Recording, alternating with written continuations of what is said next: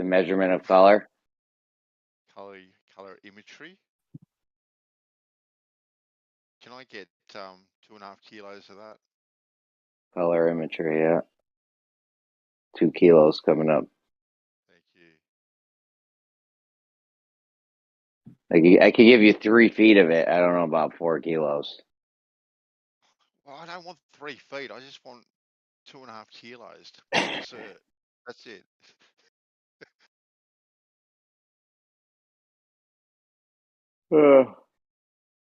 Serious issue with mass, gravity. The whole shit's all fucking wacky. You know, I got some people say your weight never changes. Do you think your weight can ever change? My weight? No, like weight. Like if you had a 1 pound ball, Hmm. you're in a vacuum and you got a 1 pound ball. Can that weight ever change?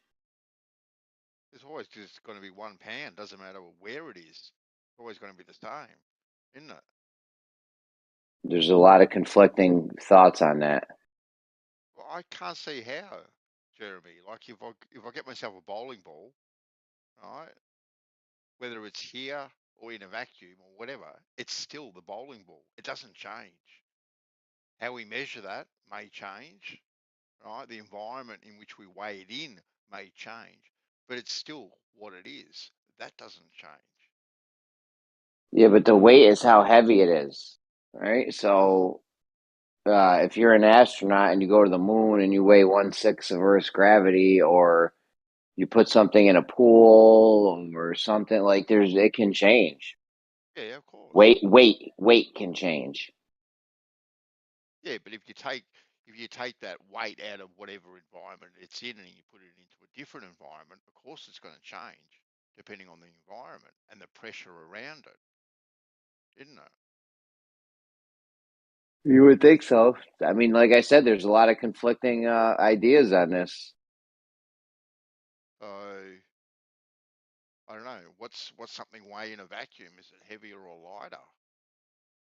Uh, what do they say that is? They say that's the only way you can get W equals mg to work. Which is just ridiculous. Yeah, with W equals mg, that formula, standalone formula, that won't work outside of a vacuum. Or it may, but I can show that it will be off by a massive amount. Well, it depends what the environment is that you put it in, doesn't it?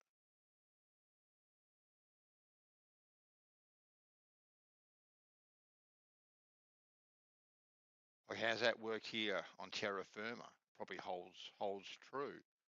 How's that formula work at the bottom of a swimming pool, for argument's sake?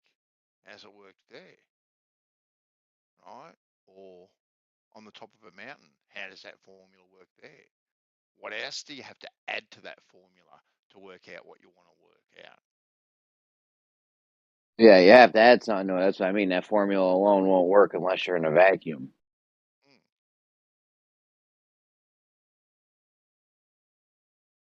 Well, if you have a swimming pool of icy cold water and another swimming pool of really hot water, and you drop a rock, which one is going to hit the bottom of the pool first? Sorry, what was the example, Carlos? Because the obviously the warmer water is more viscous. Yeah, I mean is what's the word for it? Not as thick, less viscous. Yeah. Yes, exactly. Yeah, I know what you're saying. So the pool with the warmer water, the rock is going to hit the bottom faster than in the cold water. Mm-hmm. So that's only about density.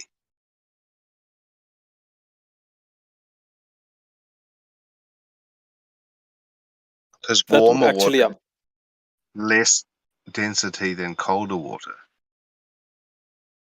So what that happens? would actually be a nice test. What would happen if you had two identical rocks, or say ball bearings, exactly the same size, right? And you froze one, or got it really cold, and you heated one, and then dropped them, what would happen? You reckon they'd fall at the same rate? No, the hot one will hit the bottom first. You'd think so, wouldn't you? It was like a hot knife going through butter. Mm-hmm. So then, if I, like, it's a really cold morning, right, and I'm in about basketball, and I'm really keen to do a slam dunk, and I try and do a slam dunk, right? Bang! I can't get anywhere near it. So then I go jump in front of a heater and warm myself up. You reckon I'm going to be able to jump higher? I reckon if you could heat up that basketball to a really high temperature, you'd be able to throw it further. No, I'm talking about myself jumping higher. You would. Like, I feel lighter every time I go to Thailand. I just feel so light. It's like I don't have that weighed down pressure feeling. I may weigh the same, but I don't feel as heavy. Or maybe because you're in holiday mode and you've kicked your shoes off and you're walking along the beach. I reckon it's just the temperature, the humidity. I hate the cold, personally. Can't stand it. Maybe that's why Phuket word's so tall. Keeps on growing. He He's seems less, to be getting he's taller less and viscous. taller. He He's less can grow a viscous. beard in 3 days. I had a mate in primary school like that. He was 9. He was Greek. He was like a gorilla. It was funny. Oh fuck! When I was about 11, there was this boy at school, and he had a full bush, and he used to show it off. It's like, look at this. It's like it was a forest. Mm, Yeah, crazy. he was Greek. Mm. Hey, are there any natural, you know how you have magnetite, Carlos, which is like Yeah, a magnetic rock. Okay. I should Google this. we have them here, heaps of them. Yeah. Does it have polarity? Magnetite. I'm gonna No, find out. they don't have. They don't have any polarity.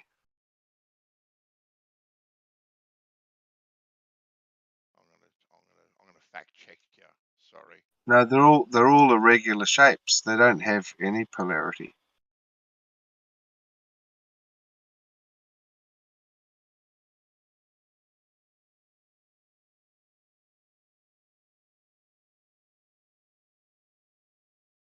Why? Is that because of the irregular shape? Well, you can't get two pieces and try and join them together like a magnet. They're not magnets. No, but you can get a piece of magnetite and pick up metal with it, though. It is Yeah, magnetic. from Yeah. any side, from any Yes, side. exactly. Yeah. Exactly right.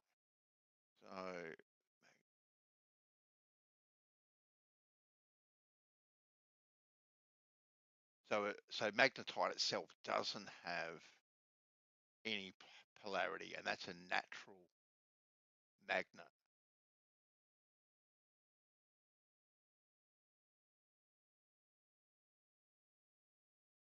Isn't it amazing how you can get like a magnet and a piece of metal that's not magnetized, and you can rub it together and it'll become a magnet, and then it'll also have polarity? Exactly. This is what I'm thinking. So, is it only man-made magnets that have polarity? So Googling it. this magnet stuff it rubs off, eh? But the original magnet doesn't lose any of its potential. No. but it gives off its potential, but it doesn't lose its potential.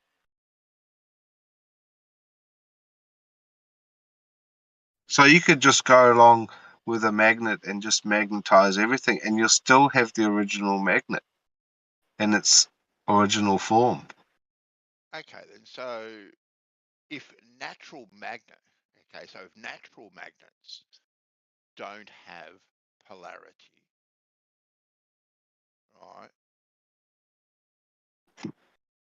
How then do we have a north and south pole that are supposedly opposite polarities? Because the core is spinning. It fucking don't give me that fucking bullshit, man. I'm gonna mute you if you give me that shit.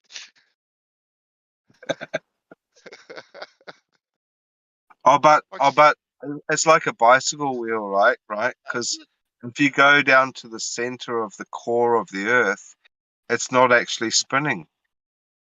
I'm not getting on Jeremy's bicycle for this, right? I'm not cycling all the way down there, right? So, You're on a bicycle. yeah. So a natural magnet doesn't have polarity. Magnetite, it doesn't have polarity from what I can find. Yeah. Well, for So then, practical purposes, it's the core of the Earth is not actually moving, like relative to the crust. well, it doesn't make any difference if it's moving or stationary. It's still a natural magnet, apparently. Okay.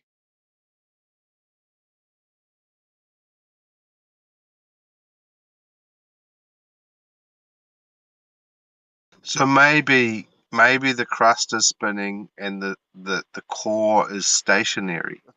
Crust ain't doing jack shit, Carlos. Right?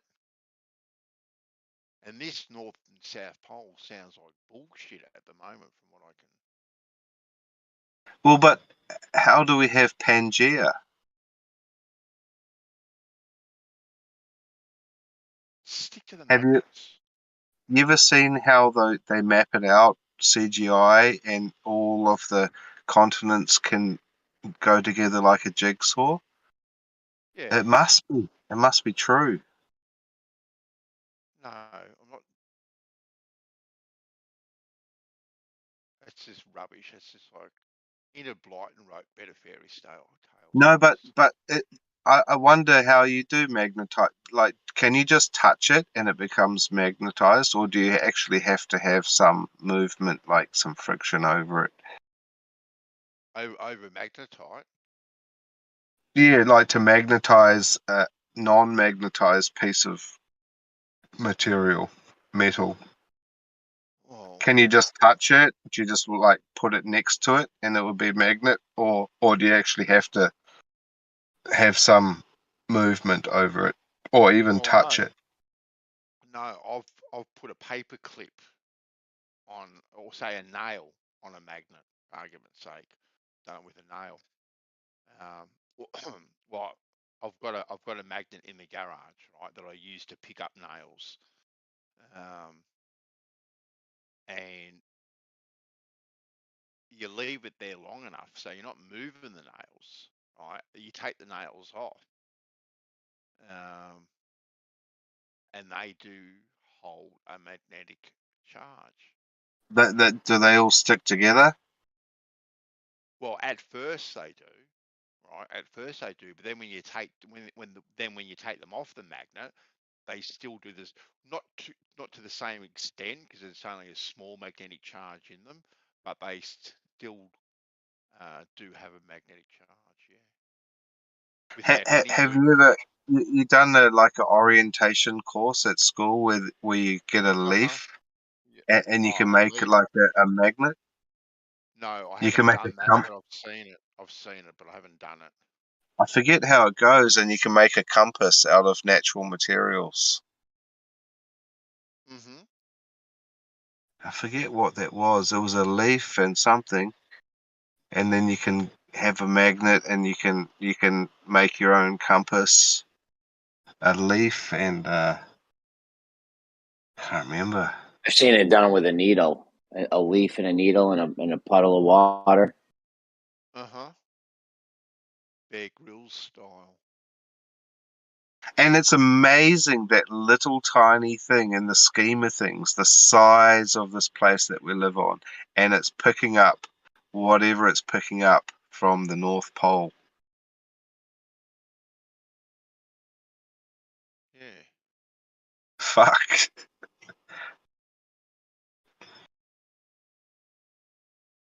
Nah, see, this is rubbish.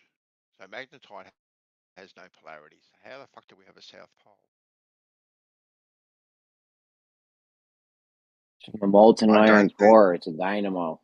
No, Jeremy, seriously. Listen, all you need to do is get on a bicycle. I don't know what your problem is. Oh, I've got a unicycle. you'd think you think that the cavers would experience vertigo, you know, because they're down so deep, they're moving at a different speed than the surface. It must be time for some ballers to come in. I feel like a bit of a Well, jabs there. Globus was being a prick, trying to pretend to be a baller on the other channel just before. Oh, really? I don't know how Merle does it, because they're just like barking dogs. He loves doing it, Carlos. He loves doing it. He loves it. You just feel so, it's like you want to have a conversation, but it's like walking into a chicken farm. Well, there's plenty of places to have conversations at, right? But if you want to put yourself in an environment where you can't have a conversation, well, who do you have to blame? Really? Like Jin got muted 25 times, Okay, then. and Well, all he that's Jin's is, fault. It's Jin's fault. It's no one else's yeah, fault. I know. It's like it serves you right. Yeah. Yeah, like you don't like it, don't participate in it. It's that simple. It's really quite that simple, Now that's polarity. Yeah. right? So I've got a couple of golf courses around here. There's one golf course that I don't like. I don't go to it because I don't like it. Mm. I lose too many bloody balls on it, so I don't go there. But yeah, Yeah, I mean, yeah, I you could really don't. compare Yeah, it to life in general. well, that's exactly what it's like, Carlos. Like I Yeah, don't it's like get the a rich little people, bit. People have an the rich opine people about. say, they say what poverty? Because they don't experience poverty because they don't go there. Oh, it's kind of a different analogy, to be quite honest with you. Like, um, you can experience it once, I suppose, being a rich person. Okay. No, like there's a Sikh temple like not far from where I live, and Mm. the neighborhood they live in is really really rough, like super fucking rough. There's just like all the police cars are always going in that direction, you know, but they are oblivious to what's going on around them. They're in such bliss with their own little realities because they just don't get involved.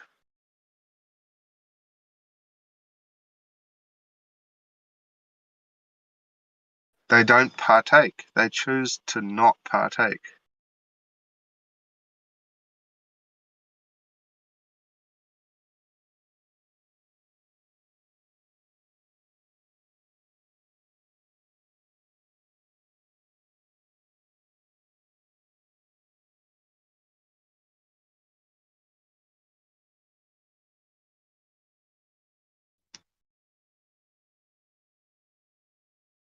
I shouldn't say too close to where I live, because where I live is actually pretty good. It's like on the other side of town. Mm-hmm. Hmm.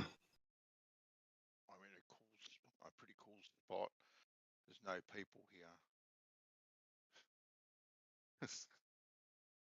Geo's little love heart is a square at the moment. A square. Yeah, like his little love heart. It This looks like heart a in little. my, it's a heart in my screen. Oh, Yeah, some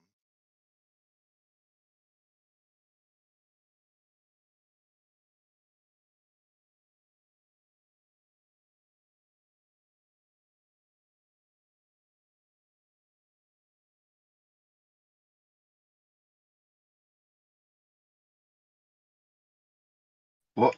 Who's car in Kentucky? He's a flat earther.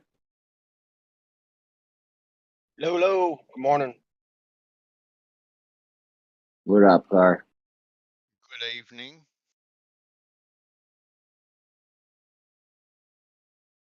Morning, Jeremy. Good evening, you guys in Australia. Mm-hmm. Fucking What's Australians, man. what's Catch up, dust? Jeremy. You're still a fortnight That behind. See? See what I'm saying with these guys? what's dust Kolmika? What? His name, car in Kentucky. His Karen name is. Kentucky. If you click on his name, it says Das Kolmika. Yeah, just call me Car. It's it's an international phonetic alphabet, or I forget where I got that. It's something like that. It's an IP of some kind. How do these people get this fancy writing for their names? Do you have to go into some app and copy and paste it or something and then put it in? Yep, that's the way I do it. Okay, cool.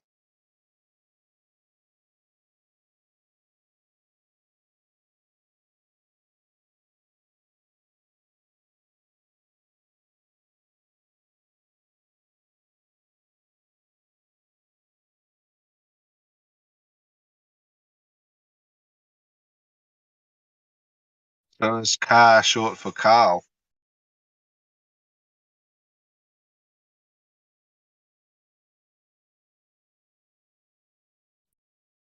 Uh yeah, a little somewhat. I don't like I had an uncle that was named Carl, and that would probably be my nickname. It's short. My name is Carlton, by the way, but I hate Carl. So I I had a friend that he said, "Well, do you want to be called Car?" And I said, "That works better than Carl." So I just went with that, and I've been called Car for years now. So that's how that come about. Mm. Change my settings. I can call you Charlie. Output. See what happens. Might get some feedback. Am I louder, Carlos? No? Interesting. We'll see. We'll see. Oh, come on, Globers, come in. I'm edgy at the moment.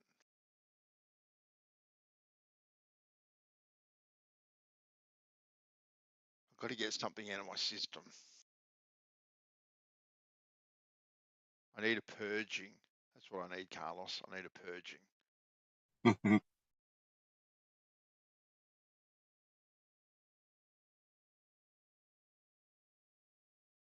I won some brownie points though.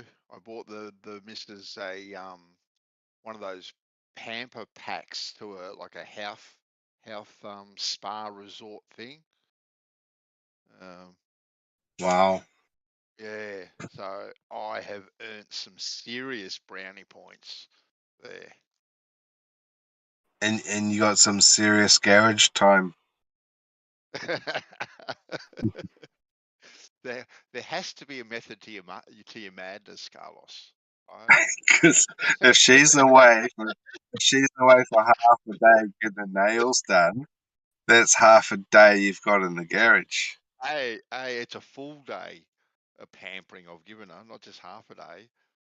Cost me a Wow, fortune. Cost me a fortune. Jesus. Yeah. It'll be well worth it when she gets back. It'll be well worth it. Better have your best pajamas on. Pajamas? What the hell would I want to restrict things for? Oh, sorry, I thought you would have had air conditioning. I've got to yell louder. I think it's you, Dave. Must be you. I don't know what's going on. Maybe it's how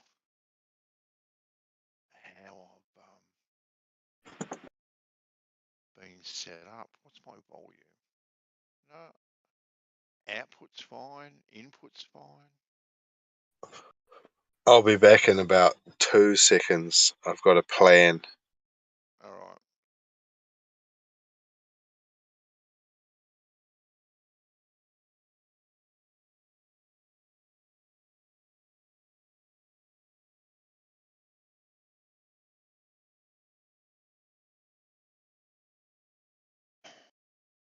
Damn, Jeremy, you're getting some serious equations and physics thrown at your way in the chat. Ooh, don't know if you'll be able to cope. I can't look. This guy Laurie was very unhappy with the modding yesterday. Beverages spazzing out. Oh, I woke up. I woke up, Jeremy, and anyway, went outside for a smoke and all that sort of stuff, and tuned in and came in. It was an absolute debacle. Everyone's screaming and shouting and carrying on. What I like to do, is get these guys all worked up, and then I go back to bed, and then you're here with them. So, Yeah, thank you very much for that. Thank you very much. I've got people DMing me, bloody complaining and carrying on. I get everyone all fired up, and then hand Oh, it off. There you yeah. go. Happy days, huh? Happy days. But I think we've got to keep. I think we've got to put a tighter rein on a couple of people. Definitely, I'm with you on that because we got to set a standard that. Hold on. I'm just going to fix something. Just give me 2 secs. I'm going to talk.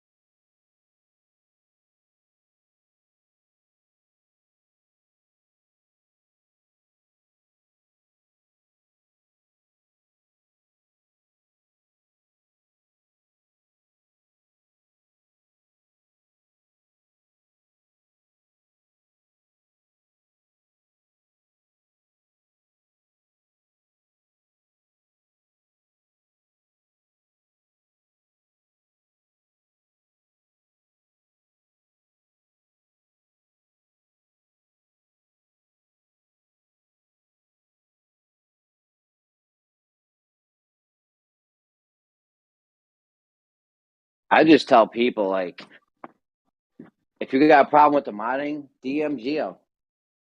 And then Yeah. I DM Geo. I'm like, yo, if you ever get too many complaints about the modding, I can handle that shit in real time, right on the spot. So let me know.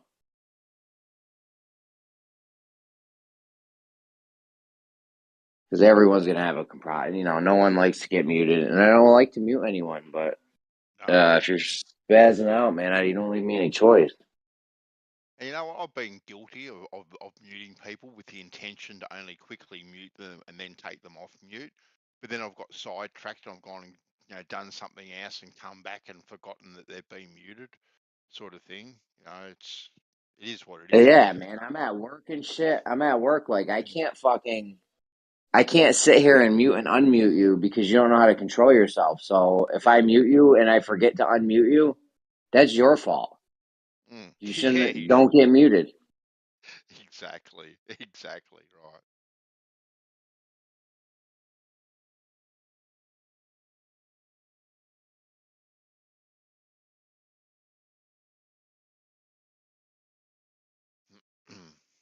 Yeah, I mean, you can fire that back up. I don't even know how to pause the live stream. You can fire it back up if you want, though. Yeah, no, I just have. Uh, It's easy, mate. But it's a bit harder on your phone to do it. But anyway, I've done it.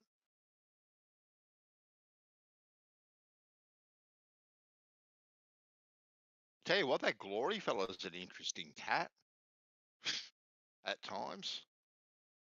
it's a nice way to put it. Yeah. Well, I'm a very nice person, Jeremy. Don came in. He must have been listening on the YouTube. And he's gone. You I paused thought they. it. You paused it. He came in, and then you unpaused it. And he left. It's fine if people want to listen on the YouTube. I find that funny how people listen on YouTube and at the same time type in chat. It's like, why not just hang out here? It's the Yeah, I don't same. know. But anyway, each to their own. Each to their own medium.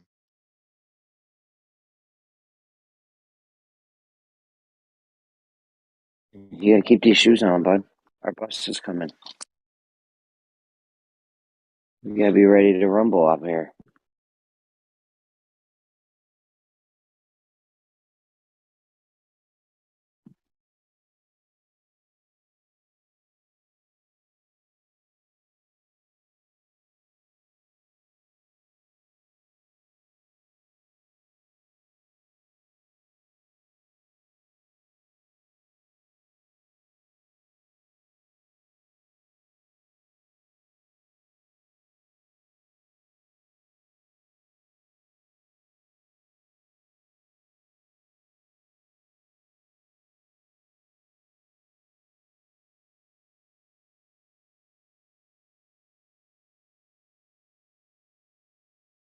What sort of bus is it, Jeremy? Is it one of those like those yellow buses School, or? yeah, yellow school bus. Yeah. Yeah. Guy keeps taking his shoe. Leave those shoes on. Hey, you just took one off.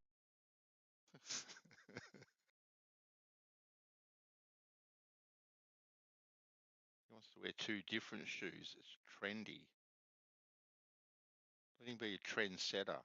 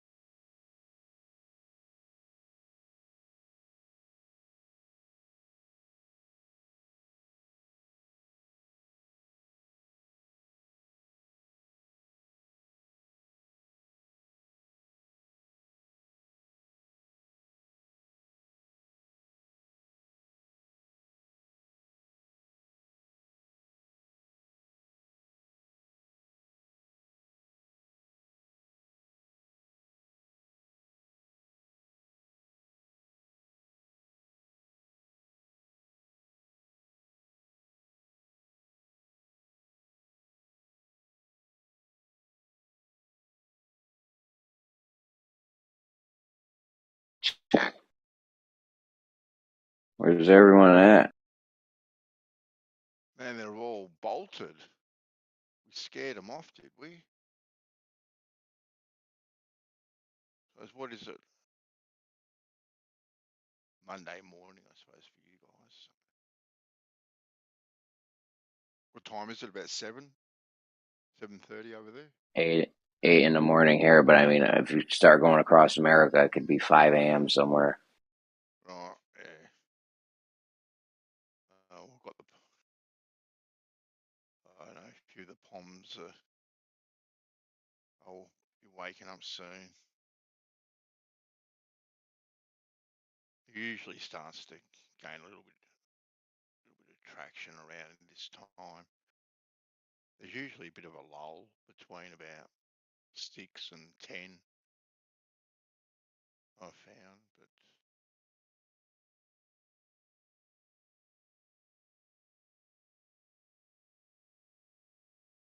but yeah, there's a few people across the road listening to Brian or Chin or someone.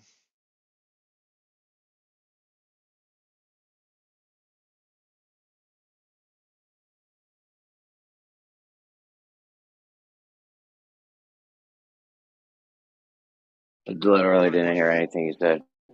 I was Oh, getting a that's kid all on a right. bus. What'd you say? No, you're right, mate. You're right. You got fucking life that you're doing at the moment. I've got a good movie for you to watch. It's called The Platform. Don't know if you've seen it, but I don't know. absolutely love that movie, and that movie is totally an analogy to how we live life right Yes. now. Yeah. That's how we live Yeah. life right now. Like all the rich people, Yep. all the filthy rich people, they're on the first number one, right? They're on the top. Yep. Then you Yeah. got all the middle class people. You know, you might have some middle class people on the second or third one. They can, buy some food, maybe not everything they want, but then you got the poor people on the bottom, that get like, they can get food. Depends on what country you're in. But then there's some people that are on the bottom where like they ain't got no food. Love that That's movie. That right, movie's fucking great. man. And Platform. that old man, all he ever says is obviously. It's his favorite word, obviously. The guy with the knife. Yes, yes, yes. The what did he call the knife? It was the samurai fucking never sharpen again knife. The more you use it, the sharper it gets, type of thing. Yeah. That was a good And, fucking movie, dude. and then like halfway through it or whatever, when they've obviously moved down a couple of floors where there's no food coming, and the guy wakes up and he's all bound up with ripped sheets and all that sort of stuff. He's says, I'm not gonna kill you. I'm just gonna slice little bits and pieces off you, but you have to purge yourself first from all your impurities and stuff. It's completely sick and off the rails, that film. I love it. Yeah, yeah, Absolutely that love movie. it. That Yeah. movie was fucking sick, dude. It's totally analogous to how we live life today, though. Yep, yep, yep. Yeah. Oh, yeah. Most definitely. Most definitely. Yeah. It's more than food, though. It's more than food. It's like, the people on the top, they can get anything they want, right? Then Yeah. the middle class people, they can get some stuff, and then the poor people, they can't really get shit Uh, compared to what the top people are getting. yeah. And the Great movie. I've been attention. telling people that movie for years. Would you just find it? Yeah. No. I watched it about maybe 5 years ago with my boys. They recommended it to me. Um, and anyway, a couple of days ago, someone was asking for movie recommendations, and I don't know why it popped into my head. I just threw it out there. Said, yeah, this is a good one to watch. So anyway, yeah, I ended up um, watching it in bed last night again with the missus, and she doesn't like it. It tells her she's rolled over Oh, and my she's wife hated that shit. fucking disgusting. Da da da. I'm like, yo, this is a good fuck movie right here. Yeah, exactly right. Exactly. Great fucking Hey, Crit. movie. Hey, What Crit, how you going, buddy? What up, mate? What up? What's news in the world? What's news with the globalists? Any news? Yeah, they canceled Christmas. Oh, The wet what? the wet rehearsal canceled because of weather. So I compared it to this. Like I tell you guys, hey, I've ran the marathon. You're like, really? Uh-huh. And you're like, yeah, all 24 miles, just banged it out. You're like, well, when did you do this? Oh, about 50 years ago. Well, how would you prove it to me? That's quite an achievement to run a marathon. You're like, Yeah. well, how about this? I'll run around the block like really quick, and it'll show you I can run really fast. You can just calculate that how quick I would be able to do a marathon based on that. And you're like, Mm, certainly, yeah, certainly, that sounds good, right? Like, but things have changed, and my neighborhood's kind of dangerous, and I'm not really feeling like it. So how if I just run to the mailbox? And you're still like, okay, well, sure, that sounds good. And I go, but there's a catch. I don't have the mail to pick up, so I'll just put my shoes on. You'll see how fast I can put my shoes on, and that will tell you everything. Then the day comes for me to just put my shoes on, and I tell you, well, it's kind of crappy outside, the weather, so I don't want to put my shoes on.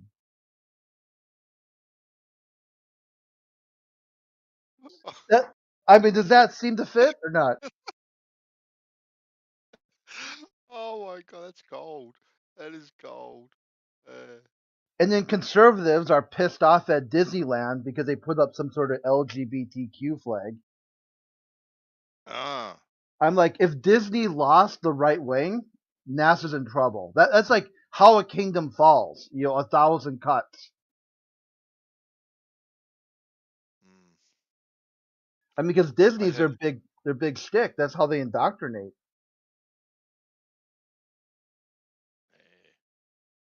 Yeah, true that. I heard Elon has just become Twitter's biggest shareholder. Oh, I didn't hear that.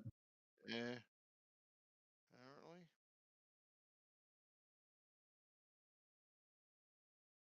Russia apparently has been pushed out of Ukraine. Apparently. They're retreating. Apparently, little old women have got pitchforks and they're fighting the soldiers off.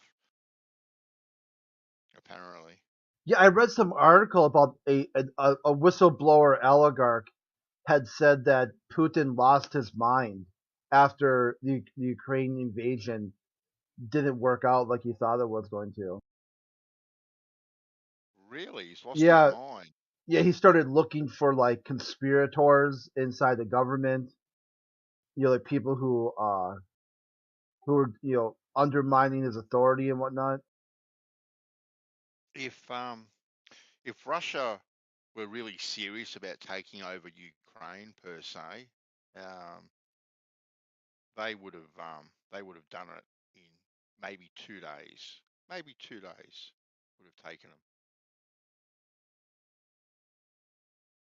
I don't know, man. Well, you think there's too many little old ladies with pitchforks ready to fight, do you? I think it's been a long time since Russia on the field. They're going up against. It's not like they're just going up against the Ukraine. We've been giving them B-52s or B whatever the bombers are constantly circling Ukrainian border. We've given them little R2D2 air defense things. Just the Ukraine. You know what I mean? Yeah, if it was just the Ukraine, they probably could have got them. I don't know. They might be a logistical mess. There was one point where Russia had a battle against itself, and they didn't even know who they were shooting at. Well, I don't know. With all the might that Russia has, if that's what they really wanted to do, they could just just could have pointed everything at Ukraine and done it pretty quickly. I'm certain. It's taken a while for all that stuff to get there, Jeremy.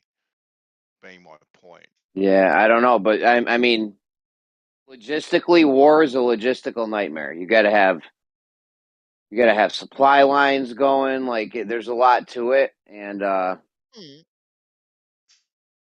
Russia was ready for that. Yeah, they said like I kind don't. of like a joke.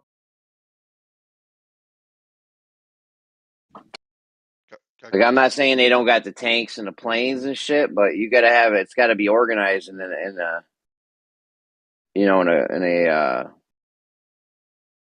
fashion that can get stuff done. Well, if it wasn't organised, it would be a blight on the organisation hierarchy, right? But considering the supply line is from Russia and Russia's at their back, all they have to do is just move forward.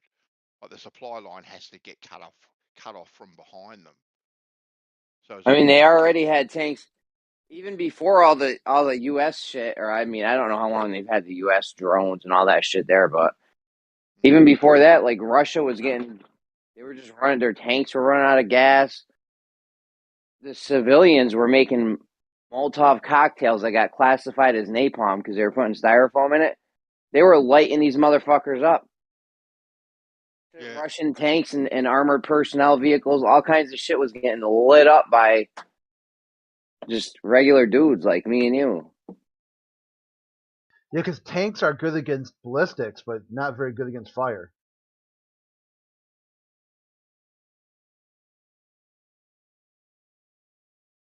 Right. I've got something for you to. Yeah, all it takes is a few guys with a few of those Molotov cocktail napalm things, and you're fucked. One of the videos I saw, it was raining. It was raining those Molotov cocktails. They were making them shits like it was an assembly line. Yeah, one guy shaving the styrofoam, another guy was filling bottles, another guy was cutting like they were just assembly line making them shits. You two guys, I've just sent you a minute and a half clip to watch. Watch it now. Take a minute and a half out of your life and watch it and get a chuckle.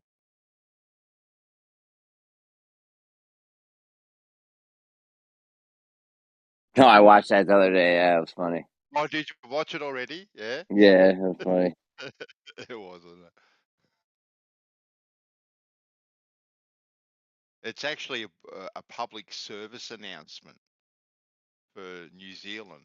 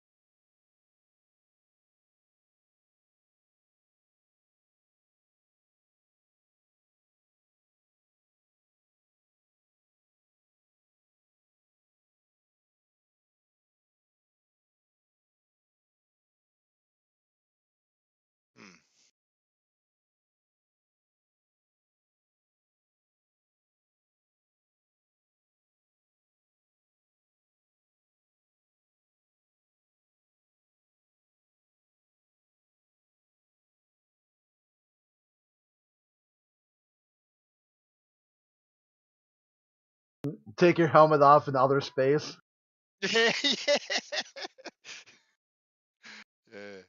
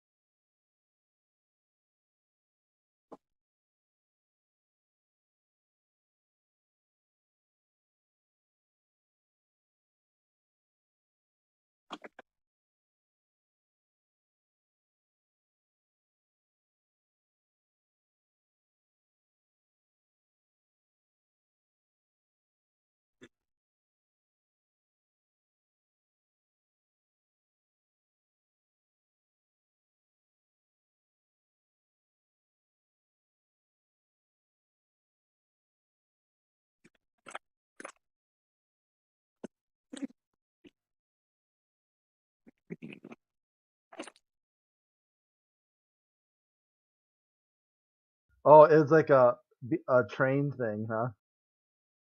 A lot of accidents involving trains lately. Yeah.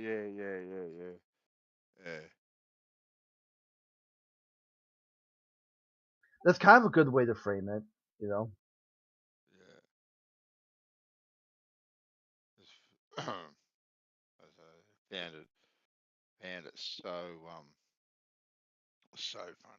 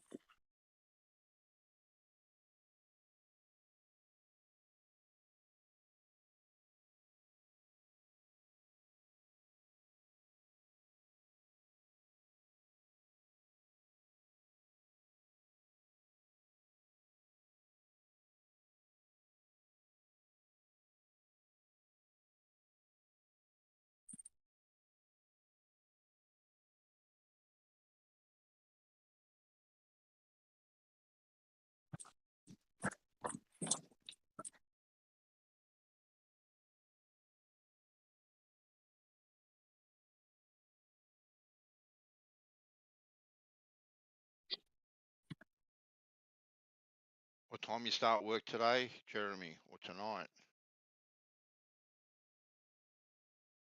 As soon as my wife gets home until 11:30. Okay. Usually about 5 p.m. to 11:30. Yeah. You have like I a was half gonna hour go. nap. Yeah, I'm gonna go take a nap right now. I was gonna go do DoorDash, but fuck it. I'm gonna do Uber this weekend. Yeah. Which sucks.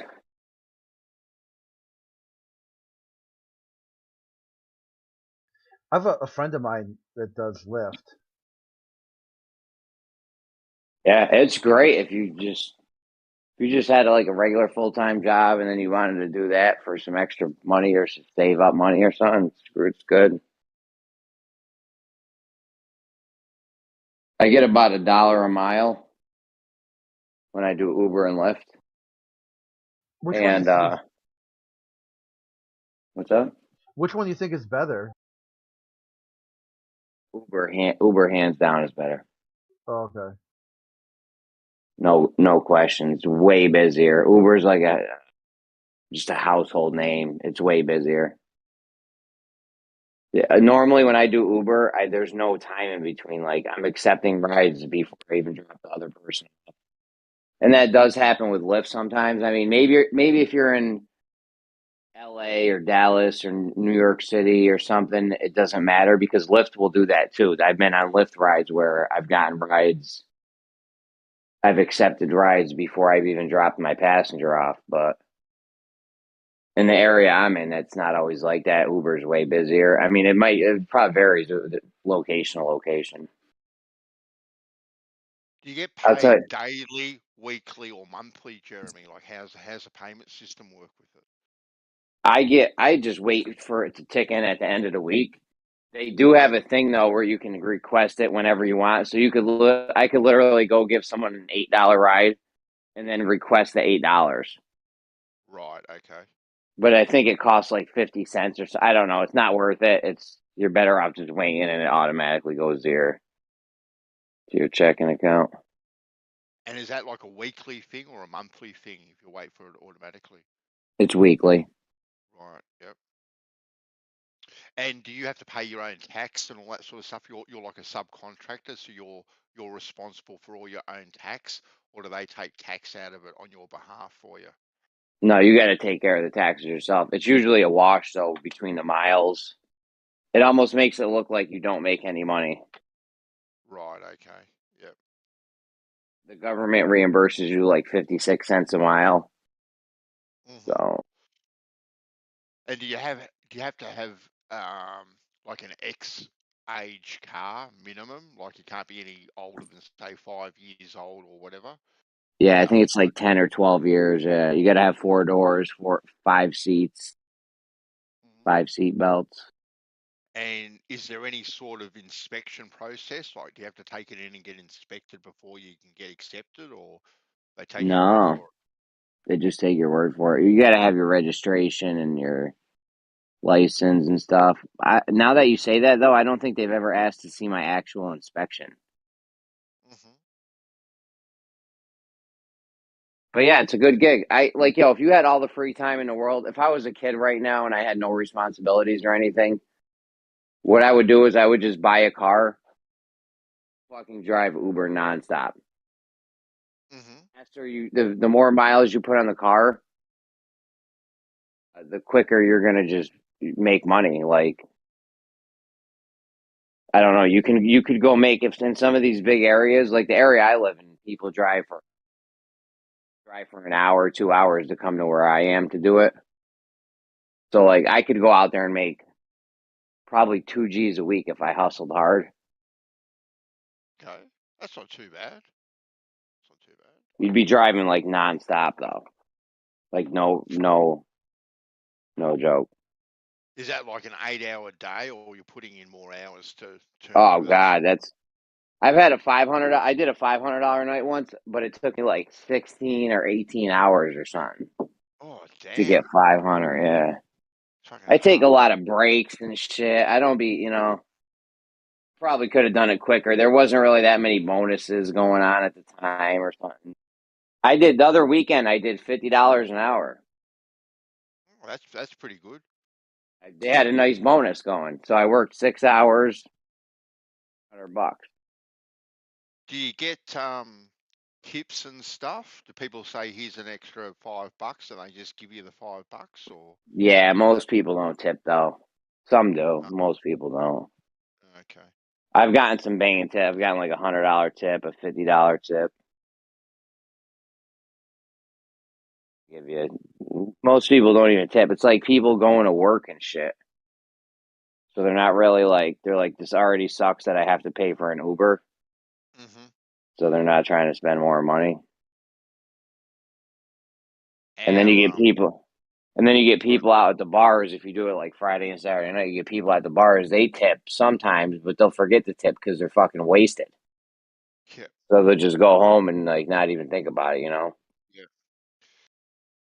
Did you? Because we had huge pushback here um, with our taxi industry. They really pushed hard against Uber actually coming in. Because to own a taxi here, you buy the plates, the rego plates, and some of these people had invested, some of them, depending on the area in Melbourne, like quarter of $1 million for their rego plates, right? So there was, and they had huge protests. They blockaded Tullamarine Airport. They went on strike. They did all number of things to try and not let Uber be implemented here. Did you have a similar sort of thing there when Uber was first introduced? Did you get much pushback? Yeah, huge pushback from the taxi companies, obviously. They've had a monopoly. I mean, maybe Hmm. not an exact monopoly, but I'm dude, there was places where there's only one taxi company, so the same guy just opens another taxi company in a different name. Can say that's not a monopoly, fucking monopoly. You know what I'm saying? Yeah. Yep. Yep. Yep. So like they basically had a monopoly on it, and they were the service was terrible. But yeah, there was huge pushback here. They did not want Uber and Lyft. Obviously, they don't. If I'm selling coffee martinis, I don't want anyone opening up shop next to me that's going to be selling coffee martinis because I'm getting all Bandsaw's money. You know. Exactly. Exactly right. Uh, Now the thing no. is, they No. shouldn't have been worried about it if their service was terrible. Let me tell you about when I took a cab once. There was a snowstorm. I used to take the Hmm. same. I used to take the same route every day, and it was like $8. Sometimes it's sometimes $9-10, depending on the route the guy took. I would never complain because they always took different routes, but it was always $8 to $10. So Mhm. I took it in a blizzard once. This is the last time I ever took a cab. I took it in a blizzard, and the guy's spinning his wheels at every fucking stop. Every time he had to stop, he's peeling out. And the way a cab knows how much to charge you is by how many miles you went. And they know how many miles you went by how much the fucking wheels spin, right? So I go to get out. The guy's like, "Oh, it's 20 something dollars." I'm like, "Dude, what?" I'm like, "No, man, come on." I'm like, "You know it's not 20 something dollars." I'm like, "You took me on this ride like 3 times last week, bro." He's like, "Oh, I don't know." I'm like, "You better call dispatch and find out then." So we called dispatch and they were like, "Yo, $8." So I gave an 8, I never took a cab again. Yeah. It's mad Thing shady, with dude. Mad shady. uh, That guy knew it wasn't. That guy knew it wasn't $22. He no, took me on that ride so many times before. I'm like, come on, dude. And I knew when he was spinning the wheels, I'm like, this shit's not gonna be fucking $8, and yeah. we're gonna have a fucking issue. Well, I think the taxi industry in itself shot itself in the foot, with lots of I'm not going to say everyone, but it had a bad reputation, because the industry is what it is. A lot of it was easy to get a job doing it. So that was one of the first jobs immigrants would get when they came here, right? And so they couldn't speak very good English. They didn't know their way around. Like there was no real test to, so they knew how to read a map or anything like that. And there was always on the radio, because I was an avid talkback radio listener back in the day, and the amount of people that used to ring up and complain about taxis was insane. And when the whole Uber thing came along, it was just like, well, you've kind of brought this upon yourself. Someone has seen an opportunity where they can provide, maybe a better service at a cheaper price. And if your service was up to scratch in the first place, you'd have absolutely zero to worry about. People would still use you. They wouldn't complain. They wouldn't do anything. They'd still use you. But then when people have got, nicer cars, they're well kept, they don't stink, and all that sort of stuff. Um, people are showered and wearing deodorant and these sorts of things. It's a pleasant trip. Then you jump in a taxi, and he's taking you, via Sydney, to get to Melbourne type of thing. And kind of shrugs his hands, and if you complain about the fare or whatever, yeah, they definitely just shot themselves in the foot. The whole beginning of the trip was a shit show when you called the taxi, because you had no way to know when the taxi was there. They might beep when they're outside. Maybe they won't. You don't know. So here's what happens here. Anyways, you would call a taxi and they'd say, "All right, we'll be there in 20 minutes." 20 minutes goes by. You call them back. They're like, "Oh, yeah, he's coming. I'll be there in 20 minutes." Now you're waiting Yeah. another 20 minutes. So you never knew how long it's going to take you to get anywhere with a taxi, because, and you had to watch for it the whole fucking time. With the Uber app, they Mhm. ding you and send you a text message or something when I'm outside. So it's like, it's easy peasy. Yeah. And then the cars, like, I keep my car clean. I've had many people get in my car and be like, "Oh, this is the cleanest Uber I've ever gotten in." And then I'm driving good, Mhm. right? Because Uber tracks everything from how fast you're Yep. braking and to how fast you're accelerating, all kinds of shit, right? So you're driving good. The Mhm. taxis, there's no monitoring there other than the cops, and the cops let them go all the time on crazy shit. Yeah, and if you recall, hey, my taxi stunk like cigarettes. They used to pick other people up when they were in the middle of a ride. I'd be in the middle of taking a taxi, and they would just stop and pick other people up. I'm like, "Yo, What the man, you hell? can't fucking, yeah, I didn't like sign up for this. I just want to go from A to B, and you're like dragging me on the other side of the city now, man. What are you doing? I got bitches to bang."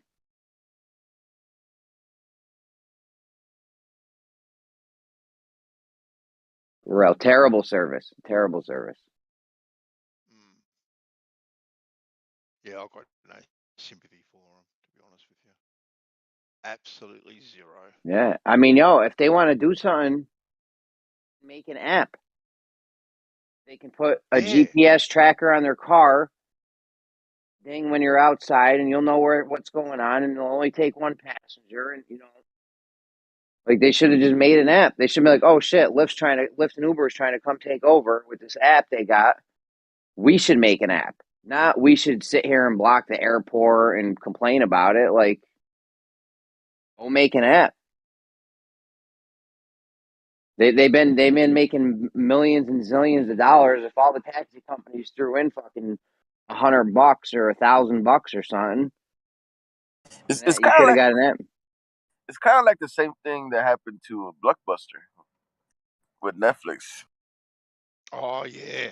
Yeah. They didn't involve. They saw that thing of that's not anything gonna happen good out of that. Yada yada yada. Little did they know they got overtook. Blockbuster was good at the end because they had a thing where you could pay like $20 a month or something and then just get unlimited movies. So honestly, for me, it was even better than Netflix because I could actually go there. Like there was days where I would go home, watch 3 movies. You could get 3 at a time. I would watch the 3 movies and then go back that same day.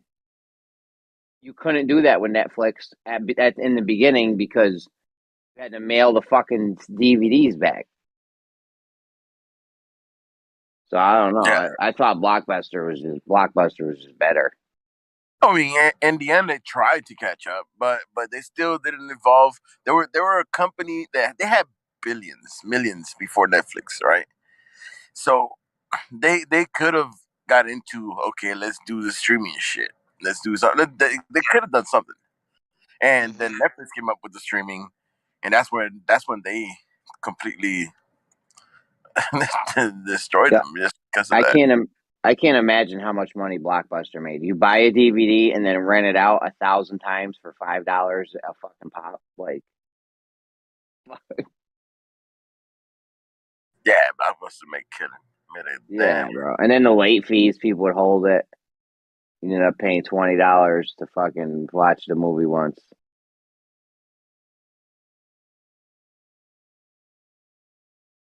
Yeah, you gotta get down. You gotta keep up.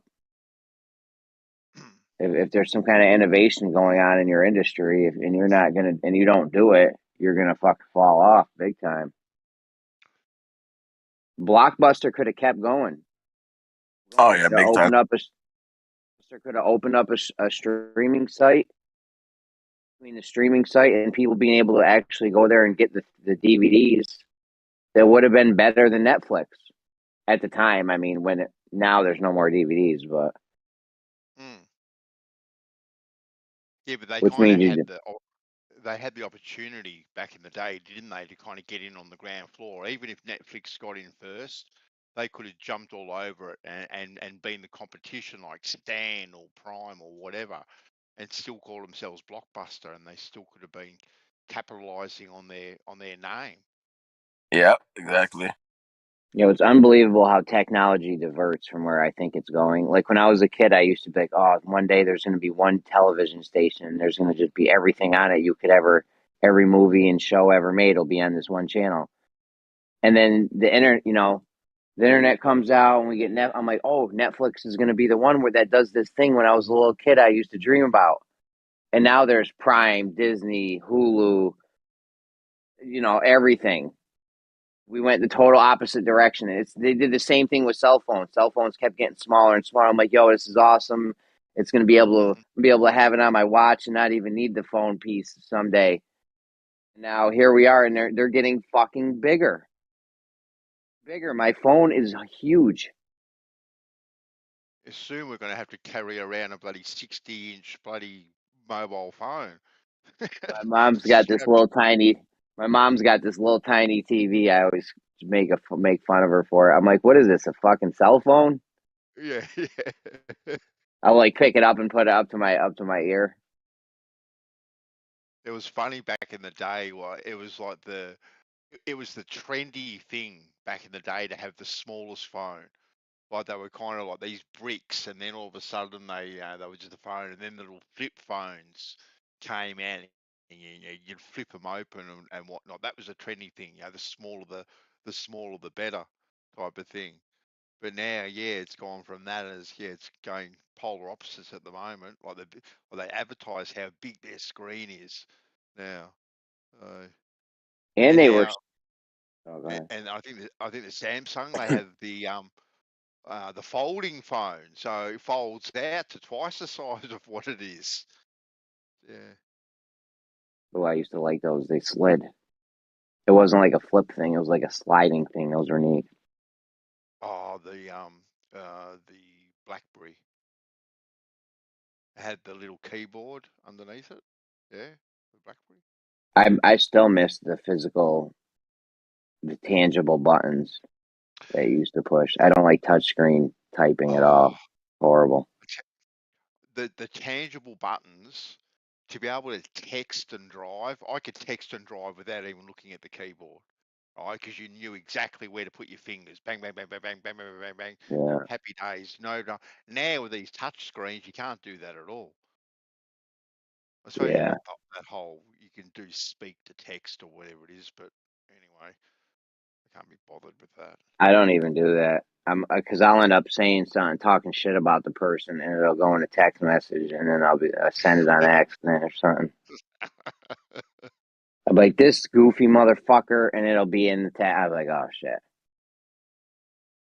Oh.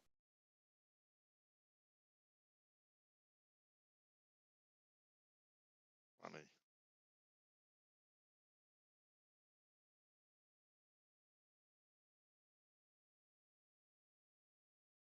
Eventually they're gonna get rid of the driver even for this whole taxi Uber Lyft thing. There won't even be a driver soon, dude. No. Same thing with trucking. That's why they're trying to push. Before they didn't want to put the autonomous vehicles out. There was no money in it. Saying there's no money in not having car crashes and everyone. It's honestly it's the opposite of what a lot of people even want now to this day, because in America there's 16,000 car accidents a day. That's a lot of money.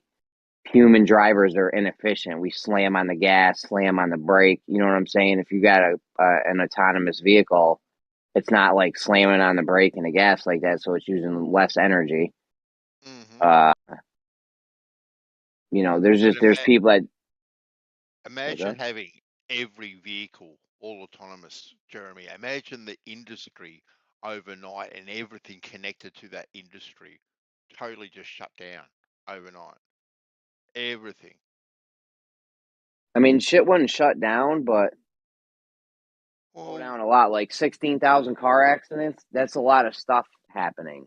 well, I'm not saying Lawyers. totally shut. I'm not saying totally shut down, Jeremy, but you know Yeah. what I mean. You got tow truck operators. You got panel beaters, spray painters, and insurance companies. You know, first response people. All this kind of stuff is all going to be dramatically reduced, which isn't a bad thing, right? But you completely uh, wiping out a lot of jobs. Not But if you're, overnight, but that's where it's going. yeah, it's bad if you're just trying to keep money moving and keep people busy and keep them working.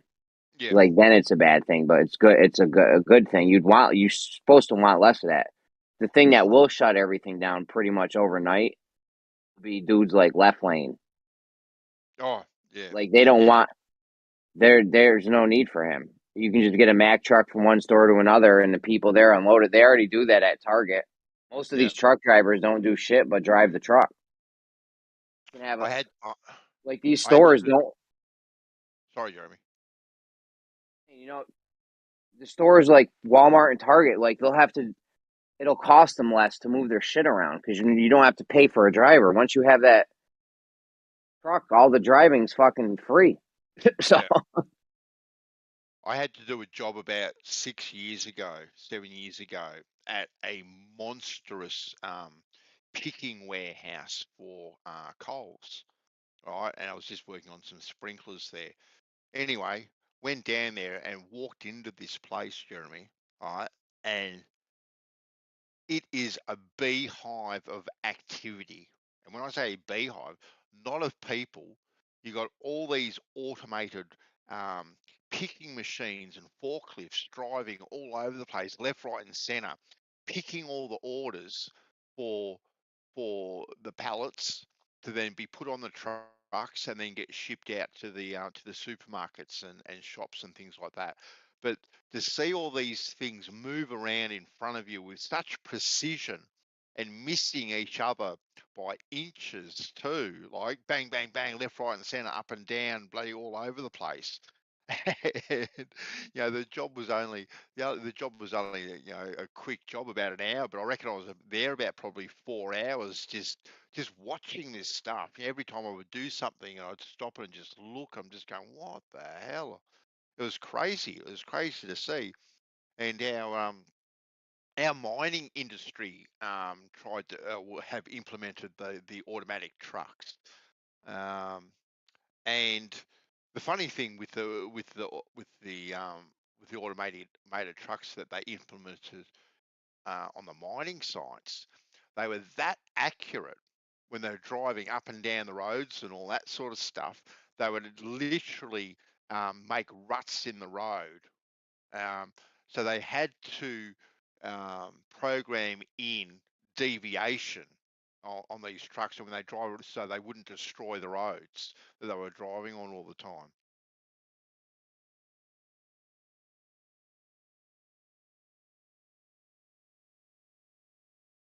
Yeah, it's crazy. You got to make them go on a slightly different path just so the wheels aren't always going over the same spot. Yeah.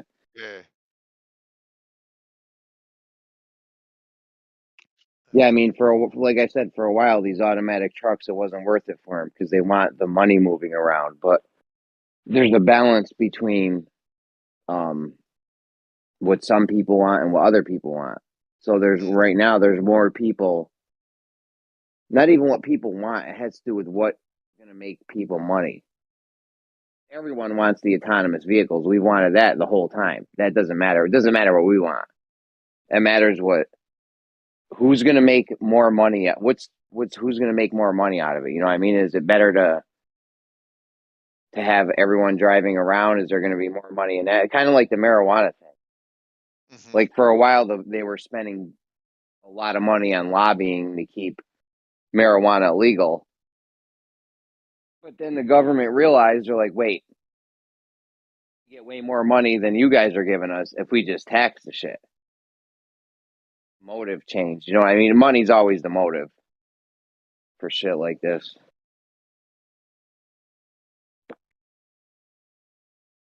But yeah, left lane job, that'll be over soon.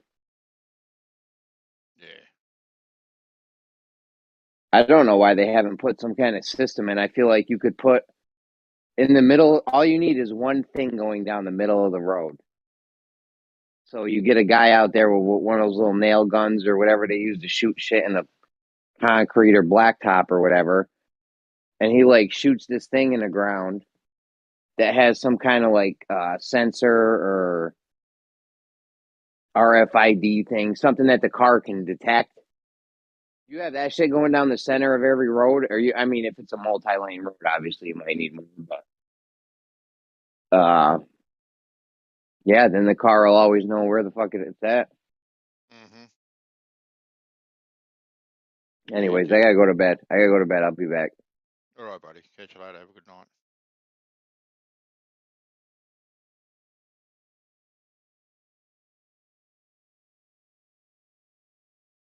Gummy.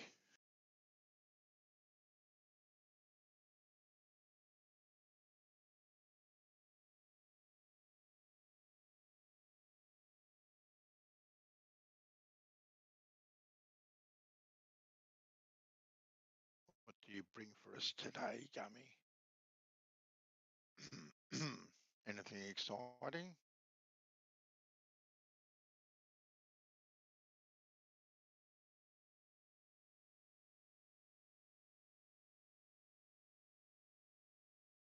I take your silence as you waving the white flag. Disappointing. Disappointing, Gummy.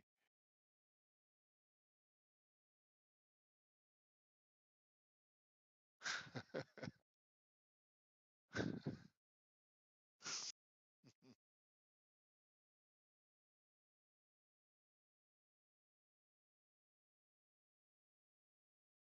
what?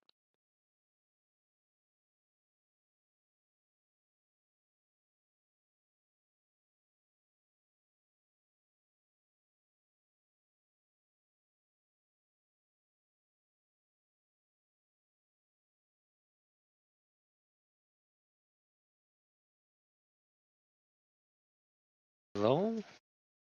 Hey, There we Gummy. go. Now it's freaking lighting up. You Trying better? to.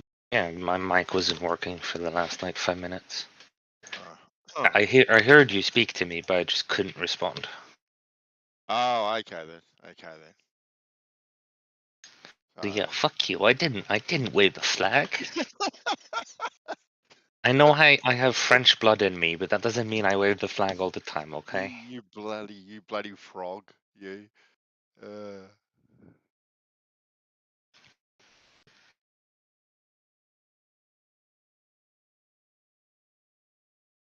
what do you bring for us today, Gummy?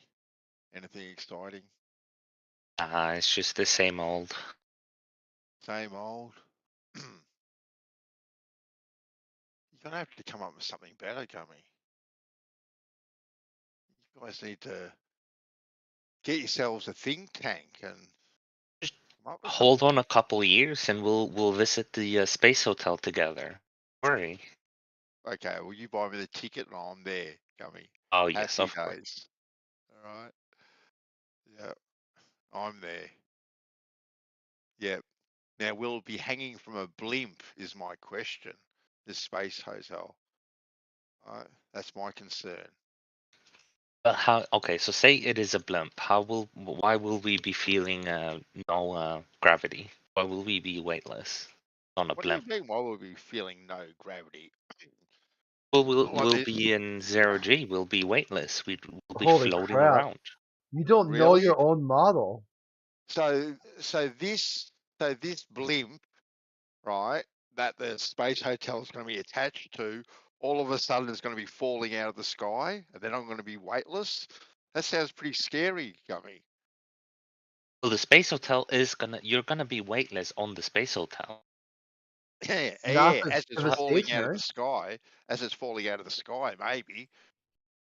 So Yeah, okay, if it's so geosynchronous, my if it's hovering, it won't be weightless. The weightless is a pseudo effect of falling. so if it's in Yeah, an look orbit, it up. Yeah, if it's if it's in an orbit, it's gonna be weightless. You're gonna be floating. oh my, wow, dude, Do you not wow. know how orbits work? You don't know how balloons work. No, so again, we're not talking about your like version of of the space hotel or the ISS or any of these things. I'm talking about the globe version, the real version, the one that's gonna be built, the one that you're gonna be weightless on. That you'll have nothing to do with.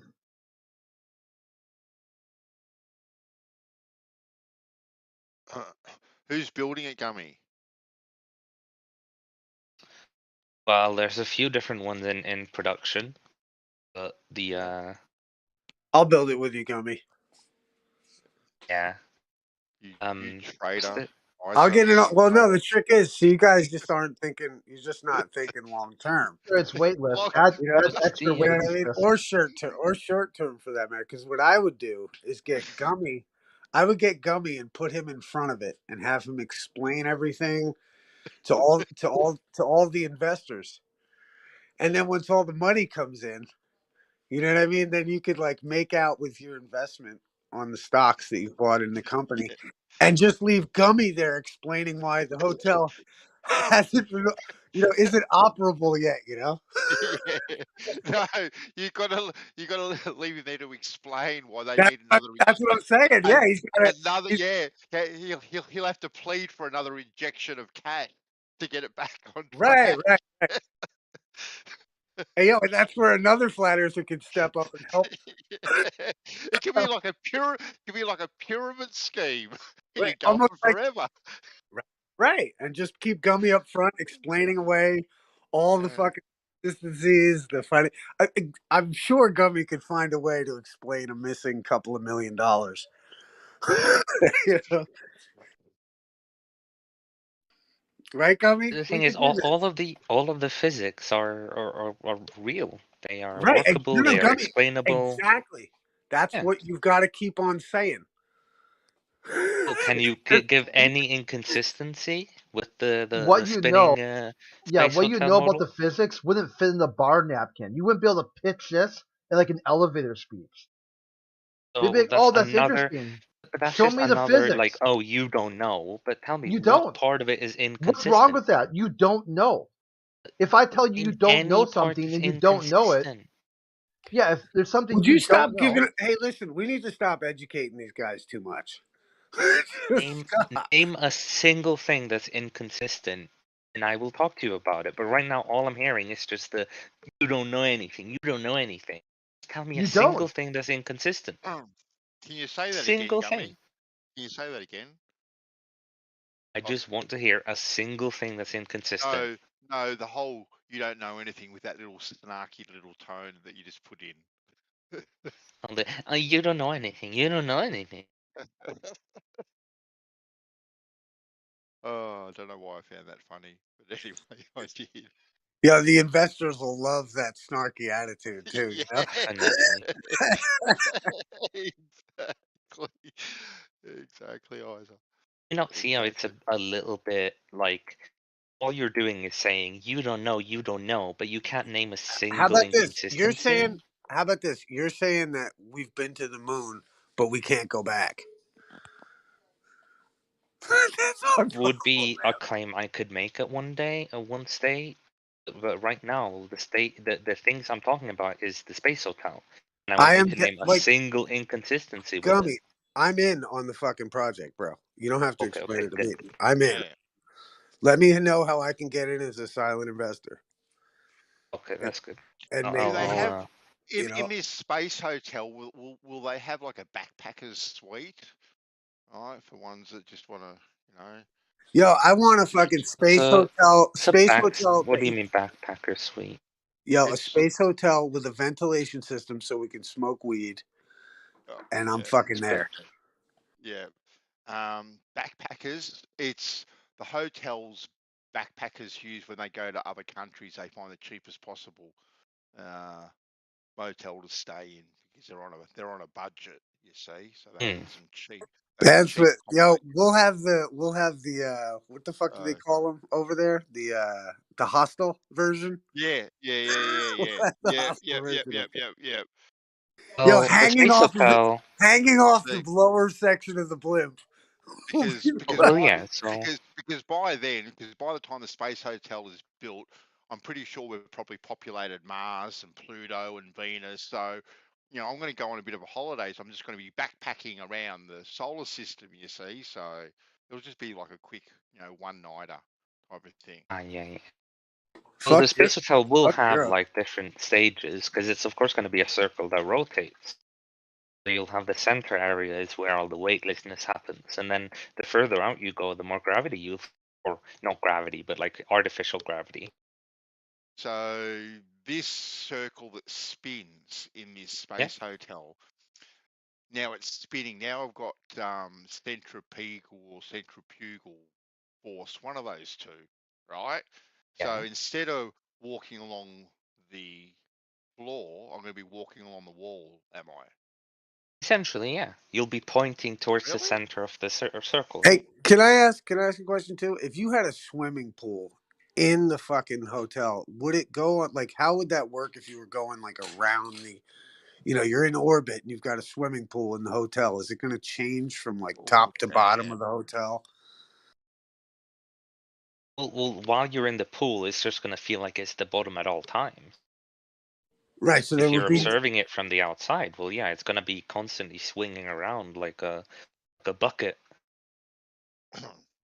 So it Like would one of just those be. buckets that So you you'd swing place around. it on the outside of the orbit then, Oh yeah. So like I'll right, like post a the picture bucket. in Dude, that chat makes so you so can. much sense, bro. Will the pool That's find a its picture level? of how one would look. So it's Where, spinning, and all the pods there on the outside. That's where all the gravity stuff goes. And the little center area, that's all weightless. come on, Gummy. You can't actually buy into this. You couldn't possibly. Will there be a wave pool, and what will generate the wave? Can't speak to whether there will be a wave pool or not. I'm not that into this project. Can we, can we heat the spa off in the sun? That's So what now I it's a space station. It was a balloon, and now it's a space station.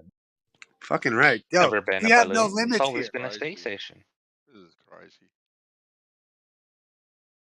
I just want to hear a single inconsistency though with this model. Like, of course, Yeah, the challenge is Bandsaw. getting it up there and Bandsaw, getting just the give sons us to one. do it and making it Just give us profitable. one fucking inconsistency, Bandsaw. You know what I'd like to see? A physics right? inconsistency.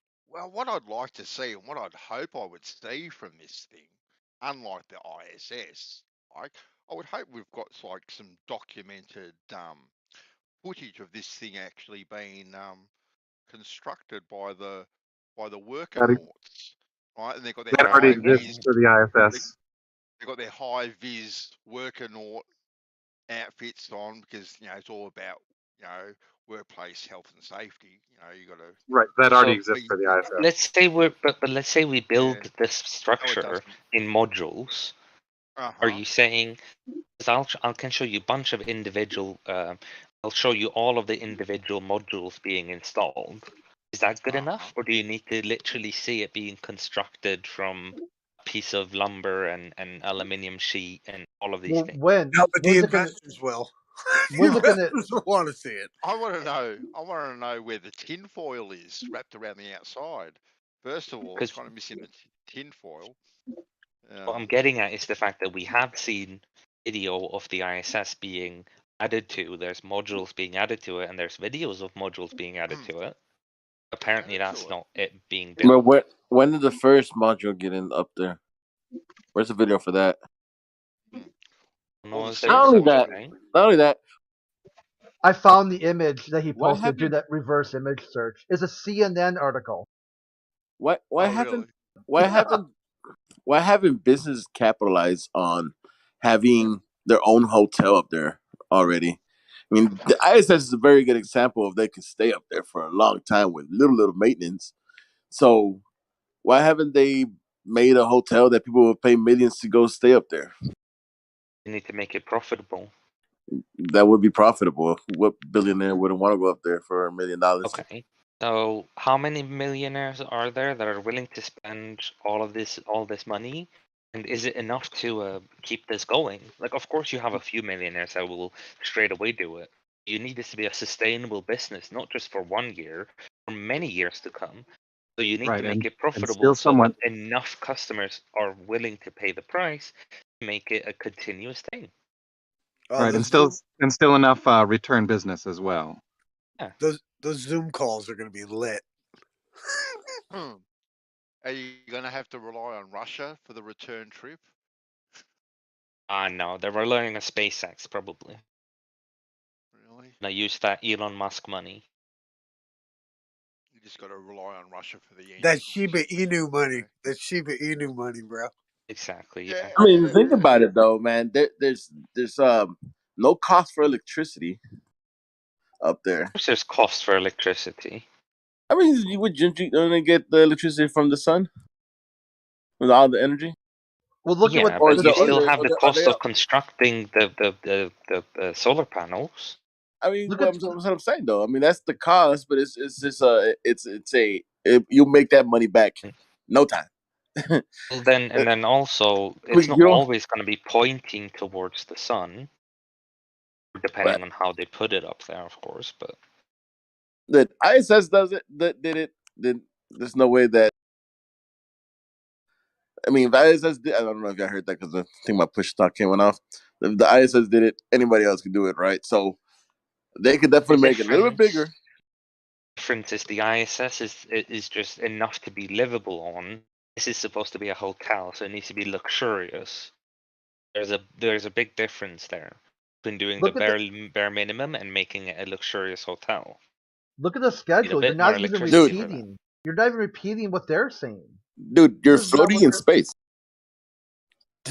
What do you mean that? That's the luxury part. You should try to run a hotel on Earth first, though, to see how it goes.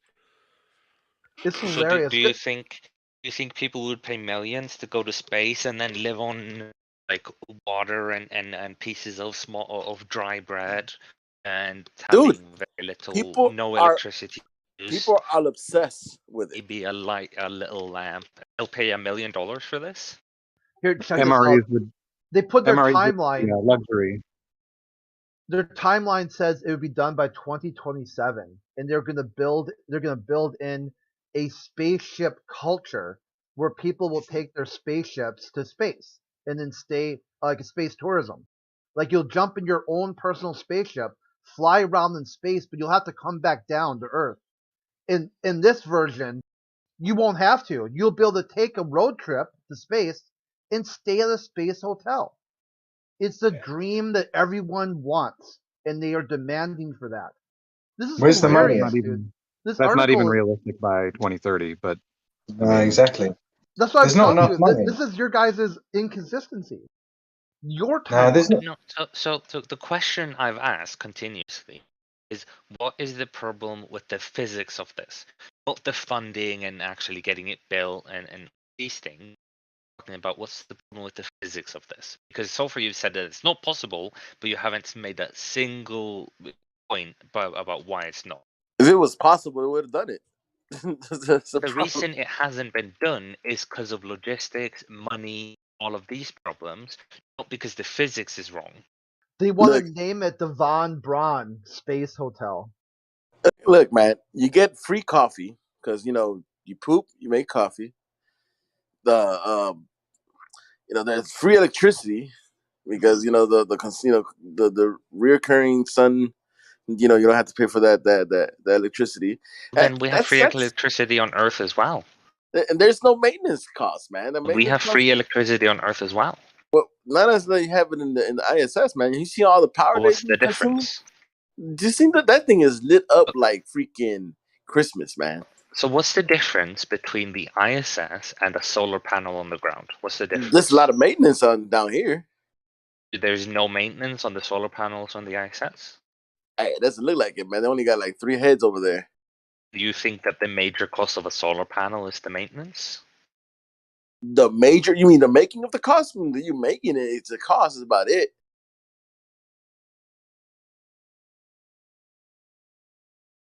You don't seem to realize that the same way that you can say that a solar panel or that electricity is free in space because of solar panels, the electricity is free on Earth because of solar panel. Well, they don't It's get the that same 24-hour argument. sun here. We don't get 24-hour sun in the space either, as you of course orbit the sun in a specific way. They got a lot of shit running over there in the ISS, and they don't turn shit off. So, it's lit up more than like my I house. said earlier, there's a difference between the ISS, which uses the bare minimum amount of electricity that they need, versus making a space hotel where it's luxurious and people want to use lights and everything, and they want to be luxurious. Look, There's a big difference in the electricity. Every video I've seen of the ISS has a shitload of things running, right? Electricity, dude, that would cost me an arm and a leg a year to maintain in my house like that. It's like If it's you in the had the travel same section. amount of area built out with solar panels, you wouldn't. It's in the travel section of CNN. The most trusted name in use. Look at the hotel's original name was inspired by 60-year-old designer Warner von Braun, aerospace engineer who pioneered the first rocket technology. He lived in Germany, right? It says while living in Germany, von Braun was involved with Nazis, right? Yeah. So the name might be a little Look, controversial. I don't actually have any problem with well, I've got problems with Nazis, obviously, but the connection with the Nazi, I don't really have because if you do want to build intercontinental ballistics, which are basically what rockets are, you want the best of the best doing it, don't you? So you're going to get them on board. Yeah, who cares if they did slave labor and were involved in the mass genocide? I mean, if they're just good at something, I mean, like, whatever. Well, like I said, I've obviously got a problem with Nazis I per mean, se, they were like, but I can see them wanting, to hide it's the like, best brains. I mean, they Like just morals caught. go out the window. Sorry, Crit. Oh yeah, I'll just say they just caught some clerk, some private in the military who worked at some point in his career, did some office work at some concentration camp. The dude's like 97, and they wanted to hang him. But von Braun, an actual concentration camp like director in charge of building rockets with slave labor, inhumane conditions, well, give him a state-sponsored funeral. Yeah, never mind that. In Ukraine, they're literally like funding these Nazis, and then on the NBC News or something, the one guy was like brought it up, and he's like, "Yeah, but they're not as bad as the other guys. Like, there are bad. Like, okay, it's like when you tell somebody like, oh, the Nazis are evil, and then they're like, yeah, but have you driven a German-built BMW though? Yeah. Like, okay, dude. They're luxurious. Oh, I said, come on. Right, but it's sound engineering.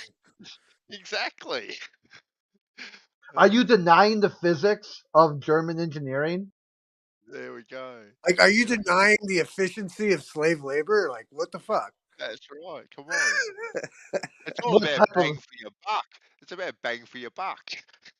That's it. what type of American are you? I can't Not believe even, I was scrolled. that's what always Sorry, freaked me out. Like, 1933, Hitler's Time Man of the Year, and at the same year, all Americans got an SS number, Yeah. Social Security. You know what I mean? I can't believe I have scrolled through this 30-minute video of the ISS being built that Doofus dropped. It is the dodgiest video I've ever seen, by far. I love how like they're so skeptical of By like far. flat Earth and flat Earth claims, but when it comes to like some shit like that, they're like, yeah, it's totally legit. It's All right. totally So legit. obviously it's recorded on VHS. Obviously we know that at the time VHS was the thing. What's the issue? Everybody knows. Okay. Yeah. I do like you, Doofus. Come on, Ralph. So what's your point about VHS? What's that got to do with anything? The reason the why it looks problem- shoddy is Yeah, because if the the problem is technology quality, back then. it's from 1997 and 98. No, everything is dodgy about it. Every possible bit from way to go. 30. Okay, that's an opinion. 33 minutes. It's 33 minutes now. That's a bit dodgy too. 33. It's 34, but okay. 33 and 51. It's 3409 on my end. Oh, it's only 33 and 51. Bad side. He gave me the dodgy version, Doofus. What'd you give me the dodgy version for? The first video in the list, 3409. Yeah, that's the one I clicked. It's 33:51. Hey, yo, here's a good one for you, Bandsaw and Doofus. So, Bandsaw, Yeah. what's the degree that the sun goes and tilts? 23 point what? 23.5. It's 66.6. No, it's 23.5. Here we go, boys. So, Doofus, would you reiterate the issue, because there was the issue yesterday that the somebody brought up how the crazy numbers are all in the solar system kind of math, and how 23.4 degrees minus 90 degrees is 66.6, and Doofus was like, that's bullshit because it's 23.5 degrees, right? Yeah. Right, and that completely abolishes the whole the impact of what the numbers would Well, be. yeah, because 66.5, that's not a special number. Right. Yeah, of course. No. And Yeah, it how should be they measure the tilt? 23.46, which rounds up to 23.5. That's Fair what enough, 23.46 rounds to. But it's commonly referred to as 23.4 degrees. By flat earthers, yes, correct. By fucking Google, dude. What are you talking about? Exactly. Well, Like, I love how your skepticism is so all over, but like this is like fucking, come on. Here's the thing: is Google is ran by flat earthers. That's why you find that number on Google. Yeah, okay. All right, yeah, man. Flat As I Earth Elite mentioned, is controlling Google. Yeah, and as I mentioned, like the orbital velocity of the Earth at one point in the orbit can be exactly 66,600 miles per hour, which doesn't change the fact that the number is completely something else in what scientists actually use, which is kilometers per hour. I mean, I'm not a number guy, like on the whole, like, you know, that means that it's the devil. You know, that's not my thing. But I think that the numbers they've put out, are, you know, have established this, like, you know, occult whatever about the numbers, and it's just interesting. The cult is only on the flat Earth side. I thought it was Google though. Yeah, but that's because flat Earth is, or Google is controlled by flat earthers. So It's still the flat Earth side. Are you saying that Google is so Google's run by flat earthers? Are you defending the world from Google? Yes.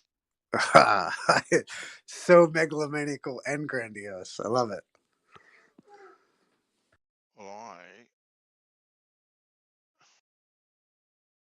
I love your skepticism, Gummy Bear. I reckon one of you Globers need to jump onto Wiki right now, right this very second, because you haven't actually crossed all your T's and dotted all your I's. See, yeah, that's what some freaking flat earther went in and changed that because, you know, Wikipedia, anyone can go on Wikipedia and change it. It says right in front of you there, Gummy, it says 66.6 degrees. Right, that's what it's saying. Wikipedia can't be trusted because anyone can edit it. Says 23.4, but Wikipedia is my go-to source when I'm fact-checking you guys. That's anyone can change it. Anyone? Well, you better jump in. Yeah, anyone. Hey, jump in there. Jump in. Actually, I went on there and it says it oscillates between 22.1 and 24.5. Well, Wiki says 66.6. I don't know. That's what Wiki says. It doesn't. It says it's looking at the 23.4. mean obliquity. Okay. So not the actual obliquity. It actually says 66.6, doofus, but that's all right. Dyslexia ain't a bad thing. You can overcome it. So I got a question, actually, a serious question. One of you guys might know. I don't know if you heard me before, Doofus, talking about magnetite, which is a natural magnet. Oh, Gummy, you might know. You know anything about magnetite? It's a natural magnet. Yeah. Yes. Or no? I've heard about it. I don't know much about it. Well, apparently it doesn't have any polarity. Like, it's only got one pole. Like, so it doesn't have a quote unquote. You can't get two pieces of it together, and it won't repel. Or there's no repelling. Right, that doesn't mean it's a monopole. Accurate. Yeah. Just so you know, that doesn't mean it's a monopole. Well, I don't know, Doofus. That's why I'm asking. I only was looking. Yeah, so diamagnetism and paramagnetism are also forms of magnetism.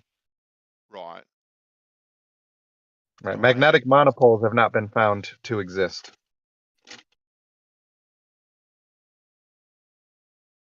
Okay.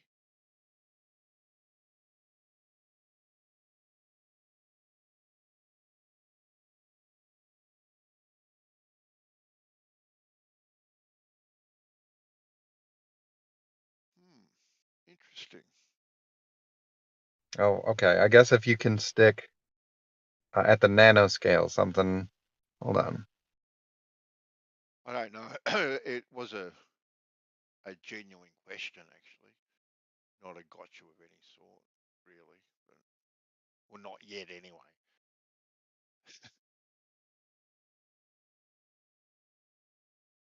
Oh, what they found is not exactly a magnetic monopole. Oh, thanks, you misleading article. Thank you. I fucking hate clickbait. And is it to do something with the randomness of a rock? Like if you were to shape that piece of magnetite, say perfectly rectangular or whatever, would it change it somehow? I don't know. I've got no idea.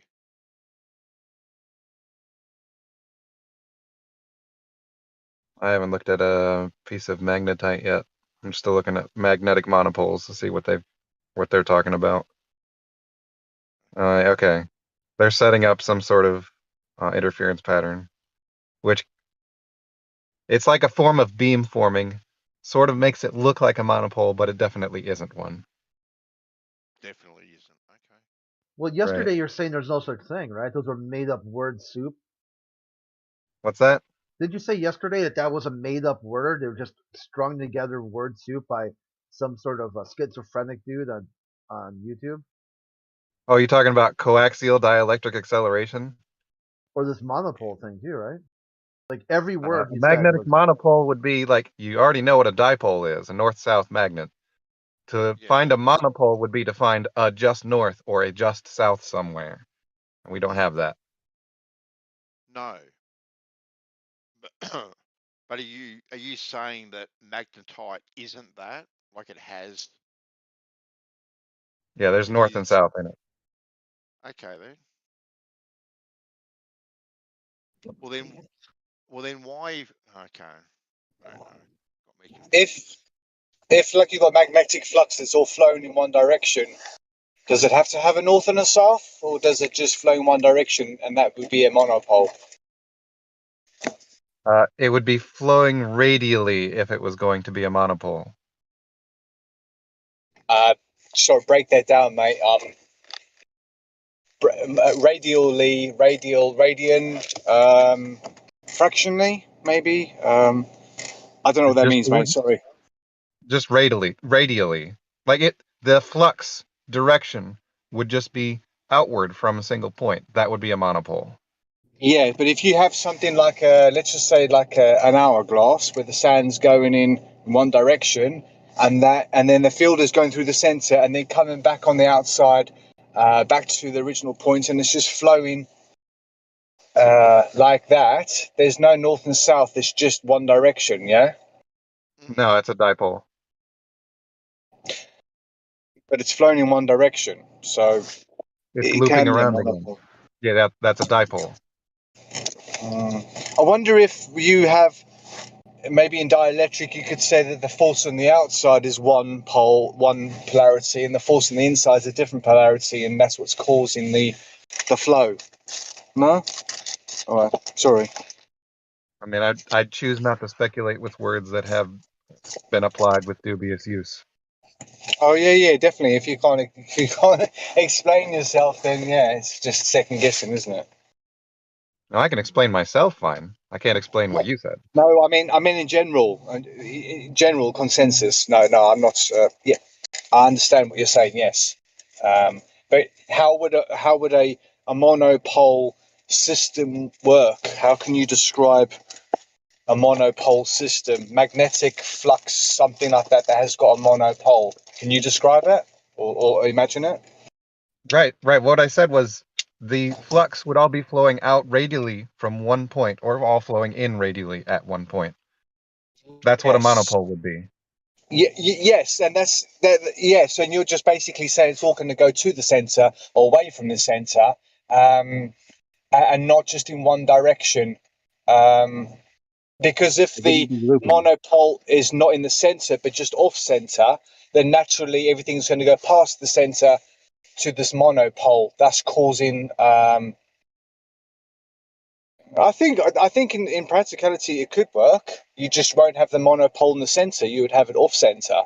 That's for causing an imbalance. You know. But it's all going to go somewhere. It wouldn't be a monopole.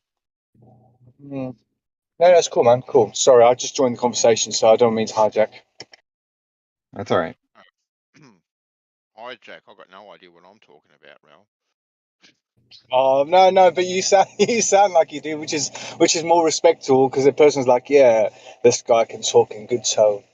And happy days, man, happy days.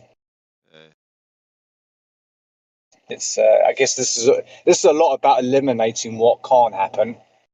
But there's a lot of stuff that is theorized that we haven't actually done in practical before, and eventually it does come out that way. So I guess if you were to think of an inverted Earth type of situation, an enclosed flat Earth situation, or anything like that, it's like what sort of flow is going on? Is there a dipole flow, or is there just one? I don't know.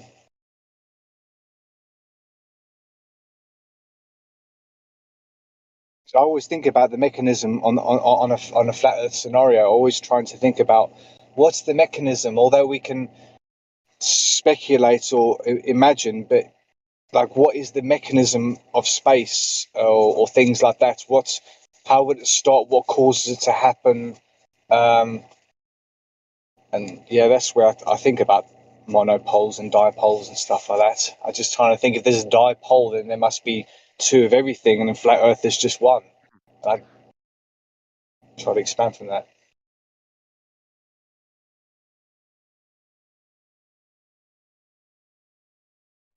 Well, how is like the Earth like a? Would the Earth be like a dipole, right? And if so, like how come the current only is detected moving from south to north? But is it? But is it It's really? not. If It's not you can current. explain it to me. Explain it. That's what I'm asking. Yeah, it's not current. It's magnetic flux direction.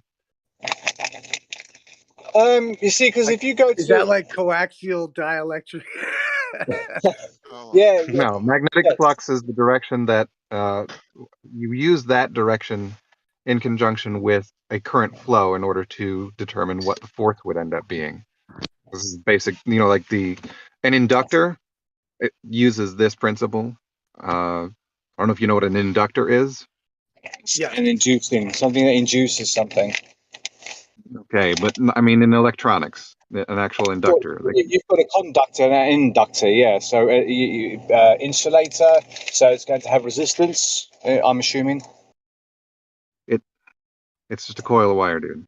That's an inductor. Yes. It's going to Yes, create a yes. stronger. It's going to create stronger electricity the more coils, right? So. You're thinking of a transformer, It's going to Okay. slow down. It's going to be a right? A resistance. transformer is No? just a pair of inductors, essentially. Yeah, Well, I guess but that's what I it's was referring to is the idea that yes, I got you, brother. So how is it that let's say in the Earth, we only detect that magnetic flux going to the north, yet we have a dipole system. That's what I'm trying. Well, that's the entire point. It's like the dipole is okay. So the South Pole, I'm sure you've heard this before. The South Pole is actually a magnetic North Pole, right? An amagnetic, as in like anti. You're saying like No. love. It's a like if you look at a magnet, it has a North and a South Pole identified on it. The South Pole, the magnetic South Pole on the Earth, is actually a magnet's North Pole. Right, So, like, because if it's you had pushing right, because it's pushing it to the south. Is that right, or something? Or like, is that back to that idea that we kind of mislabeled north and south in that regard? it's not really mislabeled. It's just, yeah, I guess it kind of is. It's counterintuitive because, like, if you have a bar magnet that has labeled on it north and south, it will align its North Pole toward the magnetic North Pole on Earth. But the only reason it does that, because opposites attract, is because the North Pole on the Earth is actually a magnetic South Pole. Right. Get what I That's right. mean? Yes, sir. All right. Well, I mean, the The whole the thing reason why is, the flux is aligned laterally on the surface of the Earth in the general case is because the Earth is a dipole. If it was a monopole, the flux would be aligned radially outward from the Earth. the main thing that you can think about is we have two poles on Earth, the North Pole and the South Pole, which means it's a dipole, two poles. Yes. Fair enough. Yep.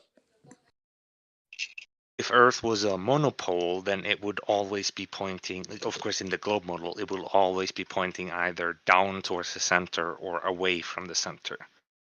That way it would be a monopole, which is no. So with But everything traveling to the north from the south, I'm just wondering if that wouldn't be indicative. Let's say if you put that, let's say you put it on an azimuthal projection, would it still be a dipole? So, in an azimuthal. Equidistant projection of the Earth. Like, let's say you had a flat, flat Earth essentially, and the energy Yeah, is so technically, towards the. if you were Just, to make the AE map or from like the flux lines of the magnet, it would look like the south pole would be the entire surrounding like radius. It would almost be like a wall of a south pole, and projecting, or the flux would be traveling between that and the very center. But it's a little offset in actual reality. But well, that offset kind of like changes anyway, right, throughout the years. yeah, it but if all does. I actually have a nice diagram of that. Right, but it if changes everything, Yeah. Oh, go on. sorry, mate, I didn't want to interrupt. Sorry, I think if things are flowing north, you've got a magnetic flux flowing north. But for magnetism, like compasses and shit like that, they all seem to be directed towards the south, and they converge at the south. But yet in the north, it's like a cross. It doesn't seem to converge to the north. It seems to converge to the south navigationally, but magnetic flux. I think there's two different things at play here. One on the ground and one in the air, maybe, or something. I don't know. Two different things at work. They actually converge at both. The compasses and magnetism, all that stuff, it's all just aligning with the field. It's not really about a current flow or a Yeah, direction. It's just but This flux. would be It's a like a projection. simplified magnetic flux lines that I posted in chat. yeah, but I would say that in one way you could say the magnetic flux is always the same in the same. It's doing the same thing, and we're just using declinations to separate that from our navigation. But the magnetic, I don't think that magnetic field is moving. We're just causing it to move. We're not causing it to move. We've got our navigation based on the celestials, and then we've got our magnetism on Earth itself. So the magnetism on Earth itself wouldn't move. Yes, it has a They flux. do actually move relative to the ground's surface. The places where those magnetic poles are directly under are moving relative to the surface of the ground. They're definitely moving. I And think. correct me if I'm wrong, but isn't magnetic declination simply the fact that the magnetic pole up north is not at the same position as the true north, as in the axis of rotation? Right, Isn't and that all magnetic that declination is? declination is changing, and the declination is not entirely consistent all the way across the Earth in one uniform difference from true north. As you'll see in the graph there, the variations in how the core is, generating that magnetic field causes it to be different declinations along different field lines. Yeah, that's because everything is based on the North Pole, the celestial North Pole, but the celestials move out of a linear sequence naturally, and we have to allow and adjust for things like that because the celestials are moving independent on two different axes or one axis, or you've got the North Celestial Pole which moves, which is what we call our North Pole. This thing that's moving is the North Celestial Pole. So whereas our ground magnetism shouldn't change, but yet we're moving the map. Maybe that's an easy way of explaining it. We're really aligning the map all the time to realign so that it's always aligned with the celestials. And therefore declination gets worse or gets better or whatever happens because it's the magnetics of the Earth, magnetic equator, etc., trying to align with the celestials, and their difference is called declination, in my understanding. And out of the two, the movement of the celestial pole relative to the ground and the movement of the magnetic pole relative to the ground, magnetic pole is moving a lot more than the celestial pole is. Yeah, you see, I would say the magnetic pole that we all talk about is the celestial pole. and that second, the magnetic pole of the Earth is not the locations don't move. I would say they're just rocks or mountains, but They places do that move, dude. They just huh? move. They just Yeah, move. They do move. yes, but Don't if say you they were don't trying to move. hide, if you were trying to hide an area in the north and an area in the south, the implications of that would offset everything completely all the time. Um, because we're thinking that there's two poles that's moving. I think there's one pole that's moving, there's one pole that's not, and the one that's not moving, we've hit that location. So naturally, we're just going round in circles around this place that isn't actually moving.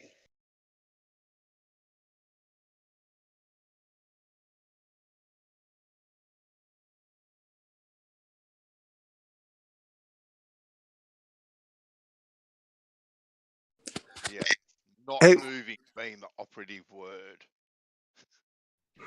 what would the magnetic flux lines look like on an azimuthal projection? Hmm. Because, like, have you ever seen I like don't the? have software available on my phone to do that right now, but the thing that Gummy Bear posted, uh, if you, well, actually, that's a trimmed Mercator projection, so there's actually not enough in there to do it. Never mind. Yeah, I was just So, like, you know how the sorry, weather I pattern.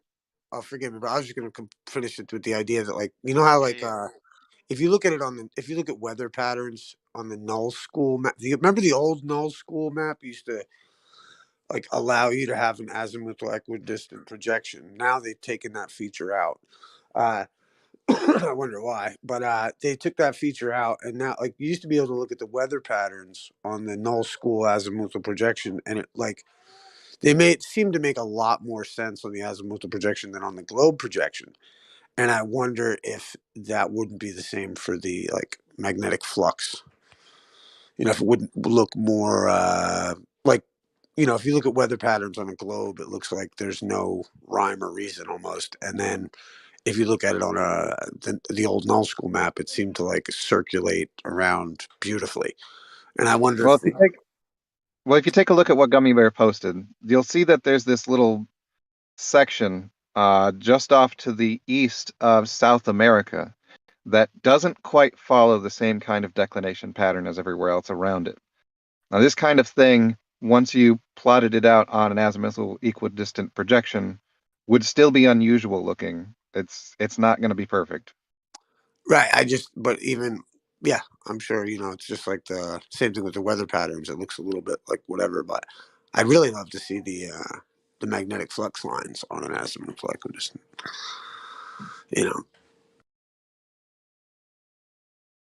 maybe that's a project for somebody out there with the software. Right. I can't do it on my phone. I could maybe do it on my PC, but that just requires me turning that map into a set of polar coordinates. But I'd If have you to account for the fact that the map is cropped. It's missing 20 degrees on either side. Goodness gracious, that's a lot. well, if you do ever put it together, I'd love to see it. All right.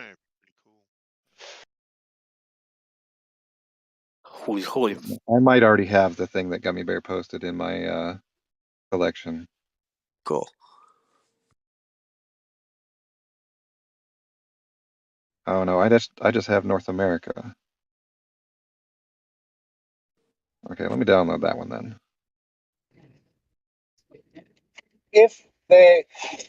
if they're short measured by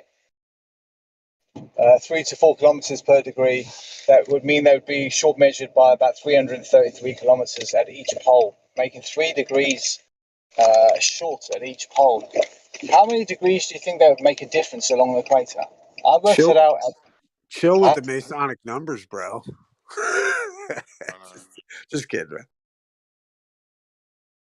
yeah, so if you had 3 degrees missing at each pole, that would be a width of 6 degrees or a diameter of 6 degrees. But at the 3 degrees, I've worked it out, it would be 12 degrees issue or error along the equator. Would you agree with that? Because if you I'm just trying to figure this out, because if there's 3 degrees missing towards the pole, then there's 3 degrees towards each pole. Then there'll be 3 degrees on the other side as well, and on the equator it would make 12 degrees error. Does that make sense? Because you've made a void, or you know about a void that's in the north and the south, and that's got to have a width to it, and then that width would have to apply also. I was hoping someone might be able to sort of help out a little bit. If you got 3 degrees missing, so actually our 90 is actually only 87, and there's 3 degrees that they're not showing us. How would that affect the length of the equator if we were a sphere? I'm saying that there would be 12 degrees error or short on the equator, but they've had to make up for that by using magnetic declination, because it's a mathematically predictable thing that can sort this out. You can hide that 12 degrees a little bit in the Atlantic and a bit more in the Pacific. And magnetic declination would just stretch or distort those gaps between the longitudes. But you don't do it on land. But even at that 3% ish sort of thing, that would affect every single measurement that we've ever done, because even from the speed of light to everything. So that's my link to declination. Is that they made an error from the start. They built the sphere that says everything, and then they start measuring it, and then they basically had to do what they had to do to make the two things meet, either accidentally or on purpose. BT dubs, speed of light has been measured in a much smaller scale than across the Earth. You can do that in a few hundred meters, no problem. Yeah, but we talked about this. This is the A to B to A again, and also the number itself. It's you. I know we try to get everything to sync together, so the numbers are never going to be a nice looking number, because it's like 299, then another 3 different numbers. There's a load of 9s in there, but there's differences at the end there. But the speed of light, yeah, it would have. When they measured it, it had already lost momentum the minute that it left. You know, they're doing decaying of cesium and stuff now, don't they? The time it takes for these atoms to decay. Not and decay. things like that. It's not decay. It's a change in. It's an oscillation in energy state. Yeah. I agree. Yeah. But anyway, I tend to come on these conversations and kind of sound like I'm derailing from the original thing. So we were talking about magnetic flux. So sorry to derail. No, that's fine. I think I got some other stuff to take care of real quick anyway.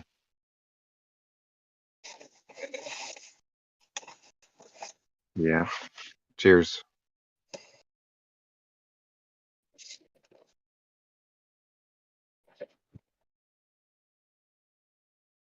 I did learn recently, in the last 24 hours, that you got Venus, Mars, Mercury are solid planets, as well as the Moon. Where I always thought, not always thought, but recently first assumed that it was just the Moon that was solid. But it turns out, Mars, Mercury, and Venus have solid iron. They have iron cores. So all these things that are in a flat Earth situation floating above us, and they're made out of iron. What could be causing them to float? But then everything that's bigger than them, either further away or closer to us, depending, being the gas giants, what causes them to float? You know, that sort of mechanism there. I'm onto at the moment. Aren't all the planets solid realm? No, it's just Venus, Mars, Mercury, the Moon, the Sun, and not the Sun. Sorry, not the Sun. So those are the 4 planets that they're called terrestrial planets. So you got Earth, but we exclude Earth. So you have Venus, Mercury, and Mars, and then The moon seems to have a solid core, but those are the solid core, and then the rest of the giants are all gas, including the sun. So it's almost like there's two planets. So the rest of the planets that aren't solid, they're gas. Yeah. Yeah. Helium, hydrogen. Okay, then, well, how can they be planets then? If they're gas, Yeah. shouldn't they be stars? Yes. But I guess we're just talking about the context that we know. We're talking about those the wandering stars, if you want to call it that. Yes, that's I didn't think about that before, but yes. But I guess we have these wandering stars where everything else is more sort of permanent in the celestial. I don't like to call it sphere because we don't know it's a sphere. It's whatever it is. But those stars seem to all be permanent in their positions, but in some ways I think if you just study them a bit more, you might actually see that there might be a second set of stars that's actually moving different to them, and maybe that effect is actually more apparent when we see the splitting of the star trails, which might not necessarily be a split. It might be the way that it's actually revealing that they're actually moving on two different axes. Obviously, yeah. But on flat Earth situation, we're kind of, or as our observation on a daily basis or at night, we're thinking that we're looking at stars that are one layer and not two layers. Well, I mean, the globe doesn't say that it's a sphere per se. No, I mean, but you know what I mean. The whole thing is that when you're looking into 3 dimensions from one spot, well, you're looking out in a sphere. Because of course, the same distance in every direction becomes a sphere. And I typed into Google, what would the Earth look like without water? And it came up with a gravitational model. And it looks more like a lemon, with Australia being one of the nodes, or one of the ends of this lemon. And like Peru, Central America sort of area being the other end of this lemon. Now So that map is definitely the exaggerated version to make it so that it's more visual. It's not a map. It's an image of Earth. Okay, it's an image of Earth. Yeah. I know you say exaggerated, but it's funny how you're kind of just looking for little bumps here and there, and it sort of averages out. But it's quite. I don't know how you exaggerate something that you've measured. That's how you've measured it. Huh? Picture I linked in chat. I'll have a look.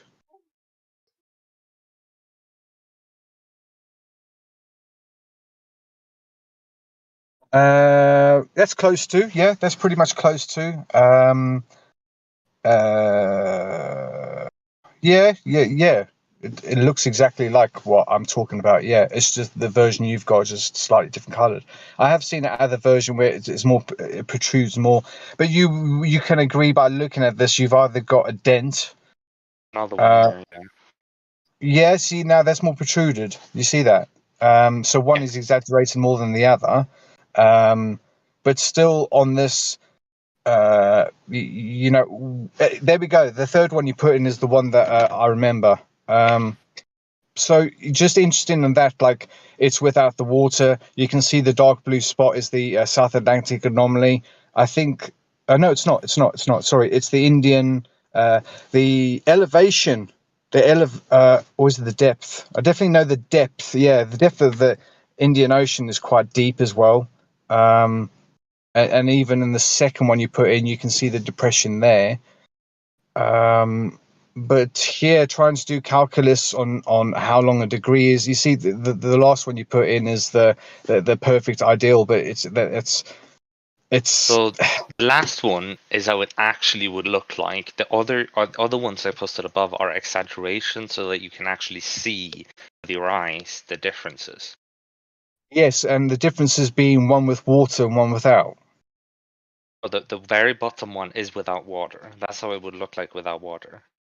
Yes, but this gravitational exaggeration, when you type into Google, this is one of the answers that comes out. What would the Earth look like without water? And it comes up with a gravitational thing. But now, if we're talking about gravitational model, yes, an exaggeration, but it's built you a picture, right, in one way. And if you're trying to get a navigation grid onto this shape, not the last shape, because that's the world's. I'm not going with that one. So with the gravitational thing, then we can say that on our navigational grid, whatever like that, it's going to have more mean average numbers when you start to get all these big dips, like you get that I mean, if there was another version of this, it would show that there would be gravitational issues in the South Atlantic, within the South Atlantic anomaly.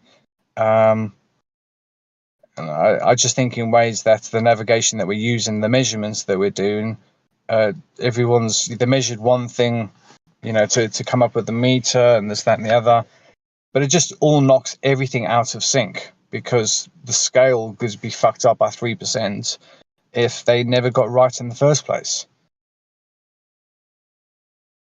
But the perfect sphere, I'm not buying it. I'm buying a malformed sphere, and then if it's true that the seas aren't as deep as what they're made out to be, then you're pretty much in ways are actually looking at the shape that we're talking about. Because here's the exact same gravity mapping, just without doing the distortions to make it look so that it's visible. It's just coloration. Yeah, I mean we've got. No, sorry. My whole point is that the lemon-looking ones, as you call them, they're all exaggerated ones. When you don't exaggerate it, it looks pretty much like a perfect sphere. Yeah, only when you do the exaggerations that it doesn't. I mean, I get prompted by the idea of Australia being burnt to a crisp. It seems drier than anywhere else. So would it be closer to the atmosphere of some sort? And that's where I'm sort of prompted on these pictures to think, well, that kind of ties in with possibly why they have. It's drier, but yet at this angle, we would love to see this. Not the last picture, but the general picture that we've been talking about. If we could see it with Africa, the elevation of Africa, you'll probably see that Africa is a good sort of 3 to 5 kilometers in elevation. But all these issues here, I just go back to this 3% issue of where they measured a degree at 107/108 kilometers per degree, and then all of a sudden it jumped to 111. And I did notice that they were, with regards to land measurements, they made the land measurements smaller when it came to surveying land and deeds for people's property, and they could actually make more money from all the people if they shortened their length or tool they were using. So I think in doing that, that's why we got a shortening there. If that helps.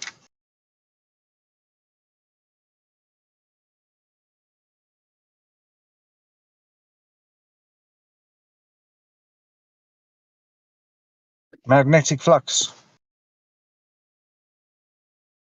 That's a magnetic flux.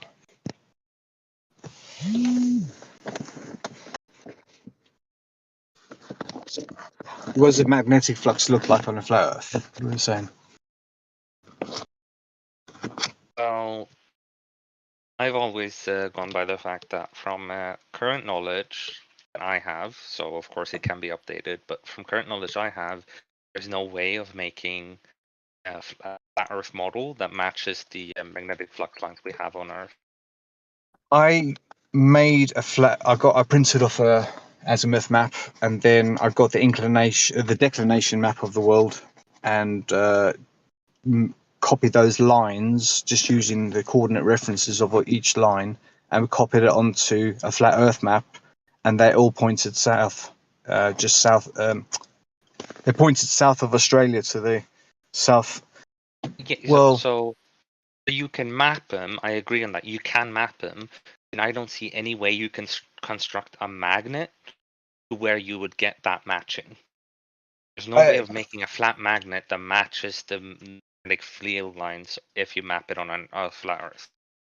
Yeah, in that thing there, I would say that the south was the monopole, but interestingly enough, the location of where all the declination points to and converges to, in all maps of doing it, it's not on Antarctica, which is where the geomagnetic South Pole is. It's just off center from the celestial South Pole. And interesting, the declination doesn't even go to the shores of Antarctica. It's like Ross Island in the sea. That's where they all converge. They don't converge to the Antarctic, as we would all assume.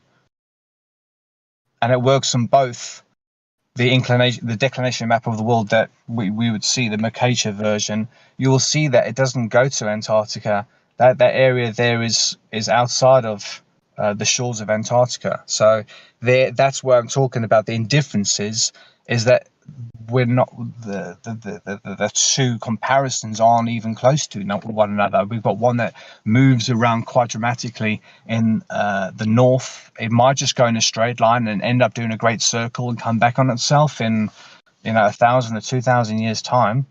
And the magnetic South Pole is maybe 2,500 kilometers away from the magnetic South Pole that you think it's centered on. So if everyone's talking about the movement in the north and concentrating on everything in the north when old maps used to be facing south, then it means that we're measuring the wrong thing. We're all looking north when we should be looking south, or something like that.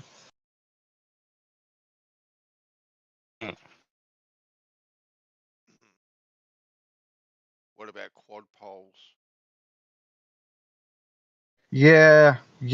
At the moment we have GMT, so where we have 0, that would be an arbitrary pole, and it's antipode on the other side. 180 and 0 would be its antipode, but it's arbitrary. So where those actual east and west poles are you talking of the celestials? Are you talking of the sun? Because everything has its own quad pole. I love the way that you said that, man, because I've been trying to think of a word, and 4 pole just don't work. But a quad pole, definitely, man, definitely. Whatever shape it is and shit like that, there'll be 4 poles, because it needs to align on 2 axes. So trying to align on 1 axis, we've all saying that everything's going around the sun, so that we have 1 axis to align everything to. Our reference point with time and all that shit there. But for some reason, the Paris meridian was aligned with Wrangel Island, which is near where the Bering Strait, where the east and west meet. You can say of you got Asia and America, but the old Paris meridian didn't go over the north longitude as we use today. It was to the right of that, and I think it actually went through. It went through the area between where Asia and America meet originally. So the Paris meridian went through there. The movement was when they moved it and they aligned with the GMT, and then they aligned the GMT with an area more. Is everybody with me so far? Yeah, kind of, yeah. Yeah. So the original 180 line. Not the original, but our most recent one before the one that we've got at the moment used to go between Asia and America, that little bit where they join, and then that was moved west. So that's where we're at the moment. If you look at all your maps, you'll see that the 180 line has been moved west there.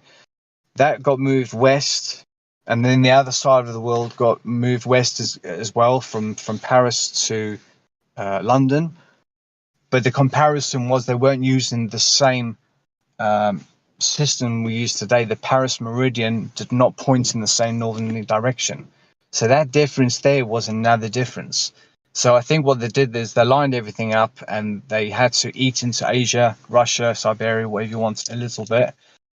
Interestingly enough, the demarcation line of east and west used to be further inland, and it used to hug the right-hand side of Japan, and then it would cross Papua New Guinea and the very right-hand side of Australia. So that was your first one. Then it's like they went from there, then they jumped all the way to the Bering Strait, and then so we went from far west to all the way to the Bering Strait, which was going eastwards, aligned it there, and then they moved it west slightly a bit. So they've been mucking about with these different things, and I feel that we've aligned ourselves to the Celestials, but the Celestials are completely independent of the Earth.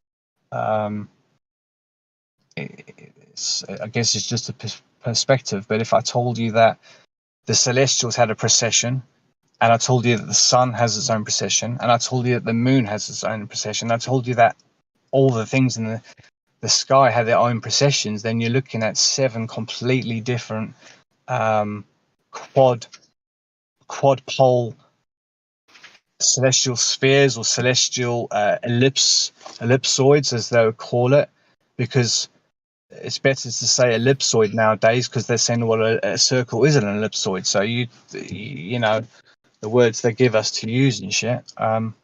But yeah, they've moved this a lot. Sorry, you can always interrupt if I'm talking, mate. You just shut me down, yeah? No, you're right. I just got a quick question for Gummy, right? Mm. At the north and south pole, if I was to get a magnetometer and take it there to the north and south pole, we'll just say I could go to the north pole because I know it's over under the ocean at the moment. Would the reading be much higher than, say, at the equator?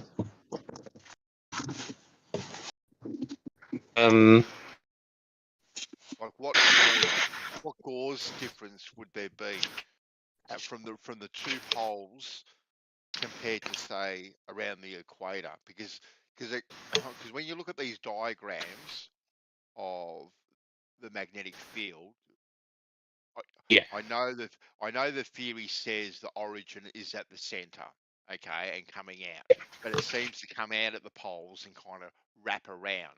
So where it's coming out at the poles, okay, then, to me, that's where it'd be the strongest. Would that be incorrect?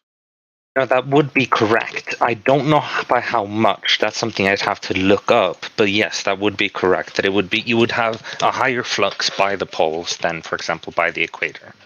All right. So if I was to get a really, now I can only do this at the South Pole because I can't do it at the North Pole. If I was to get like the strongest neodymium magnet, right, and put it north side down towards the ground, would it levitate? Well, it would. So if you try and push it down, like the thing is that pole there. We've got a South Pole there, right? yeah, So if but I it's was a magnetic north, yeah. Yeah, so then if I was to get the South Pole from the magnet and put it on the South Pole, would that magnet levitate at the South Pole? So the magnetic field would try and repel each other, like the north would repel the north. However, on one hand, it wouldn't be strong enough to go against gravity, unless okay. Let's say you get a magnet strong enough to resist gravity, so the force of it is stronger than gravity at that part.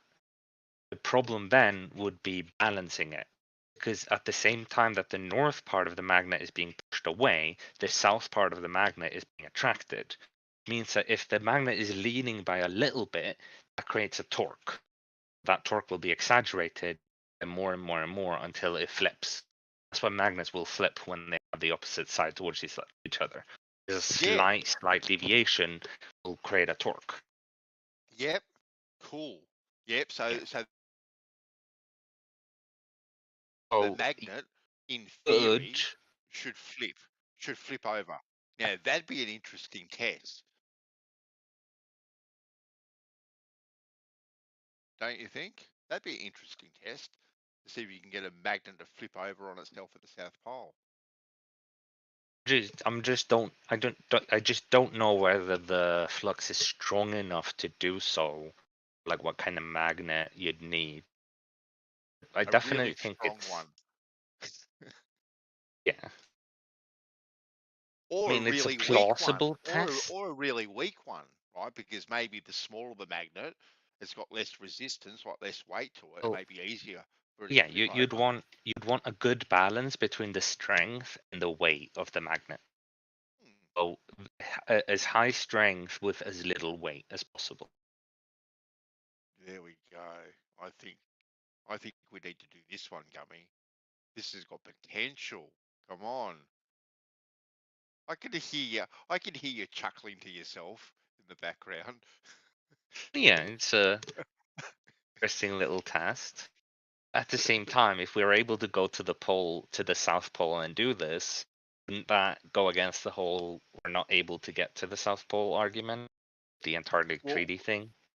well, if it's for science, Gummy, we may be able to get a pass. Ah, Oh, very this right. is our door in, right? It's for science.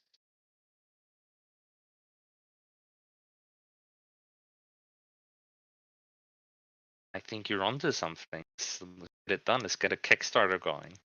I reckon so. Let's go flip magnets at the South Pole. Boom. All right. I'll let you be in charge of the Kickstarter, Gummy. You've probably got more integrity than me. You won't pocket the money. I could be tempted.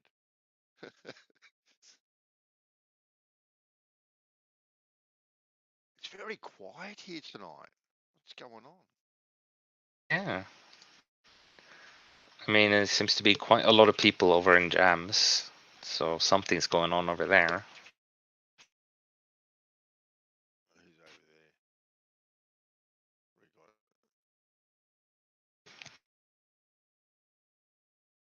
Oh, you got Jin over there. Ah, yeah. Holding down the fort. Yeah. But Smokey might be one of the ones keeping the room agitated as well. Does he agitate a bit, does he? He does, yeah. Whatever floats your boat. Whatever floats your boat. I'm probably gonna head over, and if they're not interesting, I might just head off for a bit. Too easy, mate. All right, have a Yeah, good one. have a good one. All right, Gummy. Cheers, mate. Hey, JJ. I know you're not going to talk to me, but hey,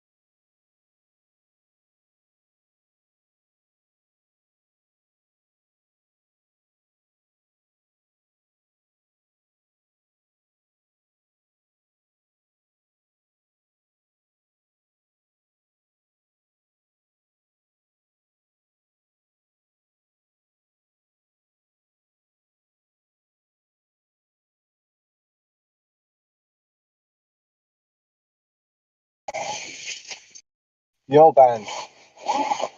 Dawn in the house. Oh.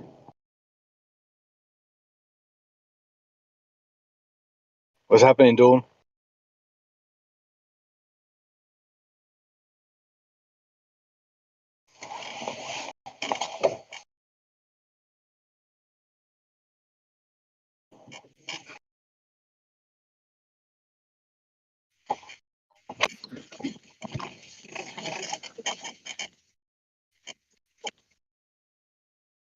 Oui.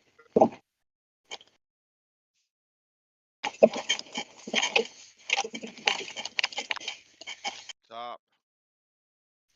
Mate. How many hours? Not in a bad way. How many hours do you reckon you do here a day? Oh, well, that's a good question. I don't know. I just hang out. It's kind of like in the background a lot of time, to be honest with you. It's like a radio station, isn't it? Radio. Yeah. Exactly. I used to be a huge talkback radio listener back in the day. Right, huge. Right, no music, no nothing. It was always talkback radio, and always trying to ring up my 5 cents worth in. But you'd be lucky to get to talk for 15 seconds on the radio, if you know what I mean. You can't really make a point. But yeah, I just like listening to it in the background. Got my earpods on or whatnot. I'll be pottering around in the shed doing whatever I'm doing. Yeah, good stuff. Sitting down, Good stuff. you know, Chilling out. it's all right. I'm not really into the TV, so to speak. Yeah, it's fucking, man. You pay fucking $70 a month. And what do you get? You Oh, still have to pay your fucking TV license. You know what I mean? exactly. Well, not Fucking, here. We don't have to.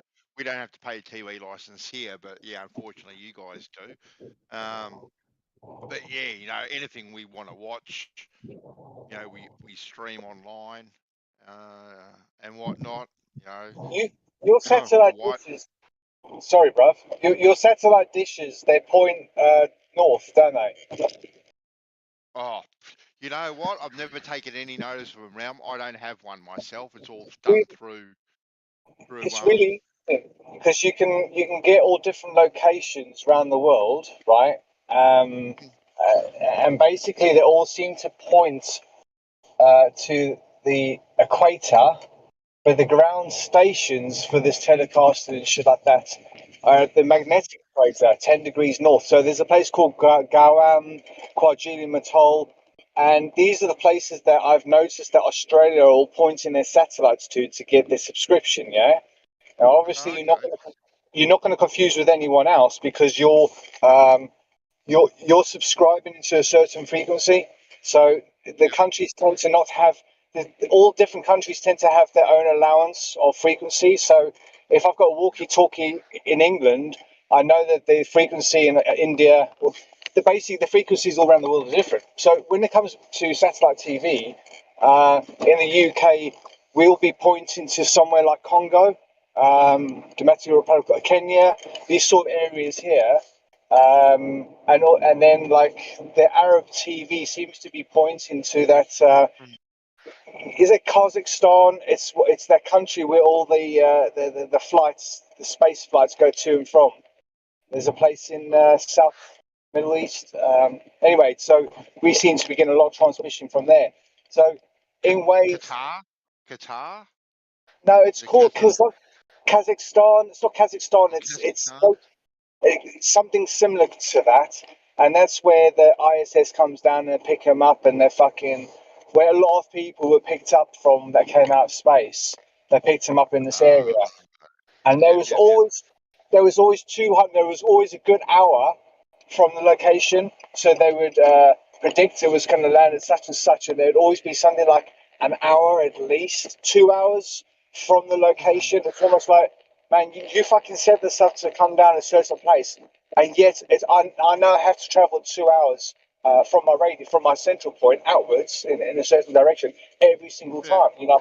What is that? Just so that you buy yourself some fucking time, so you can fucking deliver the thing there and say, hey, the point of It's this is that here. Yeah.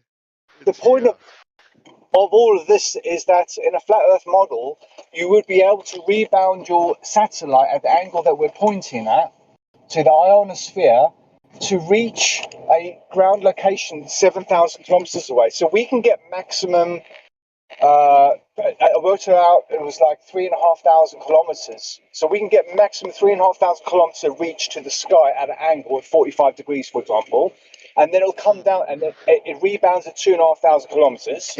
But this is ages ago. I don't know what the numbers are now, but just based on that alone on a flat Earth, you go 3,500, 45-degree triangle, hit the ionosphere, 2,500 kilometers or whatever this barrier is, and then to come down again to Earth. It's been 7,000 kilometers from the initial receiver. Yeah.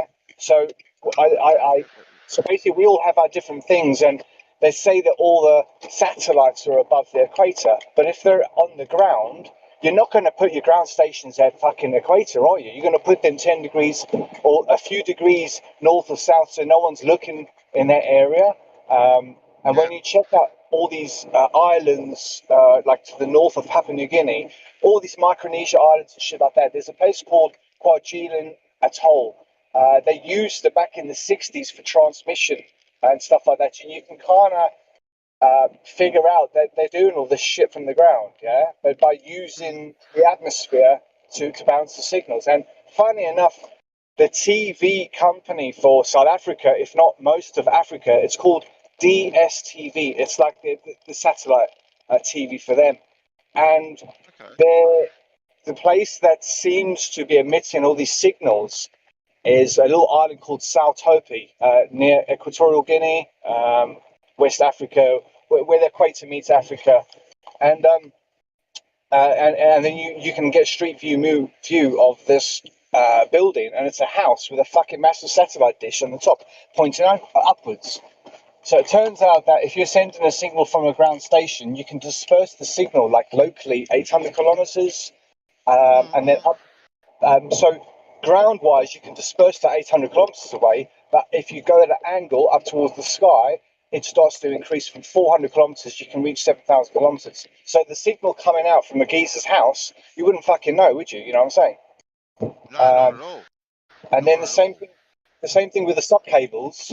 There was a movie or something I watched, and the sub cable actually entered into someone's house on like the east coast of America or something like that. It was like a fucking horror or something like that, or a thriller, and it was like, oh, this fucking house is of importance because the Arabs had moved into this house and they're tapping into the sub cable.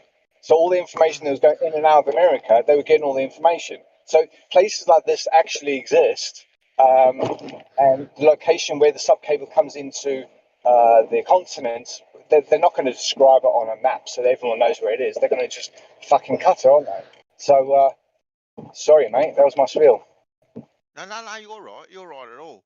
Now I was talking magnetism with Gummy just before. I think you might have just left the conversation. Yeah. And both the North Pole and the South Pole, according to the globe model, right?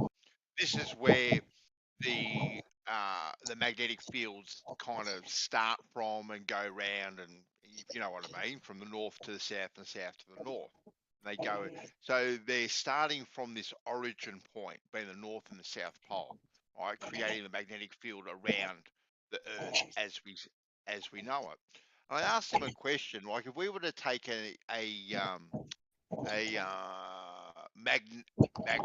magnetometer to the North and South Pole, would it read a stronger reading in gauge at these two poles? And he said yes, right? It read a stronger reading. So if it reads a stronger reading, right? Yeah, if you were to get a neodymium magnet, right, just a light one, not very heavy at all, and you were to put it, because you'd only do this at the South Pole, not the North Pole, and put the South Pole facing down on the ground, right? Would there be enough repulsion, right, between two poles to create a torque that magnet would flip over? or indeed cause it to move slightly, or indeed cause the object to move ever so slightly if the force wasn't that much. Yeah, yeah. Well, at first I said, would you get that magnet to levitate, like being the repulsion, right? And he said, no, it wouldn't, because it all to do with the weight and all that sort of stuff. It wouldn't be evenly distributed, just the way it was made. But he said what it would do, it would probably cause torque and get it to flip over. That's an If interesting thought. Yeah, definitely. But if you were talking about the neodymium magnet flipping over, but if the magnet itself was the stationary bit and the object itself had to move, but the object itself was much bigger, so the power of that little magnet creates a very small force on the object, thus causing it to move very, very slightly. Yeah. But interestingly enough, at the magnetic equator, the maximum forces seem to be there, and they go up towards the sky. Yeah, so they couldn't base the Earth on the magnetic equator, assuming it was a sphere. So they thought, oh, fucking easy job because it's a sphere, but it's not. So, Yeah. and if they had measured everything off the magnetic equator, they couldn't, because all the signals were going off in all sorts of directions. It's called like there was a word they used for it, but you can imagine the sparks are flying all over the place like a glow fireworks stick. You know, it's going. Kind of. So the Yeah. signal, they've got discrepancies of 2-3 degrees north, 2-3 degrees south, and also the elevation and all this sort of shit. So it's like contour wise and all this stuff, whatever shape it is, it's bumps in all sorts of places. You know, gravitationally speaking. Yeah. But this magnetism shit, yeah, it's like I was saying earlier, it's that everything, the declination all points south, right? Which would be the magnetic north. It would be the magnetic north, wouldn't it? They're not lying to you, are they? It depends No. how you interpret the information they're giving to you in letters and words. So they're not lying to you. It's up to you, the public, to decide how you interpret it. So the magnetic north is between Australia and Ross Island on Antarctica. That's where the thing, if they're saying to you that such and such is moving, they might be telling you that the fucking pole or something. But it's interesting that our navigational grid is not centered on that point that I'm talking about, where all the declination points to. And if you try and see where it points to in the north, there's only 4 lines that converge, where in the south, all lines converge. Yeah, so 4 lines could be just 4-degree lines. Yeah, of fucking 100 kilometers. The point is that they're just 4 single lines, quad pole. But in the south, the North Magnetic Pole, whatever like that, they all converge. So every single fucking centimeter of gravitational field is converging towards the south, right? So you can imagine the wobble is always going to happen at the top of the Russian Dole, because the top of the Russian Dole is the north, Yes. but the Russian Dole is stationary in the south, and that's what's happening. But everybody has mapped everything and based our entire thing from a south-facing north perspective, maybe because you see that it's whatever they do. But why do that? Because I think you want to give priority to the northern hemisphere. You want the northern hemisphere to fucking keep as much as it can. In our description and using time fucking basis of what we use now, or whatever, it equals that we get 185 days of sunshine in the north. So it takes the sun's in the north for 185 days, and yet in the south for only 180. So there's already a description of already discrepancy of 5 like more days of you could, if it's going to come back on itself, it's 2.5 days, isn't it? But this magnetism shit, yeah, like definitely, I've done these models, I've done these experiments like a few years back, 2 or 3 years maybe, and everything just points it south. And then I made a south flat Earth map, and I saw the same issues as I was seeing in the north, and it was like, well, why don't you blend these 2 maps together? You could end up like cutting away all the excess, and doing the math and shit like that. It's like Joss lays at a fucking he's on his website, somewhere on his website I found. I've deleted all my pages on my phone.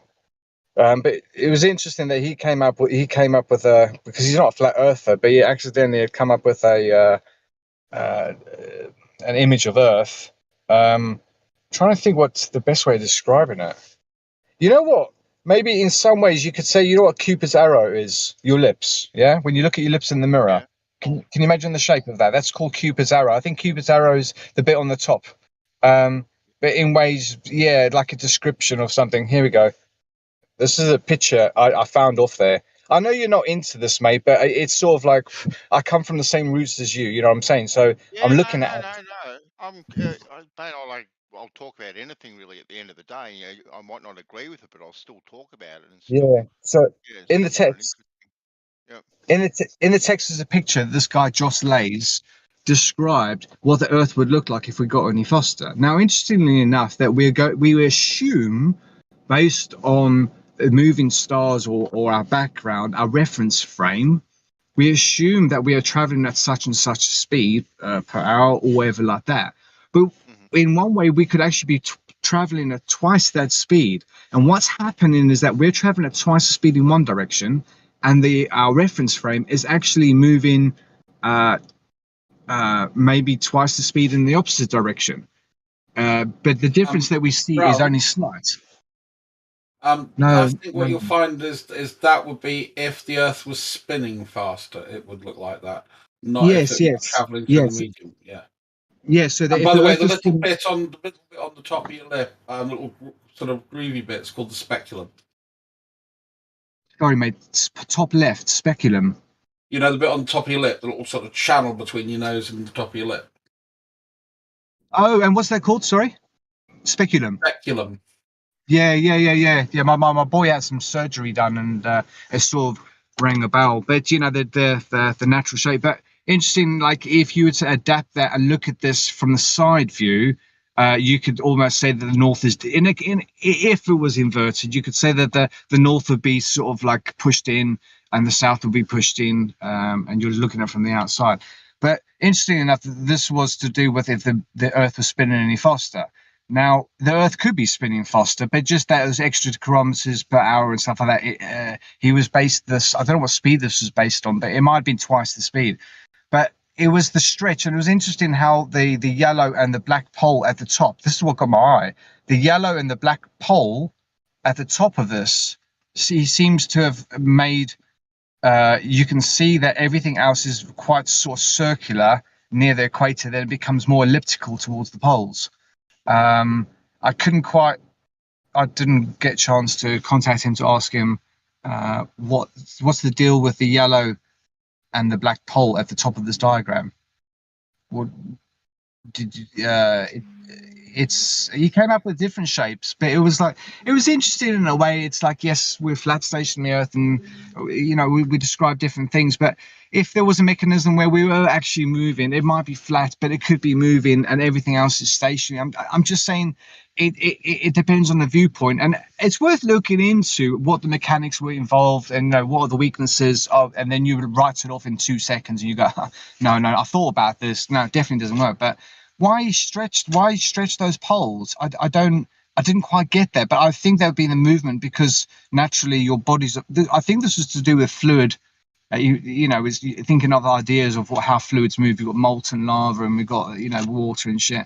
So naturally, it kind of, you're not looking at a golf ball. You're just looking at a what are those? That sport in ice, and they rub the ice. Curling or curling. Curling, yeah, curling. You're looking at a kettlebell. There are things like that, where things that have always been shaped from yesteryear. You know what I'm saying? And what does the ball look like? And the Northerners say it's a football. It's round. You've got the ways of, they got maps together because they thought of the design of the tennis ball. But anyway, going back to this figure, I'm like, what's the yellow and the black at the top? Because you could say, I don't know what it is. If it did look like that, for example, why would there be 2 markers on the top? I'm also fairly sure that ball games using sort of fairly spherical balls predate curling. Oh yeah, do you know what? they talk about ball sports coming, into fruition, like tennis and cricket and all that shit. 1800s. No way, man. Way. They were doing this way before those sports as well, because everybody. Royal tennis goes back to sort of medieval times. I totally agree. That's why we've got tennis courts in the UK that are from the 16th, 16th and 17th century, and it's called Royal Tennis. Cricket, I'm not sure how old that is, but various ball games. I was thinking like the Mayan and the Aztec and the Olmec ball courts. Which is just one simple example, and that's using just a round ball. We had a very popular game where if you were lucky, you got your head put in a sack and it got kicked around by a load of people. Yeah, there was a fucking cricket cabbage or something. The old posh boys used to fucking play it naked. It was some fucking weird shit, but that was like 1800. But still, like the ball of a communal sport that everyone can get together and they agree on the rules, and then this is the ball that we're going to use. So, have you ever heard of the village ball games that used to be played in England and Scotland? In fact, a couple of them still go, and they have thousands of people play. No, it doesn't ring a bell, but I'm sure there's loads of ball I'll see sports. if I can get you a YouTube video on it, because it's just fucking crap to watch. So. Yeah, so just different models and how this works out and shit like that. I mean, for me personally, I feel if it was to be any type of spherical shape, the equator would definitely be the magnetic equator. But to compensate for those things, if it's not a sphere, it's not as easy as just moving, realigning the grid. It's not as easy as that. It's easy as that if you convince everybody it's a sphere and say, look, we can't use the magnetic equator, which is a great circle. We have to use the equator of the celestials. We're going to use in conjunction with the sun as well. We can adjust things, and this is how it's going to work. But moving that magnetic equator on something that is not a sphere, it means that you can't have a nice, perfect grid that works perfectly with navigation. There's going to be errors, big time. I've got to shoot, guys, but what's a magnetic equator, by the way? Never heard that term. The magnetic equator at the moment is crosses the equator roughly. So the magnetic equator is the equator of magnetism on Earth. Maybe it's an easier way of saying it. So you've got the sun equator, which is close to our celestial equator. The magnetic equator is generally 10 degrees north, and then it goes about 10 degrees south, and it crosses at about Central America, Peru, and then comes back up again just before Papua New Guinea. So it does a waveform. Now, back in the day, their maps, they had this waveform on their maps. It was called the equine octial line. And the equine octial line, they had a straight celestial equator, and then the equine octial line, I'm assuming, is the path of the sun. And the path of the sun back in their day was squiggly going down and up and down and up and down and up. Now, we don't have that today, but for some reason, the magnetic equator is now squiggly. So back in the day, I reckon they would have the original equator would have had something to do with but look into the magnetic equator. It definitely has got relevance. Magnetic equator. Your declination is your demarcation line. Yeah. So you have one at like America. There's just a line goes from the North Pole to the South Pole. The demarcation magnetic line. So you are the east or west of it. When you're talking about declination, yeah. Not sure I understand what you mean by that. I mean, declination is just a differentiation in the angle of the observation. Yeah, so when you're in America, you're pretty much going to be aligned closer to zero. And if like mid-America, so if you were to go to the west of America, you start to go west of the demarcation line of the magnetic declination. So you can say the declination line. Maybe that's an easy way of saying that. The north-south declination line is the middle of America and through South America, and then they have the opposite, 180 degrees on the other side. Now it's naturally going to have an equator, which is a different axis. Yeah, so you've got the declination line north to south, and the east to west would be its equator. Yeah, and that is at an angle of 10 degrees to the equator, tilted. But yeah, look it up, man, because on the declination map of the world, you'll see the bright green lines. Those are your declination lines. You have a declination equator, and then you have a declination north to south polar, if that makes sense. Yeah, no, I'll look it up. Yeah, man. Yeah. It got me on. I got onto this. I started progressing from flat Earth, and I got into this because some geezer had done a video on the ancient equator, which seems to be one and the same thing. This magnetic equator and the ancient equator seems to be one and the same. This is it. But I think like if it's not the sphere or close to the sphere with the water on and shit like this, then the maths is going to change. And all our maths is based in spherometry, but if you've stretched the circle and shit like that and it's an ellipsoid now, it's not spherometry anymore, and that's kind of my key thing, man. Well, I'm gonna go, man. I hopefully speak to you guys later, man. Love you. Easy, man. Catch you later, buddy.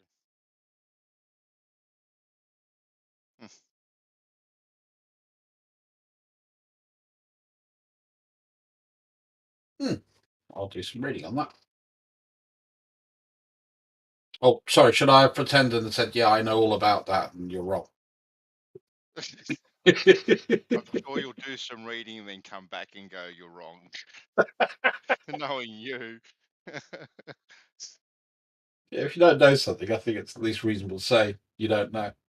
Right. It's one of the things that irks me with a lot of people.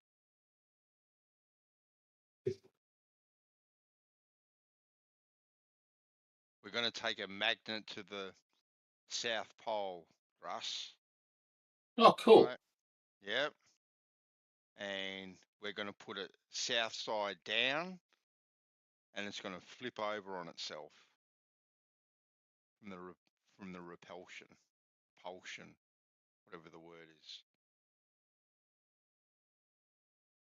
is. Well, we shall see. I'm not going to do it, obviously. I would have thought it would actually spin it rather than repulse it. And even then, that's depending on the way of the compass and the force that's being exerted upon it. I can hold a magnet above my motorbike. It doesn't mean it's going to flip over. No, but if the magnetic poles are the strongest point of the magnetic field, right? If they are, if you were to take a little magnetometer out there and check this thing, which maybe someone has, maybe someone hasn't, I don't know, but I'm sure they have. And if it's the strongest, well then maybe if you were to get a small enough, it's got to be small enough, obviously. When they did that experiment that showed that light doesn't travel at the same speed in all directions, they used a magnetic field for that was 20,000 times stronger than the Earth's. Okay. So yeah, I'm not exactly sure even how strong the Earth's. But I mean, I know it's strong enough to deflect cosmic winds and all the rest of the stuff they say it does.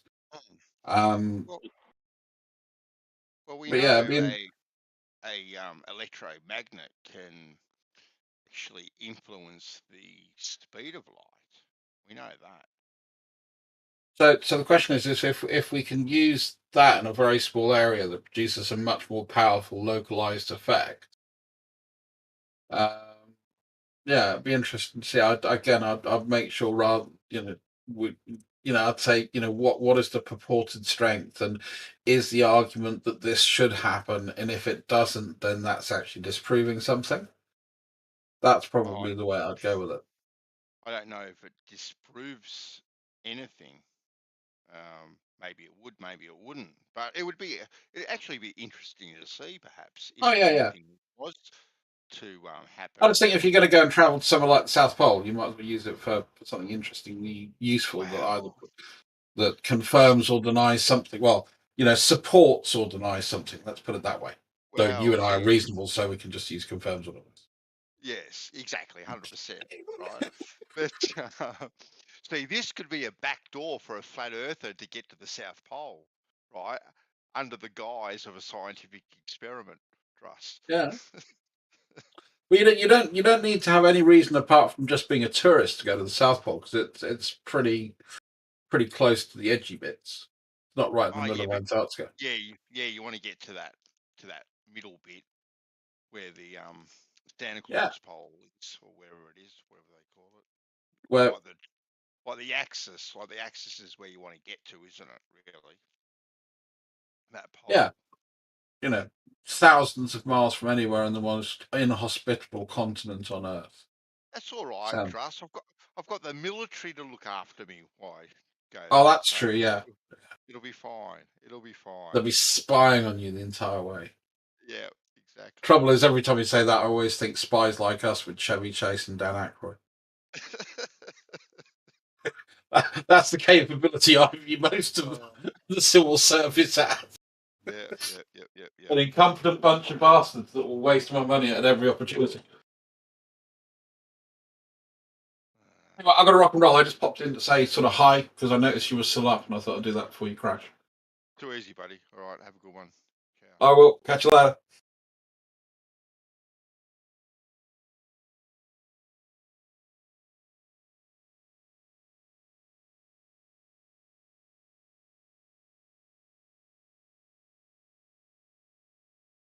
Oh, IB, you here?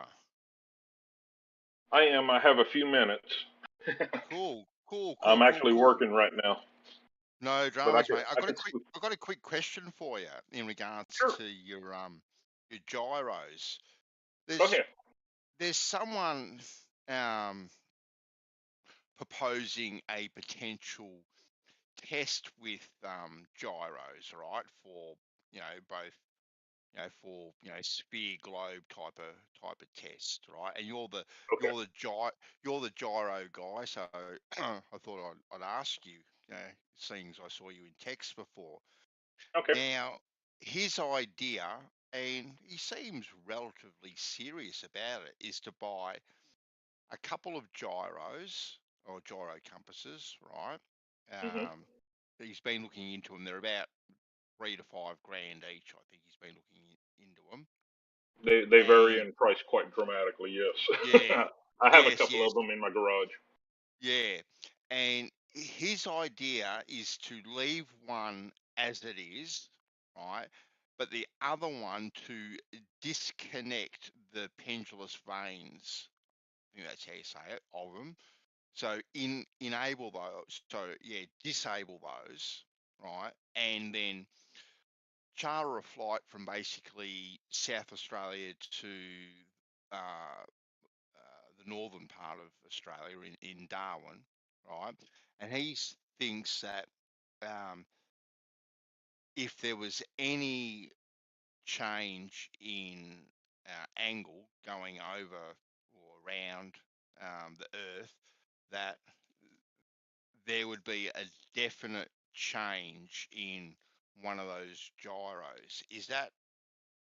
Do you understand what I'm saying? Have I explained that? I think I understand what you're saying, but there is a few problems with that. First of all, a gyro compass does not have pendulous veins. That would be more like an artificial horizon in an airplane. The little gyros in there. Gyro compass just has a weight. I think that's the one he's talking about, actually. So I might have got it wrong. Okay, well, I'm only vaguely familiar with the aircraft artificial horizons. That I would have to give a little bit of thought to. I'm more familiar with the gyro compasses, like used on ships and stuff like that. Yep. The pendulum. See, one of the issues with gyros that I think a lot of people don't quite grasp a lot of times is that the holding force or the don't know a good way to explain it, but basically, if you have a gyro spinning and you push it with your finger to try to take it off center, it's going to hold pretty tight. It's going to take quite a bit of force to push it off center. Yep. But if you take a slight amount of force over a long period of time, that slight amount of force will easily push it off center. It could counteract the force it could counteract is inversely proportional to the time the force is applied. That's why it's really easy to measure a quick rotation versus a very slow rotation. If that makes any sense to you, it's you can actually have a gyro spinning really fast and everything, and you could take this the mechanism it's on, and even if the bearings are not real great, you could rotate it quickly, and the gyro's going to stay perfectly straight. It's not going to change. You'll be able to rotate the frame that it's on really quickly.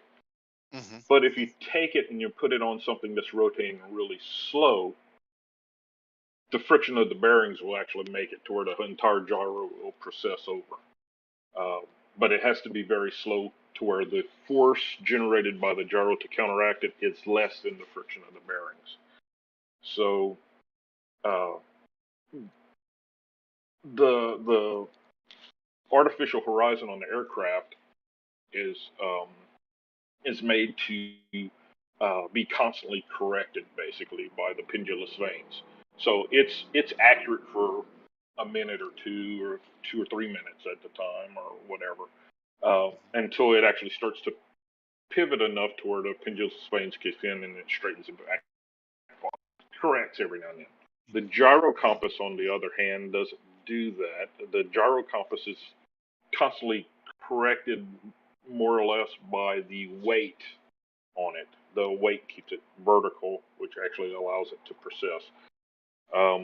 And even that, it doesn't have enough force to actually overcome the bearing strength. It actually needs some help to overcome it. Right. It's a very, very slow. Rotations take a lot of sensitivity to detect because it generates such small force. That's why the optical systems are getting to be very popular. Not to mention that bearings wear out in gyros. Gyro compasses run for years at a time on ships. The ones I deal with were portable gyro systems, like for survey work, that move from one vessel to the other. So they're smaller. The spinning mass is a lot smaller, but spinning at a higher RPM. But the ones used for ship use are usually a much heavier mass, spinning at a lower RPM, but their bearings last longer because they're spinning at the lower RPMs. Yeah. That makes sense. So they come up to about the same, but they still can't. You would need something pretty significant and some really amazing bearings to be able to detect that slow of motion, to be able to rotate all the way around without any kind of help. All they do is basically they sense small changes in the precession, fraction of a degree, and then they process it. They actually have a motor to help it process. Mm-hmm. So your gut feeling says pretty much it's a waste of time? I think what you'll end up doing is, man, I'd have to think about that a little bit more, but I don't think it's going to do what you would think it would do. I think it's going to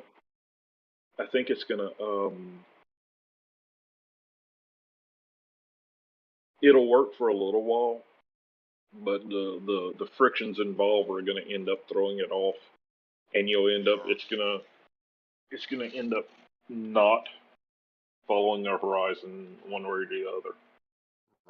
Those gyros are very small and lightweight, spinning at a high RPM. So they're not going to generate a whole lot of force. All right then. They're primarily used as a stabilizer, which they're done a lot in a lot of systems. They're used as a stabilizer for our system. Basically, the main part of the artificial horizon is the offset weight. If you just have it stationary, the offset weight is going to keep it vertical, which gives you a horizontal line. If you move it around, then the friction of the bearings, if there was no friction in the bearing, you could actually move the mechanism all over the place. It's going to stay perfectly vertical. but there is Okay. friction in the bearings, and that'll make Yeah. it to where if you keep moving it around, it's gonna move it a little bit. But if you put a gyro on there, it resists that quick movement that would cause it to move more normally. So it's mainly used as a stabilizer in there. Yeah. Yep. So whatever your readings you may get could be counteracted by the inaccuracies of the mechanism itself. Yeah, I believe so. Like I said, Yeah. I would have to think on that. That's not my field. I don't deal with avionics very much. That's fair. No, that's fair enough. But well, that's why I wanted to have wanted to pose it to you because I know you're the gyro guy in the chat and all that sort of stuff, and just posing the question to you, just to get your gut feeling on it. Would If you like to wanted to see put, it if he does it. well, yeah, but I don't. I'd, I'd hate, I'd hate Yeah, for him I to think that something can be achieved, right? Because mhm. this isn't his field, and him go spend all that money on these gyros, and it being a total waste of time. Like it's pretty, it's fruitless. So that initial bit of feedback that you've given me, I'll definitely pass that on. But if you do want to put 5 minutes worth of thought into it, just out of curiosity for yourself, Well, because you are the gyro man, and yeah, I um, definitely was gonna think about it. You brought up a curiosity. I'm gonna think about it. But there's actually I just came across a video. It was there's somebody on this channel that he did an interview with a guy that works on these repairs on the artificial horizons a while back, and I'm drawing a blank on this guy's name. Um, it's Ali B. Ali B. Ali B did an interview with a guy that did artificial horizon repairs, and that guy knew his. I mean, he took one apart right there during the interview, and it was pretty Yes. impressive. Yeah. I've actually, um, yeah, it goes for like an hour and a half, or if not maybe Yes, it a was bit very longer. long. Yeah, because I brought this up with Ali the other week, and he actually because he no longer has that video listed, um, but he had it saved, and he actually sent me the interview, which I've only watched about the first 10 minutes of it. To be honest with you, I haven't watched the whole Well, maybe it was you that thing. did you post it on here because somebody posted it in here, and I sat there and I had it playing while I was working and Yeah, listened to the entire thing. we were talking about it, and someone heard that Ali had sent it to me, and they asked me to post it in the chat. So, I'll, Well, if you can get a hold to that guy, he would probably be able to tell you right off the top of his head. Um, I just don't have the experience with that particular system, to tell you the truth. yeah, no, it's fair, it's fair enough. And next time Ali is in the chat, I'll I ask think him he's. if he's got this guy's I think it's details. on that. I think it's on that video. If Oh, I think okay. he's got in the link of the video. Let me quickly check it. I'll have a look. I think he's got a link to his channel or something like that. Yeah, and what I should do actually is give these details to the person that's actually thinking about doing this stuff, because I'm not thinking about doing it myself um, personally, but like I said, it just came up in conversation. LEB, no details about. Oh, actually, that might be. Let me see.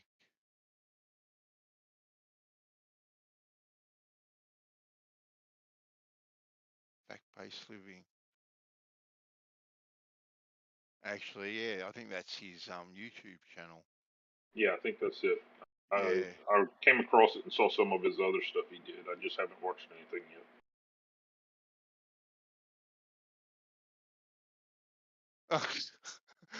Doofus has put in the chat there a note to my thumbnail. Yeah, no, that's why it was put in there, because we were actually talking about those Doofus at this particular thing.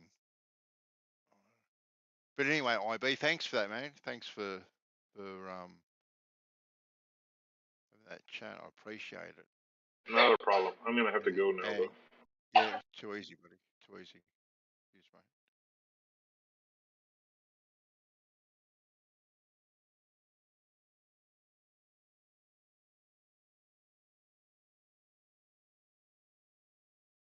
Yeah, that's the one with the false horizon on it. I think Doofus, isn't it?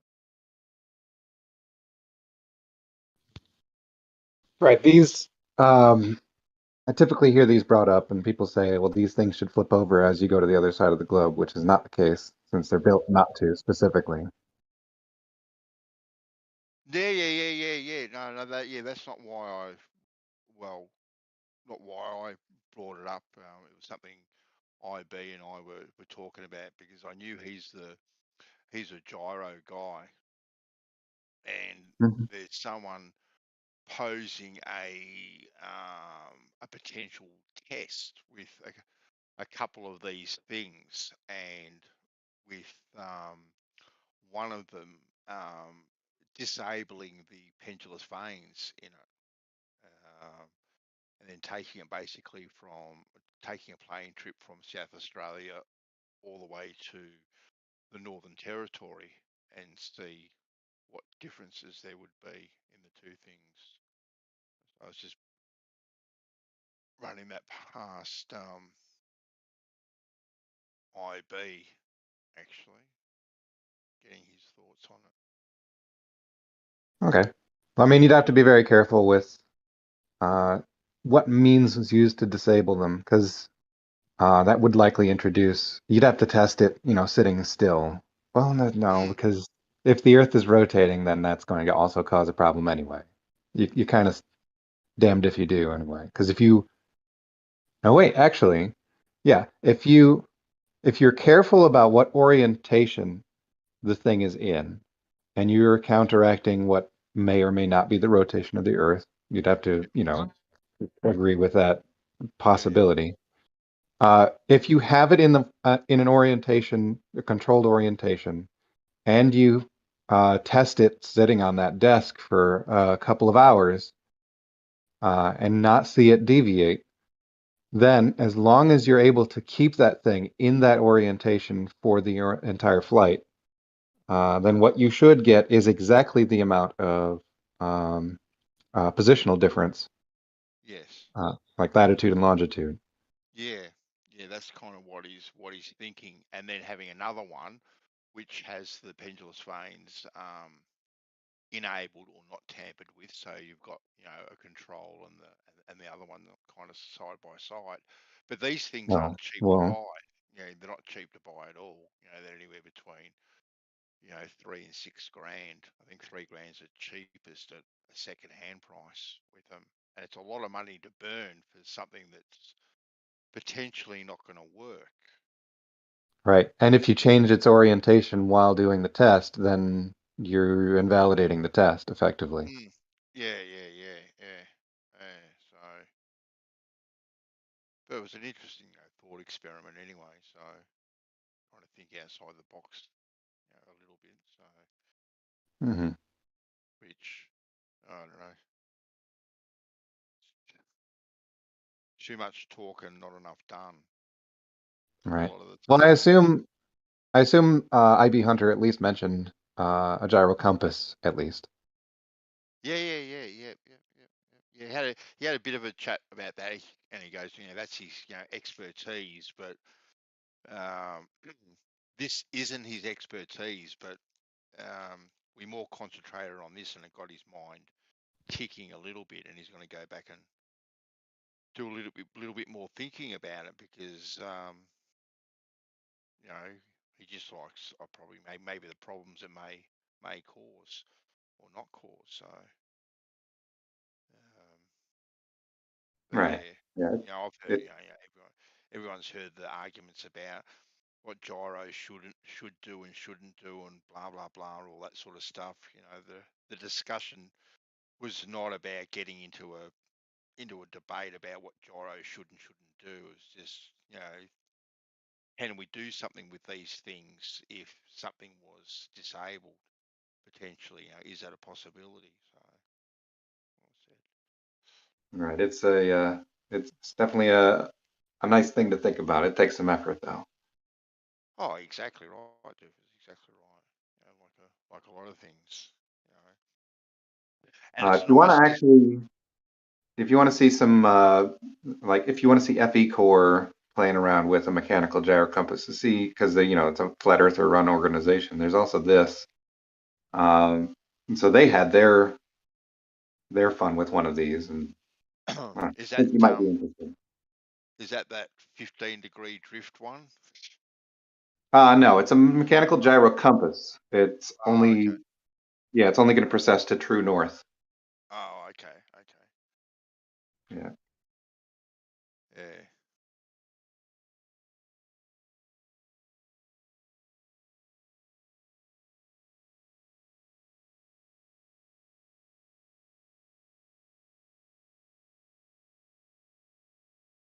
If we're lucky, Doofus, we might get some talk about Coriolis a bit later. Oh, jeez. Well, we'll summon Xenic. You know how that works. Oh, please don't. It's like the Beetlejuice clause. If you say Coriolis, Coriolis, Coriolis. Boom. They'll start rolling in. Oh. If I hear the term reference frame one more time, I think I'll pull my bloody ears off my head. Right, but they'll be stationary in their own reference frame. Yeah, exactly. Oh, damn. Flog a dead horse. Well, it got a good flogging anyway until next month. It'll be up again next month, perhaps. What's happening across the road in the other channels? Anything exciting or? Not that I'm aware of. Jim's still crazy. Oh, is he over there doing his thing, is he? Well, he was more subdued than usual. I will say he has his preachy moments where he won't listen to anything anybody says, and he's addressing the audience. He says, "Listen, folks," all that. I love the way he does that. Like, okay, he's not part of the conversation anymore. Now he's just preaching on the street corner. But he did less of that today, I think. He's good value. He's got a passion, that's for sure. So good luck to him. Good luck to him. He's a man on a mission, Doofus. He is a man on a mission. Hmm.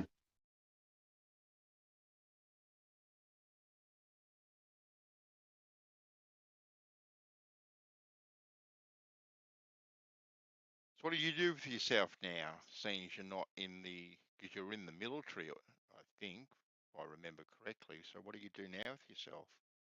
If you don't mind me. Well, it's mostly IT related. I do get to do Oh, some stuff with. I do get to do some stuff with long range communications. Well, semi long range communications with microwave based transmissions and stuff. But that's infrequent these days. Mostly it's IT stuff right now. right.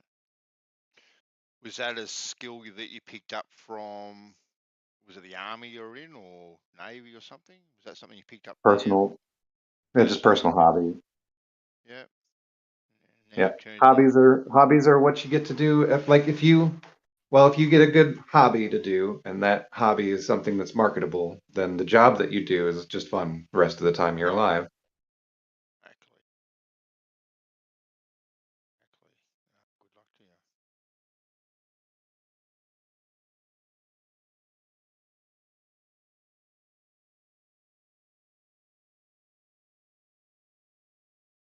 Yeah, I didn't mind my career.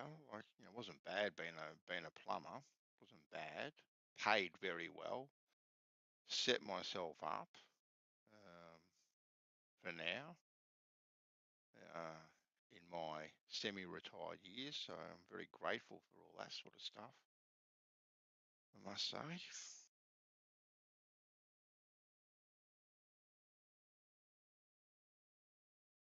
But it definitely wasn't a hobby, cleaning out toilets and septic tanks.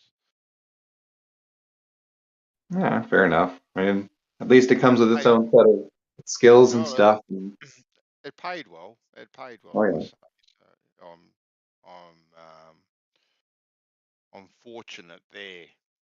You know, it's funny. Like you look at, you know, I'm going to say, you know, a lot of doctors, unless you're specialised, but you know, I'm just talking about your general practitioners. You know, you'll go to uni for 7 or 8 years before you can get your GP license. And whatnot, and you know, that's a long time, and that's a lot of debt to carry, you know, with you for, you know, for a very long time. And a majority of tradies get paid a lot more than what a doctor does, a lot more. Right, and yeah, and I don't get when I hear some people say things like, "Oh, you're a plumber, well, that's menial or whatever." Like, no, dude, it takes a skill set, and not everybody wants to do it, so of course it pays well. Yes, and hey, it may be menial, whatever, you know, but it I mean, it's not even really because it's. well, I mean, it requires skills and technical knowledge to actually pull off the stuff that needs to get done. It's yeah. not just some guy shows up with a snake and everything's fixed. No. At the end of the day, any job that you do, right, is honourable. Right? It doesn't matter what it is, or how we may quote unquote deem it, you know, meaning or non. You know, if you're out there, you know, supporting yourself or supporting your family, you know, I don't think anyone should be looked down upon because of the job that they do. Yeah, right. No reason for any of that. No, not at all. You know, it's not a sign of intelligence or anything like that. I remember having a row with Rumpus one day. He was asking me about, you know, how high did I go in school? Well, I went to trade school, doofus. Right, went to trade school. Okay then. You know, I don't know all the formulas and all that sort of stuff like he does, and can spout them all off. But you know, does that make me stupid? Does that make me dumb? I wouldn't think so. But then, you know, he'll put himself in the category of being intelligent. Right? That's what Rumpus would do. Right? And then I asked Rumpus a very simple question. Okay, Rumpus, which way do you turn a light bulb to take it out of its socket? And he had no idea. Absolutely no idea. And I even gave him a choice. I said, is it clockwise or anti-clockwise, Rumpus? Come on, get off Google. Come on, you should know these things, buddy. I had a quiet chuckle, I must say. I had a quiet chuckle. Is it counterclockwise? To take it out? Take Yeah. it out. Yeah. Yeah. Lefty loosey, righty tighty. Yeah. Yeah, I didn't know, but when I looked to the lamp, I just imagined myself doing it, and I imagined myself doing counterclockwise. Yeah. This is what my intuition tells, but I wouldn't know why I think that. Generally, it all goes that way. When it comes to gas fittings, though, generally you'll find gas fittings are the opposite to that rule.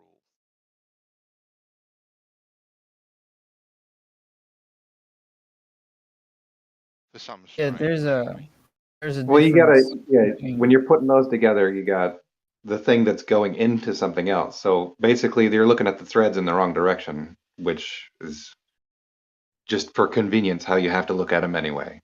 So it's all the same, but slightly different.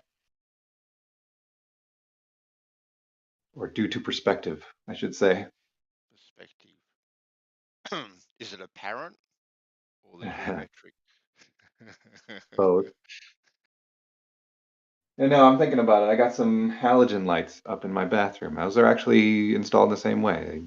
But lefty loosey, righty tighty. But they only take a sixth of a turn to go in and back out again. Yeah, not much at all. Yeah.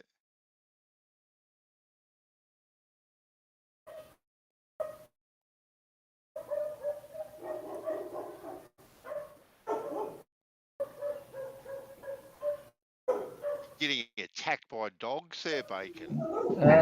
There's I think sorry, I'm gonna mute it because I'm not in my computer, so I don't have noise suppression.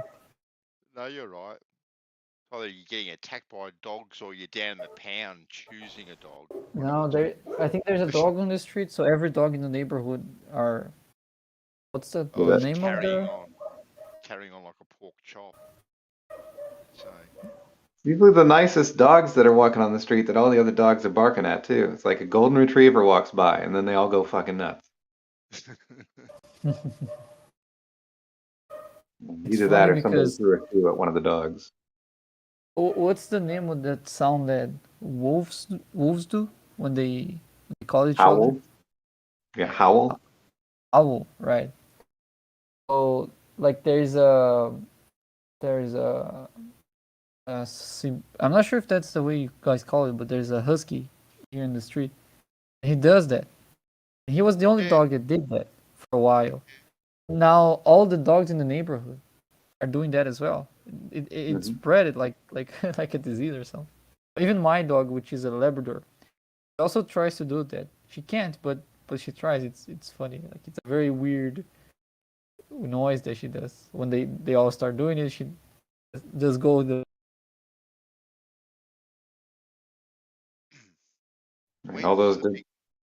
When's the big day for McToon and Brian? Is that today or? Should be tomorrow. That was what was originally agreed to over a week ago. Sorry, it's already Tuesday. Oh, okay. All right. So I guess the best way to put that would be more than 24 hours from now. Okay. That'll be interesting.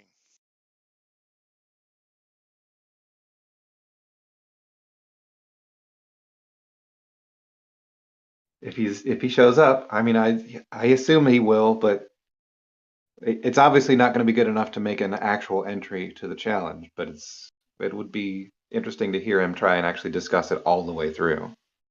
Brian will show up. Yeah. What are you talking about? I've got no doubt of that. Brian Leakey. Leakey specifically. Oh, he wants to try to meet challenge. Well, he's going to MC Toon's channel to at least discuss flat Earth, light propagation on flat Earth, and sextants possibly maybe trying to get a submission into the challenge, but it's never going to work as far as an actual submission, unfortunately.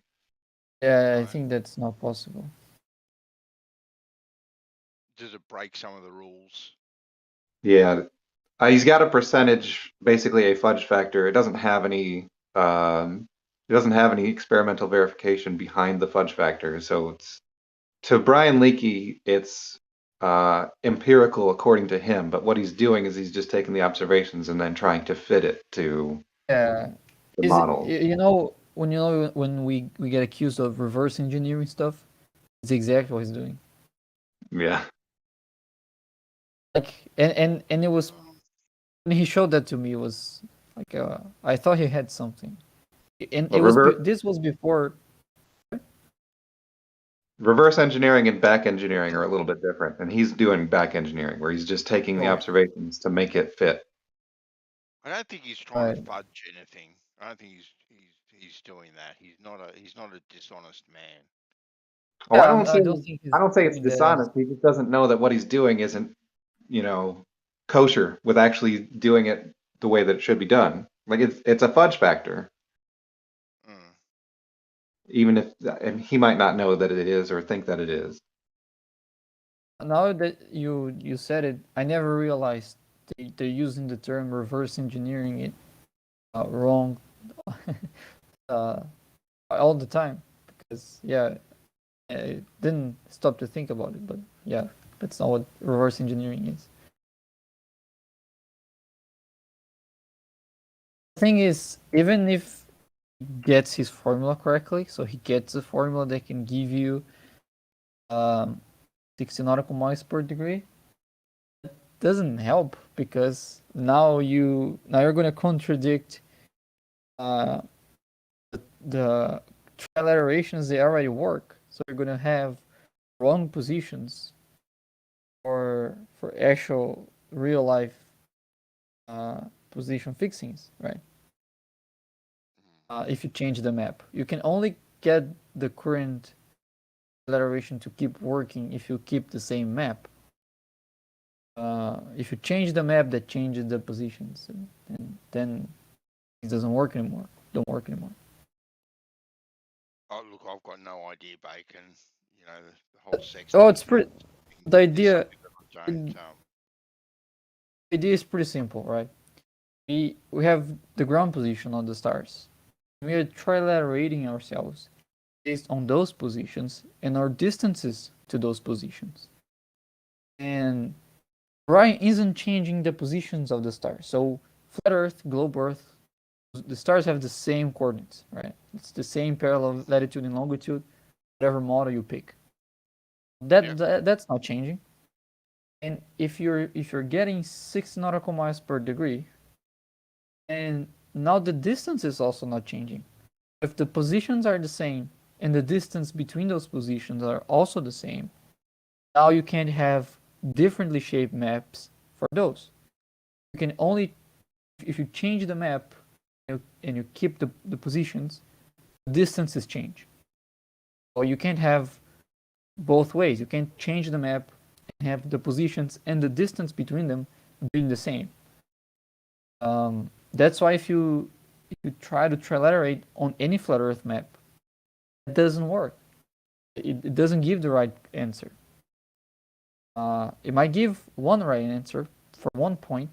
If you move to a different spot that is further from that point, now it gives the wrong answer again.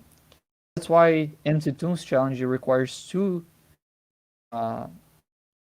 sites, not just one. I mean, two position fixing, because you can always make one work. The problem is make it work everywhere.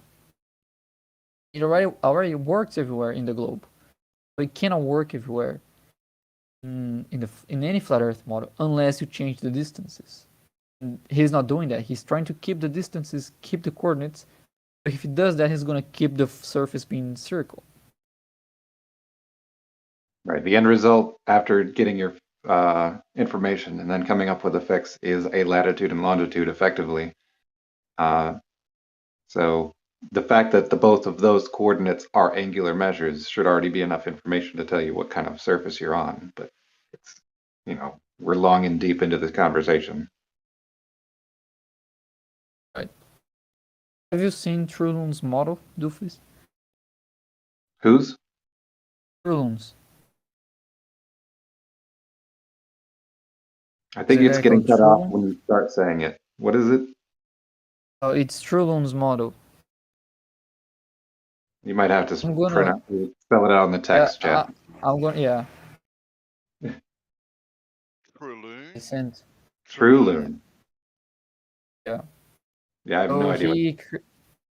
He created a flat Earth model that produces the same observation of a spherical Earth. I agree that would actually produce the same observation of a spherical Earth. Everything, spherical axis, additional stars, eclipses, all that would be the same. What he's doing is that he's warping reality to be. So every position on 3D space is converted into spherical coordinates, latitude, longitude, and elevation. You can map the whole universe using that, entering with the Earth being the center, right? And then he plots those using polar coordinates. So latitude and longitude become the radius and the angle. The elevation become like the up and down distance. So it's just a projection of the whole universe, the whole heliocentric universe, with the surface of the Earth being a disk, and things work the same. The difference is the reality is completely for every single point that you go to, yeah. And the thing is, well, as you walk on the surface of the Earth, your body is going to also have to adapt to that. So as you go, let's say, to the South Pole, your body would start stretching east to west, right? In his model, and as you get to, like, let's say you're a centimeter away from the South Pole, then you just put your finger on the South Pole. Your finger would fork, surround the whole Earth, and merge again in the other side.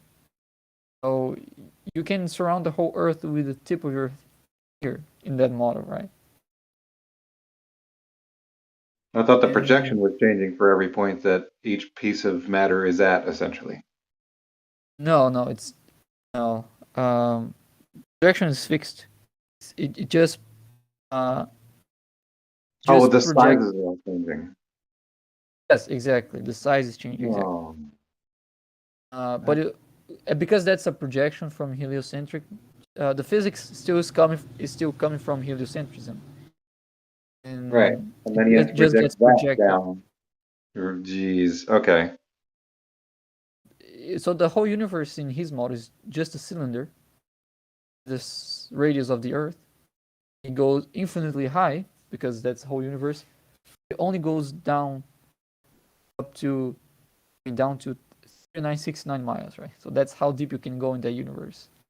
If you go deeper than that, you merge in the surface again. So the whole universe works the same from the inside perspective. You still feel like you're a spherical Earth in the heliocentric solar system, but in reality, it's just a flat surface. You expand as you dig into the ground as well, and shrink as you. That's true. That's true. As you get up off the ground. Sorry? You shrink as you get up off the ground too. The more altitude you shrink. Exactly. It's like as you go north. I mean, that, and he says that that's possible, and we cannot discard that possibility, which is true. Like that, I think would still be arguably a spherical Earth. That's still a projection of a heliocentric universe. Right. It's not going to go toward. It's not going to go toward actually getting acceptance in the flat Earth community because flat Earthers already have a problem with gravity pointing in another direction somewhere else. So if somebody's expanding and contracting as they change altitude, that's not going to make a flat Earther happy either. That's what you should expect if they actually understood that. But the problem is, many flat Earthers were then arguing for Trudeau's model. They just didn't understand the model. So the only thing that they saw was that, oh, this guy said that the Earth can be flat and it's mathematically possible, and that the Globers cannot refute that. So that's all that they heard. It's all that they saw, and that was enough for them to say, well, this could be it, you know. How long ago was this thing put out? I think, well, I talked to Trum and tried to argue for flat Earthers that they shouldn't be accepting this as a possibility. I think it was 2 months ago, maybe before that. Yeah, I didn't hear about it at all. You might have seen it. I heard Steve Torrance's thing that's not really quite a model because it doesn't fit, but that's the only other model I tried to look into, really. So you might have seen his gifs. He sent one in the text channel. So he didn't talk to me about it too. Only... It sounds pretty convincing. I reckon it's a pretty good model. Look at that. He's postulating. That's beautiful. That's beautiful. Bacon. Yeah, What's wrong with that's these? I understand that if you're a flat earther, you're gonna like that because, well, you don't really care about the implications of that. You just care that it's a flat Earth. Implications. We worry Yeah, about the in that, implications later, Bacon, not now. Come on. I mean, the implications of that model is that heliocentrism is true, and every evidence and the experience of that universe is a heliocentric model. So if his model is correct, you should argue that all the evidences point to heliocentrism because that's what. Oh, wait a minute. I think Don Geo had these for a bit. I've seen Yeah, he his got from website. Truman's. I've seen Yeah, I got it from Tulin. Yeah, they're animated, aren't they? These. Yeah. You've taken He screenshots or something. Have you? he just made up something that he thought might fit his conclusion. You know, he's got no evidence for it. He's got no mechanism for it. He just drew a pretty picture. Well, I think the It's point not just a is pretty that you picture. can make any coordinate system fit any shape that you want. Sure, if you make stuff up, you can do anything you want. Mathematically, no, it's just it's mathematics, right? You're not making it up. It's just mathematics, and you can make it fit any shape that you want. So, You're mathematically trying to make it fit a shape that doesn't exist in reality. no, we're not talking. Why are you conflating what we're talking about? What we're talking about, you can make a coordinate system fit any shape that you want, right? Now, that was it, all right. So I now don't you want to understand go what you a bit mean of by that. triviality. Well, I just don't that. understand what you mean by that. That you can make a coordinate. It's the old story that you can make mathematics show anything you want. Yeah. And That's you know, what he was that's showing. such a superficial thing. You know, you can't just make it fit anything that you want. You know, it either fits or it doesn't. You know, you can't declare that 2 + 2 = 5 and have it be real. You know, it just He's not saying 2 + 2 = 5. He's saying that you can make basically all he is doing. Yeah. No, he's just made the coordinate system fit different shapes. That's what he's done. He's not saying. Oh, that's not just a coordinate system. That's not just a coordinate system. What he's doing, he's creating a projection of the whole universe on a flat surface. And he's not even a flat earther, this guy.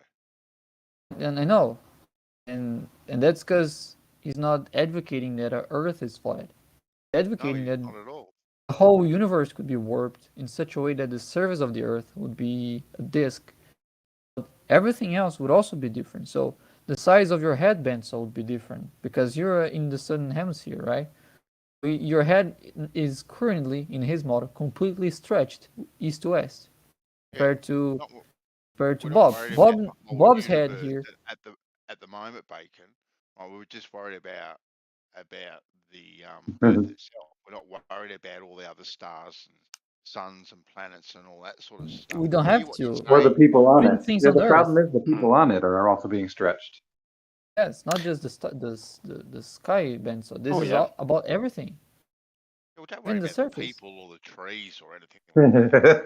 Shape. Your ding dong is stretched. That sounds pretty biased. It was earlier, Laurie. Anyway, too much information. Well, you put it out there. Fair enough. Wait. One thing. Yep. Bacon, real quick. It does actually fit the idea of a coordinate transform. It's just not being transformed into a Cartesian coordinate system. Like that's the upshot of doing that transform is it changes the sizes of things. So yeah, it is essentially just a coordinate transform. Well, okay, but the point I wanted to make with this model is that it made me realize something, because that would in fact produce the exact same observations. I mean, that should be obvious. It's just a projection. The thing is, you cannot do that just for the sky. So if you try to do the same thing for the sky, you can use that exact same projection on a flat surface just to map the sky.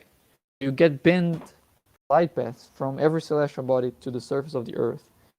All the positions of the stars could then match an observation of heliocentrism on a flat surface. Now that you are no longer stretched, your eyes are no longer stretched, you wouldn't see the sun as a sphere anymore. That only applies to the light. The physics on the flat surface is just like regular physics. People don't actually stretch. Now you would see the sky being just all distorted. You wouldn't see the sun being a circle.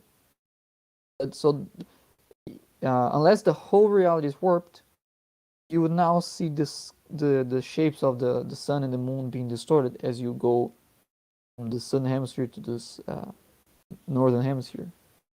Right, and it's not just the objects that are being distorted either. Like the path that light takes to get to you has to also be transformed to that coordinate system. That was the premise. The premise is, what if the projection that he created only applies to the path of light, not to the physics of the Earth?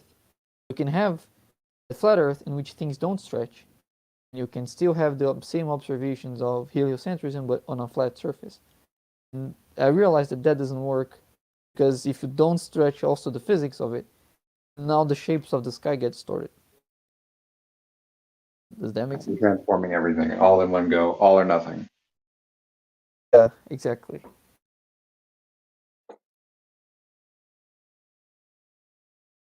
The speed of light, isn't that an interesting topic?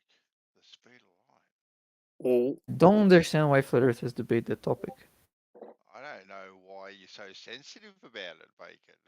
Because it doesn't make sense for you guys to debate that. I mean, if you don't agree on the shape of the Earth, how are we going to talk about the speed of light? I mean, to get to the speed of light, we're building that in premises that we inherently disagree on. It doesn't make sense to talk about a subject in which we disagree on the premises.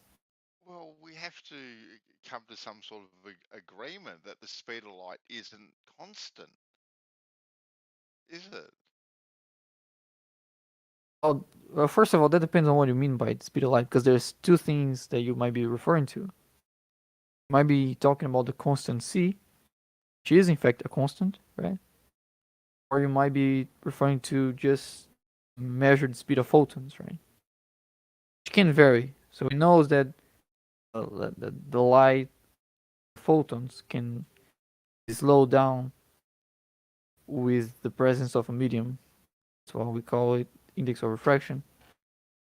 If you're talking about the constant c, which is just the constant of the speed in which everything propagates in our universe, that is constant. And that's what that constant is also called the speed of light. So this constant is that the K? Is that the K in the formula? So it's the c. Or the C? The C? Or whatever. Okay, No. Yeah, actually, E equals mc squared. Yeah. Okay, whatever. That's Doesn't matter. that's a constant. I'm not an equation. I'm not an equation guy. Bacon. You're the equation guy. So yeah. So the speed of light, right, isn't constant, right? It's the speed of light that's being measured in a very particular environment, isn't it? That constant. That constant is being measured in a vacuum, whatever that vacuum was. 10 to whatever. Yeah, but c the constant c isn't about light propagation. Although it's called the speed of light, that initially it made sense.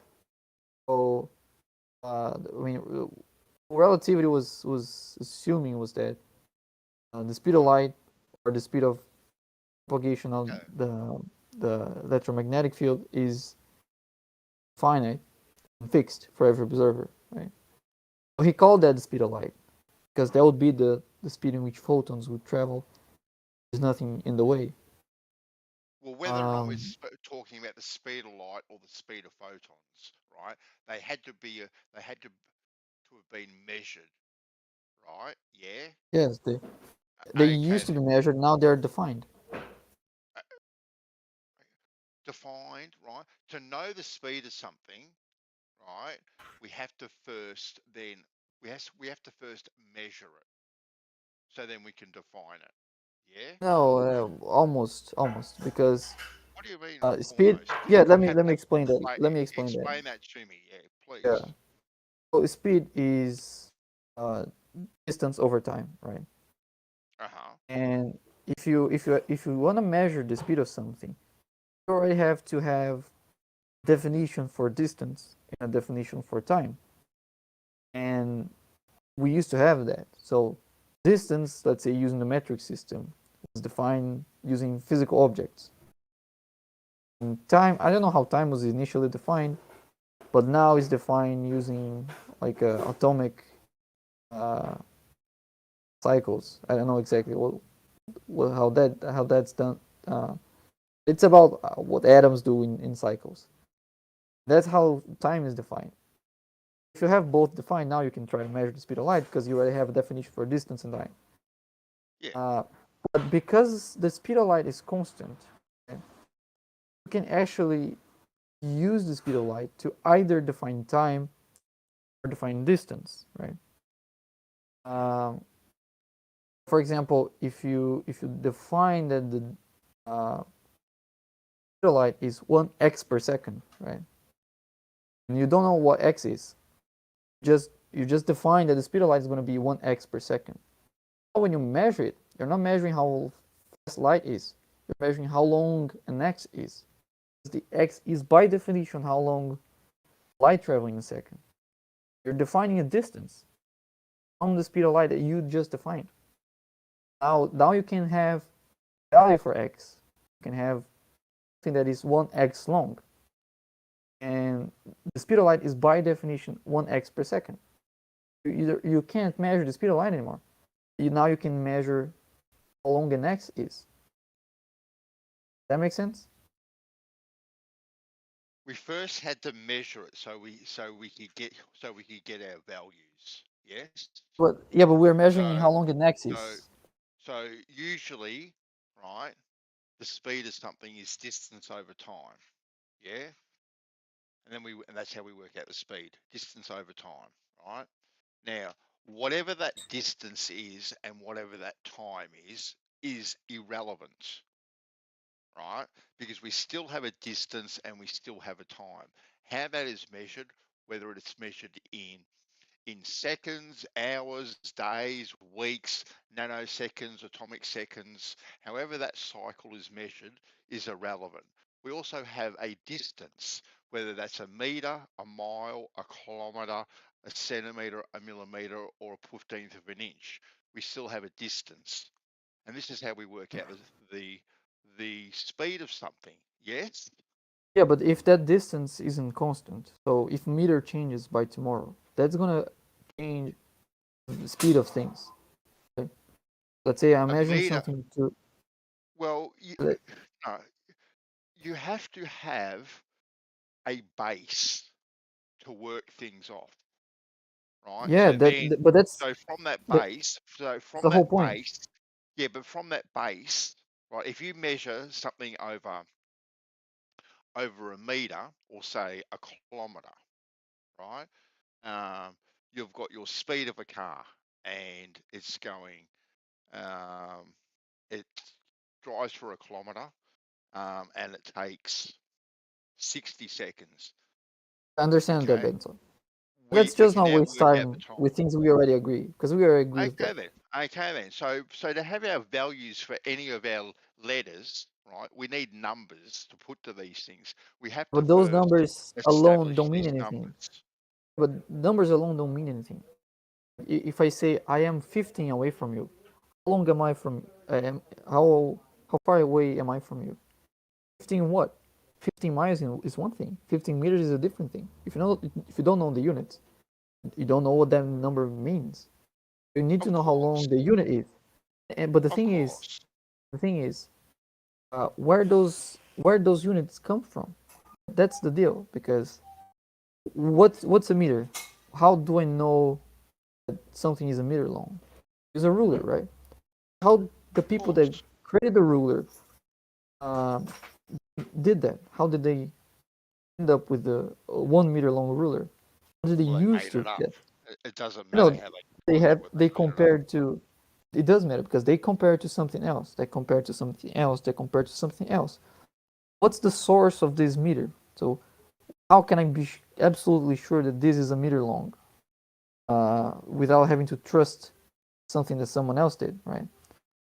And for the meter, that there was some bars, like some metal bars, that would be the standard for a meter, right? Yeah. The problem is that the bar's length change because of temperature. If you get warmer, they become a little bigger. When it's cold, they become a little smaller. Also, they lose a little bit of matter over time. That makes their size change. If you're using that as what a meter is, you measure something to be, let's say, a meter per second. In a long time ago, that same meter per second now is going to be, let's say, 1.1 meter per second because your meter have changed. You have to adjust that speed to still be accurate. And we don't want meter changing. We don't want a unit that changes over time, right? What they did is they looked for things that don't change over time, that are not going to change. And one of them is the speed of light. Well, because the speed of light is constant, now you use the speed of light to define what a meter is. So, at that time, they knew that the speed of light traveled about 3,000 kilometers per second, or 300 million meters per second, right? And so they defined that a meter would be how far the light travels in a second divided by 300 million. That's what a meter is. Yeah. If a meter comes from the speed of light, you cannot measure the speed of light. You measure how long a meter is. Speed of light is fixed, and it's fixed to be 300 million meters. So if the speed of light changes tomorrow, it doesn't mean that the value of the speed of light is not going to change. It's still going to be 300 million meters. It's going to change is how long a meter is. Light, that 300 million meters per second, or kilometers per second, or whatever it is, right? That value changes dramatically, Bacon, to 225,000 kilometers per second in water. Yes, but the speed that's just not the speed I'm talking about. I'm not talking about the speed of photons, whatever medium. We're specifically talking about the speed in which fields propagate in the universe. That's the speed of light. If you have an electromagnetic field, and that propagates in the universe in the speed of light, right? If you say turn on an electromagnet, right? It's not gonna have an influence instantly. That influence, the time which you turn it on to when it can affect something, cannot take less than the speed of light. You can know how long this electromagnetic field is affecting just based on when did you press the button, when you start it on. When you set it on, now it starts to affect things around, and that effect has a speed. That speed is the constant c, or the speed of light. It's not about light in mediums. Of course, that changes, but that's not what the c is. What is light? Is light made up of photons? Yeah, I think so. Photons are like packages of light. Well, because to me it sounds like you're conflating or trying to conflate two entirely different things from the same source, right? Because we're talking about the speed of light here. Okay, then. Now, when I get a laser measuring tool, you know those laser measuring tools, the laser tape measures, and I put it on one wall and I point it at another wall, there's a laser beam that goes from one side of the room to the other, and then I get my measurement that is say 3.1 meters. right? Now I know if I pull out my tape measure and measure that, that's going to pretty much read 3.1 meters on the dot. It might be 3.01 or 3.11, but it's going to be pretty damn close to what my tape measure is going to read, and they're pretty damn accurate over a short a fairly over a short distance, right? So this tool has to use these things that you're talking about, light and photons. Okay, because it's shooting out a beam of light. So is the light photons, or is light something completely different to photons? Now, because I'm presuming what you're talking about, how we know what a meter is compared to the speed of light, and that's with the constant c of a photon. Well, the photons have to be in the light, yes. So C is not a that's what I said before. Constant C is not about photons. It's not about light specifically. It's called the speed of light, but it's not about light. Well, okay then. How these measuring devices, right? Because this is how we know what a meter is now, because of the speed of light. You're saying, yeah? Yes, which is not about light. It's just a It's very about bad name. okay, No, it's not about photons. It's not about photons. Well, it's about something. It's about something. Okay. Right? It's about how fast changes in the electromagnetic field propagate. Or in any field. You can call it the speed of causality. You can call it the speed of information. For me, it's the speed in which information can travel the fastest. It's the speed in which things can cause each other the fastest.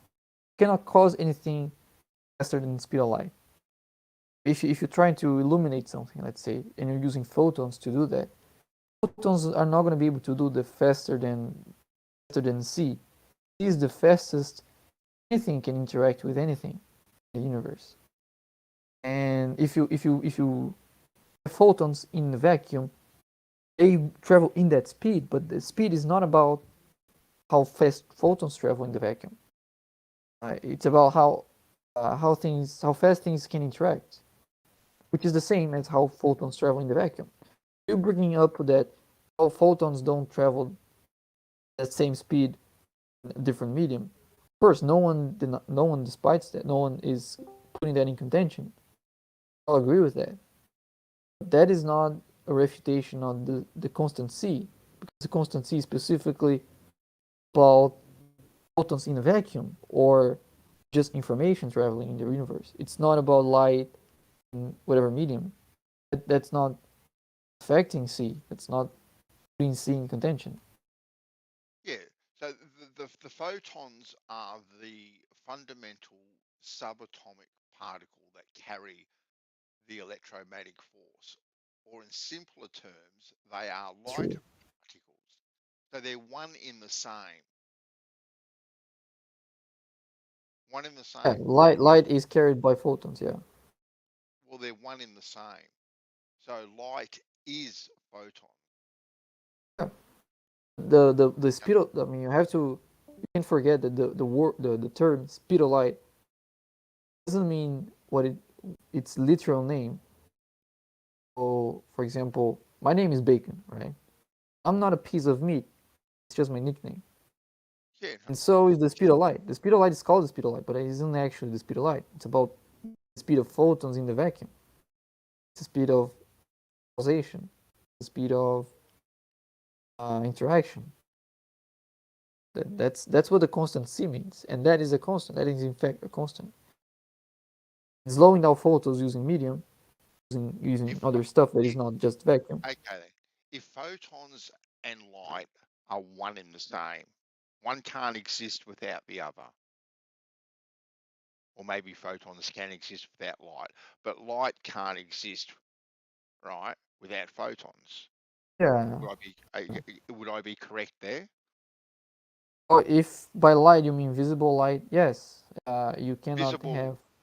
Well, any light wave, right, needs the photons as a conduit to make them travel.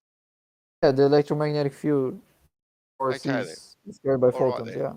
Okay, so now they're one and the same, and the photons is what gives the light. It's the horse that the light jumps on to get from point A to point B. Yeah. Yeah. Okay. Is that Oh, the light fair enough? almost. The light would be the horse itself, actually.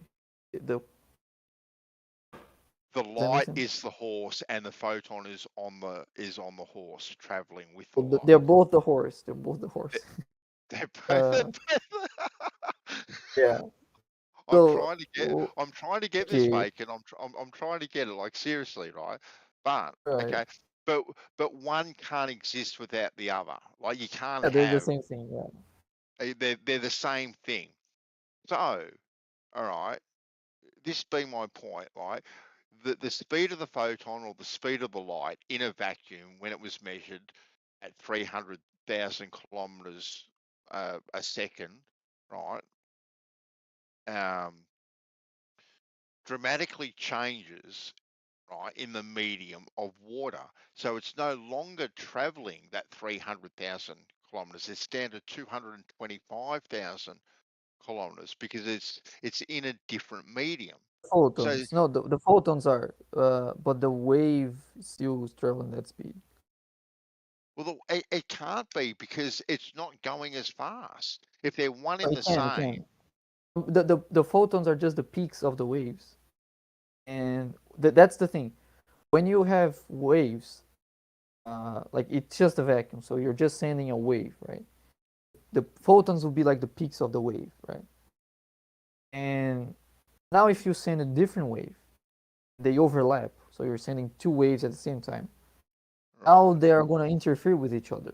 So they're going to create constructive patterns and destructive patterns, right? That's going to affect how fast the photons are moving, because if you have one wave to be faster than the other, although both waves are traveling in the same speed, the peaks of them aren't, because the peaks are interacting in different positions. The peaks are going to travel slower than the waves themselves. So that if you're trying to measure the speed of the photons, they're going to be slower, right? The waves are still in the speed of light. but this way, these peaks are going up and down. Okay, so they're going up and down. So okay, so I get this wave formation, right? And that may be staying constant, right? But No, that's actually what's changing. that's The peaks changing. are The peaks, so they're getting smaller. No, they're traveling slower. Or traveling slower. Okay. Yes. If you combine two wave propagations that are in different frequencies, the peaks are not going to travel the same speed as the waves themselves. Okay. The peaks are the photons, right? If I, with my little, so these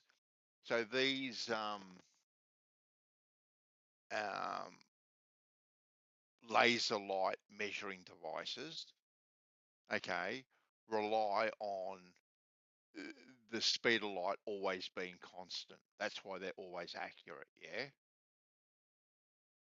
Yeah, it's more or less. Yeah. They're not. Yeah, but they're not assuming the speed of light in a vacuum. They're assuming the speed of light in air, because that's usually where you use them. Wherever it is, right? But If you do that on the vacuum, you're gonna have a different value actually. So it's going to be faster. Yes, so you're gonna think it's gonna give you a bigger value. Oh my god! Actually, lower so value. in normal air, it's one speed. In a vacuum, it's a higher speed, and in water, it's a lower speed.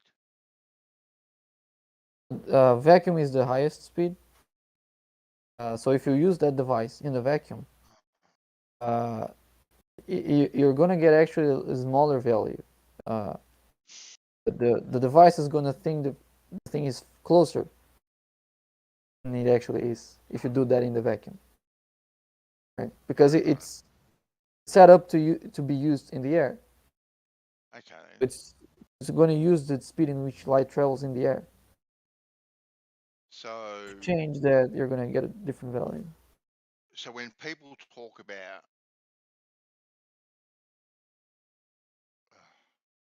I'm all over the place at the moment with it. Very well. That's fine. You can rewind things if you want to. Take some step back. So the speed of light never changes. The constancy, yes. Which is the speed of light in the vacuum. Yeah, it never changes. Yeah.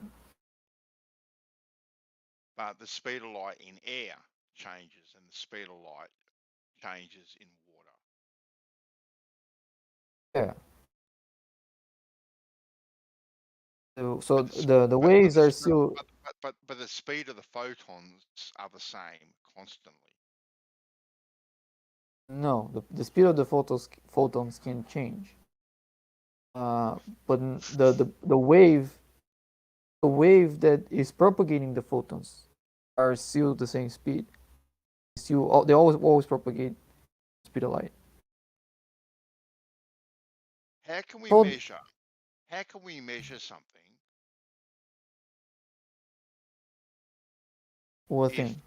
One part of it is constant and the other part of it is changing. Depends on what makes the thing change. What makes the speed of the photons change is the medium, right? If you have different waves. Okay, so the speed of the photon can change, but the speed of light never changes. So you're getting me confused. Yes, exactly. Because at the start you said the speed of light or the speed of photons never changes. That always stays constant. And now you're saying that they both change. No. There's an ambiguity. Let's do the thing. There's one thing that I think can solve this. Let's no longer say the speed of light. Now let's use two different terms. Either we say c, or we say speed of photons. Let's try to use either c or the speed of photons. This way, there's no ambiguity anymore. The speed of photons is just whatever speed the photons are traveling. The c is the speed of electromagnetic waves, right? Electromagnetic waves travel at the speed c. Speed of photons is whatever speed they're traveling. So let's use just speed of photons and c. I think now we might be able to understand each other. So c is the speed in which the waves propagate. The electromagnetic waves propagate at a constant speed. That speed is called c. And when you're talking about speed of light, speed of photons, right? They might change depending on the medium. But even though they're carrying electromagnetic wave, just the peaks of it. Even though you can have waves traveling at the speed of light, their peaks might be slower. The waves are still traveling in c. The peaks are just the speed of the photons, which can be lower than c. Does that make sense? I'm being honest, Bacon. I'm struggling a little bit, if I'm being completely No honest. problem. No problem. It's confusing. Sorry, man. I mean, yeah, the no, problem, and the problem is that look, yeah, I appreciate you trying to explain it, right? But it's not my thing. You've obviously done a lot more research into it and all that sort of stuff, and you can probably picture. I'm picturing these waves, and I'm picturing photons and light piggybacking or running alongside each other and all this kind of stuff, and it's one and the same yet different, and then we've got an electromagnetic field and and whatnot, and I think I'm more confused now than before we Right. started Well, our conversation. usually that's a good sign because these things are supposed to be confusing. So I mean, if it's too easy, probably you're getting it wrong. Well, it's look. Well, no. Well, I don't know, to be honest with you. But you know, 'cause I've heard a couple of you talk about the speed of light changing in a vacuum, and it's been over a meter. Yeah, that's photons. When it's shone through a prism or something, Yeah, and because someone they found someone sorry, go on. eh, and someone explained it to it. Well, it's because um the other photon went further than than another photon, so it's actually travelled a longer distance, but in the same amount of time or something. I can't remember. Yeah, Anyway, I think I know. I think I understand that. yeah, Like they're sending more than one wave, right? And yeah, if you send each wave individually, all their peaks would be traveling at the same speed. But because they're sending multiple waves together, they're interacting with each other, right? The peaks are being slower. They're creating slower peaks in the vacuum. The peaks are the photons, so the photons are actually going slower. They're only going slower because you're sending different wavelengths together. The waves are still in the same speed, which is the speed of light. Anyway, I gotta go have lunch. yeah. Too easy, bacon. Cheers. Thanks for the chat, man. Been good. My pleasure. See ya. Talk to you next week.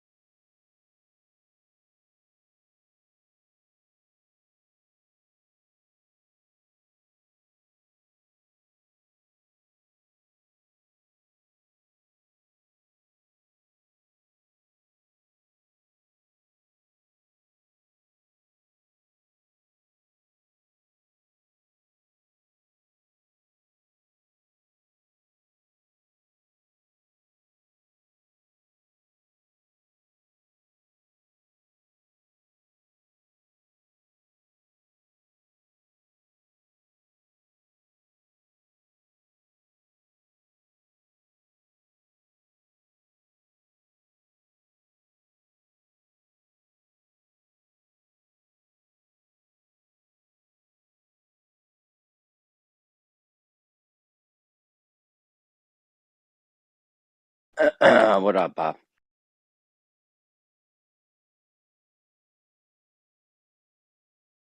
Hello.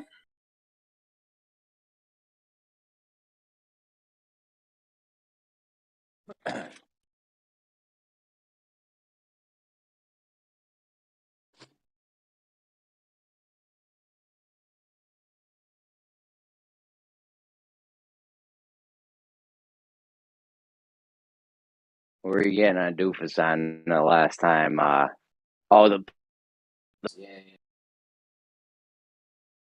What's that?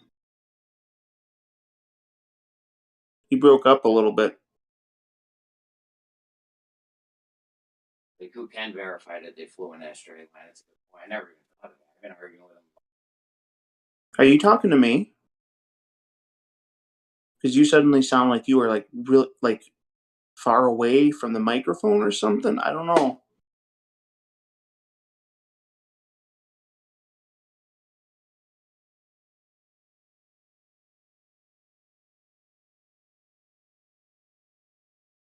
Huh. Check. Can you hear me now? Yeah, okay. Now it sounds good. Somehow my AirPod died. Didn't even let me know, and I was on the other side of the room. That's why I probably sounded fucked up. Oh, okay. Yeah, well, it's good. Yeah, in general, life is good. Nice. Not doing too shabby, maybe. Nice.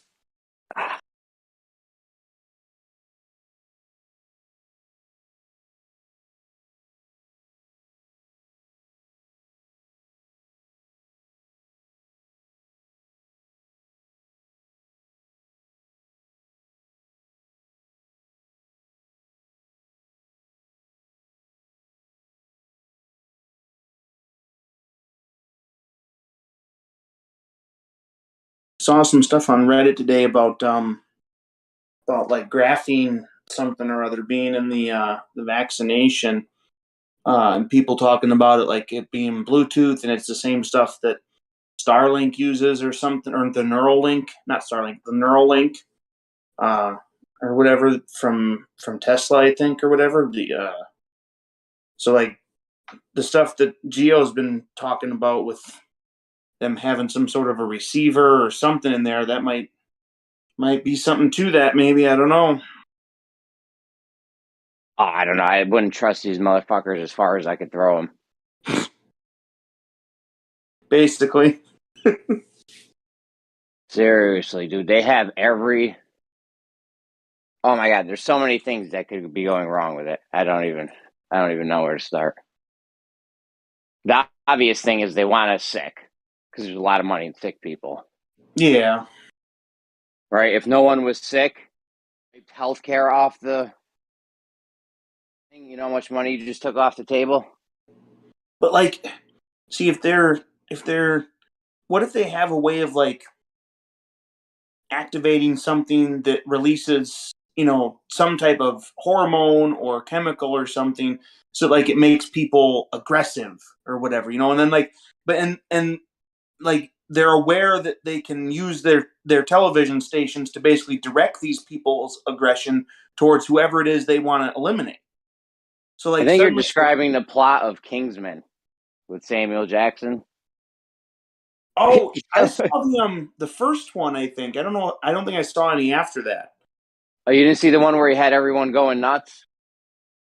I don't remember. It was a long time ago that I saw the first movie, and I don't remember exactly what was going on. This might have been the second one. Was Samuel Jackson in it? I don't remember him being in it. Well, maybe. He might have been in the second one. Hmm. He might have been in the second one that made it. He had everyone going crazy. No, I think that was the first one. Yeah, I think, cause it seems like I remember near the end of the movie them like basically finding him at his hideout or his base or something. So I think that might have been the first one. I don't remember the details a lot, but yeah, I mean, like, basically, like, if they have a way of like causing your body to release something that makes aggression take place. And then like they use their, their Twitter and their, CNN and Fox News and all that stuff, and like direct the aggression towards the people that they want to go away or be eliminated or be, ostracized or whatever. Could spell trouble, maybe.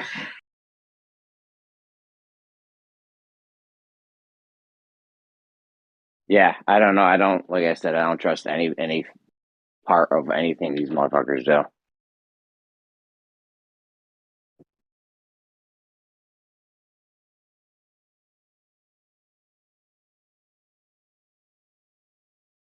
They're backed into a hole. They got the money thing going on. That time's running out on the money. Like you can't. The system we have can't go indefinitely. Like it's just not in the numbers. It can, but you have to have constant growth. Like here, you'd have to have even more people in the system because it's a Ponzi scheme. Anything. So if you don't have constant growth, it's not sustainable. Well, any pyramid kind of Ponzi. Does it require constant growth, or does it require like enough growth paired with enough like disposal? Like does it like? I mean, I don't know. Maybe that's part of why, if not the entire reason why, the shift has been made towards things that don't last as long, is because, like, rather than try to insist on infinite growth through more and more people, they've tried to like alleviate that issue by having the same people need the same things over and over again. You know what I mean? Here, you could like I said, it can't last forever, because to a point where if you don't make a razor blade last for a week or 2 weeks or something, I don't know. Like it can't sustain itself. Like it's gonna get to a point where you buy a car and it lasts, and it's totaled in a year or something. Like you can make things break quick. Like look how quick shit breaks now. You can't make it break quicker. But yeah, that is one of the ways they've tried to keep sustaining their Ponzi pyramid scheme, is by they need to have as much waste in prison. And over the decades, they've thought of everything. They're like, yo, what are we gonna do? We need fucking more people spending money. They're like, all right, here's what we do. We fucking put mad people in prison. And we'll build these giant buildings, prisoners, there'll be guards. People will just be spending money all over the place, making money, spending money. They need the money to keep moving. Let's dump a whole bunch of money into this bullcrap space program. We won't go nowhere. We'll just make pretty cartoons for people. Yeah, we need defense. We need to spend hundreds of billions of dollars a year on defense. Yeah, we can spend a lot of money. That'll make a lot of money move around. We'll make things break quick. We'll implement planned obsolescence. Like that's all they keep doing, is they do planned obsolescence, and then they keep making the shit worse. And that never gets better. You can find specific products where you can say, okay, point at it and say, all right, that's not the case there. But I think in the long run, like shit just breaks dumb quick.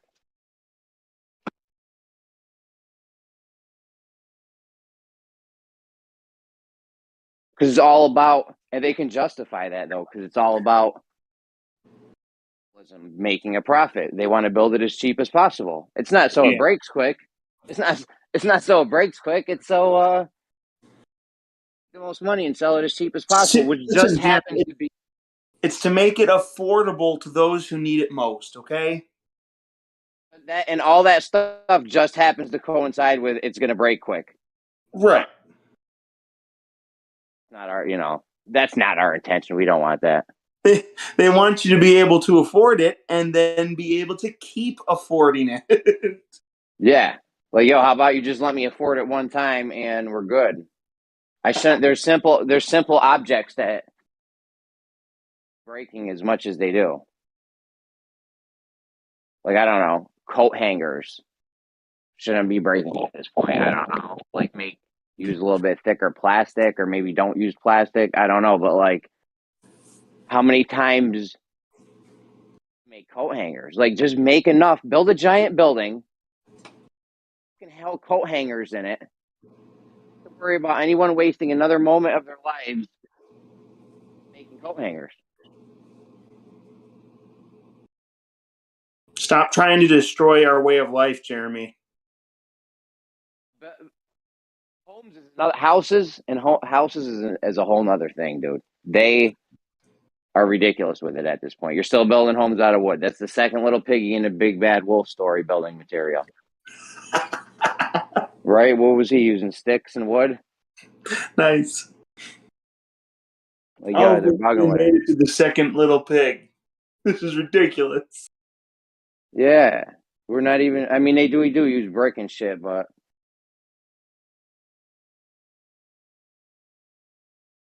if you make your building, if you make the whole fucking structure, the walls, everything, like, out of like a concrete dome thing, concrete dome structure, have it be waterproof. Those are like quake proof, hurricane, all kinds of proofs. Fireproof, obviously, concrete's not gonna burn down. So we're always gonna need homes. Just build the house out of that shit.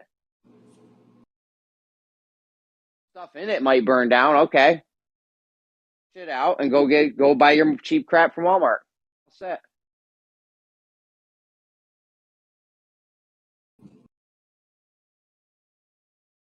Crazy for people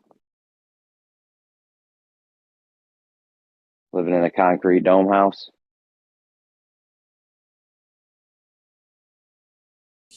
I don't know if I've seen that before. What? A concrete dome house. They make ones in Mexico that are like they're called I've seen them put them on an earthquake simulation table.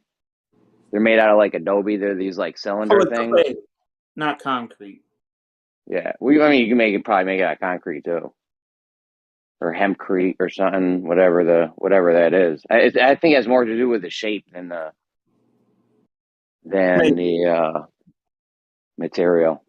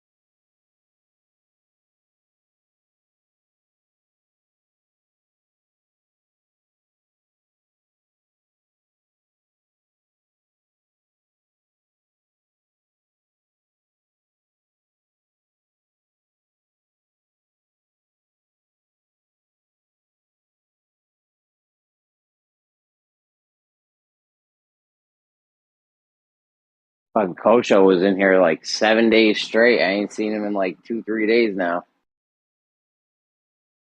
Maybe he went and drove Uber.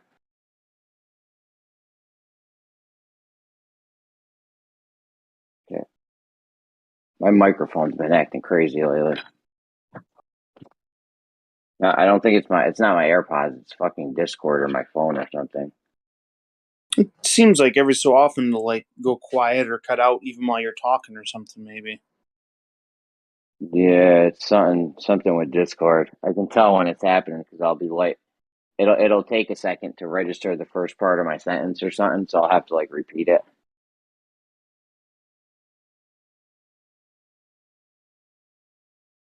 Is it bad right now? No, right now it seems to sound okay.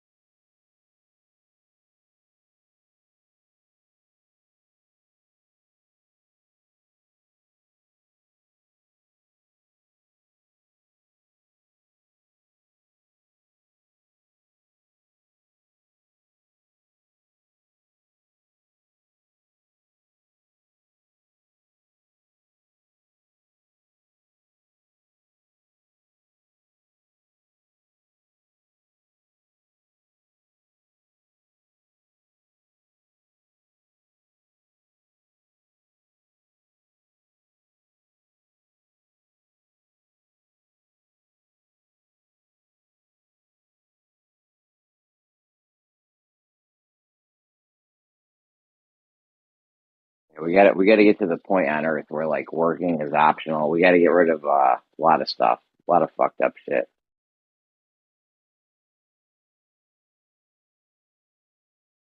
I mean, with automation, they got to do something, man. They're gonna have to lower the work week to like 20-hour weeks or something, man. The amount of automation coming is gonna be. It's not gonna be like, I don't know. Just a lot of jobs are gonna get wiped off the map. They're automating janitorial shit, fast food workers, drivers. I mean, those three things alone, you're talking about like 10, 15 million jobs. I saw like a Starbucks coffee machine. It was like almost kind of like a vending machine or something. I think I think you use the machine to pick what you want, and I think the machine like puts the drink together or something. Yeah, like this is not complicated shit to have a machine make a coffee or make a burger or fry some French fries. Like,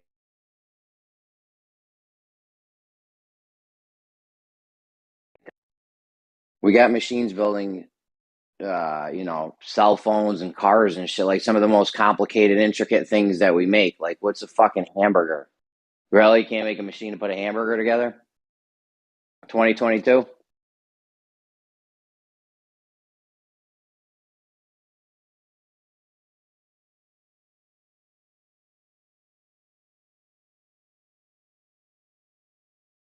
It's gonna all hit at once too. Like not the same. I'm not saying like I can't pick a year. I'm just saying like within like a 5 or 10 year period, we're gonna get sick with automation.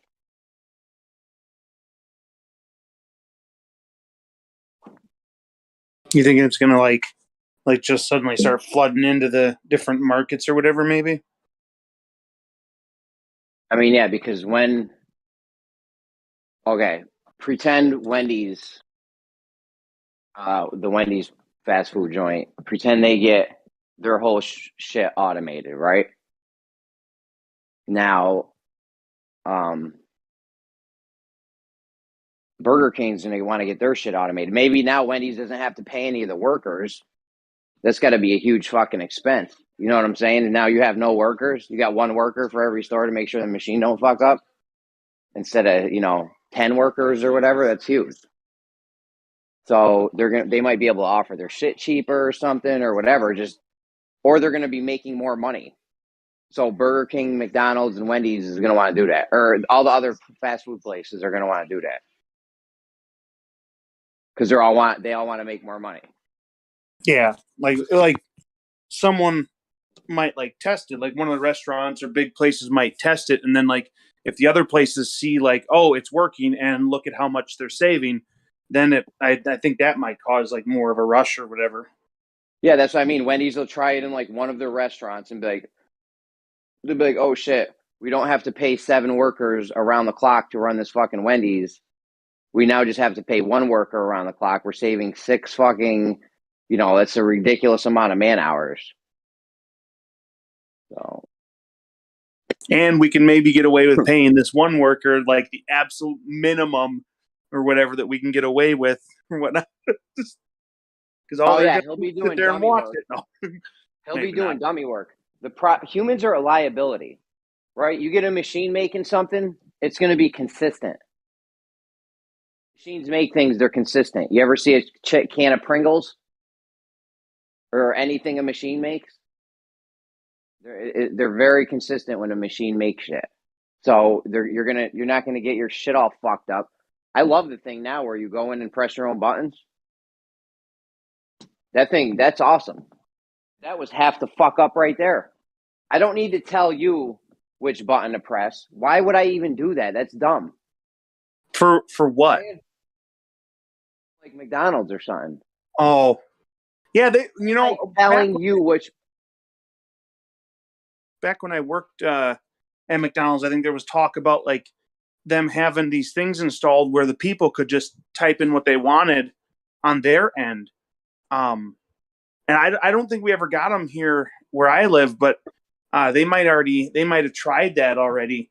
But they have the apps. Like they don't even necessarily need to install equipment for that as far as like their own screens and stuff. Cause they have an app where you type in what you want on the app and then you can go pick it up. Pretty sure. Yeah. And they have them in the store, whatever. The point is, at this day and age, it's absolutely idiotic for me to tell you which button to push. You know what I mean? That's just one more way for my order to get fucked up. Plus, we don't even need you in there. I can press my own buttons. Why are you even here? What do you even do here? But you do lose something there, okay? So if it's all done by a program and you have to press the buttons, you can only press the buttons that they allow in the program, right? So you lose out on that human part of it where you can be like, hey, listen, I want you to put like an absurd amount of pickles on here, not just extra pickles. I want it to be like a foot high with pickles. So you lose that part. Bro, they do extra. You can do it any way you want through these apps. You know what I'm saying? You could do side of extra pickles. You just hit that 10 times or whatever. You know what I mean? That's not even but then they might charge you 25 cents every time or whatever. When before you could maybe just kind of convince the person at the counter to be like, yo, just tell them to put a stack of pickles on there. So you're telling me the company is going to save even more money by doing this? Like that's just one more incentive for them to do it. Now they're not going to be getting, I'm just saying it might sound nice, but it won't necessarily be all rainbows and unicorns in every situation, maybe. Yeah, well, you got one guy there just in case something goes wrong, right? There's going to have to be a guy there. He's got to, reload the buns and reload the French fries or whatever. It might actually, it might help save people. I guess I'm not sure how like widespread it is to have people like go in and try and hold up a McDonald's or anything. But like, if people are aware that the person that is in there has literally no access to any of the money, it's inside a big machine that's taking your order. Like it might cause them to be like, well, there's no point in going in there. No point in trying to hold him up because he can't get in anyway. Yeah. Oh, that's how you get rid of crime. That's how not all crime, but like 99% of crime can be eliminated. You just get rid of money. What do criminals do? They normally, okay, you have your serial killers and P to passion things. But for the most part, it's about money. I'm going to say at least more than 75% of the time, it's always about money in one way or another. You know what I mean? I understand what you're saying. Maybe. Like crimes generally happen because of money. You get rid of a lot of crime. Yes, I don't see it like because I don't consider it to be the fault of money. I consider it to be the fault of the people and the way that they arrange the system to use the money and stuff like that. Like I don't think that would help. Like a person who is willing to go harm another human to get money, I think that same person would be just as willing to go harm another human to get, whatever item they needed then instead of the money to go buy the item. Because whenever they get the money, they don't care about, it's not really the money they're trying to get, right? They're trying to get a thing that they know they can purchase with money. So I think it removes a step maybe, but I don't think it necessarily stops it from happening. Yeah, that's a whole nother thing down the line. But I mean, right as our system's set up right now, a lot of crimes happen because of people trying to get money. Down to the worst and most nefarious ones, like maybe you're a pharmaceutical company, just whatever, just down to the worst ones. Is the money? You think, okay, a guy gets murdered, stuck up on the street and murdered for $20 in his pocket. That's horrible. But then you got these big organizations committing crazy crimes, like on a massive scale. Yeah, but see, like that might be one of the reasons, if not like the reason, that it would never be allowed to go away, because it's possible that money is like the thing that allows those things to be taking place while still remaining hidden and stuff. Like it might be the thing that like allows them to get stuff to make that happen, basically. You know what I mean? Like the whole system of money and the way that it's set up, they would, if that's what's allowing them to do these things without the repercussions and stuff like that, then why would they even allow it to go away? Yeah, I don't know. Well, they do their shit's on the books though. Their crimes are like legal crimes. You know what I mean? It's they can basically get out of it or whatever. Like if they make 10 million committing a crime and the fine is only 100,000, well, probably worth it to them. Yeah. Well, I'm very bad. Okay.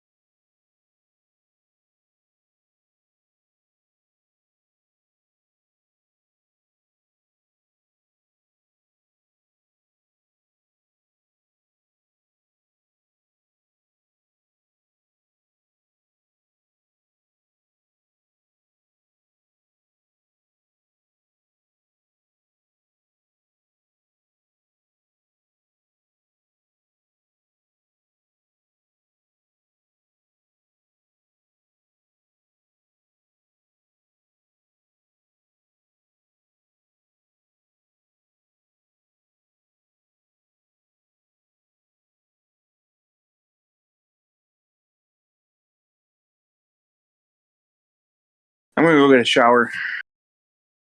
All right.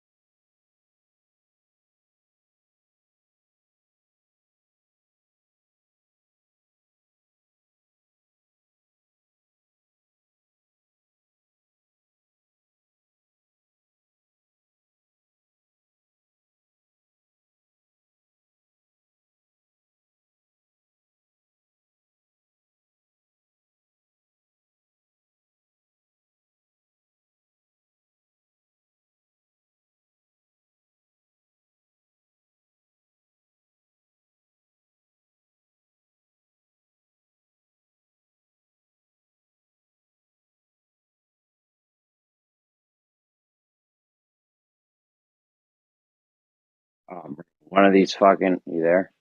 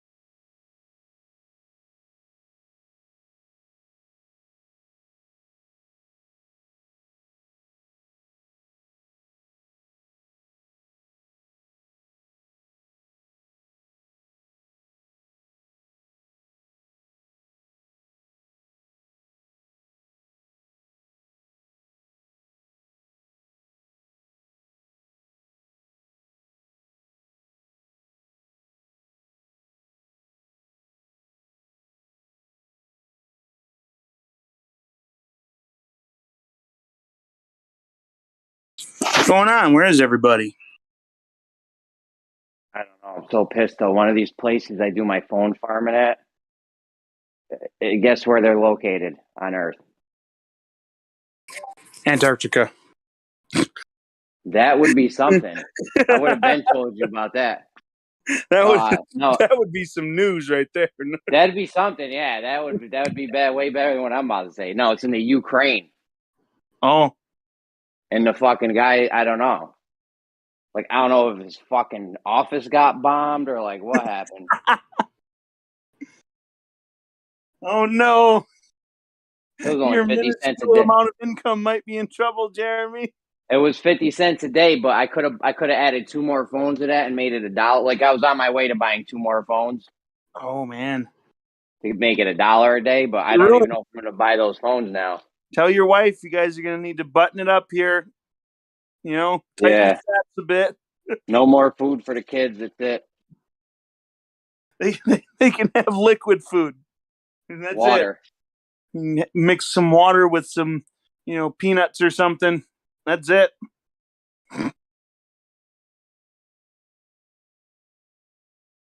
Yeah, it sucks though. That would have been $1. Like, I only need a couple more days. I've really been slacking on it, but I can get like $5 a day for the new phones. So I'm like I got like $45 right now on my Target gift card from the phones.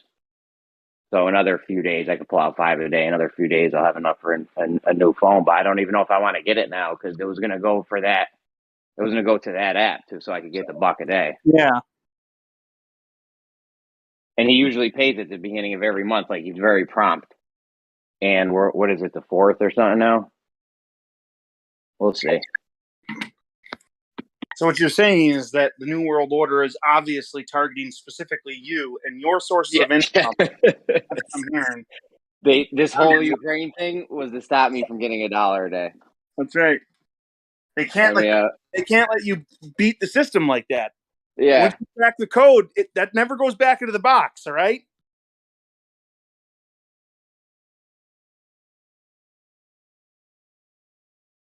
It doesn't sound like a lot, but I got a lot of places that give $1 a day, so it's like I don't want to lose a place.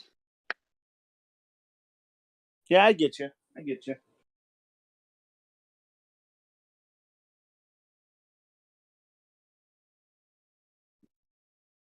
I almost got a penny a day ticking in from this one website, which is awesome. I mean, if you think about it, like an internet company is kind of like that. Like there's places that sell like internet for $25, $30 a month. So they're getting about $1 a day off someone, and they don't want to lose that customer, right? Because they don't want to lose that $1 a day they're getting off of them or so. Yeah, exactly. Like, it sounds goofy when you say $1 a day, but like Netflix doesn't even get $1 a day off of each of their people. No. We get like 50 cents a day. Exactly what I'm getting off of Cash Magnet. It's about quantity. Yeah, you just gotta get enough dollars a day ticking in, or 50 cents a day.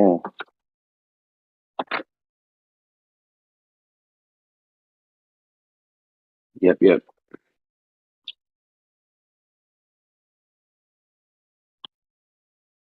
I get 10 cents a day here. I'm working on a penny a day. I actually get more than a penny a day from this one site. I was talking about just interest on the interest of my balance alone. I got like $50 in there or something, and it's almost a penny a day. I get 5 cents a week. So like another few weeks or couple months or something, and I'll be at a penny a day easy. Because one of my phones goes directly to that balance. Plus, I have referrals where I usually get like 10 cents a day from my referrals from that site.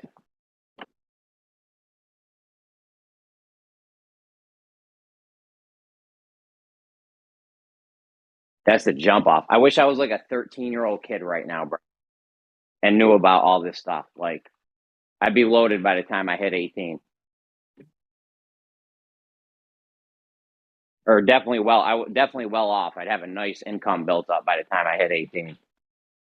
I try to put my kids onto it. One of them's the perfect age. He's 13. He's going to be 13 this year. I'm always trying to get them into crypto and shit, and they're not interested. They want to play Roblox or whatever the fuck they're doing in there. They mainly watch people play video games. They don't even watch TV anymore. There's no like TV or nothing, no shows. The older one might watch movies now and then, but it's just them watching other people play video games. I like video games. Like it's my hobby. Like it's my favorite like activity, recreational activity, basically. And like it's the best medium. Like it has the other mediums included, and then an additional thing that you can do. So like video games, they have music. Video games, they have cool stories. Video games, they have like all the cool action CGI graphics or whatever. Like they can have all of those things from movies and books and music all in the video game, and then in addition to that, you get to play around and interact with it. With the game. It's basically like this. Video games are like a well more advanced version of those books that was like a story. Like, if you want to go to the left, turn to page 142. Yeah. If you want to go to the right, turn to page 43. Right. Like it's like basically instead of like just pretending that you're shooting something out of your hands or whatever as a kid, it's like, okay, I can jump into a game and it's still pretend, but like I get to like run around a world I've never seen and explore. Like it satisfies that exploration thing where it's like you want to go see new stuff. Okay, well, buy a game where you can go just run around and look at all kinds of new stuff and find cool little trinkets and shoot magic. It's great. They are awesome.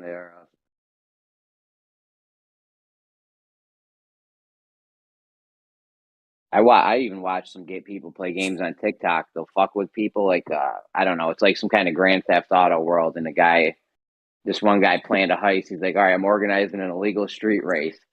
He's like, but I'm gonna have the cops set up spike strips right here, and I'm gonna tell them about the race. And then the guys are gonna go over to spike strips, and he had like this helicopter that could hook cars up. He's like, so I'm gonna get all these fancy cars. I'm just gonna go pick them up. He ended up picking one of the cars up. The two dudes were in it. It was like these British dudes. They're like, "Oh, you're rescuing us," and the guy's like, "Yeah, that's what I'm doing. I'm rescuing you." He's really trying to steal a car. That was hilarious. Yeah, like you've probably heard of Minecraft, right? I built a huge pyramid in Minecraft. Dude, like think about what that is.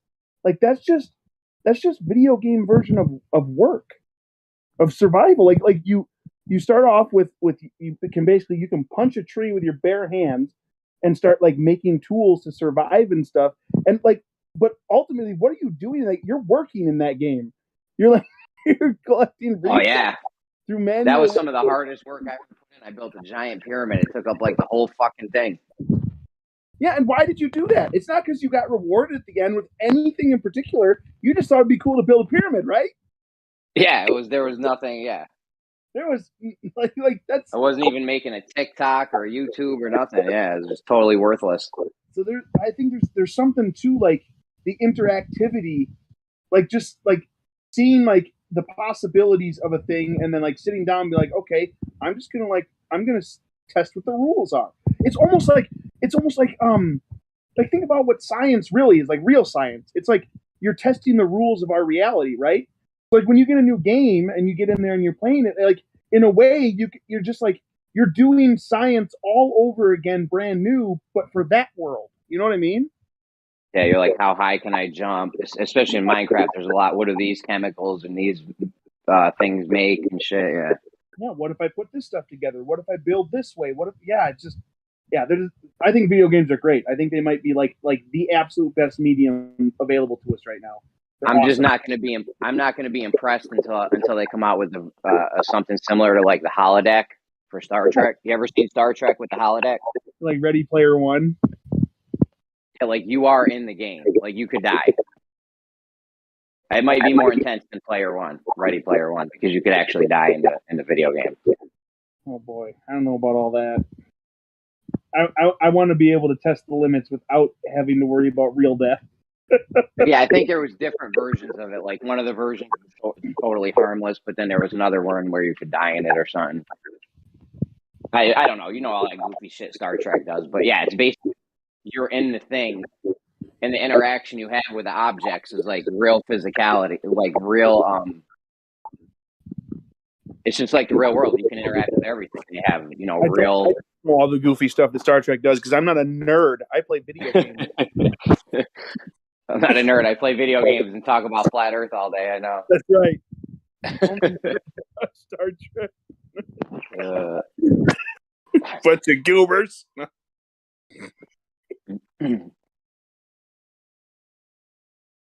Yeah, I broke him off with that line mad times. I'm like, listen, flat earthers, we're just the smartest, wittiest, sharpest people, in this arena. And the Globers, you guys are just, some dudes with big egos.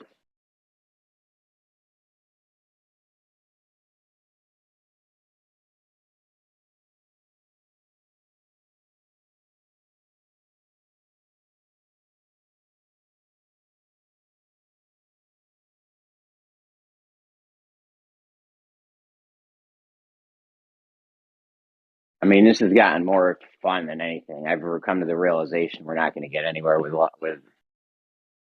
anyone, pretty much. Like maybe if a new person came in and was asking questions and shit, all right, that'd be neat. But like all these people we're talking to, I don't think there's really any new people coming in.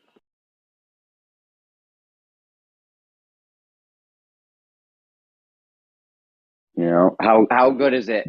What progress are we going to make? I might as well build a pyramid in Minecraft where I could debate Kosho for 8 hours on what happened on the ISS. You could do both, man. you could debate Kosho while building a pyramid in Minecraft.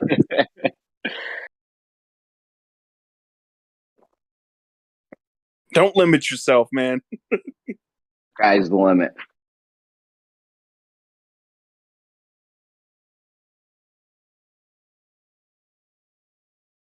Until you get a mod that lets you go past the sky. What? No.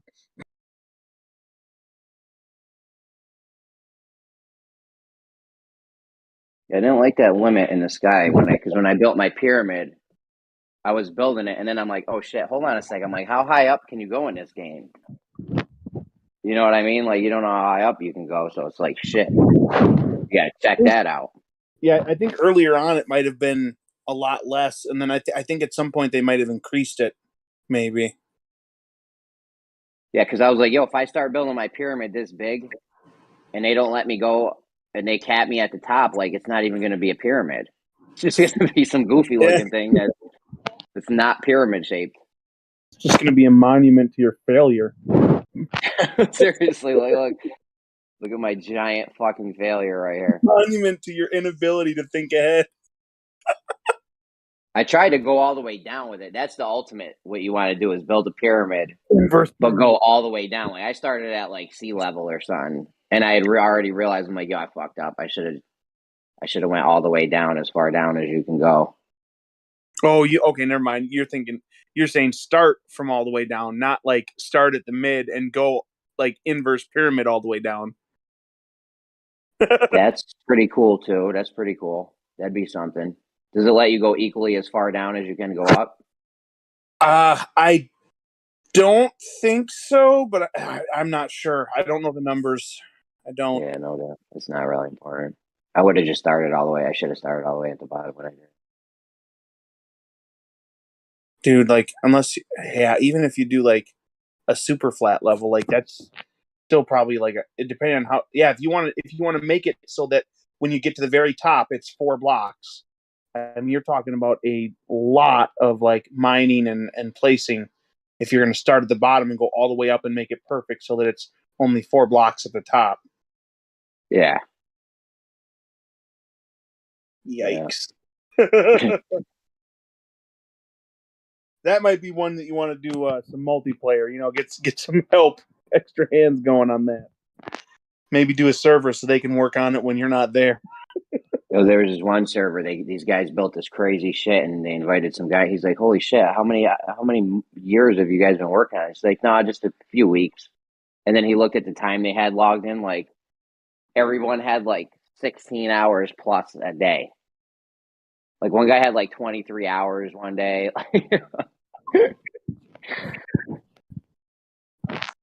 Straight up empty cans of Mountain Dew scattered all about that guy. Energy drinks.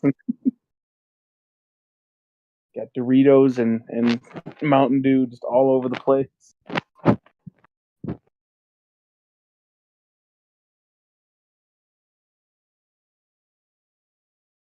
I hope this guy in the Ukraine's okay with my fucking money.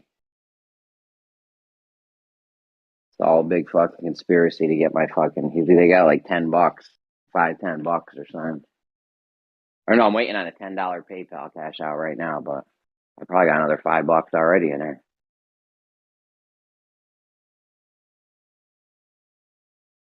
That's the easiest one too, because it's like totally passive. All you gotta do is like restart it once a week or something.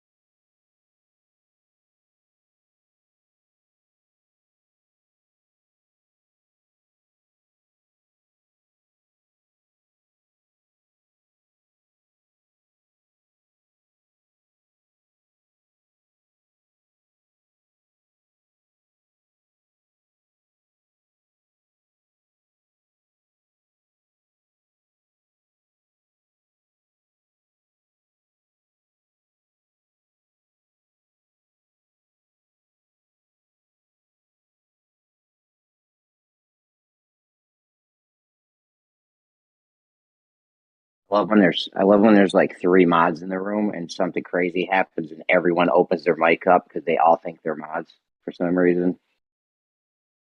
It's always fun when I'm trying to regain control of the room and then it's utter chaos and then more people open their mics up. That always helps.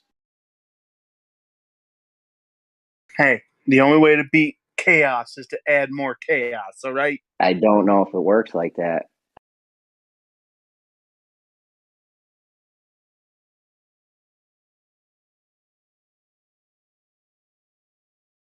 Only if you're a Glober, you get order out of chaos. I mean, I don't know. You do get some order out of chaos and some geometry things. Like, did you ever see a Sierpinski triangle? Those things are fucking awesome. That's not really chaos, though. You just made that up. Thing. That's a real thing. It makes this awesome triangle fractal. It's fucking dope.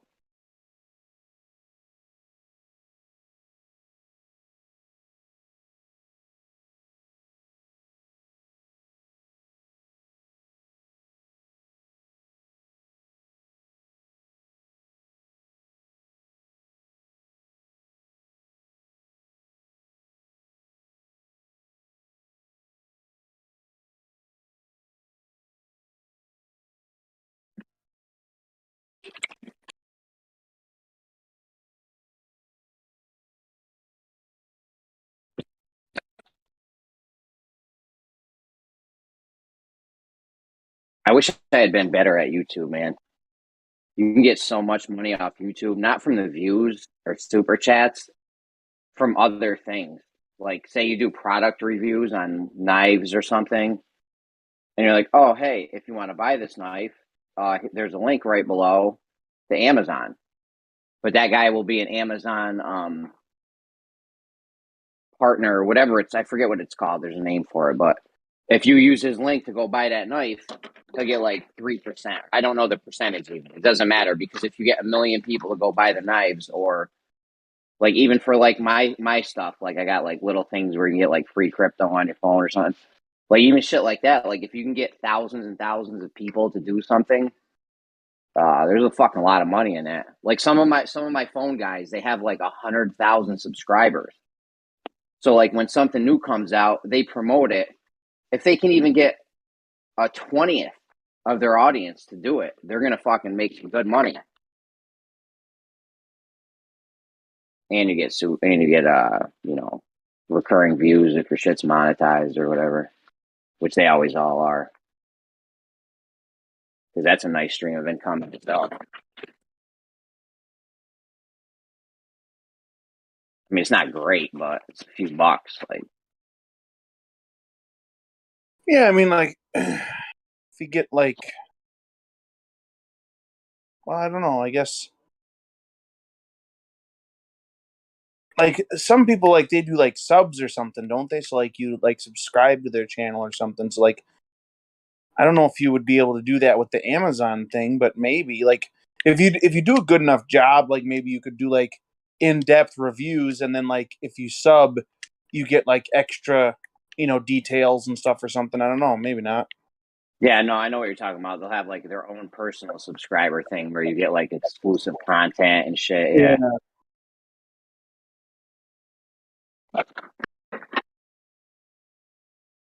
Yeah, like $30 a month, you'll get the exclusive content before I even drop it, whatever.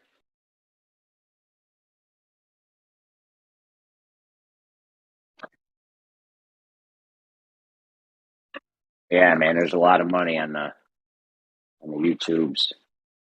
Like I said, not even necessarily from the YouTube views themselves. They don't really pay shit, I don't think.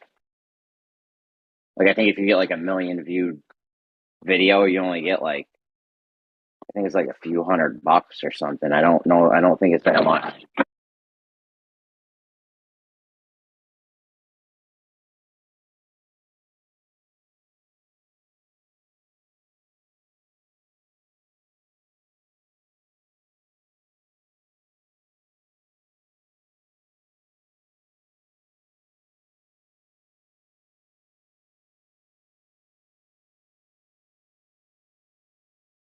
tell you what needs to stop is the never-ending loads of laundry and dishes.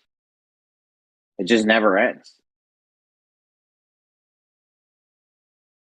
We need Rosie the robot from the fucking Jetsons, man. They had us all gassed up when we were kids, right? I think Jetsons were just a little bit before my time or something, maybe. Yeah, I mean, they had a robot. The Jetsons had a robot that fucking did all the cleaning, the cook, everything.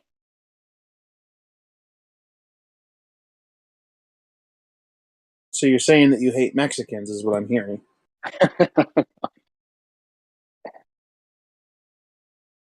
Dude, we got to figure out a way to get all the people to stop spending money on lawn care. And we could do a lot of good with that money, bro. Like ending world hunger, stop shutting down slave mines. There's so much shit you could do with that much money. We spend $29 billion a year. Let your grasses grow. Yeah, I mean, I'm not even saying you can't cut your lawn. Like, all right, spend $5 in gas for your lawn, dude. If I go buy like $2, I have a nice sized lawn, and like $2 worth of gas will cut my. Well, maybe not now, but $4 or $5 worth of gas is enough for your lawnmower for the whole year. We shouldn't even be growing grass. What are we doing? There's places in other countries where they'll have neighborhoods, and all the neighbors will be like, all right, what are you growing? They're like, all right, I'm going to grow potatoes. And another neighbor will be like, all right, you got potatoes, I'll grow fucking strawberries. And then, the third guy's like, all right, I'll grow some corn.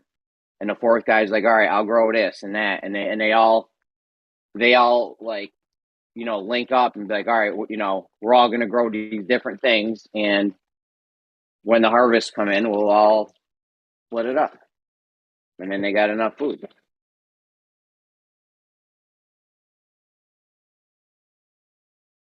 That's what we should be doing.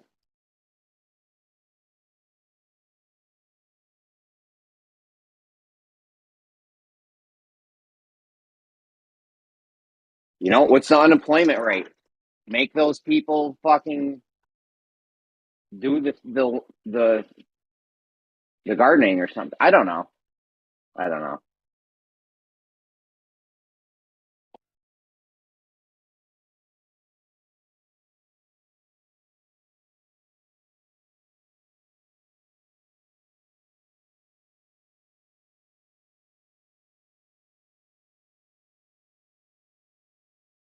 I know you can definitely take $29 billion and grow a lot.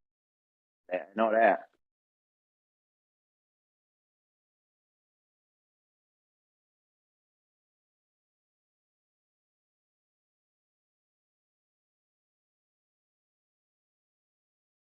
There's this little thing called aquaponics, and you can have like this nice ecosystem of like plants that grow in water, and then the fish poop in the water, and the plants use the poop. Yeah, I think my brother talked about that, hydroponics or something like that, maybe. Yeah, it's like some kind of aquaponics thing, but there's fish involved. So like you get meat out of it. You know what I mean? Fish meat, but it's still better than just plants. I like fish. Yeah, I love fish. Yeah, you get fucking fish out of it. And it's like the size of a shed. And like that little shed thing is enough to provide like, I think it was like 4 or 5 people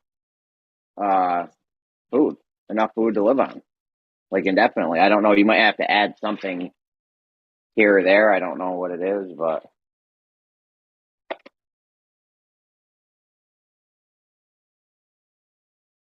whatever that something is, it's probably like fish pellets or something. Who knows? I don't know, but we should definitely be growing shit, man. There, one city in America, there's a city where they have all kinds of public little places where they grow, fruits and vegetables and shit, and people that need food can just go pick them. You're hungry, here's food. Go ahead. That's how it should be. There should just be food growing everywhere. Like, what the fuck, bro? What's up with the apple? Plant some apple trees. and shit. Why isn't there like apple trees and pear trees all over the place? You know, people want to decorate the front of their houses with all these fancy plants. Put a fucking plum tree or a peach tree or something up there or something. Yeah. No, it's not that easy. Well, I don't know. Like, I'm wondering, like, I wonder if it's that, like, is it a lot of work to get those to grow properly, or is I it have no maybe idea. big of a deal? Yeah, I have no idea. We're spending $29 billion on lawn care, so I mean, you know, we definitely have money to keep the peach tree going, or the raspberry bush, or whatever the fuck. You know what I'm saying? Like, Yeah. Like, I think we have the resources to do, like, a lot more good than we do, but, like, they have basically, like, poor people fighting other poor people about money. It's really stupid.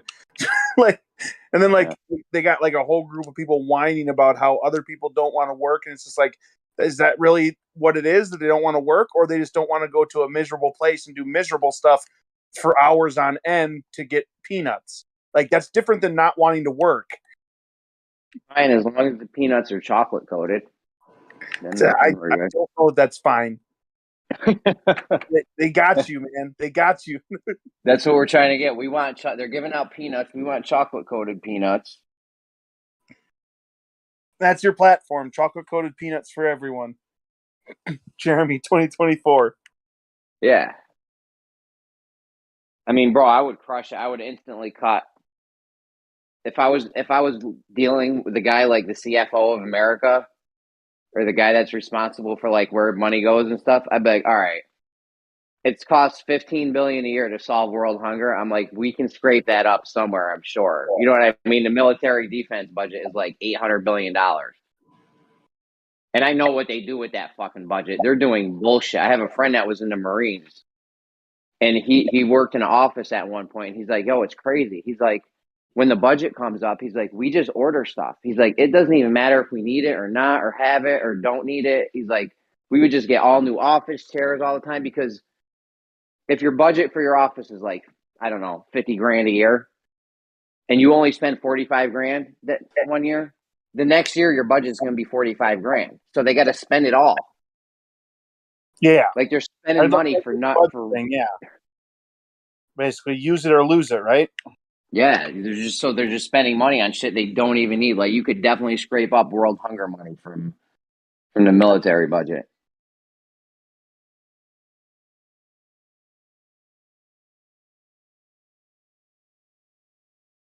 Like, easy. I don't know, like, what? Stop giving these countries billions of dollars. Like, did we really need to give all this aid? Stop giving them aid and just solve world hunger. Like, wouldn't that be way better? How about we stop sending like our troops over to other places and just like having them stay there, like on guard or whatever, like having military bases all over the place. Let's just bring everybody home and just work on us for a while, you know, have a little me time for the country or whatever. China actually did that before. They locked themselves down for like hundreds of years. They didn't let anyone in, didn't let anyone out. Or I don't know if that was the case, but they were probably, I don't know, they were like very self-contained for like a long period of time, like working on themselves. Yeah.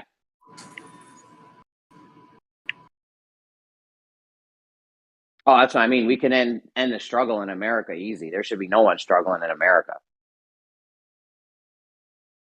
Yeah, there really shouldn't be. Like, you're not going to starve to death. It's very hard to starve to death in America. You'd have to get trapped in some kind of wilderness desert scenario where there's like no one can help you. Yeah. But I don't think many people like starve to death in America. But because I mean, I could always just go to jail if I was like that hungry. I could always just go like just go to a restaurant. I go to a restaurant, order a dope ass meal. Be like, I can't pay for it. Now what? You wouldn't even have to go to jail. You could just go order a meal and walk out. And maybe they catch you, maybe they don't. Either way, you're not starving anymore. Yeah. Like, it's impossible to starve to death. Yeah, it's like very hard to starve to death. You'd have to let it willingly happen. I mean, yeah, like I think so. Like even if you didn't do the restaurant thing, like I mean, it's not like the United States is hard up for natural resources. It's not like there isn't just stuff out there growing that you can just go grab. Yeah. Plus, there's food banks everywhere. Churches will give you food if you're going starving. There's tons of ways to get food. Like going to jail is like obviously the craziest one, but yeah, you could just go to a food bank or something, or bum change, be like, yo, I'm starving, help me out, or something. But there's other places where it ain't like that though, and they can't do that.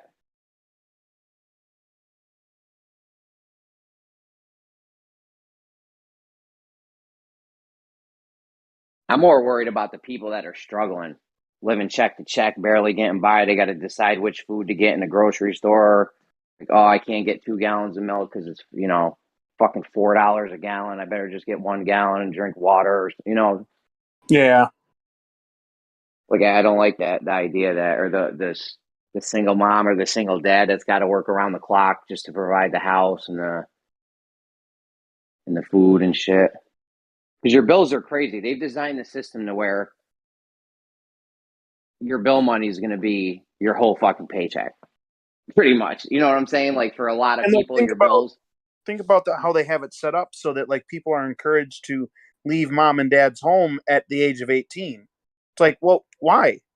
Why do they need to do that? Like they don't need to do that, but it makes another renter, doesn't it? It makes another person who now doesn't have a lot of money, doesn't have a huge paycheck. And so like it basically creates another person who is paying a bunch of their money to stay in a place, like you just said, to take care of their bills. Whereas if people would just like start making like multi-generational homes, start building wealth together, they might be able to like end up with a large amount over time. You know what I mean? That's what I'm talking about. We gotta start building these concrete dome shaped houses. You get a plot of land, you build like I have like a half an acre. I could probably build like easy 3 houses on my shit. 3 or 4 houses. So I could have my mother-in-law, my mom, 2 different houses, and then the kids. I could have a couple houses for the kids when they turn 18 or something. You know what I mean? That's how it should be. But they go out and where it's designed to get you because they want to get you out there. There's no money in that for them. They need you out there renting. So now the landlord's making profit. They got to pay tax on that. I'm just saying between your cell phone bill, car insurance, just driving a car is like $500 a month minimum for expenses. All your bills, you start racking up all your bills. Oh, you need internet. There's another $50-$100 a month. You need food. That's going to be a few hundred a month. Like after you add up all the bills for the average guy, like there's not a lot of money left.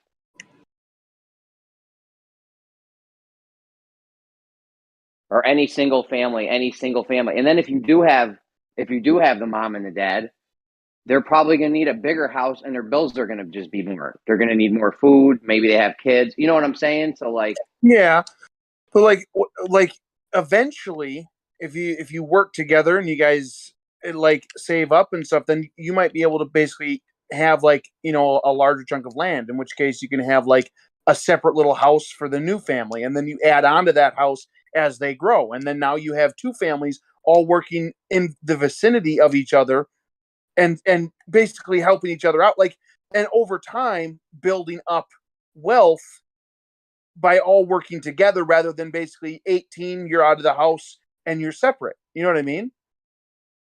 Yeah, no, I hear that. Like right now, my mom pays like $800 a month in rent. Like that'd be way better if she was just living in a house out a little tiny thing out back or something and contributing that to our shit. And then we could save more money. Yeah, I hear you. Yeah. Like instead of her paying $800 or whatever, if you had like a little place that was comfortable for her and you shared a lot of the facilities or whatever, and she pays you $400 goes right into savings. Now you're saving $400 a month and she still has her place to live. And I don't know, what situation your mom's in, but maybe she can help you with the kids, or help with chores. Like now, suddenly it's not even just me. It's not even just me. Go ahead. I was just gonna say you have like someone helping you, so there's less stress on you because you have certain tasks that maybe you don't have a lot of time or you don't want to get to that day. Well, someone else took care of the laundry today, because they didn't have anything to do, Yeah, and it's not only my mom saving $400 a month, or me saving $400 a month. My mom can save $400 a month now. So that's like a huge win-win for everyone on the board. Right. Yeah, I wasn't even really thinking about it like that. Like it's in a way, it's two sets of 400 being saved. Yeah, it's fucking so it's huge. Like 800 additional a month that's being saved, and then eventually you can have like a little bit more, and then maybe you put like one of your children's houses, on the plot right next to you, and now they're not in your same house, but they're right next to you. It's your land, and you're working together still, and just keep building. Yeah, and instead of them going out and paying $800 a month for rent next to my mom, they can just fucking give me $400. They save $400. It's not only the rent too; it's the internet. Everyone goes out and gets their own $50 internet connection, and everyone goes out and gets their own electric connection. You know what I mean? Like maybe now instead of each of you going to the grocery store and paying higher prices, you have a Costco membership. So people put things on the list. Somebody makes a trip to Costco. Everyone saves money. Yeah.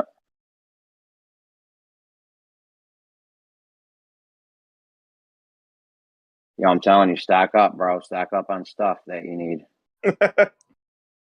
Get your tuna fish, your whatever you eat, cereal, whatever you eat that has a good longevity expiration date. Like, say you eat pasta once. I eat pasta once a week with my wife and the kids, and I'm like, yo, we need to get 50 jars of pasta. She thinks I'm nuts, but I'm like, we need 50 jars of pasta sauce and 50 boxes of pasta. I'm like, the shelf life on both of those is like 2 years. I'm like, so it's definitely not going to go bad because we always eat it once a week without fail. And it's better to have that. It's better to have that in your house than not have that. I mean, we all saw what happened with the panic shoppers just now. Everyone went out panic shopping. The shelves were fucking empty.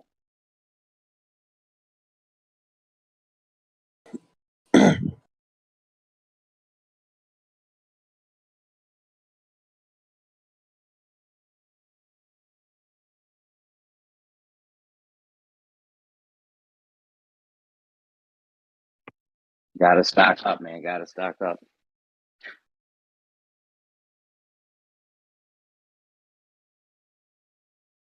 Got mad rice. I'm ready with the rice. We eat rice a lot. Rice fucking lasts forever, pretty much.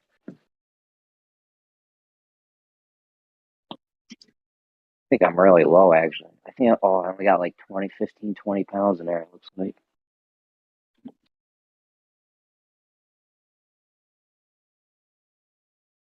Toilet paper. When I lived on my own, I always, even before all this, like 10 years ago, I used to keep like a year's worth of toilet paper. It's like, why not? If you have the room for it, it doesn't make sense not to have shit like that.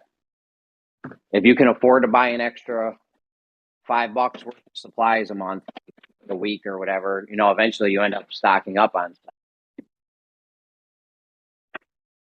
Like I told my wife, I'm like, yo, just buy an extra thing of sauce every week. And then by the end of the year, we'll have fucking the 50 jars of sauce, that I want. I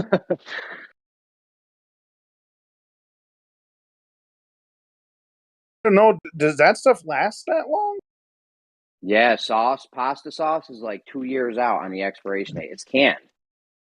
Oh, it's like jarred. So yeah, it's like 2 years. And the box pot. Here, I'll check a box right now. Okay, December 28th, 2024 is when this box of pasta goes bad. So that's if you eat it once a week and you get 50, that's never going to go bad. That might not be like when it goes bad. That might just be like the date that they decided to put on there for don't sell it. Best by date. Yeah, it's probably good 3 years after that. That's what I mean. Like either way, though, 2024. If you have 50 of those and you eat it once a week, it's never going to go bad. You know what I'm saying? That's not even going to come close to touching the 2024 date. It's going to get to 2023 at best. Are you saying like rotate them out as you use them? Yeah. Oh, okay. Yeah. If you get on a rotating system, then yeah. Yeah. This pasta sauce I'm looking at is good till March 2024. That's what I mean. If you use a year, if you have a year supply of that, 50 of them, you're not even going to come close to either of those going bad. At best, you're going to get to March 2023 if you had 50 right now and never bought any more. But yeah, if you buy more, you just got to rotate. You got to do the FIFO first in, first out thing.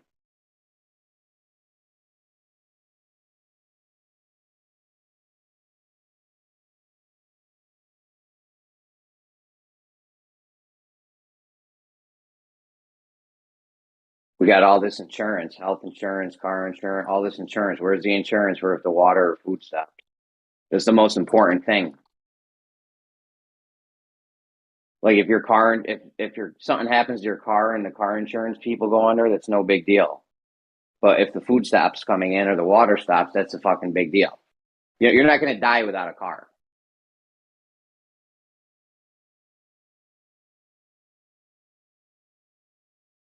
You are going to die without food and water.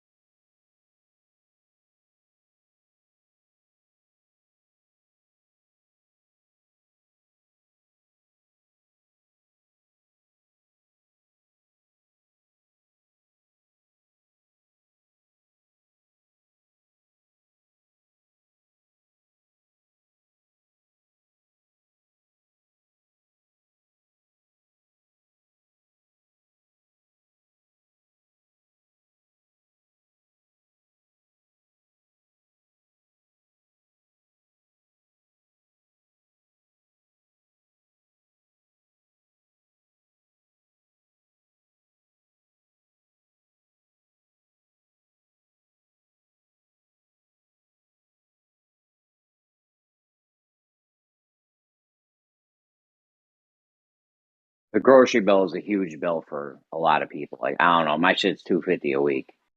And we're not going wild with it. If we wanted to, it could be $500 a week. If we wanted to have fresh raspberries on pancakes you know what I mean? Like, it seems like maybe groceries have gone up recently or whatever. Maybe. I mean, we've always been spending $250 a week. That's just our budget for groceries. You know what I mean? So like, sometimes we go over a little bit. We'll go $300. Some weeks we'll only do $200, but it's about $250 a week. But if there was just like food outside and we can go like pick raspberries and blueberries and strawberries just on the vine, and it's like all out there, and we don't have to like pay for it. I don't know. That'd be fucking huge. Like if all my neighbors spent, I don't know, instead of these billions of dollars on their lawn, if all my neighbors spent $100, I mean, the neighbor to the left and the neighbor to the right of me have the people come to do their lawn like 5 times a year, bro. That shit is no joke. That's like thousands of dollars. So if all my neighbors just spent like $50 or $100 a year on like seeds and like maybe some Miracle Grow or whatever the fuck, however plants grow, if they just did that, and then the whole neighborhood just could go around eating food everywhere for free, like all fucking year. And then at the end of the year, you jar it up. You know, instead of me buying 50 jars of pasta sauce, one of my neighbors grew a fucking acre of tomatoes, and now the whole neighborhood has we just whip that shit up and pickle it. You know what I'm saying? Like, now everyone has pasta sauce all year. We didn't have to go to the store to buy it.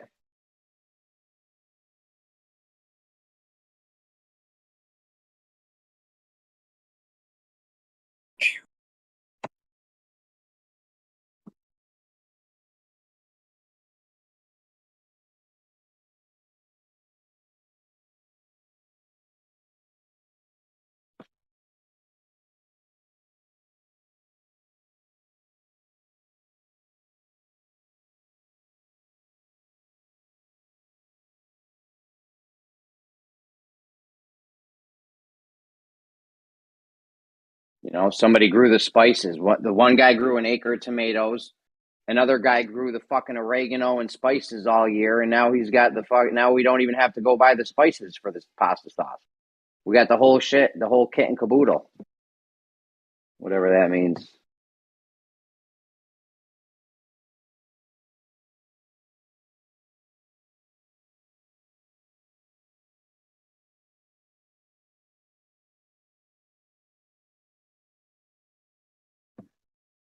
Like, that's what we need to spend time on, is trying to think of how to make the world a better place and not debating blowers on whether gas pressure needs a container or not, or something stupid.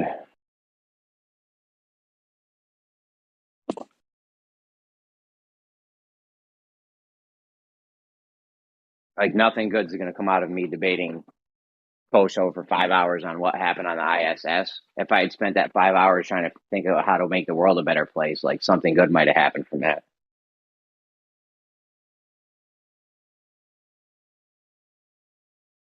They just built this giant structure near me. I don't know if it's like an apartment complex or old person's home or something. No solar panels on the roof. Fucking ridiculous. And they made the shit out of the second little piggy's building material. Nice. Not one solar. So, not you fucked up. What's wrong with these people? Yeah, not one solar panel. So you fucked up there. Not even like it would have done any good, because the building itself's made out of fucking wood, which rots, warps, burns, gets knocked down by earthquakes, hurricane, like just all kinds of shit. Nothing good can come out of a wood structure at this point. What are they even doing with their lives? Yeah, unless you're like trapped in the woods and you're like, I need shelter or I'm gonna fucking die. Like, what are you doing building shit out of wood?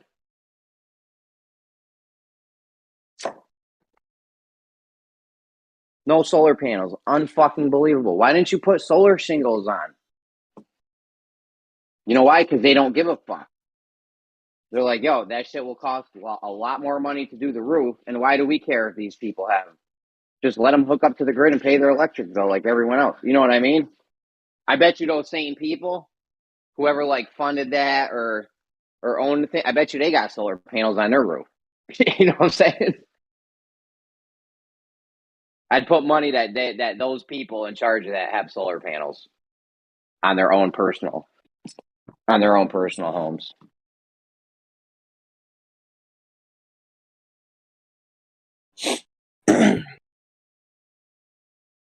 If they put solar panels, I guess I don't know. If it's like an apartment complex or whatever, then like,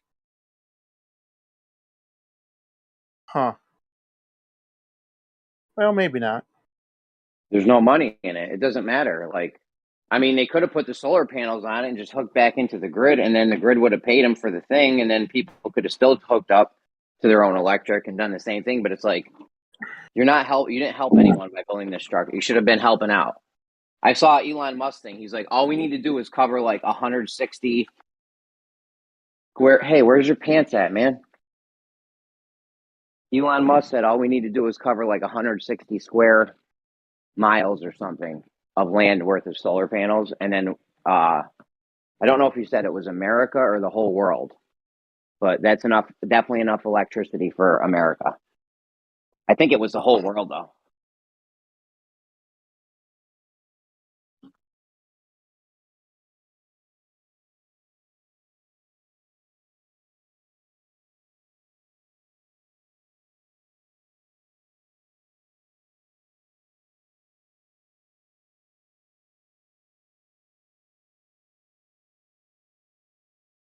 Like, that should be easy. Just build another solar panel factory, right?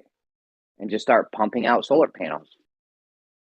And we'll cover that 160. I mean, how many square miles of solar panels does a solar panel factory make a day? One? Half of one?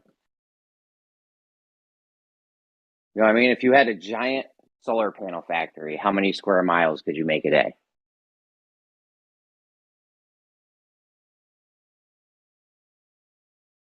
I have no idea. I'm sure you could build one big enough, or build two small ones or something, where you could get like a square mile worth of solar panels a day out of the place.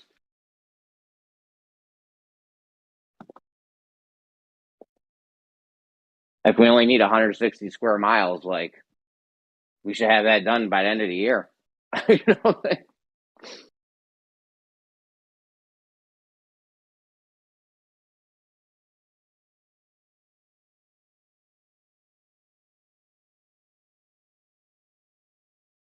Got all excited for paint, solar paint. It'll kill the penguins, though. So we can't do it, Jeremy. It'll kill the penguins. Okay. Global warming. I keep seeing this thing on TikTok. It's something in like Ireland or something, and it's like a 100-year-old picture, and it's at the water's edge, and it's got this building and then another building, and then they have a modern picture of the same shot, same angle, and the water's at like the same exact level. And they're like, "Oh my God, global warming is so severe that it's caused the water level to drop 0.0 inches over the course of 100 years because it like didn't move."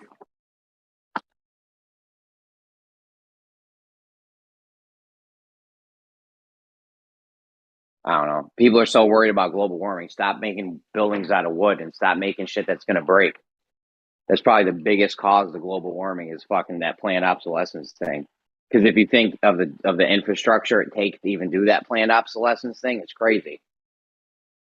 You got millions of cashiers driving to work every day so they can stand there and sell you the shit, for one. So there's like millions of gallons of gasoline, right? Every Walmart employee and Target employee that's got to go drive to the job so they can sell you all this shit that's going to break. Then you got mechanics need to work on those cars. They get in car accidents. Like, just from the employees going to sell you the shit alone, the trickle down effect is crazy of how much carbon emissions it is. You couldn't even add it up. You could never even total it.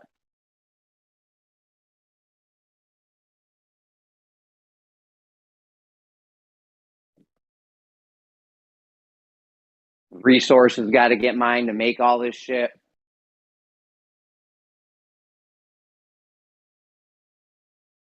Then you got boats, planes, trains, automobiles, all kinds of shit moving around to get it to where it needs to go. Like, I got to drive my car to the store to buy some to buy some of this shit. What's up, Bri?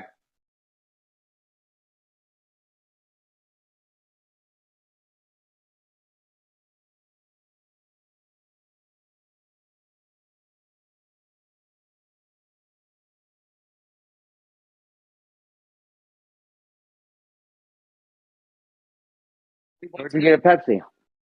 We went to the gas station and he last You bought you that for nothing?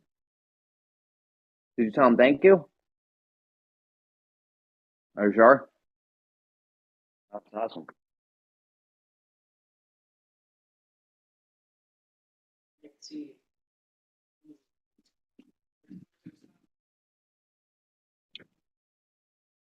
He's there. Never mind. No, I was just seeing if you were home, bud.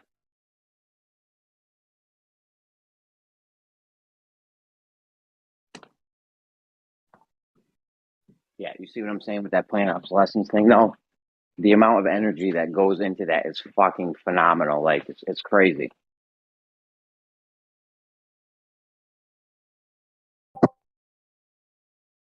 But it keeps jobs, Jeremy. They're just keeping us busy, bro. They're Right? just keeping us busy. Maybe not.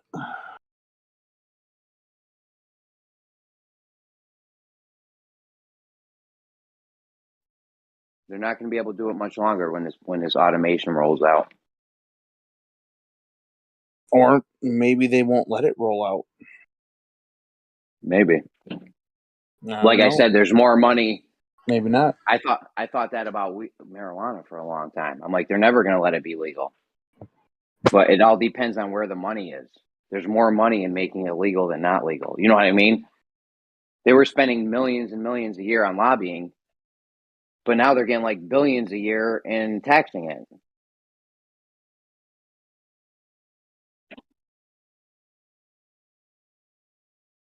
Plus, they're saving a shit ton of money on not having to send people to jail and prison for it, and all the court cases that comes with that. You know what I mean? If you catch somebody with like 10 pounds of weed and now you got to send them to prison and house them and feed them for years to be in prison, like that's got to cost a lot of fucking money for the state. For the government, it costs a lot of money, but there's other people profiting off of that. Those were actually the people that were lobbying to keep it illegal. Prison guards, prison guard unions, and the people that own the prisons were two out of the top 5 spenders when it came to lobbying to keep marijuana legal.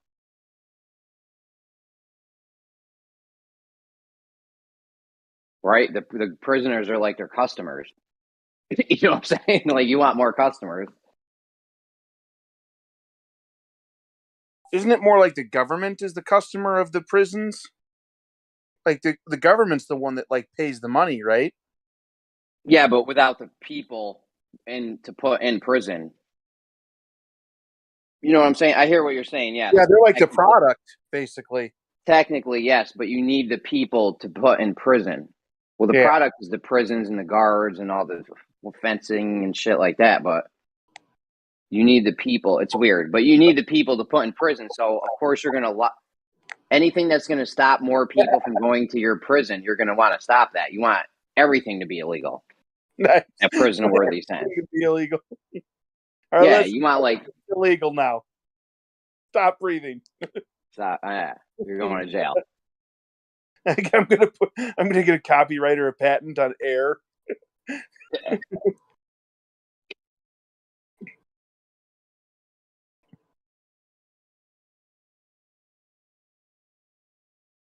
But finally, the government realized, they're like, wait, we can tax this shit, and you guys are giving us like $100 million a year, but we could just tax this shit and make $1 billion a year or $5 billion. I don't know how much money to make a year off taxing weed. It's a lot of fucking money though, because people love weed. Not only that, you're giving the people something they want, right? They want to smoke weed, so it's not even like it's like taboo like it was before. It's like fine, people are openly like for it.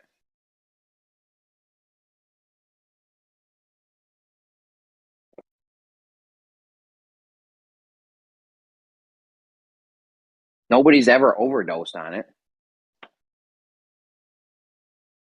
Like, no one's died from an overdose on weed that I know of. I've heard the edibles are dangerous and possible. You might be able to overdose on the edibles, but like smoking it and shit, I don't think it's possible. If it was, Snoop Dogg would have did it by now.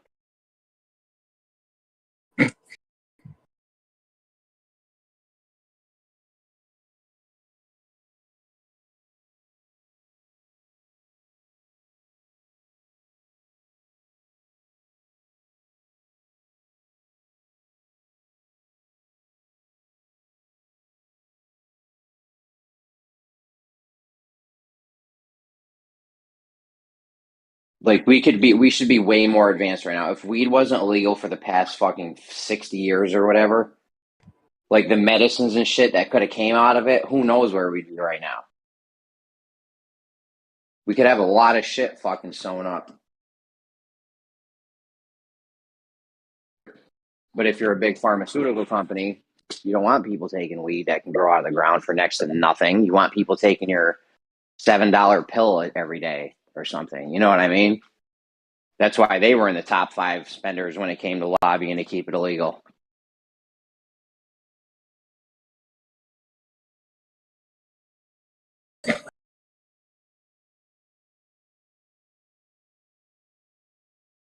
Big alcohol was another one that was in the top 5 spenders to keep it illegal. Really? Yeah, bro. If you don't want, if you're, you want people partying on your drug. Alcohol, yeah, no, you want them partying on weed. You ever smoke? You don't even feel like going to the bar after that.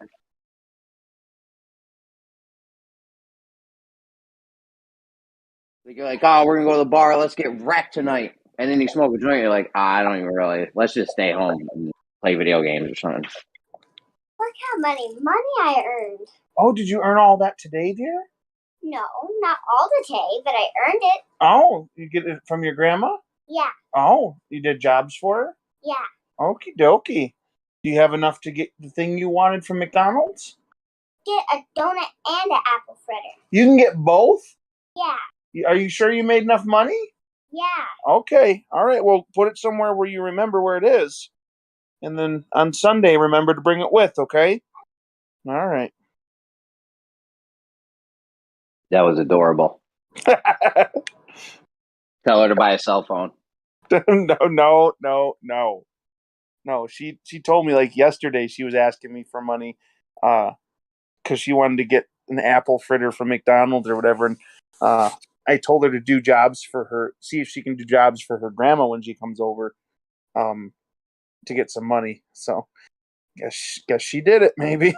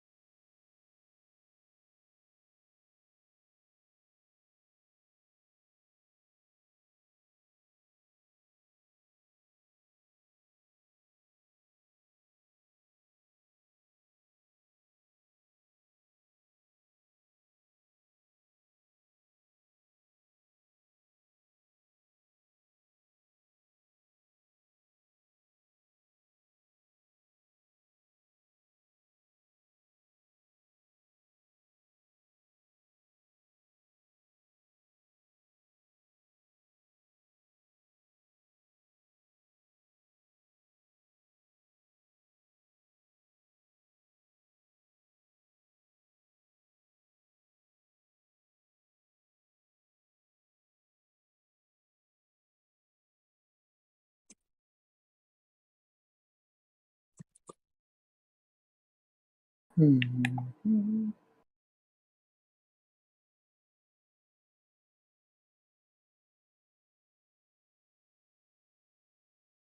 yeah, man, the amount of CO2 from plant obsolescence is it's got to be crazy through the roof. Shit, you couldn't even add it all up if you tried.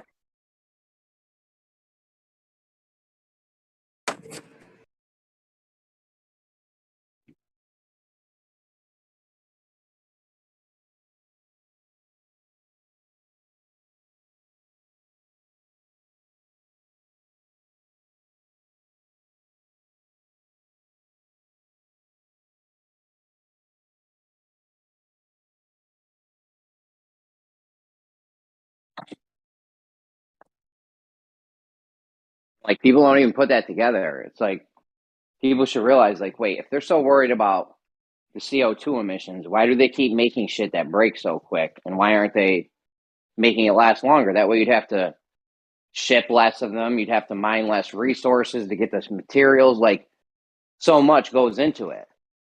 People wouldn't have to drive to the supermarket every day to sell to you this stuff. Like, it's crazy the amount of resources it takes to do this plant obsolescence thing.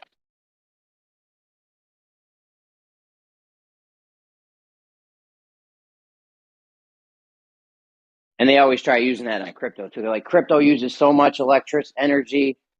It's terrible for the emissions. I bet you if you added up all the fucking banks and shit and all the electricity they use, not to mention you had to build those structures, that's a lot of fucking energy used. Like if you took all the banks and the financial institutions things, it would be way more than Bitcoin uses. Like way more by a long shot. You're talking about heating and cooling millions of buildings. I don't know how many banks there are. You had to build all those buildings first of all, and then now you're heating and cooling them and doing maintenance on them on a daily basis. So 4 tellers drive to this place every day. You get a janitor that drives there to clean it. He's using like, you couldn't even add that shit up.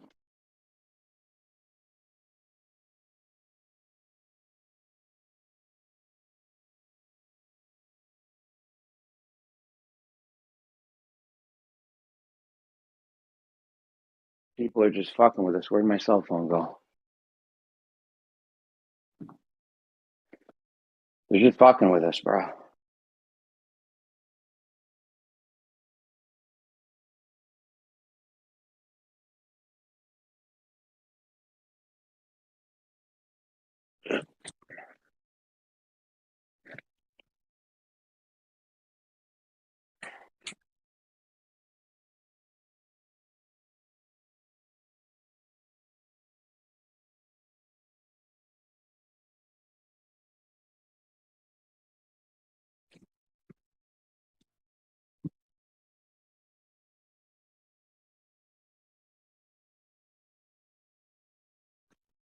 Yeah, automation's gonna fucking have us doing some crazy shit, though, I'm telling you. Universal basic income is one of them, but I don't even know where that money even comes from.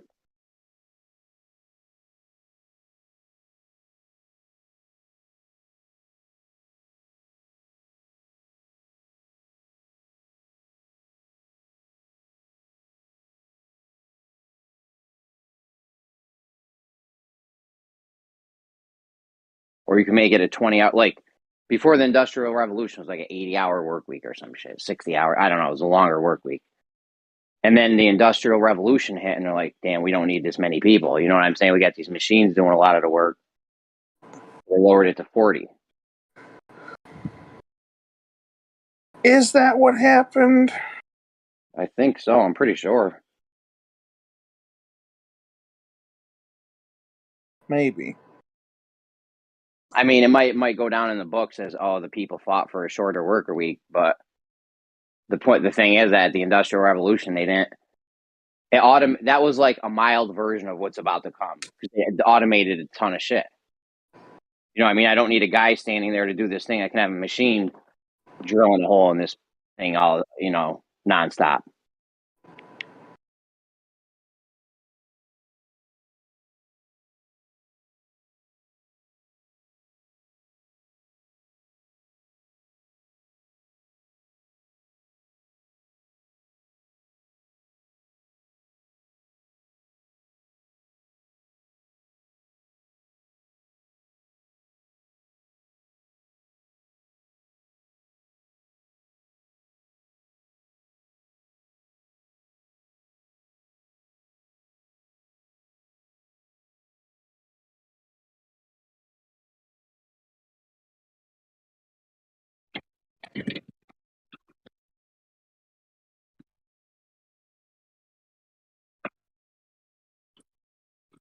Pretty sure it's happened with every industry, like farming. There's no way a farmer could have done. They may still work long hours and shit, but they're doing like 10 times the amount of shit they used to do. You know what I mean? So, You mean because of the machines and stuff? yeah. Not like they are personally doing more stuff, but they're getting more done. Yeah, they're getting more stuff done. Like, okay, a farmer might have worked from sun up to sundown, and he might have had 8 cows that he had to go milk manually, and the chickens and all the stuff, had to be done manually. And and then we've just gotten better with automation and machinery, and now he's, instead of 10 cows, he's got 100 cows. That takes half the amount of time or something. There's this thing that I think I've heard about it, or I don't know if I read about it, but I think I've heard about it, where like it's possible like some farmers and stuff are being forced to just straight up dump good food because of some, like the government forces them to get rid of it or whatever. I've seen that too, yeah. Because they don't want to flood the market with stuff and have it. They don't want us to have cheap stuff. I think they don't want us to be able to go to the supermarket, $100 on our groceries. They need you spending $250. It should be I think a that's fair what it is. It's something to do with pricing or whatever, like to stop them from flooding the market with, that food or that particular item and making the price go down. Then force them to dump it, and then they can keep the prices or whatever, maybe. What a stupid thing. Like,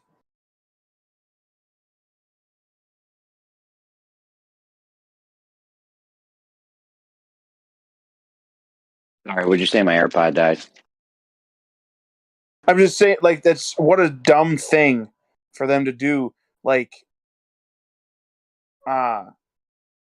force people to dump food because they don't want the price to go down or whatever. What a stupid concept.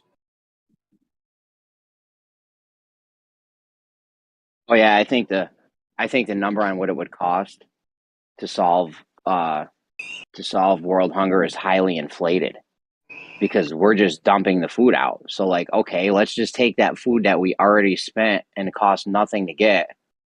Like, can't we just use that food? What is going on down there? I think in America we throw a third of our food away, they say. And I don't even think that number is accurate. It's probably It might be more. I don't know. I don't trust these people to give us accurate numbers, so who knows?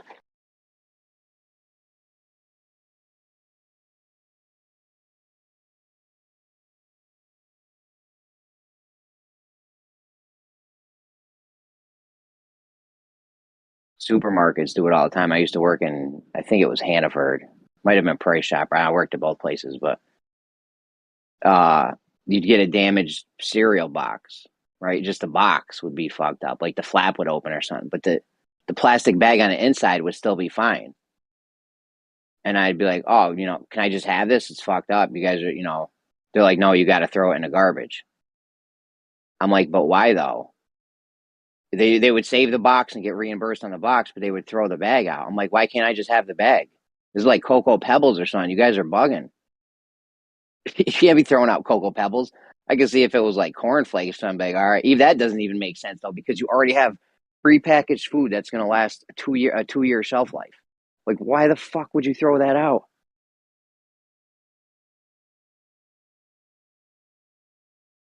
At least give it to the fucking homeless food shelter or something. Like, you're throwing out banging $5 boxes of cereal and shit for no reason.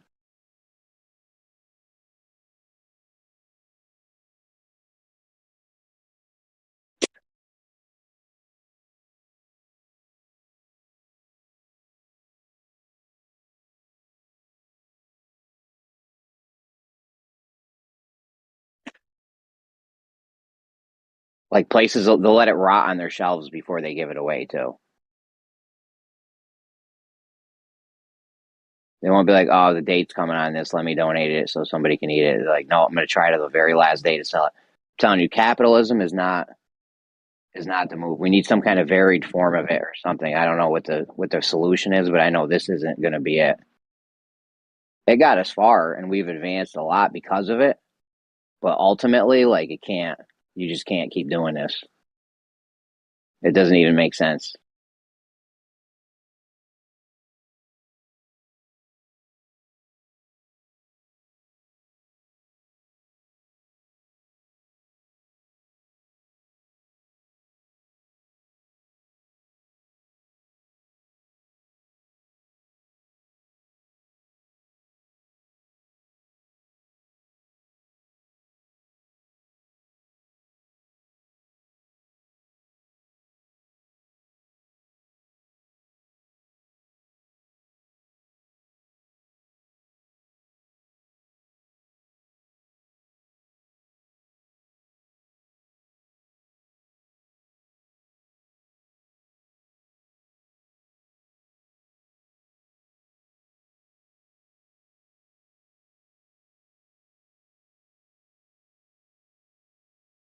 That's another thing. Always check the dates on when you buy food in a grocery market. Because when I worked at Hannaford, we used to find like apple juice containers, bottles of apple juice that would be like 2 years past the expiration date. Because people that work in grocery markets, here's a little secret: they don't give a fuck. They just throw shit on the shelves, so like shit just keeps getting pushed back. Nice. They don't get paid enough to care, huh? Yeah, if they had some like vested interest in the company, like I worked for Hannaford. Hannaford stock used to be through the roof. It was like $1,000. I forget what company owns them. It's Hannaford stock. It's some different. I forgot the name of it, but if they had given me like a little piece of that a week or something, I would have had incentive. That's why Stewart's. Do you have Stewart's where you are? I don't. Get. Doesn't sound familiar. It's a huge gas station, convenience store in the Northeast of America, and they do very well because they give their employees stock. So the employees have an incentive to make sure the store goes good, the customers are happy, it's clean. You know what I'm saying? They have an incentive to want the company to do good. If you just pay me $15 an hour, I don't give a fuck what happened. Right, like you get if you're there for the time and you're clocked in, you get the money. Whether the customer's happy, whether the store does well. Yeah, whether I leave 2-year old bottles of apple juice on the shelf, it doesn't matter. I'm getting my $15 an hour. If you close down, I'll go work for another store that's going to give me. Either way, there's going to be somewhere that people need apple juice, or.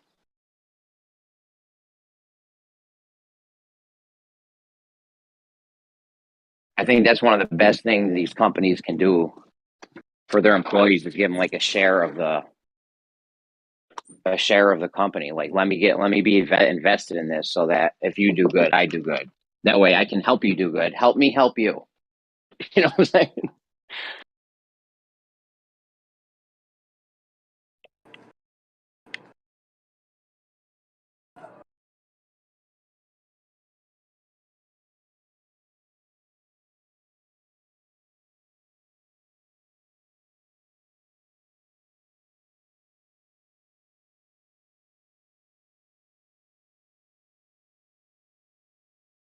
Let me go work at Target and get one. General Electric did real good doing that too back in the day. That's why probably some, I don't know why, but that's probably some of the reason they were so successful, because they used to give all their employees stocks. My aunt, she was 100.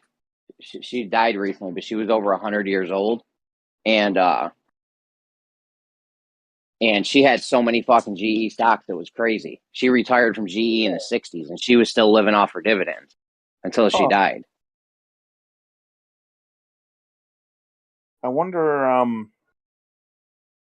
like, if that was more common back in the day, and like what changed that? What caused that to change?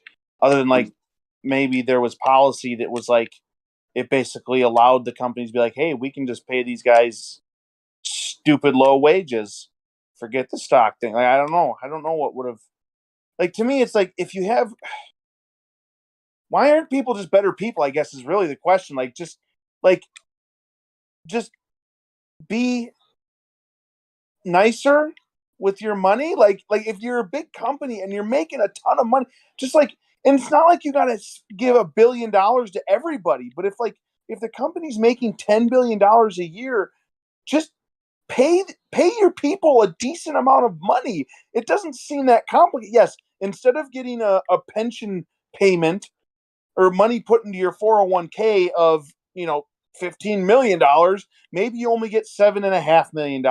Boo hoo. Well, actually, that's interesting.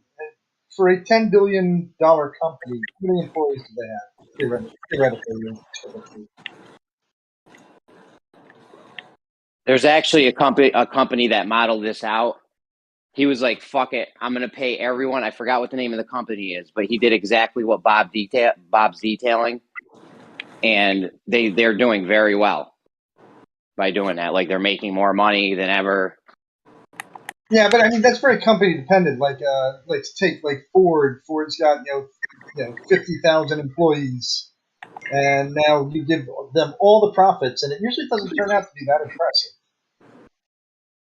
Well, like, I guess, like, the way I've thought about it is like, okay, what's the point of like a wage in the first place? It's like, it's so that somebody can make money and like live, right? Like, the point of life is like to like keep on, like, not necessarily the point, but like a large part of your life is you figuring out how to keep your life going, right? So it's like, if your company is not able to offer the payment that allows the employees to accomplish what is a significant part of every human being's life, staying alive, like, is your company doing something that's useful enough that you should even stay in business? Like, I don't know. Like, maybe that's just not a company that needs to exist then. Maybe we need to work on solutions that allow people to be able to, actually live and like reasonably, rather than have a bunch of companies that can't afford to do that.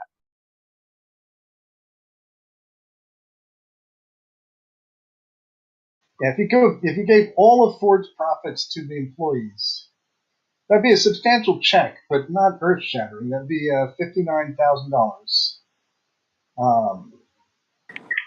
But some of that profit gets used for other things. I don't think it's quite $11 billion. It's like his shareholders and people who've invested in it. And, you can't just steal the money from them.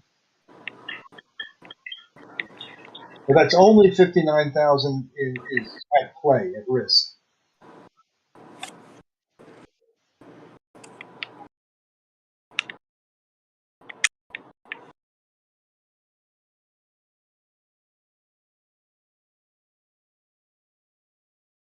I saw someone on YouTube make the argument, and It's possible that they misspoke. I don't know if they misspoke, but it seemed like they were not misspeaking. It seemed like they actually thought this was the case, but they basically made the argument that like the oil companies only make like 4 cents per gallon.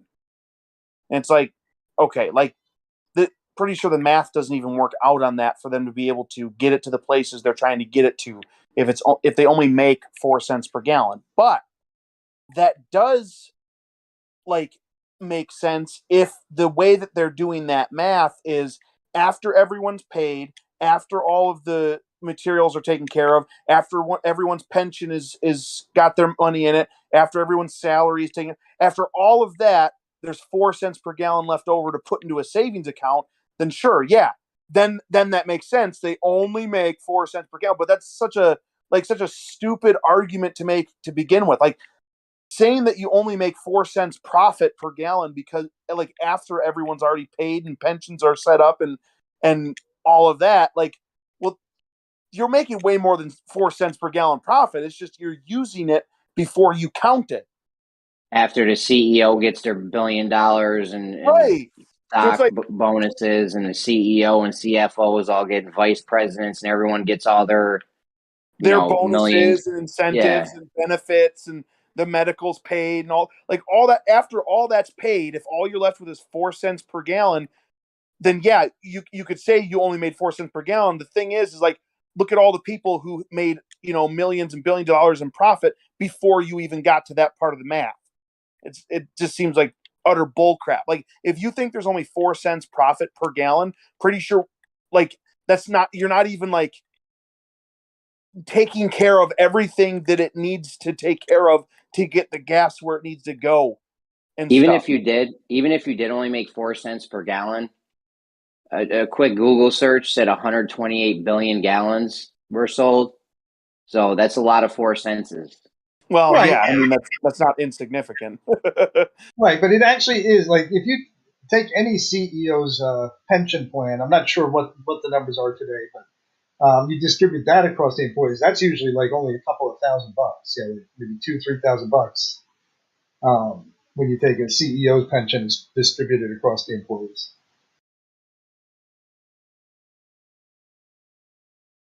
$1,000, like, what do you mean? How often? $1,000, like if you take the CEO, eliminate that position, and somehow the company stays just as profitable as it was. And you take all the money that he makes and distribute it across the employees. That's usually like about $1,000. Yeah, but I'm not saying eliminate the positions. I'm saying take the profits that are posted, like take the actual profits, and rather than like having them essentially bunched up at the top, distribute them more willingly to people who basically they don't make as much.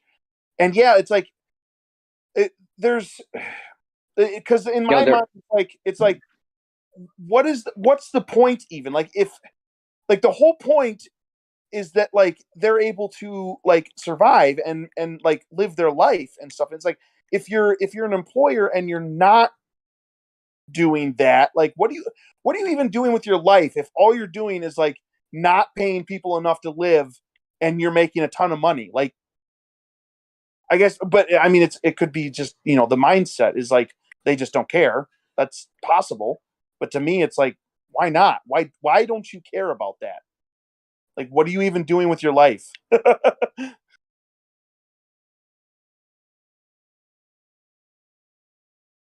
I mean, the math doesn't even add up. BP made $13 billion a year last year. BP made $13 billion last year. It's only making 4 cents a gallon. The shit don't even add up. Like, is that net or is that gross? Oh, I don't know. I'd have to check that. Profit. So that's after the bills are paid, right? So like, yeah. Well, like I said, I keep on coming back to it. Really, you got to really work these numbers out and see whether they make any sense. Because like when the CEO is making, let's say, $500 million a year, $500 million distributed across 100,000 employees is not that much money. I'm just saying the 4 cents a gallon. The 4 cents a gallon thing doesn't. and an absurd amount of employees. Well, that's multi-billion-dollar companies have absurd amounts of employees. How many people work for Walmart? But you're only taking one position. You're saying take the money from one person at this place that has, like you said, an absurd amount of employees, and distribute that one person's money to every. Yeah, of course that's going to come out wonky. But if you have 10,000 top-level employees to take care of the other 90,000 employees, well, you don't have to take it all from one person. You can take some from all of them and take out some from the profits and distribute that. If they made $13 billion and its profits after the bills are paid, you could take only $3 billion and still give all the employees a significant amount of money that year in addition to what they already had. Well, let's take VPs and GMs, general managers, and managers and stuff like that. So their wages are probably just about 100,000 to maybe 250,000 in that group. How much of the money do you take from each of those? You got 10,000 people that you're trying to source this from, and let's call it an average of 100 and let's call it 200,000. How much of their wage do you think you can now shed down to the other 80,000 employees and actually make a real meaningful difference? And why am I going to work there as the manager if I'm not making 200 grand? I mean, I've gone to school, I've put in more effort, I've been in the company for more years. I should be giving all my money to the guy working who just came in and started working at the bottom. What's my incentive? Yeah, see, I think that's a terrible attitude for that human being to have. Like, why do they care how much somebody else is making? If you're making enough for you, you should be happy about that. Like, right. No matter what. I'm at a position in life where I think that I command that I should be able to have a nice house. I'm not talking ostentatious. I'm talking, this is $200,000 a year wage is not wealthy. It's comfortable, very comfortable. Right, but if you take away 100,000 of that, then it goes down to being average, like a mediocre income. That's entirely a subjective assessment that you're doing a job that's higher, and so you deserve a better house. Like there's literally no science behind that. It's you as a person think you should have a better house, and the better house, in your opinion, is the one that costs more money. Like none of that is like objective at all. It's entirely subjective. And I think a human being who's thinking like that has a problem mentally. Like I don't think they're properly thinking about themselves and other human beings appropriately. So you don't take wage increases and stuff like that at work? You just say, no, give it to the new guy? No, I didn't say anything like that. What are you talking about? Well, like after 20 years of working for a company, typically your wages go up, especially with responsibility. Right? Yeah. Should I get paid more for responsibility, or should I just become a janitor and push the broom around? I'm going to be a good janitor, hell of a janitor. I'm doing a great job. Listen, and I should get paid as much as the guy who has the responsibility. I would have no problem with that. I would have no problem taking a pay cut and letting someone else make enough money. If they weren't making enough money and I was making a ton of money, no problem whatsoever. Absolutely. What's a ton of money? I don't work at a job where I make a ton of money. If I get a pay raise at my job, I'm already making like crap all money. So of course I'm going to accept that because that's just them giving me a little bit more on top of my pittance that I already make. I'm not rich. And by the way, don't take this the wrong way. I'm not complaining about like my job. I like my job and I'm fine. I'm comfortable. We have what we need. I'm okay. I'm not saying I'm a miserable person or anything like that. I don't care. But I'm just saying like in that position, like if you're asking me that question, of course I take pay raises. I'm not one of the people that's making a ton of money. Well, what's a ton of money? What do you define a ton of money as? Way more than it takes to keep a human being alive. Okay, no, so give it a number. I want you to tell me what that number is. What is gross wealth in your book? I don't have a number for you.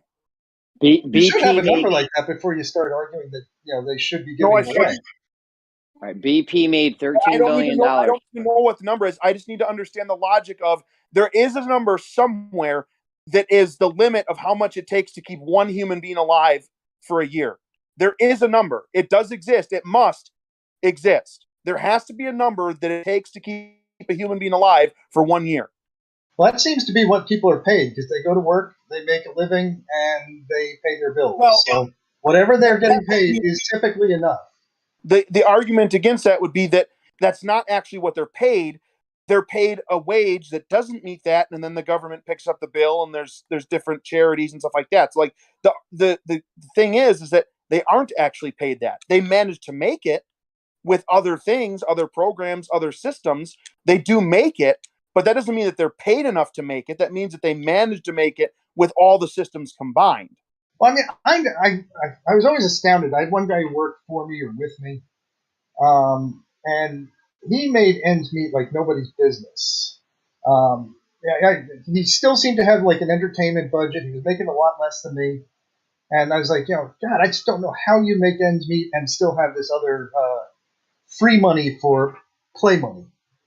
And so it really depends on who the person is. Also, I mean, like that's why I kind of need a number from you. What is unacceptable? I mean, there might be a range. Like there might be some like different bodies that like burn calories faster or slower or whatever. Like I don't know about that. So there could be a range, but there is a set somewhere that it takes this much in our current economy to keep a human being alive for 1 year.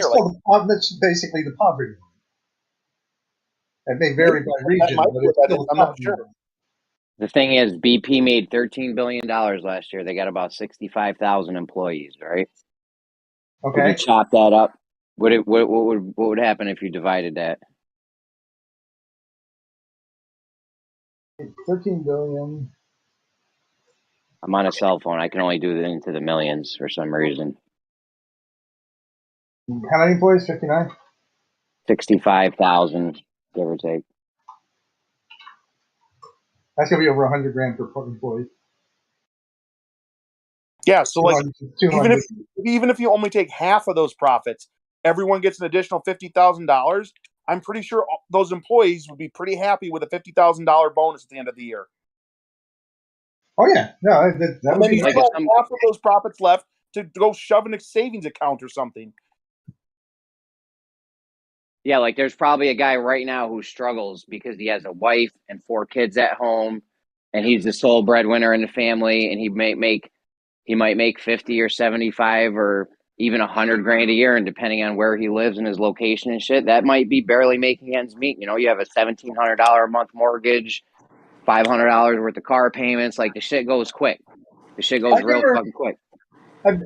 I've been looking at starting up my own business, and I've been also having to toy around with the wages for employees and stuff like that. And looking at that, and I wanted, I have like a set number in my head for operating that business. I want to have return about $400,000 to me at the end of the year. But so you're saying I'm wrong for that? That I should just pay the guy who is cleaning the toilets the same wages as the guy who's managing the office? I mean, I think that they should. Probably the guy who's cleaning toilets deserves more money than the guy who's managing the office, because that sounds like a way worse job with way more manual labor and disgusting things to deal with than the guy who's like pushing some papers. Yeah, but if the profitability goes down, I'm not going to fire the guy who's cleaning the toilets. I'm going to fire the guy who's managing the office. He's got the more risk in line. I'm just saying, like, you could somebody because your profitability went down. The point is, BP could still do extremely well.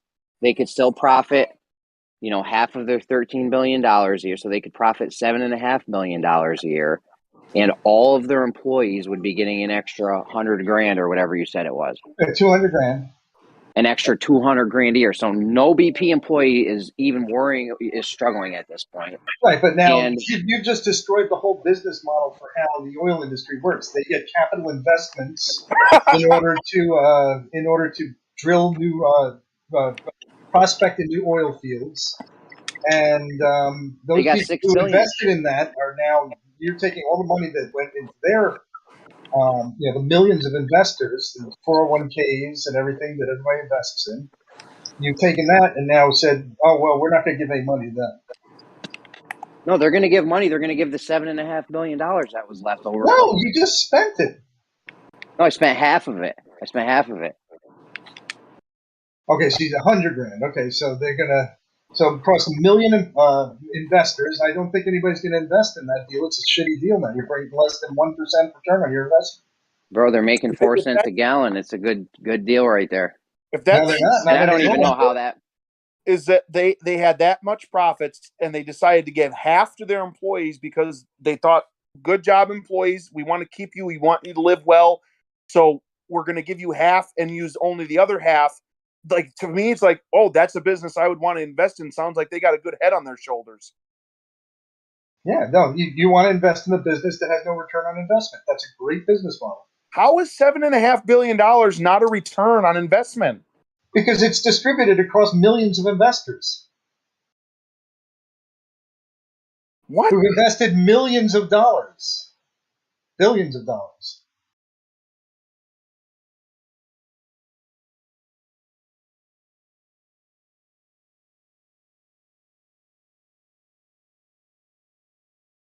$7 billion is plenty of profits. I mean, come on, man. Distribute that across, I don't know how many stocks is. Yeah, it sounds like basically the gobbledygook that they would spout, like basically more.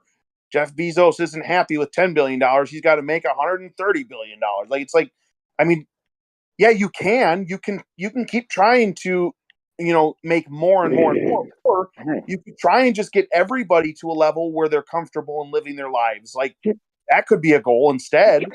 Well, when you talk about Jeff Bezos, his money that he made, when his company becomes a higher profitable company and the stock goes up, that's not money that you can spend. That's not profits per se. No. So when Elon Musk went from being a multimillionaire to a gazillionaire, because the stock in his company skyrocketed. He paid himself in a worthless asset that became worth something. It's sort of like paying yourself in Bitcoin, and all of a sudden having shares of Bitcoin. Moyak, let me ask you this: if you had, $100 billion or $500 billion, whatever, one of these amounts, yeah, a huge number. Yeah, if you had that or whatever, if that was you, I'm just asking you in general, from just your own morality, your own ethics, morality. How would you feel? What am I trying to say? If you had that much money, what kind of moral obligations would you have or not have? And would you feel like it's morally justified to just sort of have that money while everyone else is suffering? Or would you feel a moral obligation to, make things more in balance, if that makes sense? I think there's a little bit of both, because what will happen is that me, let's say as an uber wealthy person, and I'm going to put in Elon Musk as the category and call everything he says is the truth. So he's advancing mankind. He has pushed out electric cars to help the environment. Would it have been better for him to have spent all of his money in the early years, supporting a few people, and not improving the world?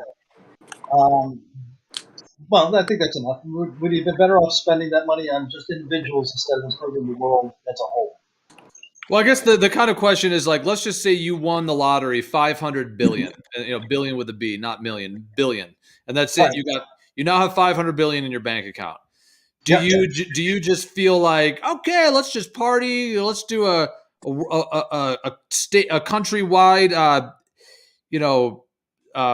what was I going to say? Like going across the country and riding every roller coaster, buying every Ferrari, buying an airplane. Would you feel okay with that, or would you more feel like, oh my God, this is actually like, what do I actually do with this to make things right?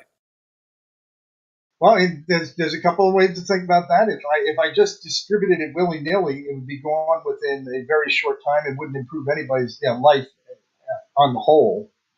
So I would probably give it out to like education and stuff. I would give out quite a bit of it to try and improve people's lot in life who can't afford education. But that would probably be more like on my interest that I would do that. I would try and keep the baseline at or around where it was. Yeah, clever. That's the best way to do it, man. Let them continue to help people, as well as so I can continue to help people. what I would like to do is like try to fund a project that develops houses that are like simple and like not necessarily cheap, but cheap enough that I could make a whole bunch of them with that money, and like make them like sustainable houses to where like you have like materials that are able to like get like sunlight and turn it into energy like solar panels.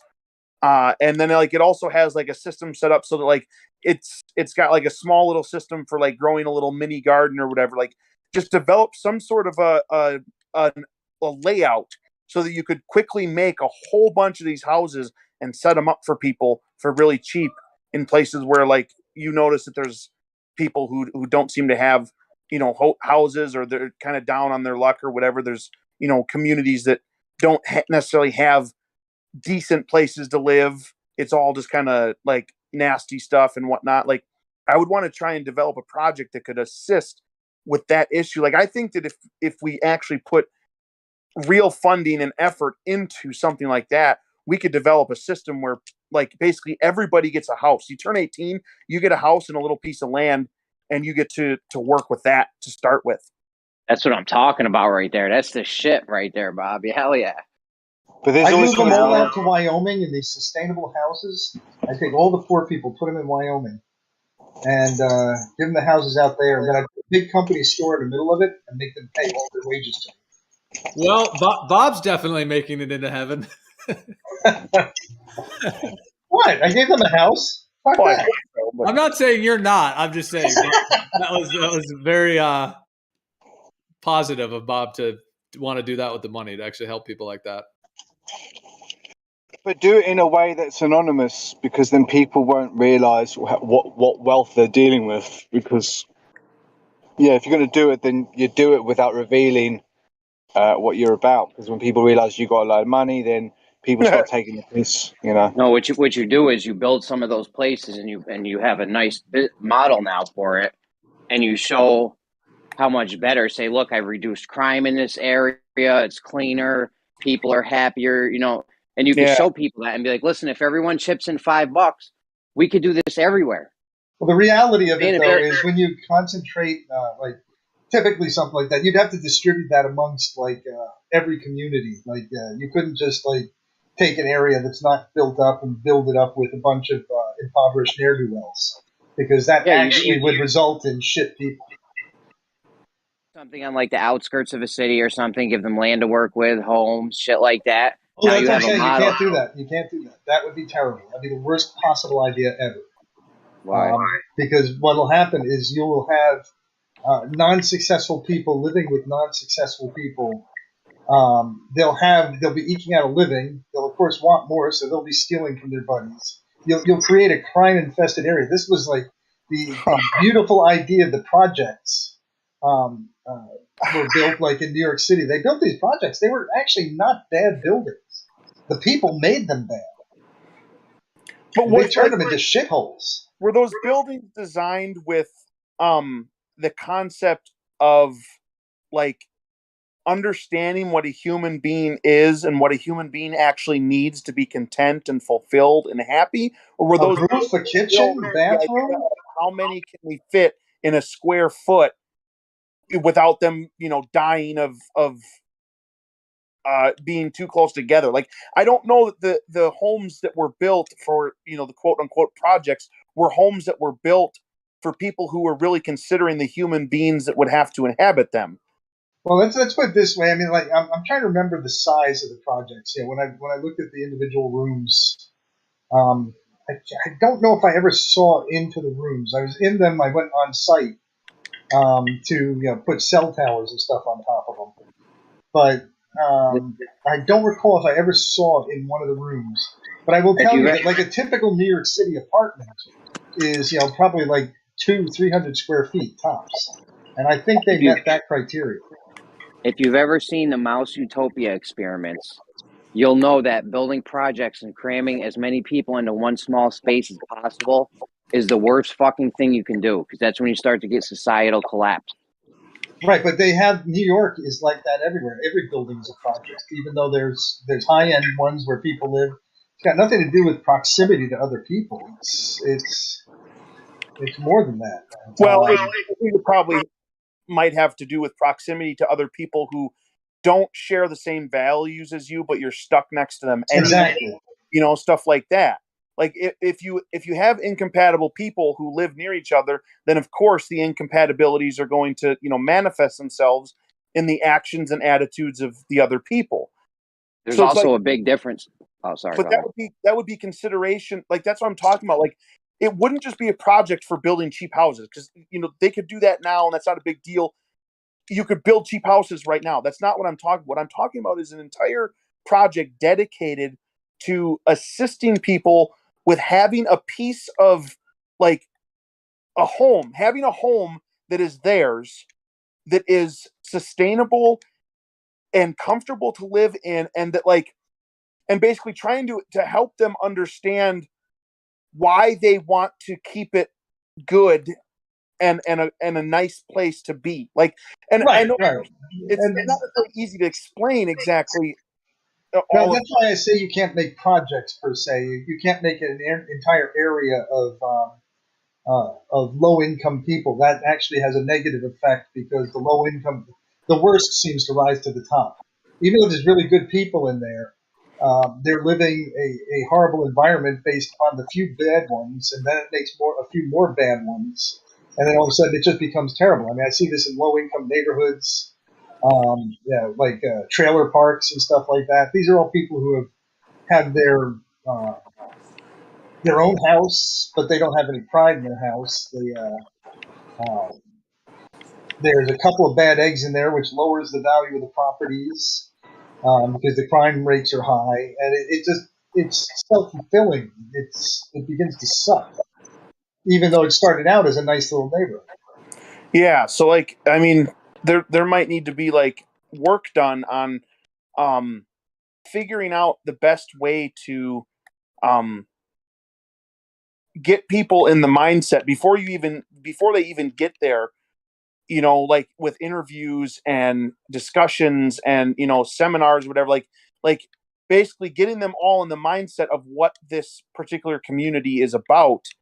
And like, so that like it's not like just dumping a bunch of people who aren't like other people or who don't have the same mindset or ideas together and then hoping it works out or watching it basically fail miserably. Instead of that, it would be like preparing these people and having people like agree that, you know, this is going to be your home and you're responsible for this and this.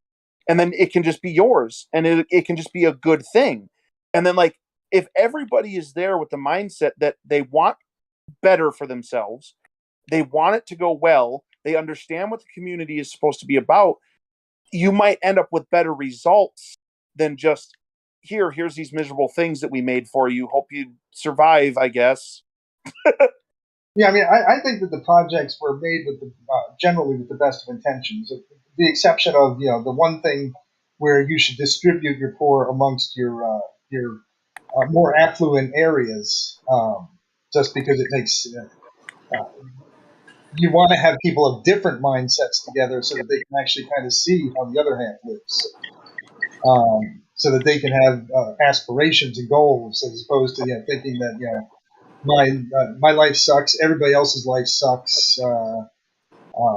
That type of mentality just drives you down, as far as I'm concerned. So you got to have something to strive for.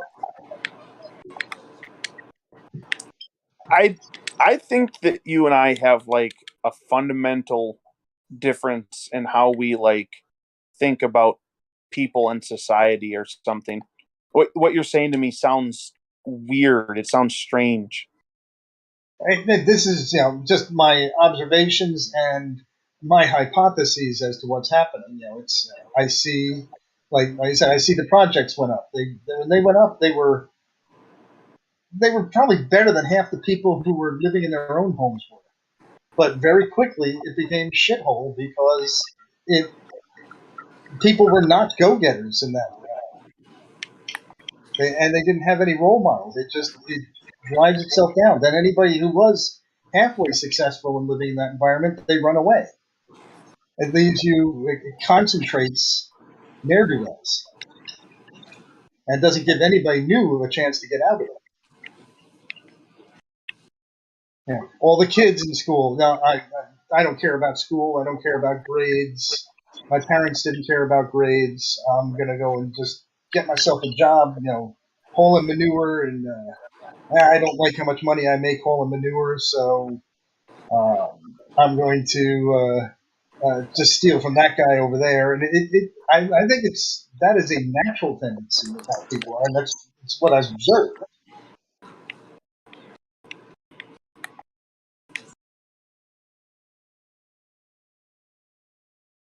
You have to have goals.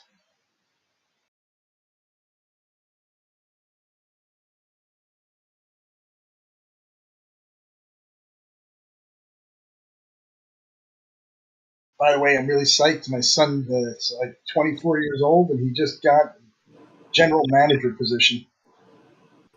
He's way ahead of me where I was at his age. I wonder if you could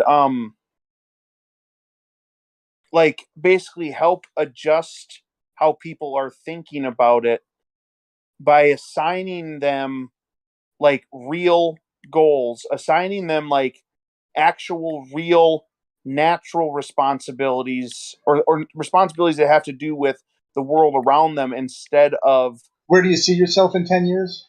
Yeah, instead of that, like it would be like, so like basically what I was talking about with this, like setting up these communities with these sustainable houses, and they have, like these little plots where they can grow their little garden. Basically, like you would assign them real goals. Like, listen, you and these other people in this section, you're responsible for the tomatoes for the community, and the community relies on you to have those tomatoes. And so that's all you need to worry about is you take care of the tomatoes. And then like this other section, you're going to rely on them for the apples or the whatever. Like just like and these reforming guys, society from the bottom up. Just a complete reformation of how society works. Well, it might be, but it wouldn't be like you going into where society is right now and forcing people into changing. It would be you like because we're talking about what Gio said was you suddenly have a bunch of money, so it would be you doing the work to set up this community with these houses and these plots of land, and then like asking people, do you want to be a part of this? And take on this very real responsibility, and then that's your responsibility. But then along with it, you aren't just getting a responsibility, you're getting a responsibility, but you're also getting a community that wants to work with you, and you're getting a home that is sustainable, and you're going to be in a community that it has at least some like-mindedness towards a goal that they're working towards, like almost like trying to not force people but just convince them, like, go ahead and try this and see what comes about. And then maybe you'll be convinced that this was a good thing and you can help with the next one or whatever. You know what I mean? Right. You're not going but with a community like that, I see as being, this is where like people being able to concentrate wealth gave me the ability to, start one of these communities. The community itself probably won't be fabulously wealthy. So they're not going to be able to spread their ideas elsewhere other than by example. I don't know whether there's a practical sense by which way they could propagate themselves. I don't know. That might be something that might be part of the problem that needs to be solved before you start really executing and stuff. I'm not sure, maybe. Boy, I like the idea though. Like just thinking about it, like to me, it's just like, it sounds awesome. It sounds like something that I would be like enthusiastic about getting up, waking up and working on, which is really weird for me. Like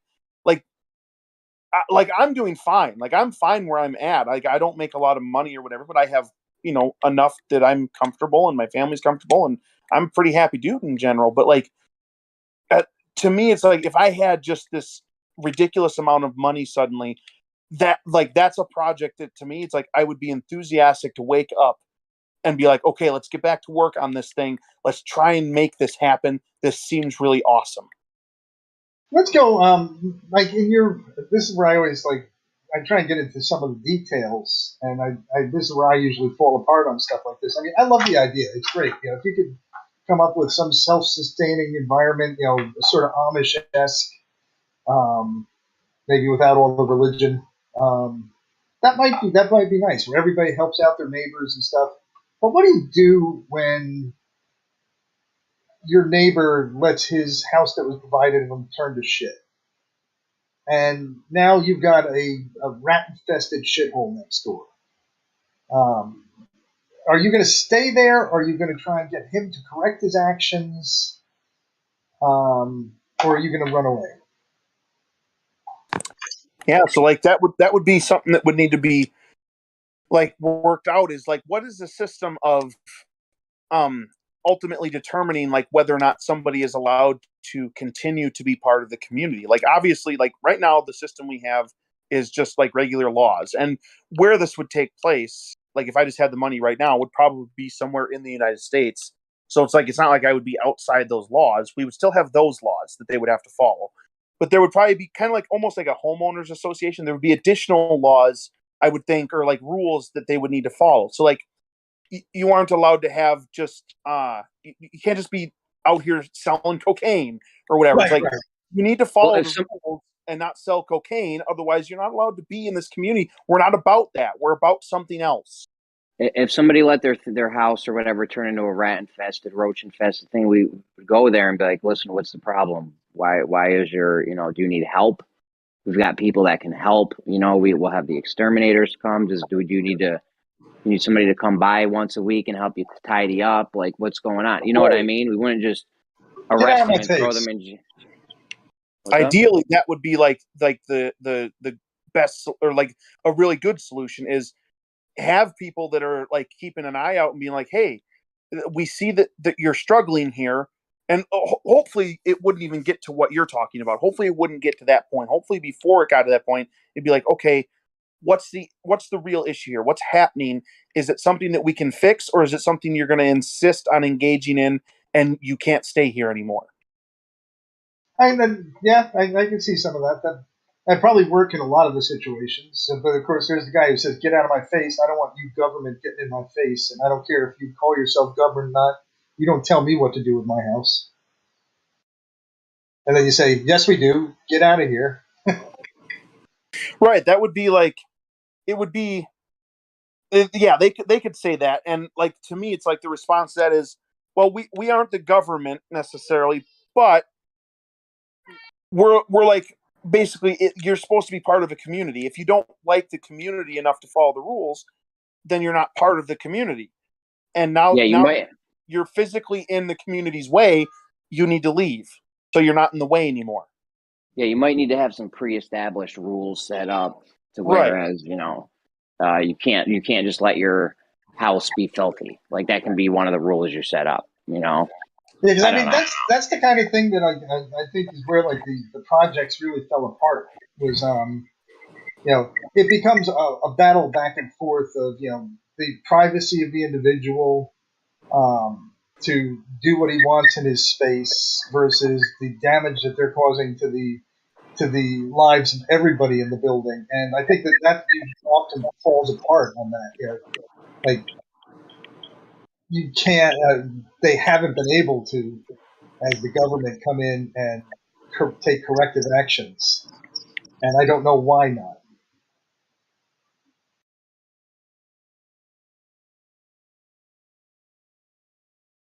That would be probably another a liberal agenda that was going that said no, you can't tell them that they can't use their toilet as a hammer to drive in picture frames.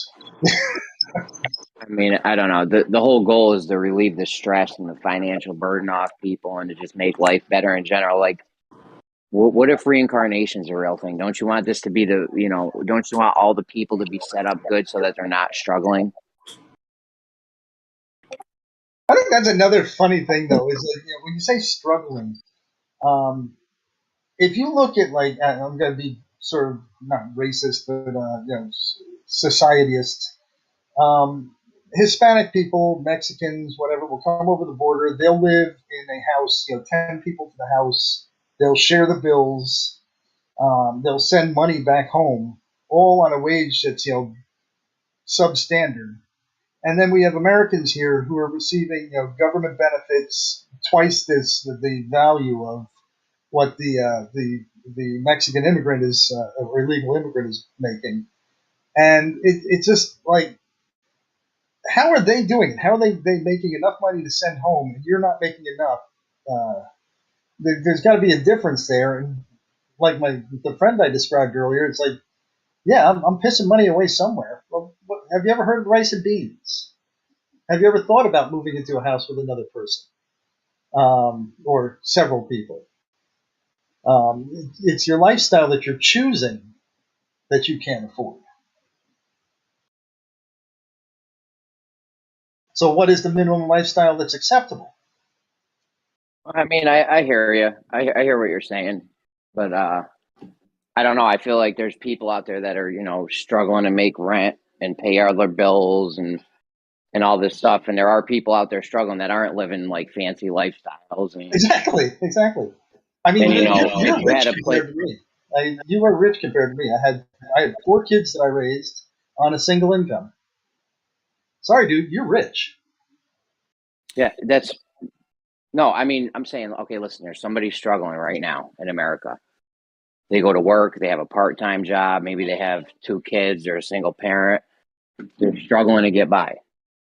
You know what I'm saying? These homes you want to build and farms or whatever, like that would relieve a lot of the financial stress. Imagine not having to pay rent. That's fucking huge. That's a huge part of people's bills. Usually you spend half your pay goes to rent. Right. But where are they going to work? Now you put them on the outskirts of town in this nice neighborhood. And now where are they going to work? They drive into town. They drive into town and do their job. That's a 45-minute commute in New York to New York City. Well, I hear what you're saying. There'll be some commutes. There's jobs that you can get in the outskirts of those cities already. Like it's not like people want to be able to find work. So that they also have to have a car in most places, USA. Yeah, these people already have cars. Like I said, that guy that's struggling to make it week by week and he's working 2 jobs, he's already got a car. You know what I'm saying? That's part of his struggle is his car insurance, car payment, gas, maintenance on the car. Like that's already part of his struggle. So if he had the relief of not having to pay rent, everyone could have a car. Because rent's way more expensive than cars. But with you being as wealthy as you are and living a lifestyle that I would say is probably similar to how I live, what's the difference there? My boat's a relatively new addition to my life. You make probably like 25, 30, 40% more than me with your wife's income. We're probably doing like 100 G's a year, but our well, that's it. I thought you were more than that because I thought she was like in the 70s and then you were probably in the 30s to 30s to 40s. She got a pay raise recently. We probably do like 100 G's total though. And okay, then we're very competitive. Yeah, but our mortgage is $1,700, and she's got a car payment. I have car insurance. She has car insurance. We both have to put gas in the cars. Our food bill is $1,000 a month. You know, her insurance, the health insurance for the family plan is $600 a month.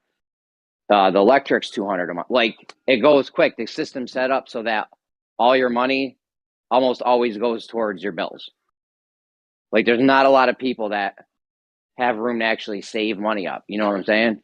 Although then again, I keep on going back to our lifestyle, which is an interesting one because, like I said, there's people who make minimum wage who are surviving up by you. 2 incomes minimum wage.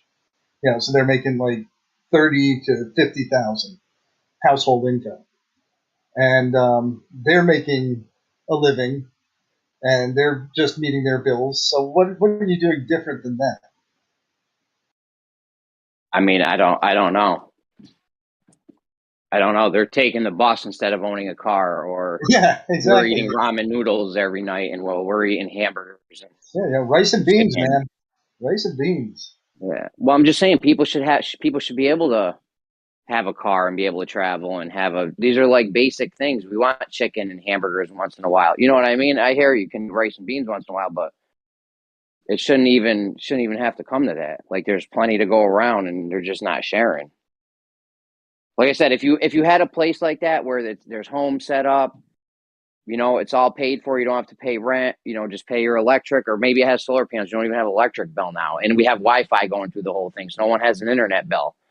And now some kid just starting off life, or a struggling dad can move into there, or you know, just people that are down on their luck can just go there, get a job. They can start saving money up. Maybe they want to move out someday. Maybe they like it there and they like helping people, and it gives them extra money that they can use to help other people, or they can donate to building more of these places to help more people. I'm just saying, like, if reincarnation is the thing, this is something that you'd want to do, because now everyone's set up.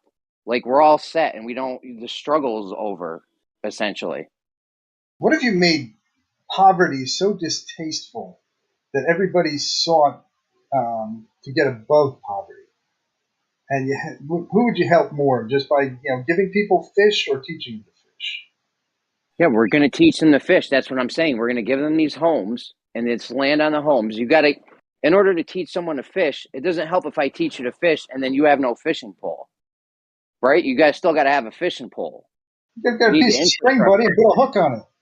You need the infrastructure there. You still need the string and the hook. You know what I'm saying? You still need the infrastructure there to be able to, you know, teach them to fish, essentially.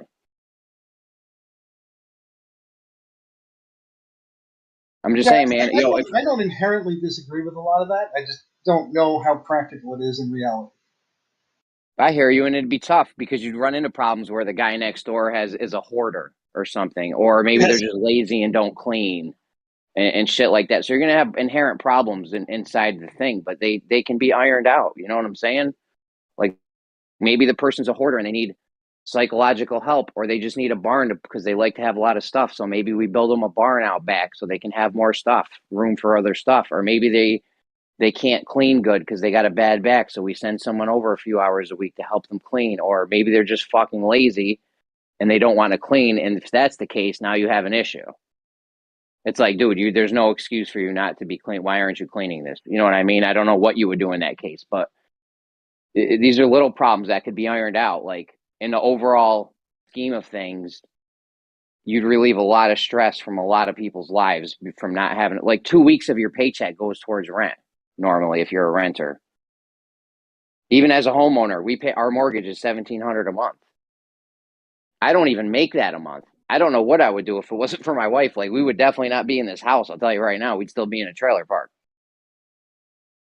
The only reason we moved out of the trailer park is because they stopped making double wides, and we just couldn't fit any more people inside of the trailer. Like, it was impossible. I already had 2 teenage boys sharing a bedroom in there, which is not a good thing to have. Bunk beds, baby.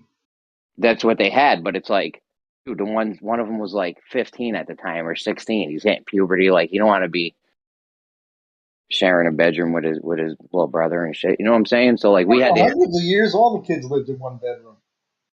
It didn't matter. There was no more room. We had a newborn baby. Yeah, no, I know that. But again, that's a lifestyle choice. Basically, all we need is 100 square feet per person in a house, roughly, and that's more than enough, to deal with needs. Yeah, and we needed more space because we didn't have that 100 square feet per person, so we had to get a new place. And anywhere where we wanted to go, the rent was like, right now we only pay a few $100 more a month for the mortgage than it would have been for rent. Around here, the rent is about the same cost as the mortgage. Yeah, and when you're renting, now you're at the mercy of the landlord. Does the landlord want to get this fixed? Are my neighbors dickheads that live above me or touching one of my walls in my house, is duplex or something? You know what I'm saying? Like, it was just a better move because now we have land to roam free, let the kids play and shit. Like, it's just way better. But yeah, we live check to check pretty much. We don't while out. We order pizza once in a while, and we get Applebee's a few times a year and shit. Yeah, but we're not living like any extravagant lifestyle. We're not like struggling, but it'd be nice if we didn't have to pay $1,700 in mortgage every month. I'll tell you that. Like if there was a place where they're like, yo, you can come live for free here. You know, it's all nice. You'll have your own yard and shit and all that. I would take my family there and be like, all right, we're going to save $1,700 a month and start opening up trust funds for the kids or something. So that I had this same, when I was your age, a little bit younger. I was up in New York. They were talking about $12,000 a year in property taxes in the future. I think it was like $5,000 at the time where I was, and that was for just your average Cape Cod. It wasn't anything special. $5,000 a year. And I said, you know what? That's not a tax. That's a mortgage. I'm not getting that much for that. So I started looking around, and I decided to move where I am right now. oh yeah, lots of people move on to that. Why Virginia. have you decided? Have you ever gone through the thought process of, why don't I move to Florida? Why don't I move to the backwoods of North Carolina? And they need doctors and nurses. Your wife's a nurse, right? And they need I hear that. So we got family here and shit. Like, the kids are in school. My wife doesn't want to move around and shit. Like, eventually we thought about, yes, probably one day we'll end up selling the house if it's not being used. The thing is, we have so many kids. Like, we have an in-law apartment that my daughter lives in. So, like, you know what I mean? If the house is always getting used, we're never going to sell it. If the grandkids need places to stay or the kids need places to stay. So. Well, I did it all while they were all too young to make any decisions for themselves. So I just packed up and said, hey, and my parents actually packed up. They made the first decision. And I was like, you know what? This is a really good time for me to think about it. So we all actually moved as a unit. My sister and her household, me and my household, and my parents and their household. We all pooled our resources and bought a piece of land down here. Yeah, absolutely. But my wife left her family. It was like, see ya. Wouldn't want to be you. Yeah, that's a good move. I mean, you wouldn't believe how many people move to my area from New York City every year. 3 hours north of New York City is fucking beautiful, and that's a rat race down there. That's even worse. That's like me saying to those people, why don't you guys just move upstate?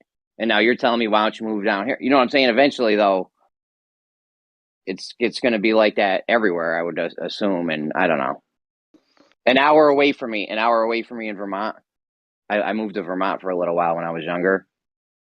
And my property taxes were like $1,000, or no, I think it was like $1,100 a year. But my homeowner's insurance was like $1,400. It was beautiful, absolutely beautiful. And now our homeowners, our property taxes are fucking insane. We probably have one of the highest property taxes in the area. Yeah, we got we've been growing like a weed down here. Like, they're putting in 1,000 home unit areas in the old farmland. They're dropping in these every couple of years. They drop in another couple thousand units. And this is a bedroom community to all the income in the area. There's really very little in the way going on here, business wise, unless you're in real estate. And so it's like one of these things where you sit there and say, wow, this is becoming a city. I'm going to have to run away from here soon. You're just pushing it down the line eventually because, Well, my next move will probably be my last one. I'll die after that one. So the main objective is to relieve the struggle off of people, right? So that way, if reincarnation's a thing, you don't want to enter a world where a lot of people are struggling to live week to week. I mean, we're on the verge of struggling. One bad thing happens here and we're fucked. You know what I'm saying? So, I mean, you could say we're struggling, so to speak.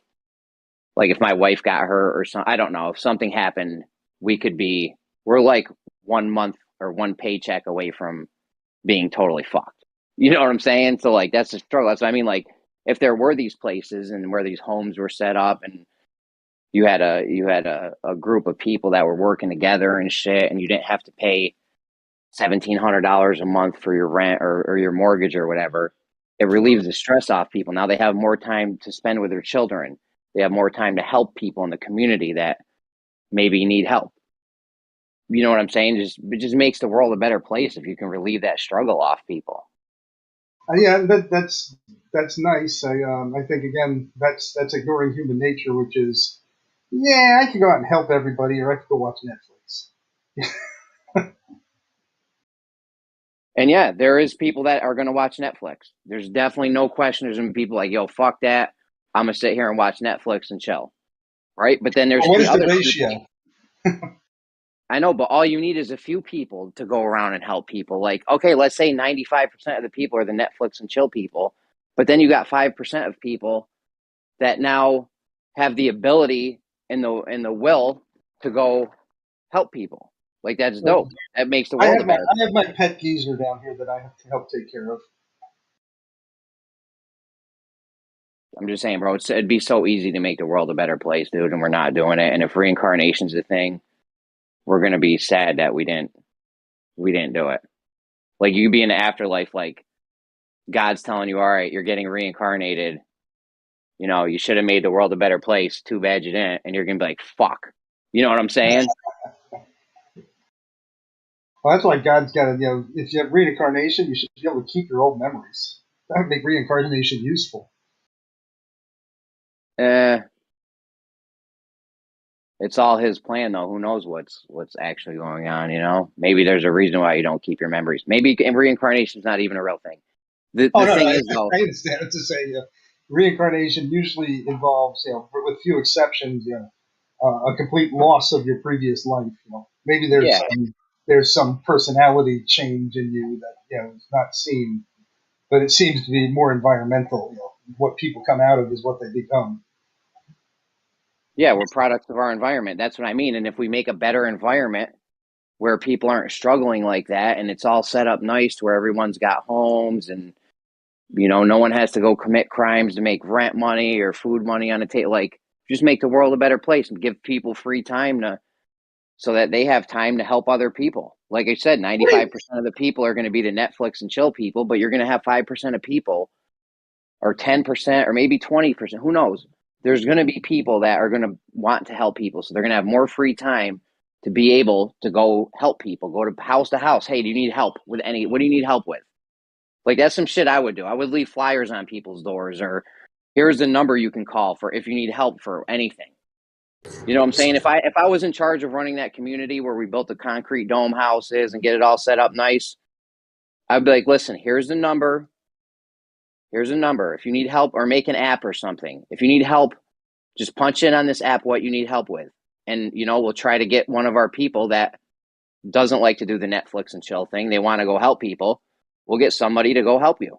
But isn't the natural tendency of people to, when things turn out to be not nice, you're not going to go confront your neighbor. You're just going to move. So how do you fight that? The brain drain on the area. The people, again, who are successful, typically they're going to want to get into an environment that's a little more wholesome. Can you make? Yeah, I hear that. And this will let those people do that. If that's your ultimate goal, where you want to save up enough money to where you can go buy a house next to a bunch of ritzy, schnazzy people, then go ahead. That's fine.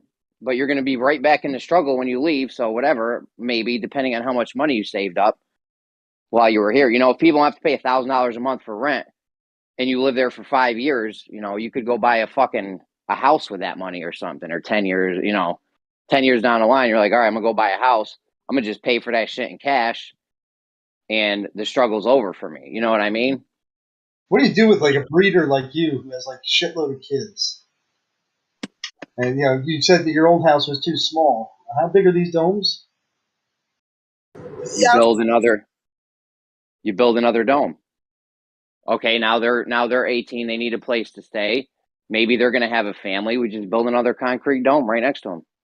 Okay, so this is a continuing fund that you have in this community where it's just an continuous outlay of cash.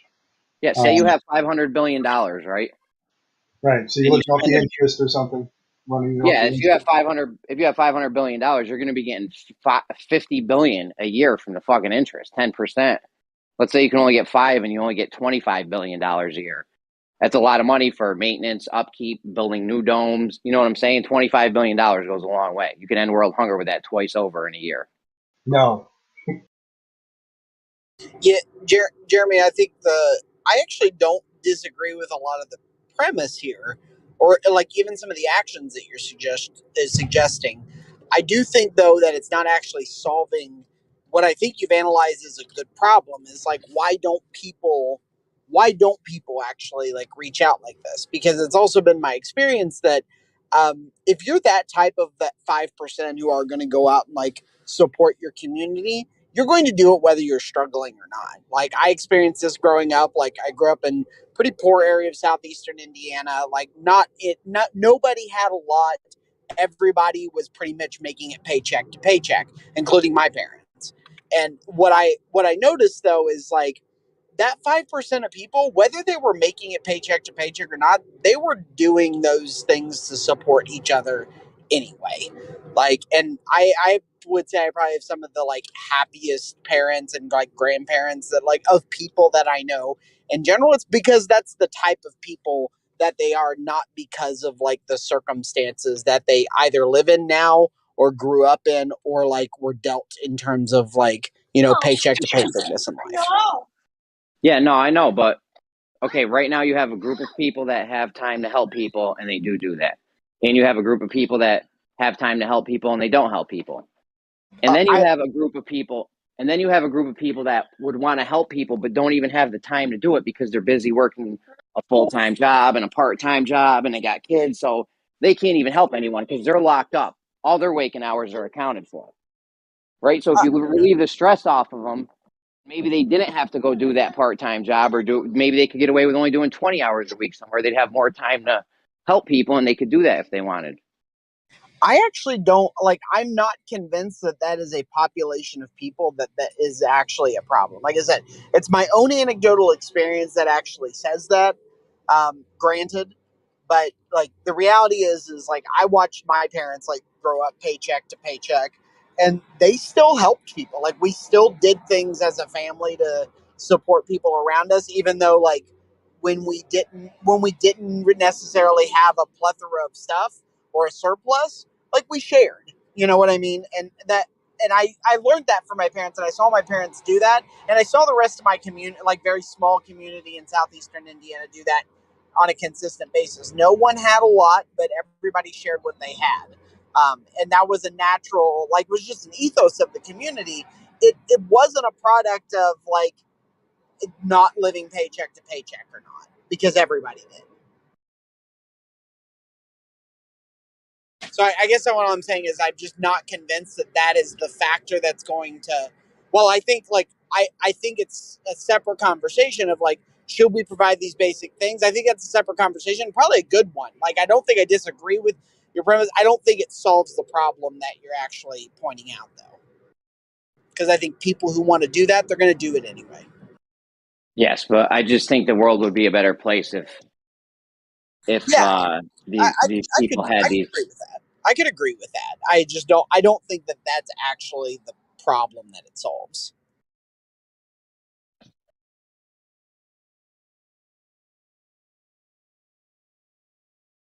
I think it's a lot more complicated than the simplistic argument. I mean, that's the whole thing. I think you got to take into account how people live, how people work together, and how society grooms them to act. And like you said, if you could convince everybody from the ground up that your method was best, yeah, that'd be great. It probably worked good. But I'm not sure that you're going to have the power to change people's hearts and souls with your mechanism. I think you're going to probably end up with a shithole. And I really agree with that, Moya. Like I said, I grew up in an environment where like people kind of did a lot of the things that Jeremy was talking about, not to a T or to perfection, but like that was a general ethos. It's hard to teach that ethos to other people. You have to either live it and say and adopt it, or you don't, right? Because there's still a lot of people who don't. But it's not one of those things, I think, is where you just change a lot of people's like 5 or 6 variables in their life, and all of a sudden they're going to do something drastically different. I don't have any evidence that that's the case anecdotally.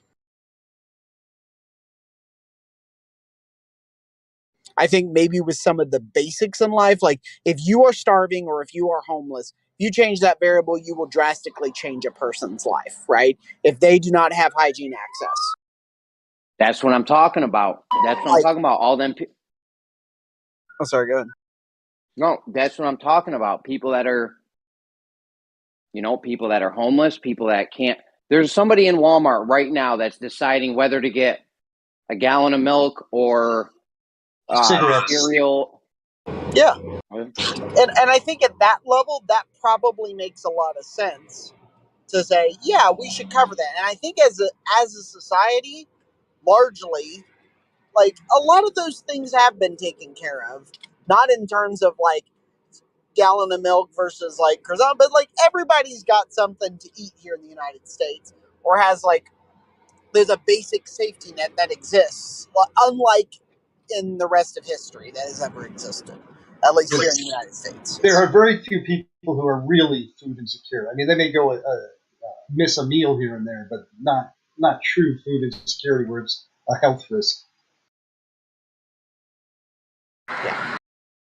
And I think that's my only point is like, yeah, like should people who don't have homes, should we work together to make sure they have a place to stay? Yeah, but I think for the sake of giving them a place to stay, because a human being needs that, right? Are they going to not be able to function on most other levels if they don't have that? Yes. But that is secondary to the fact that like everybody needs a home. We should all work together to make sure people have homes, especially people who can't provide for themselves, right? Yeah, and what's life going to be like for someone that goes to, okay, no one's out in the cold because you can always go to a homeless shelter or something, but what's life like for that person as compared to if they actually had their own place to go and rest their head? You know what I mean? Oh yeah, and that's why I agree with you, but I don't agree with you I don't agree with that because like somehow there's this idea of like now people will help each other more. I don't think that that's actually the issue. Like I think the issue is like, do people deserve to eat? Yeah, they do. Do people deserve to have a place to sleep? Yeah, they do. Do people deserve to like not die of like basic preventable hygiene issues like because of infections and stuff like that? Yeah, they deserve. All right. Why are you yelling? Yeah. That sounded like Jim. The thing is with me, okay, I'm locked up all week, super busy. I go to work, I get kids. Like I have no time during the week. If I had time to go help, like if I was like, yo, you're all set, you don't have to worry about money anymore. If I had all the time in the world to just go help people, I would do that. I might not do it 40 hours a week, but I would definitely, go down the road or to wherever somebody needed help with something. Like that's just the kind of person I am. And I feel like there's a lot of people like that where if their time wasn't so locked up and they had all this extra free time.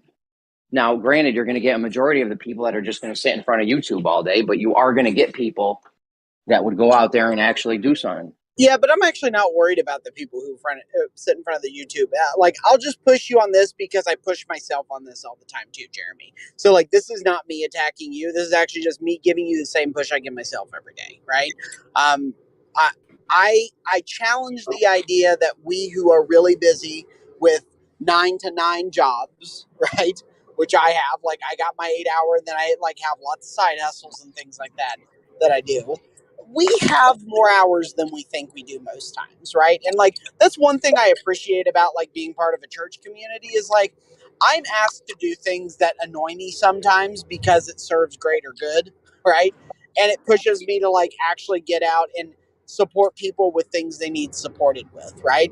But the reality is I realize I'm annoyed by those things because I would rather sit at home and watch Netflix or like hang out with my kids or whatever. But the reality is like, you know what? I need to push myself to get out and like do those things. Because if I sit down and think about it, I have time, right? And because I do. And I would push you to think like, yeah, I know that you like work a lot of jobs. Like I do too. A lot of us do sitting in here, right? But the reality is like we do also have some extra time. We could use it. If that's something that's important to us, we'll make time for it. Humans have an amazing ability to do that. But it might be easier to convince someone of what you're saying right now. It might be true that we have more time than we think, but it might be easier to kind of push them in the direction of that line of thought if you remove these more stressful parts of their life that they think are preventing them from having that, and that are making them basically, in a way, panic about not being able to provide. If you're able to ease that or remove it, it might be easier to get them to take the time to look at it the way you're looking at it and be like, oh yeah, actually, we do have the time for this. Okay. And now you've eased some of it. And so maybe they have even more time and they get out there and they start doing it. I think that at a basic level, like at the most basic level of like, do they have food? Do they have shelter? All that kind of stuff. Yes, you're right. I think that at like a significant level where we're probably talking, we're like, yeah, Jeremy struggles. Like you could have a disaster in like paycheck to paycheck type of stuff. Yes, but like you're not going to starve next month, right? Most likely. The reality is, if you're living in the United States, you're likely not going to starve to death next month. It might be unpleasant, but you're not going to starve to death, right? And it might be stressful. Oh, it's near impossible. Yeah, it's near impossible to starve to death in America. I mean, I don't think, unless you get trapped in the woods or a desert or something, I don't think it's even possible. Yeah, and my only point, Bob, is like, I don't actually disagree with the premise of a lot of what you're saying. It's just mostly the implication that we somehow should free up a lot of those things so that people can think about that. I think that's the wrong way of going about it. In fact, I think it is much more useful for people under the duress of saying, wow, I have a lot of very good, important priorities. I still need to make time, right? And think about how I can use my time better to even serve in small ways my community. I think that's actually like not only infinitely more valuable, but it's actually more important that we figure out how do we serve our brothers and sisters around us with all of the burdens that we have, not in spite of all the burdens that we have. Brothers and sisters, I pull their hair and I punch them. You don't know my sister and brother.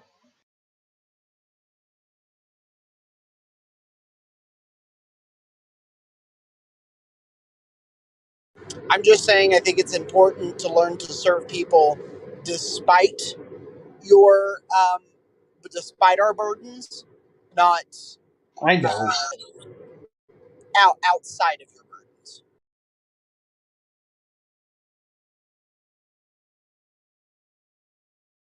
In fact, the baptismal covenant that we in my church make is we say we mourn with those who mourn, comfort those who stand in need and comfort, and stand as a witness of God in all things, times, and places. And the idea of that is like you're never going to not have a burden or not need comfort yourself. It's that's not the promise. The promise is like you'll be there for everyone else, like in spite of what you're going through, and they'll be there for you. It's not, after everything's perfect, then I can be there for people. It's like, well, no, that's not the promise, right? And I think it's a really good lesson for most of life. Is like make important what's important. If you think community service, like service to your community is important, then make it happen. If not, then admit, okay, well, it's not as important as some other things right now in my life, and then start naming. Like, I bought an Oculus for my wife a couple months ago. I will tell you, I have probably played that thing for 40 hours since December. I could have used that 40 hours serving, right? So I don't have an excuse right now to say, yeah, like serving my community is more important than the Oculus, because my actions have not reflected that, right? Even though I have served my community and all that kind of stuff, like there are 40 hours in there that I have said, yes, this Oculus is more important than this. And I have to admit that. I'm just saying, if you handed people homes and electricity and internet connections and food, you give that to people, and you say, when you hand it to them, you say, all right, listen, we're giving you all this stuff.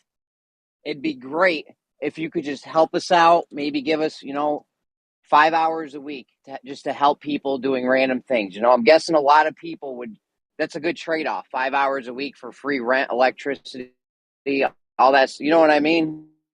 That's interesting, actually. I never thought of it in the payment terms, but for the most part, I think people would start to begrudge that. It's like, well, why do I have to do this?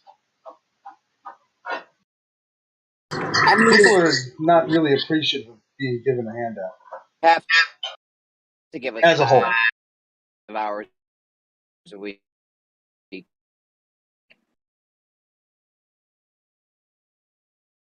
I'm a robot, and I'll be back in a second.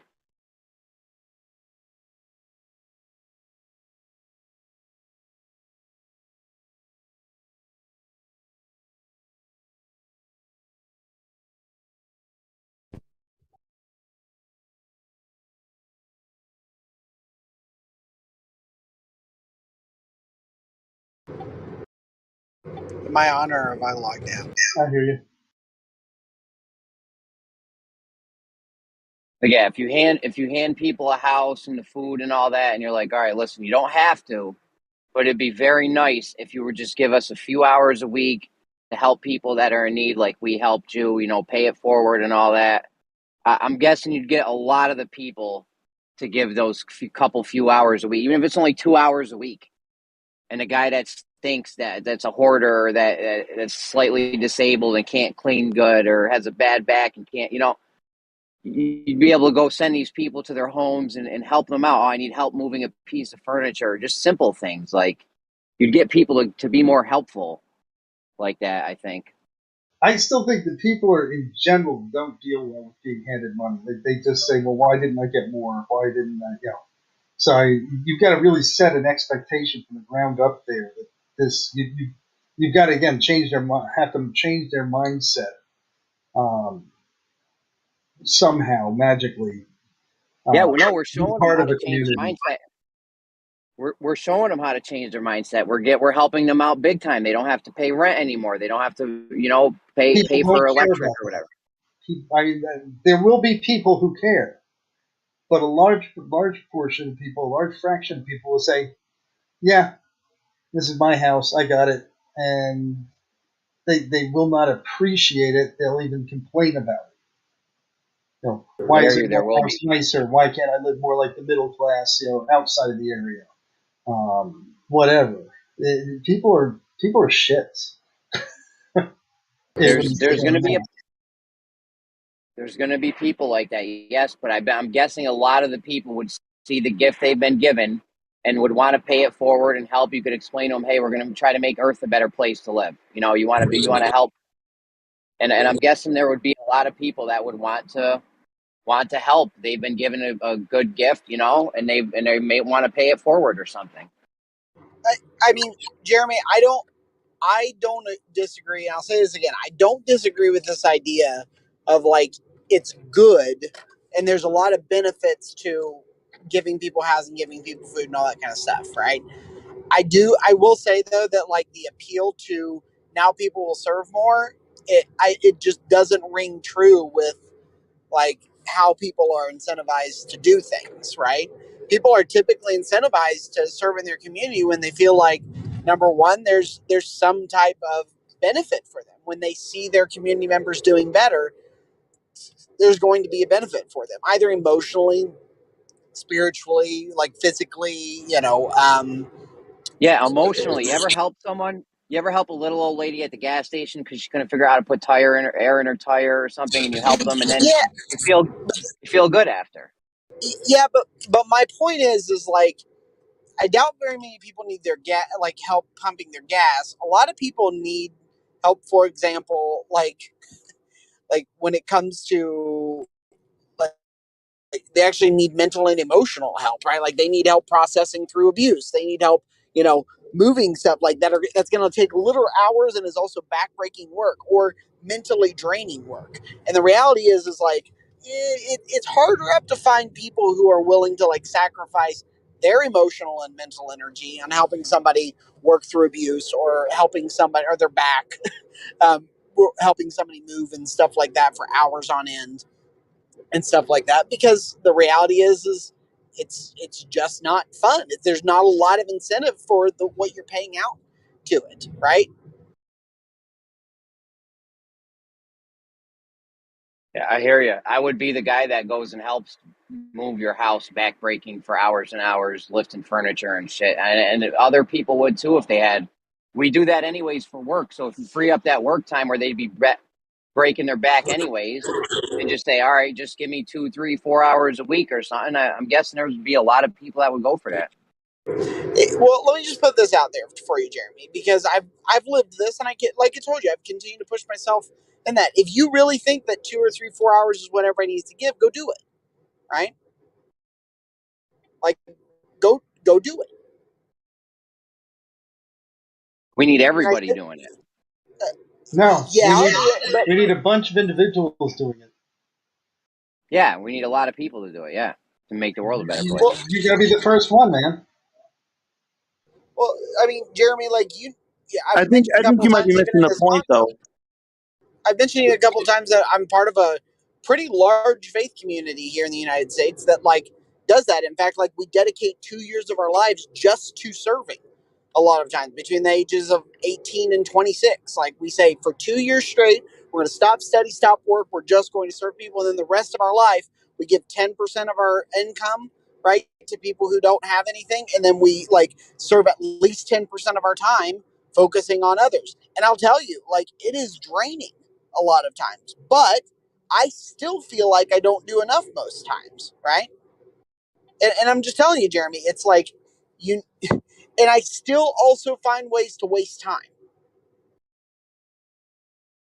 I'm pretty sure the idea here is to basically provide people with a demonstration of the good that you're trying to accomplish. Okay, it's easy to tell someone, hey, if you go do this, you'll feel better, it'll feel good, you'll help out.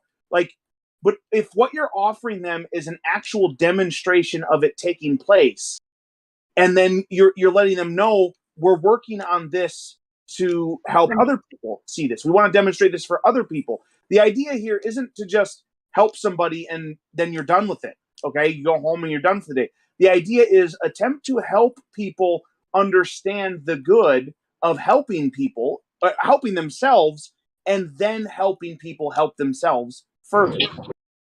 Yeah, I would agree, Bob Dole. Like, in fact, that's what the majority of, like, and I would feel like faith communities across the United States do this, and not just faith communities. Like people like Salvation Army, like, you know, you guys know probably that I'm Mormon, for example. Like, we have literally in every major city in the United States, we have 1 month supply for at least 10,000 people of food, right?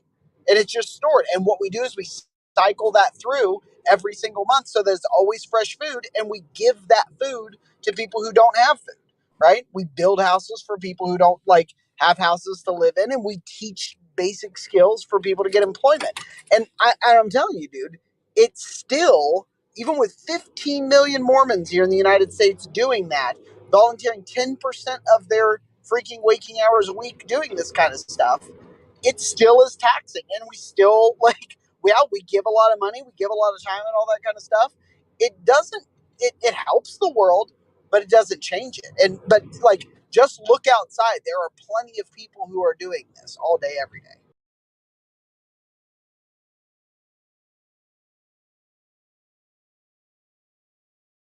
Yeah, I mean, in a manner of speaking, we already do this. It's called welfare. I'm not going to say welfare is the best laid out system in the world, but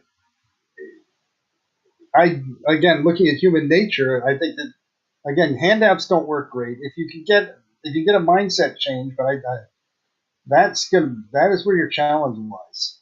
Yeah, like the welfare from the government doesn't do the same thing that we would be trying to accomplish. What it does actually, instead of teaching someone the importance of helping themselves, what it does is it asks them to rely on the government to help them instead. Okay. Now that's not me saying that everyone's on welfare is lazy or anything like that. I'm not no. in any way, shape, or form. But it's like the lesson that I would want to help people see is that it's like welfare. It gives you money, right? It gives you money to spend on things, whether that's in the form of like food share or whatever. Whereas like this would be more like understand that the system isn't what makes life valuable. The system isn't the ultimate goal. The system isn't what is like your purpose for being here. There's actually other purposes, another purpose for living, and it doesn't involve the system. Okay. So let us help you help yourself and see the results of that. And then we would like you to basically contribute that back. whenever you realize the benefits of that, now help someone else realize how nice it is to help themselves understand that the system is not life. Yeah, I'm more talking to the Jeremy thing, what he was saying, let's give them a house and, free them up from that burden and stuff, and then they'll be able to prosper. And it's like, not in practice. Yeah, now you're right. If you do the background stuff of, trying to get them to change their ways to become better products of society, I don't know if anybody has a model for that, really, a working model for that, but I'd be really interested in that. That's what I'm saying. It would be a work in progress, basically. But I mean, I feel like it could be done. You could offer therapy and mental help for people that need mental help. If somebody's addicted to drugs, maybe you could help them get off drugs. There's a lot of stuff you could do for people and underlying things. But giving just relieving that stress of the $1,700 mortgage payment and your $300 electric bill and your $100 cable bill and all this shit would be huge for a lot of people, and I feel like it would make the world a better place. Yeah. Now I just thought about that. That actually, the way that people work is that would turn into a big screen TV. That would turn into a new car payment, and people would just consumer that away into the same boat that they were in before. A lot of people would consumer it away. They'd get the big TVs, the motorcycles, the cars and shit, yes. But a lot of people would also, maybe some guy wants to open a trust fund up for his kid, and that way his kid's set for life and he's not struggling, and that takes that kid out of the struggle. I'm just saying, overall, you're not going to solve everything with this, but this helps a lot, I feel like. And like the starting point for this particular part was like Gio asking, what if you had, this huge chunk of money right now? So it's like, if you just had this free chunk of money right now, it's like, yeah, you might only help 3 people, but it's like you had a free chunk of money and you helped 3 human beings live a better life. You didn't fix the world, but you helped 3 human beings live a better life. Like, to me, it's like, yeah, you just did something good. So now that's something I see with a lot of the uber rich people, is that they do have their pet charities that they give to, and they do help people. Now, is it as much as they could with the fabulous wealth they have? I don't know. Like I said, it depends on how they feel about it. It's like, Elon Musk is trying to change the world. In order to change the world, you need money. So that's his method of doing it. A lot of them, when they get really old, they start becoming more philanthropic, like the Carnegies and stuff like that. Yeah, they became philanthropists in their old age and were able to help, many people with that kind of money. So it really depends on how you want to do it. I think in the end, a lot of people do donate it, though, to some extent. Well, George Lucas sold the rights to Star Wars to Disney. He sold it for $6 billion, I think. He donated that all to charity, right? And that's great. That's a nice thing. But he donated it to like cancer research or something. He could have took that $6 billion, chopped it up into $1 million increments, opened trust funds up for people. They could have been getting 50 to 100 grand a year, and he could have changed thousands of people's lives. You know what I mean? Which would you rather have, a little food insecurity or mom die of cancer? I mean, mom still died. I feel like they've already cured cancer several times over, and Big Pharma's so.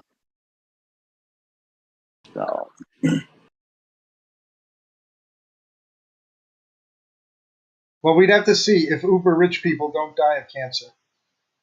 If the real cure for cancer is out there, the uber rich would have it.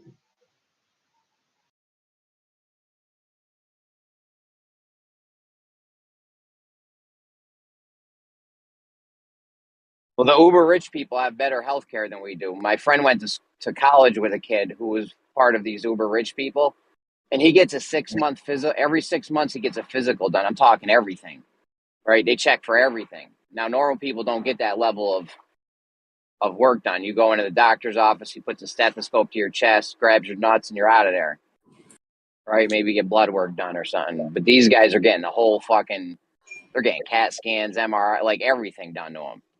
Right, but you hear about, like, what was his name? Mr. Apple. Apple guy died of cancer. Yeah. It seems like cancer is a blight for all levels. Now, whether they can eat better and not have as many carcinogens in their environment and stuff like that, they may do a little better than the guy who lives next to a toxic waste dump. But yeah, or the guy that can eat, or the guy that can afford to eat organic whole foods every day, and fresh raspberries on their pancakes and shit. Right. That guy's going to do better than a guy that's eating all the processed bullshit food that they give the general public. And you were told he died of cancer, right? So, it's not like there was any way to verify how somebody died, like that guy. Like, it's not like they let you inspect the body and check out his medical records and see everything that was going on with him. You were told that he died of cancer. Okay. Yeah, there's always a possibility that something else happened, yes.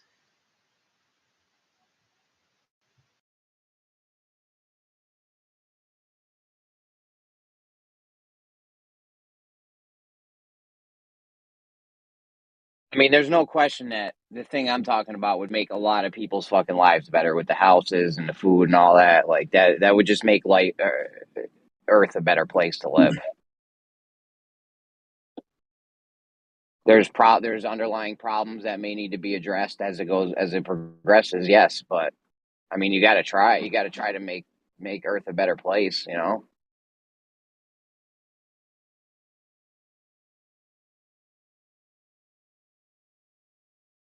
We spend $30 billion a year on lawn care. Like we should be. I don't know. I feel like I don't know. That's another one of those necessities. Like, oh God, I can't get enough food on my table.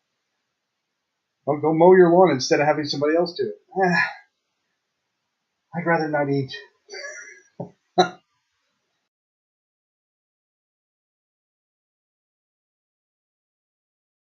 I'm not going to give up my cable. I've had a couple of times when I had to consider dumping the cable bill and saying, "No, okay." Well, I ultimately did, but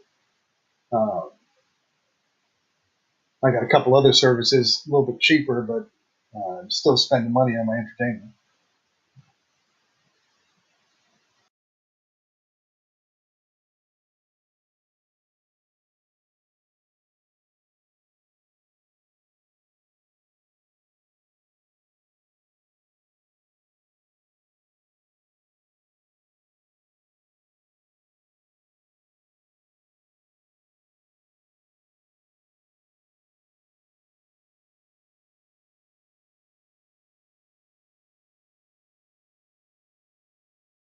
Woohoo! I finished a week-long project finally. All I have to do is push finalize, and I'm done.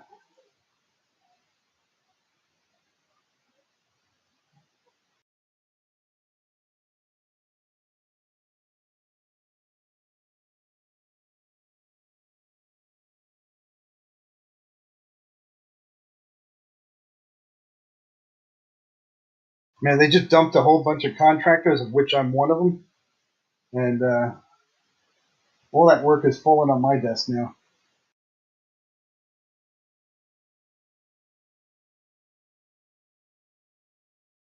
Nobody can figure out why they did it.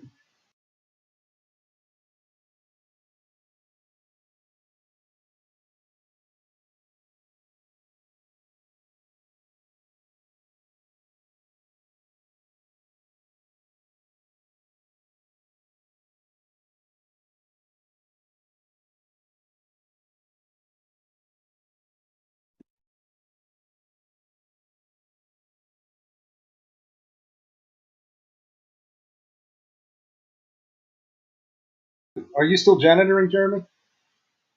Yeah, I'm doing it part-time right now. Getting mad late today.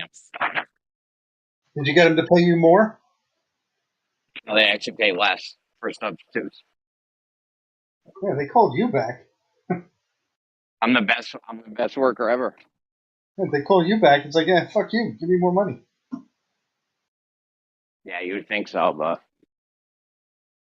it's not how it works. It's not how the world works, Moyak. Someday when you grow up, I'll teach you all about it. That's how it always worked for me.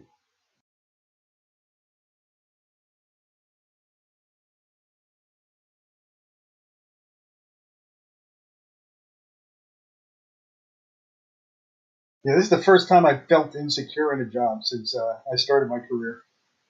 It sucks. I don't like it. Yeah, with them firing all the contractors and stuff, and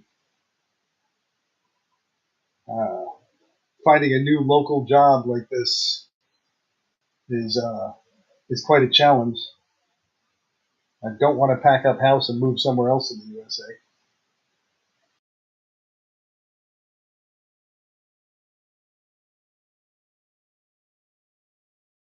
Bro, you got enough money in your retirement fund to be straight, so I don't even know what you're worried about. Not straight enough.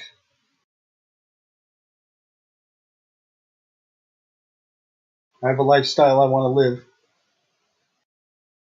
I could survive.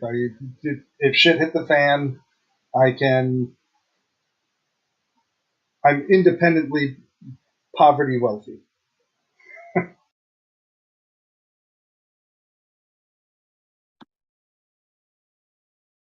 How come every time I need to do the months, I got to count it out on my fingers? You know, I saw this recent thing where April 1st is April Fool's Day because April 1st actually used to be the beginning of the calendar year. And then they changed it, but some people didn't know they changed it and they kept using the old one. So they would be like, you know, these people are fools because they think it's the first of the year. You ever hear anything like that? Researching.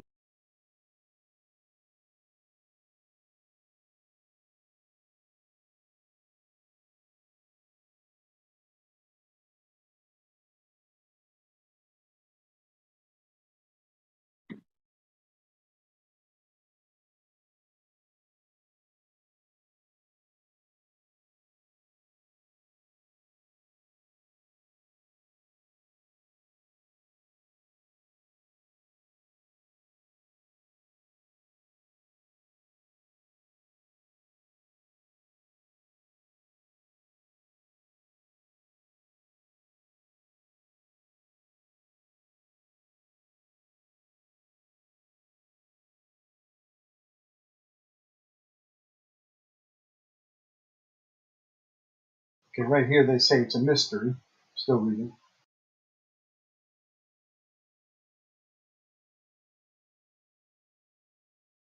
Okay, some historians say that April Fools in 1582 goes back to what you were saying. The French switched calendars to the Julian calendar. Or changed from the Julian to the Gregorian calendar.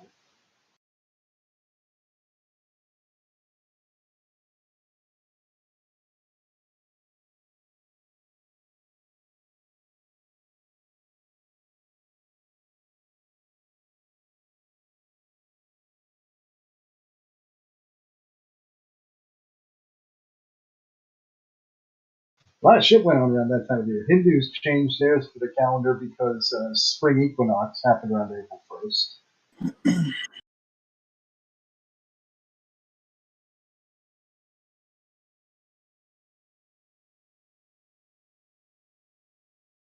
I think it's because it's when the weather gets the most freaky. Like you could have a snowstorm just after it seems like spring started.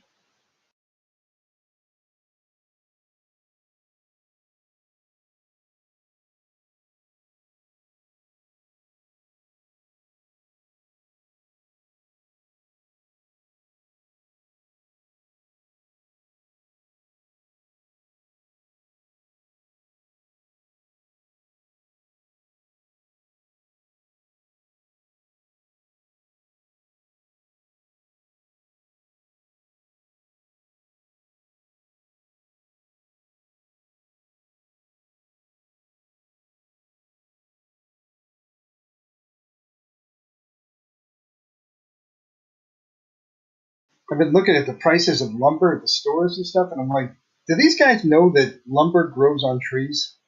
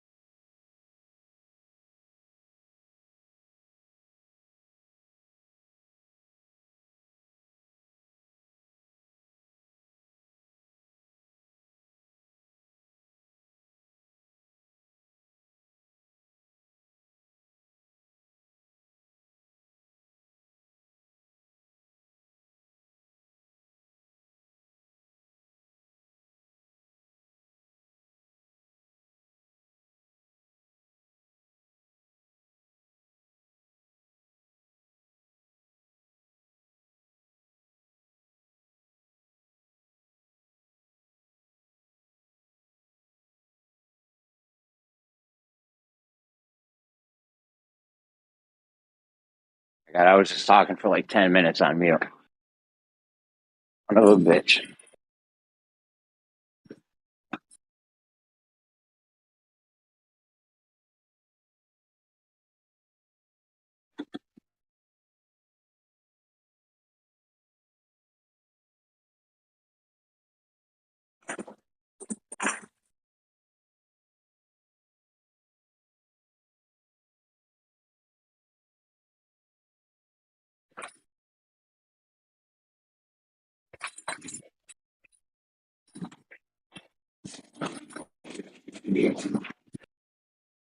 Beep, beep. That's just really, really stupid. I am going to go and buy out Home Depot.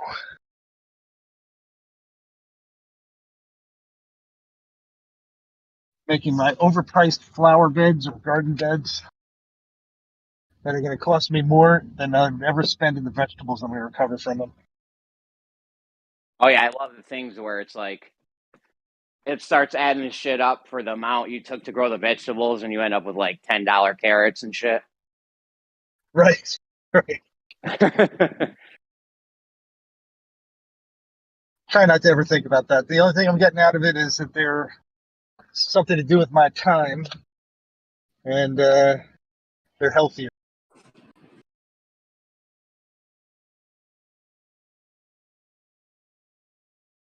I got by 30 deck boards. They're almost like $10 a piece now. What's up, Kenny? Not much. David. Ooh, they paved the road near me, man. This is great. That was only about 10 years overdue.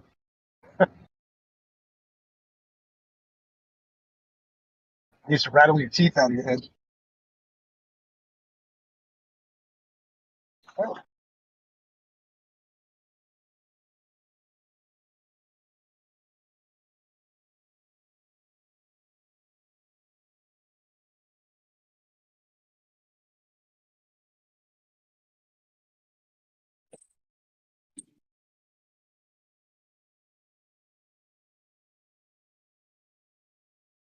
My little cousin K-Roll here right now. What they Hey, want from us, motherfucker? What up, Maya? is it illegal? Is it illegal to pass in a no passing zone if the land's unmarked into it? They just repaved. You cut it in and out. Is it illegal to Oh. do what? To pass in what would normally be a no passing zone, but the lines aren't on the road right now because they just repaved. No, it's not. I mean, yeah, if that double yellow line ain't there, it's fair game, no? Yep. Oh, it's so much nicer traveling on this road now. I can pass little old gray-haired marshmallow head people. But you be gotta careful, have some because sympathy. usually they're do not pass zones because of a curve or something like that. So just apply, some common sense. You got to have some sympathy for those marshmallow-headed people, though. You're going to be one of those. You already are those people. I've seen your picture. I thought you were albino. You don't get to call me a marshmallow head until I start falling below the speed limit. Until your head's underneath the steering wheel. Yes.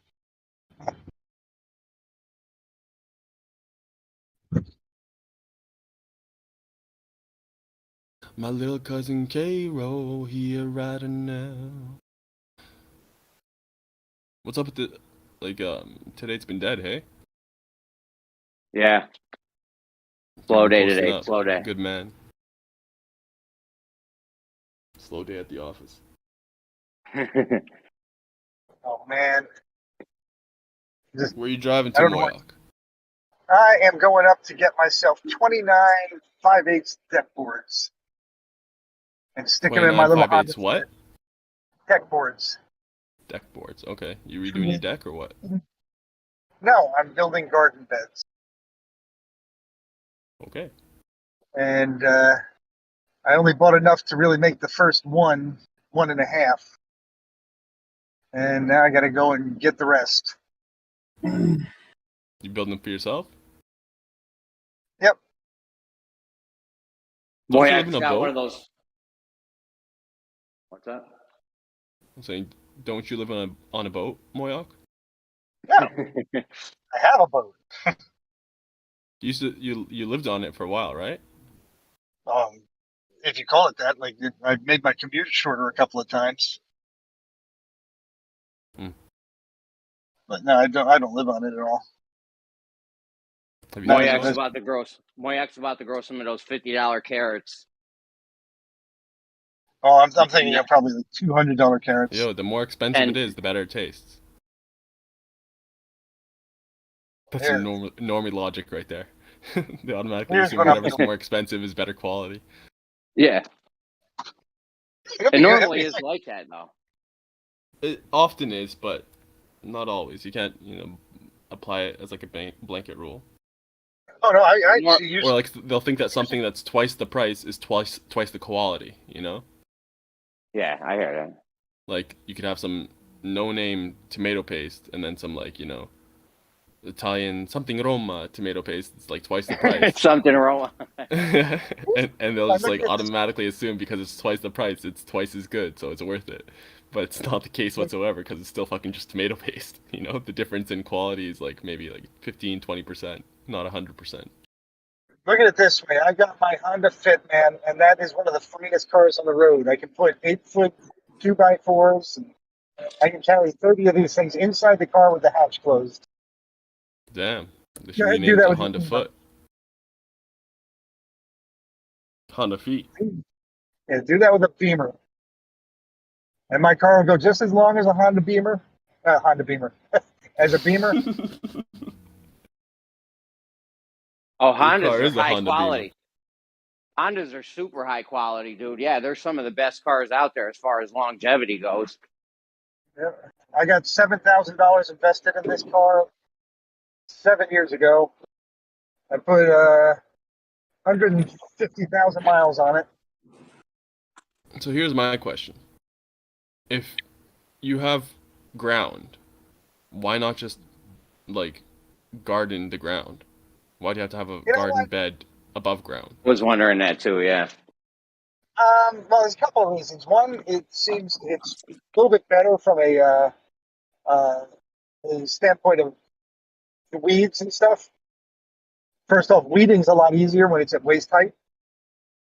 And second off, it doesn't get new weed seeds in there as easily. I know why. Because your knees are going out, aren't you, Marshmallow Man? You know what? There's a little bit of prediction on that, but I didn't mind because I used to just sit on the edge of the garden and reach in to the low beds I used to have. Yeah, that's what I But would then do, when man. my kids all turned out to be useless, as far as helping out, I don't want to do the weeding myself if it's really hard. In terms of weeds, there's a life hack. Boiling hot water. You boil water and you just pour it on the weed and it kills it. Yeah, I've seen that. Like it's fucking awesome. And stuff like that, but you gotta get the whole root up to temperature. So I guess it will work, but sometimes them bitches seem to come back if you just splash them with it. Well, I mean, even if you're uprooting the weeds, eventually they're gonna come back. That's just the nature of it. But I've seen it. I've seen a few videos where they use boiling hot water, and then I tried it myself later on my driveway in little cracks, and it did the trick. Yeah, when you try to kill a dandelion with that, you're gonna have to be using 100 gallons on a reasonable sized garden of boiling hot water. It depends on how widespread the weeds are, but yeah. But the ones I had, beats actually pulling them up and stuff like that, To clean them up this year, what I did is I just set the garden on fire. That works too. I missed the entire season. What's the word for that? Pyro? No, but there's a word for, when you purposely... Oh, slash and burn. What's it called? Slash and burn. Oh. Maybe I was thinking of something else. That used to be a technique in warfare. Scorched earth policy, yeah. Ancient war, yeah, scorched earth. Be like, all right, they're going to invade us. after that burn, I still have new weeds coming up because it didn't kill the seeds. And the dandelions, those had roots that go down like 10 million feet. Okay, Yeah, they don't you really. got to retill after that as well.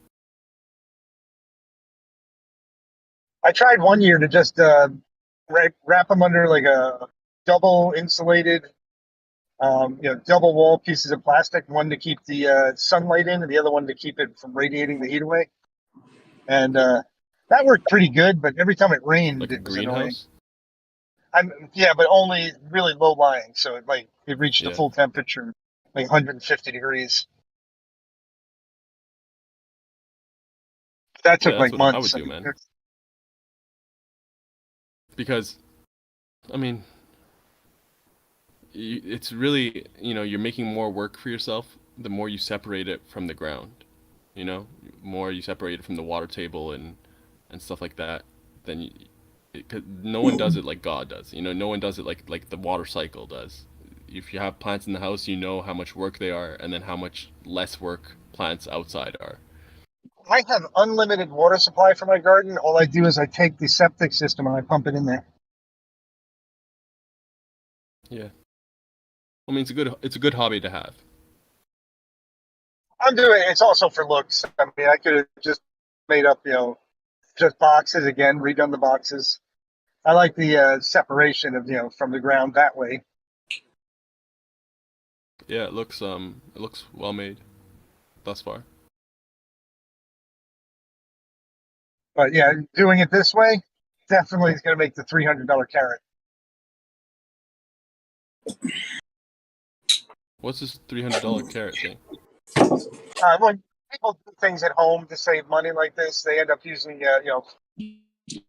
getting the sprays and stuff to kill their garden, and they get the soil spray in. And yeah, when you get done with it, it's like, wow, I spent $1,000 making this garden this year. I got 500 tomatoes, 50 tomatoes, a couple green beans. Yeah, that's how you end up with $10 tomatoes and $50 carrots and shit. Because you spent $1,000 and you got X amount of produce. And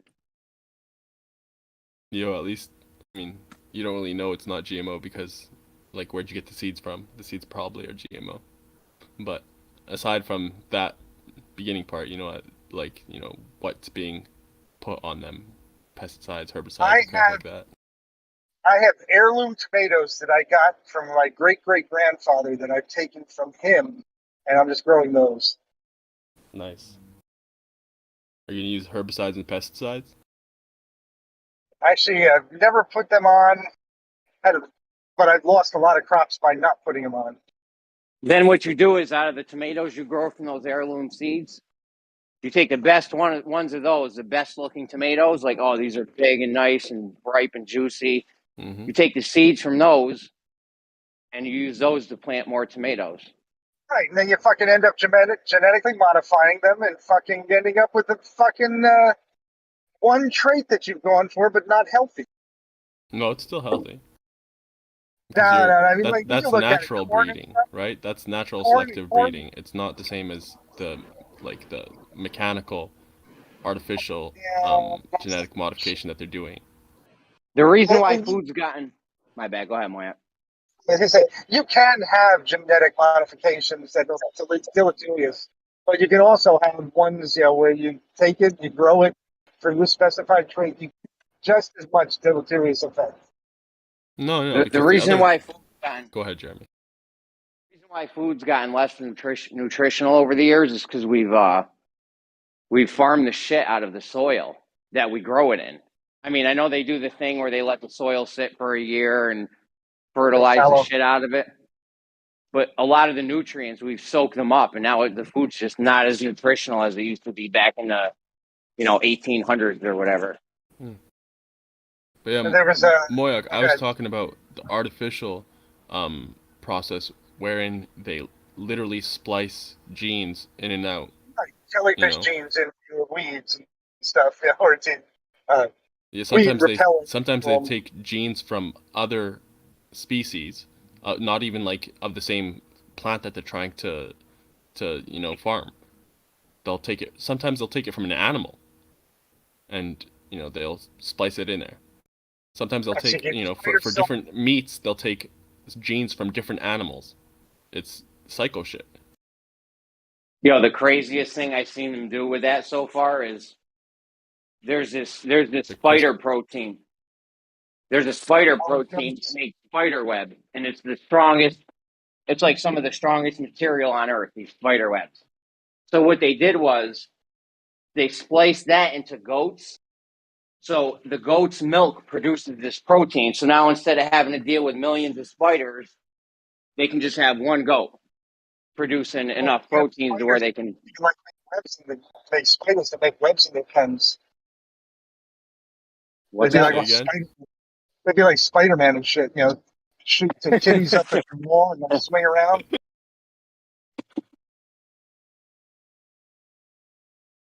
Yeah, that's psycho. Get some of them put on my wife. So she can get squirt spider webs. It ain't right. That ain't right. Tie me up, honey.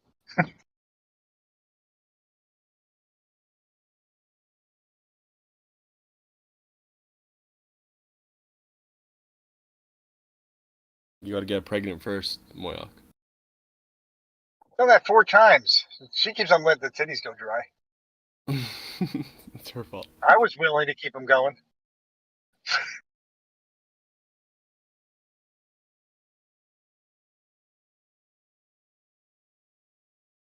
If she got pregnant again now, which is highly unlikely, I'd pop her on a roller coaster as fast as could be.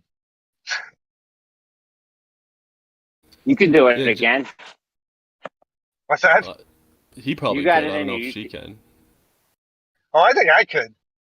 I think she's past the likelihood. You can get that You random. should know by now. You should know if your wife's still getting her periods or not, bro. I'm saying. No, she I'm gets not sure. I think sporadic. she's past her. But yeah, Jeremy, tell me more about this goat milk spiderweb stuff. Well, they want the thing. They need this enzyme or whatever it is to produce this spider web because it's some of the strongest material for building, rope or whatever. So instead of them having to deal with 1 million spiders and only getting 10 feet worth, now they just put the enzyme. They genetically modified the goat so that when the goat makes milk, this enzyme's in it. They can extract the enzyme from the milk and make the fucking thing. Yeah, do you know how they extract the enzyme? I have no idea, bro. How long have you known me for to where you think I would know this? Yeah, I was wondering if it was still milk or if it was like a different sort of milk that had different, like different viscosity or, different thickness or different whatever.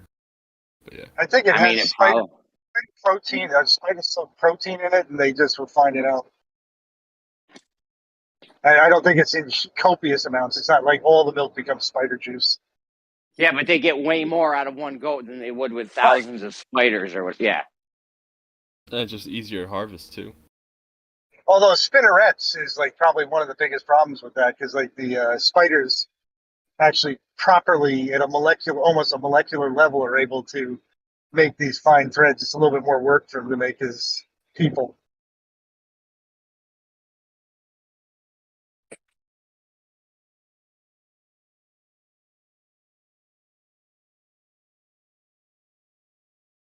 I don't know why they're worried about giving us the strongest materials possible. We're building shit out of the cheapest materials possible. We want it to break. No, Jeremy, let him make it. You know why?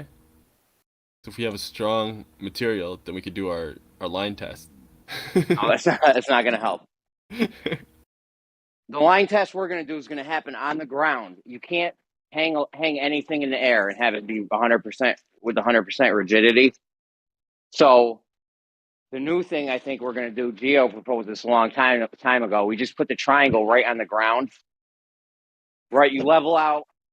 In order to get 1/3 of a degree off, in order to be able to measure 1/3 of a degree, I think you could do more if it's tangible, but optically you can only do 1/3 of a degree within a relative amount of accuracy.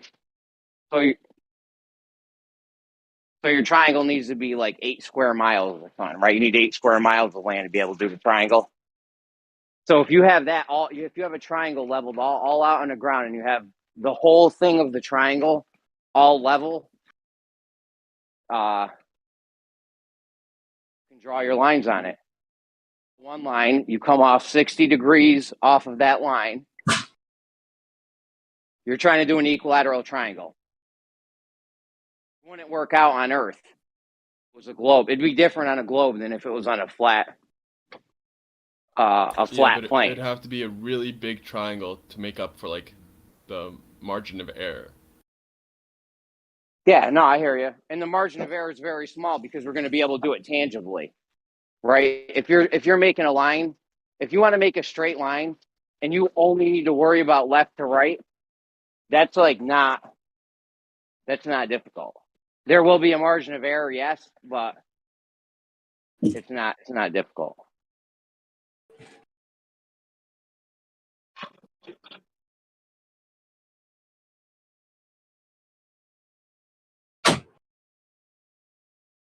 I love whenever you guys say not difficult. Well, think about, you ever snap a line, Moyak? How far could you go before you're off? And what if you had just one continuous piece of line to pull it straight and you didn't even have to snap and reset ever? Conversion seems nominally low when you get an accuracy. Like pretend you had a 10-mile piece of string, Yep. and you had it in an area where it's blocked by the wind. So either side you have it built up or whatever, and you go on a day where there is no wind, and you just pull your line straight. You could use lines, lasers, all kinds of stuff. Yeah, what are you going to check that it's straight? What's up? What are you trying to measure? I can't hear you. Are you trying to measure left to right straight? I still can't hear you.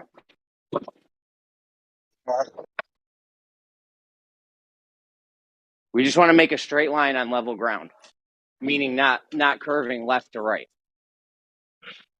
Right. Are you trying to measure left to right straight? Yeah, that's all we need to do is make a straight line left to right. We're not worried about up or down. We're going to have the whole surface be level that it's on. So whatever the if level's curved or if level's straight, we're going to find that out because we're going to have this level piece of land to do it on. Well, you have an established level. How did you establish level?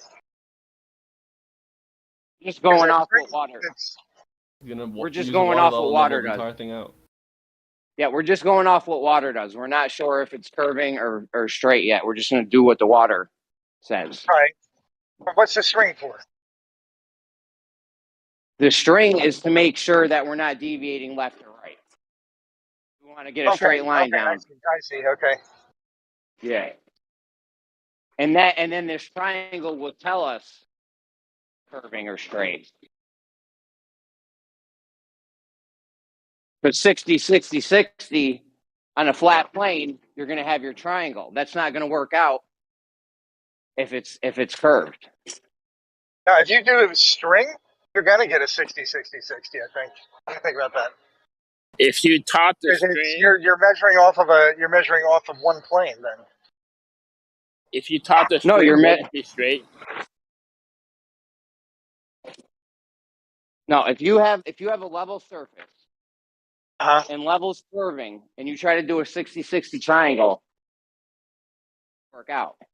Oh, okay. So you can put the string on the ground essentially. Yeah. Okay. The problem with that is the scale of the project. I don't think that you could even measure that because you're going to have to go out like 100 miles with that string. That's a challenge. No, we did the math. You could do it. You'd be a third of an arc second off if you did an 8 mile. Meaning, hang on. I don't think you get an 8 mile string. You said 100 miles. How much curvature is in 100 miles? That's like a few. Like I think that's like 20 or 30 arc seconds off. Can we measure that in feet?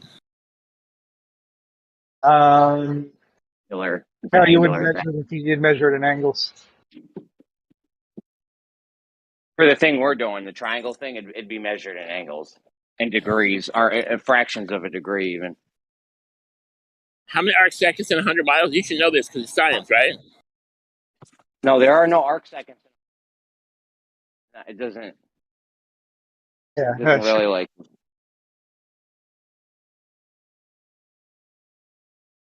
Oh, We're talking about spherical. This is a spherical excess thing we're talking about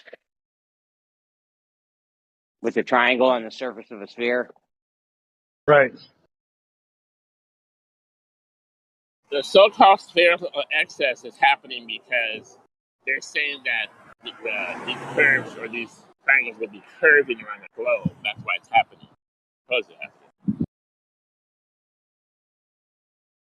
So how would you do that if it's flat? It wouldn't work. If it's flat, it's not going to work, and you're going to get a 60, 60, 60 equilateral triangle. Whereas if level's curving, you're not going to get a 60, 60, 60 equilateral triangle. Okay, how big do we have to make this triangle, Jeremy? At least 8 miles. Each Total side or has. so 24 miles total. Yeah. We need an 8-mile string. We need 3 8-mile strings.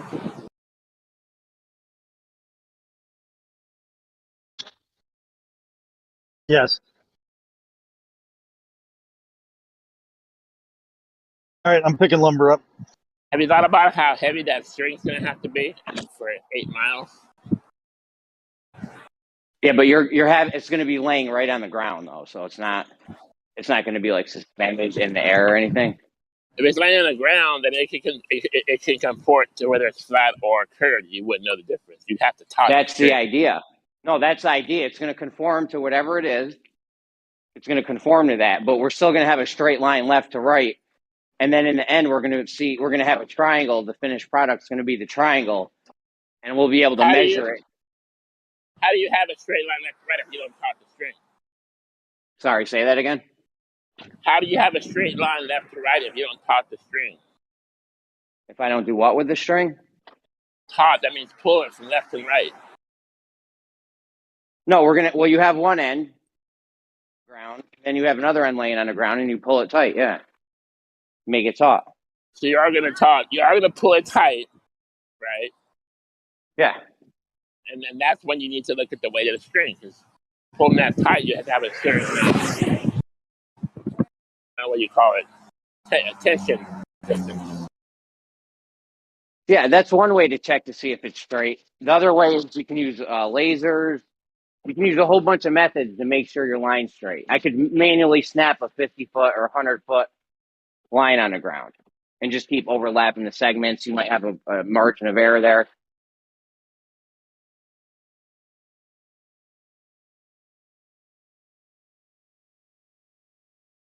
Making a straight line and only worrying about left to right is not a big deal.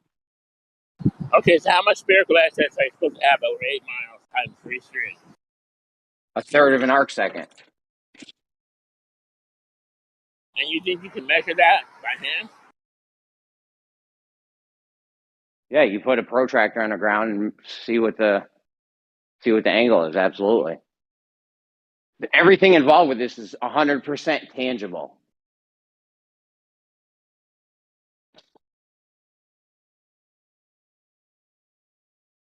No computer, no software, no chip. Nothing.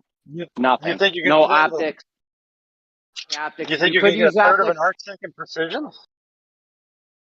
on a protractor? I mean, yeah. What's the best protractor they make?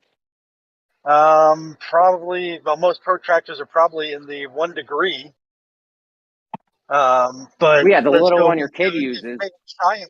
No, that's the standard protractor. Now, I'm sure you can get one that's like 36 inches. But 36 inches, now it's count 180 degrees in 36 inches and see how big a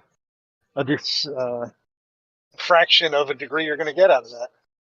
So you're gonna have to have like some protractor from hell that's like 100 feet long to get the 3,600 arc seconds. Yeah, or you could use a theodolite to do this. Like I said, it's not right. Okay, that just looks straight down the string. Yeah, but you could also do it on the ground. I mean, I don't know. I'd have to assume that protractors exist. You can look down the string on the ground. It wouldn't matter. It's going to be in your field of view, so you can follow that string straight out. If all we're trying to do is get 60 degrees, so like protractors have that degree mark on them, the 60th degree mark. So you could put it. You could get an engineer's one where it's super precise or something. I'm sure they have. It's just a size thing. If you're going to do it optically, like looking at the hash marks on it, that's got to be really, really, really, really fine resolution, which would mean huge. That is 1, 2, 3, 4, 5, 6, 8, 9, 10, 11, 12. 12 boards. 12 deck boards, $13.98 a piece. I have a flat Earth measurement observation over 8 miles, 8.1 miles. It's supposed to be 19 feet, so there's no curvature, so at least that's flat. I don't know how you can measure arc seconds. I don't know how you can tell the difference. It makes sense to me. If you put it in feet, you can probably do it, but not in arc seconds.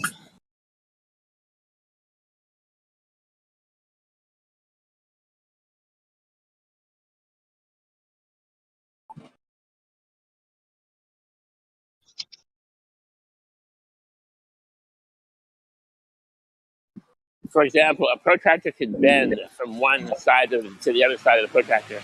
It can bend in arc seconds, so I don't know how you're going to see that over 8 miles. Well, you only need to get the angle. You only need to get the angle at the beginning of the thing. So, like, say you have a point. Say you have a point on the of the triangle. You only need to measure it like a foot out or something. You don't need to measure it. You don't need to have a 3-mile wide protractor or something. You just need to make sure you're on a straight 60-degree line and continue straight out from that. I just can't imagine that. I hope you know what you're doing. I have no idea what I'm doing. How?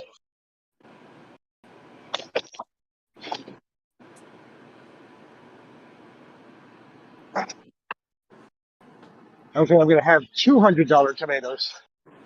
I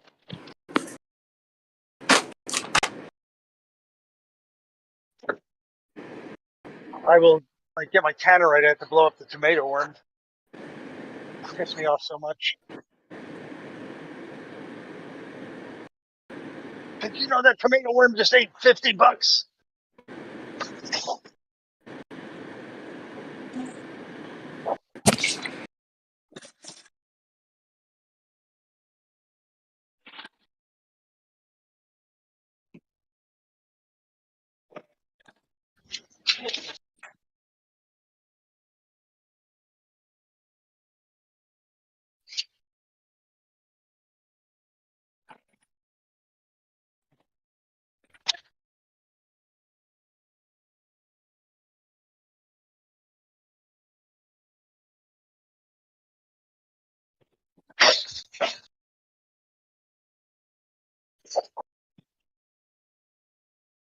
One, 2, 3, 4, 5, 6, 7, 8, 9, 11, 12, 13, 14. Boyak, if there was a big project where we're doing these Earth measurements, is it something you think you'd be interested in being involved in some way? I wouldn't mind being involved as just looking at the information, but as far as packing up shop and traveling across country, I'm not interested.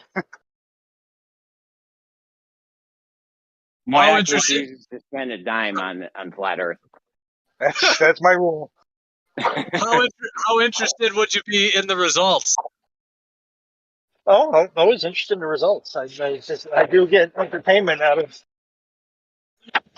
thinking about this stuff. All right, here's the last question. What if you're going to be financially compensated to be involved? Then what?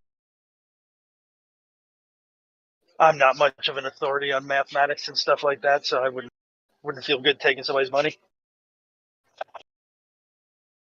I know things at like a little colloquial level. I'm not going to go and put my engineering seal on anything. Because I ain't got a seal. 1, 2, 3, 4, 5, 6, 7, 8, 9, 10, 11, 12, 13. They're not going to have any lumber here when I'm done.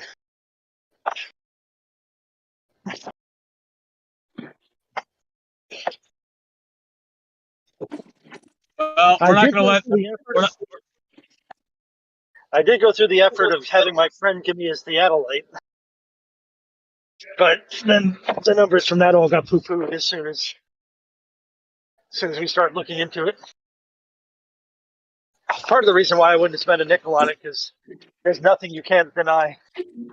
Yeah, that can't be denied. Well, this triangle on the ground that we made would be tough to deny. Tangible. I think that the biggest problem is actually getting it to actually physically work. Like, think about it. You got a string going off to this distance. How do you measure to that string to get a arc-second precision? The string is like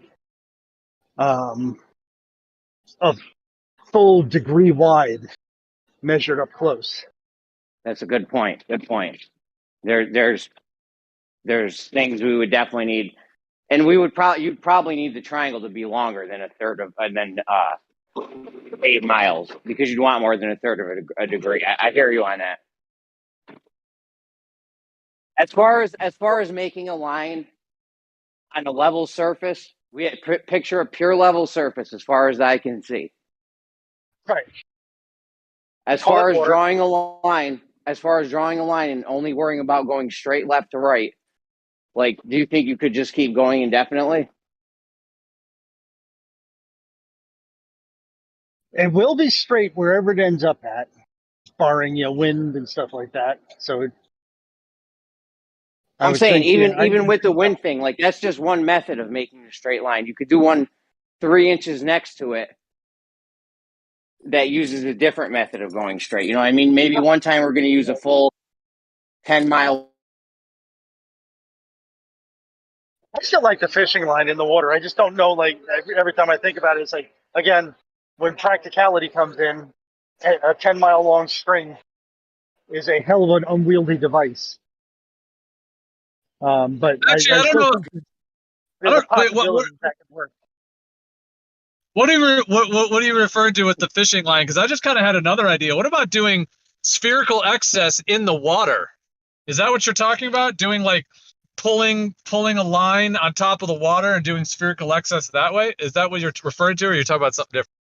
No, but that's interesting. But I think you get the same results as a single line in water because it would pull down into the water. You'd see that you had different vectors or different horizontals, which is really what you're measuring with spherical excess. You're measuring the fact that gravity is not the same. The vector of gravity is not the same at each location. So, well, spherical excess, you're basically, it's the fact that 3 points create a plane, so a coplanar triangle will not fit on a sphere at a particular side.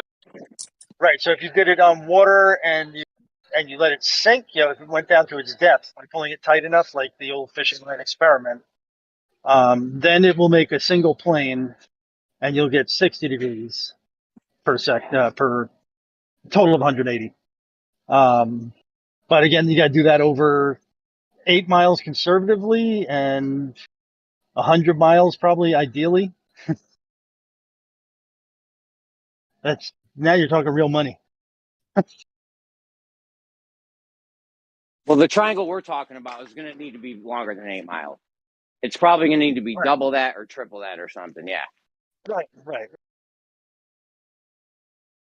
Because a third of a degree is super close. Like you said, the string is going to be a degree. Right.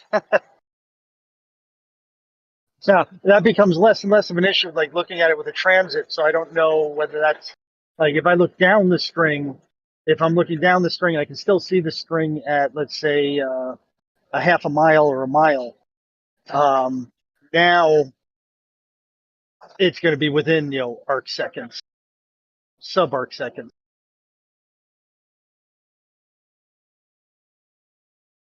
Be just measuring it physically at a location with like a 36-inch protractor. Your string is going to be a degree, a half a degree, maybe even a quarter degree. But that's nowhere near precise enough. But looking down the string, you could get it down to arc seconds. But then you're using optics again.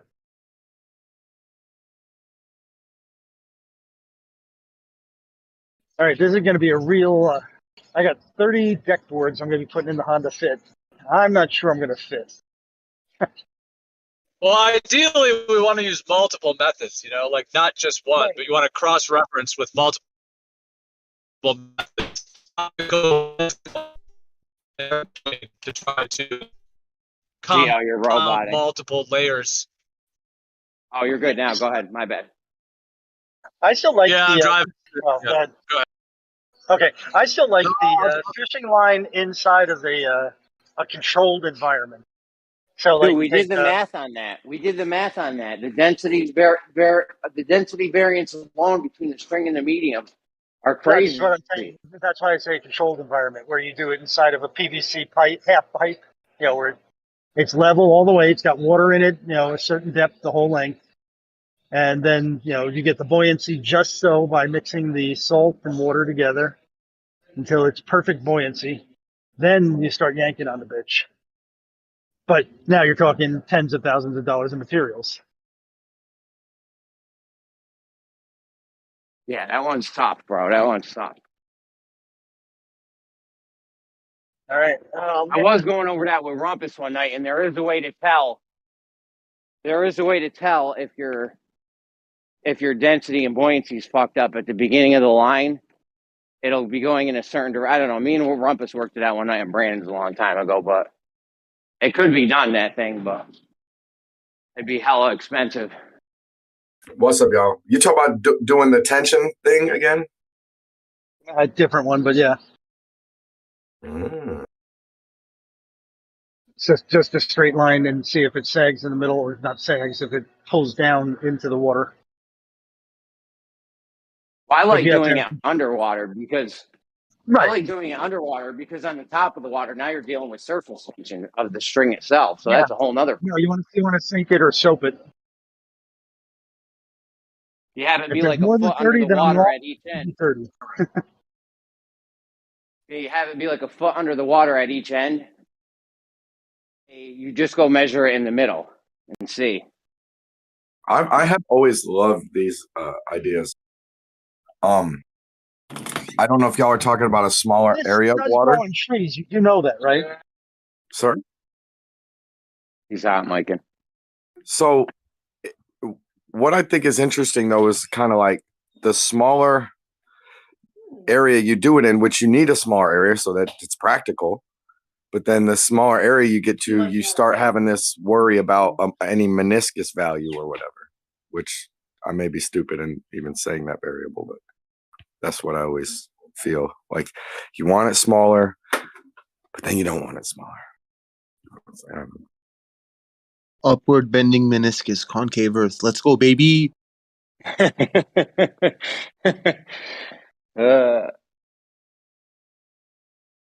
Well, I mean, I know it's juvenile, but it is fair to say like a meniscus situation would give us like globe implications, right? It would look more globy. Yeah, with surface tension or meniscus shit, you can make it look like anything you want. Concave, convex,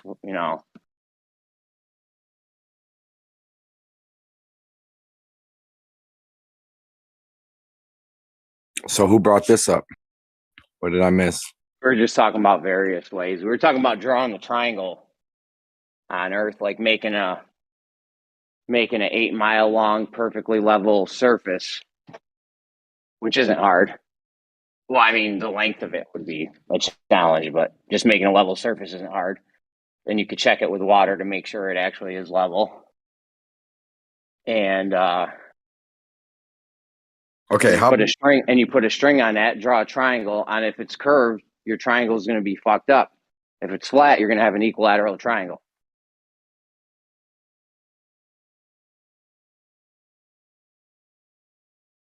Okay, walk me through it one more time. How big is this surface you're talking about making? It'd have to be over 10 miles. Probably Okay. 20 miles, realistically. Okay, so you're talking about water.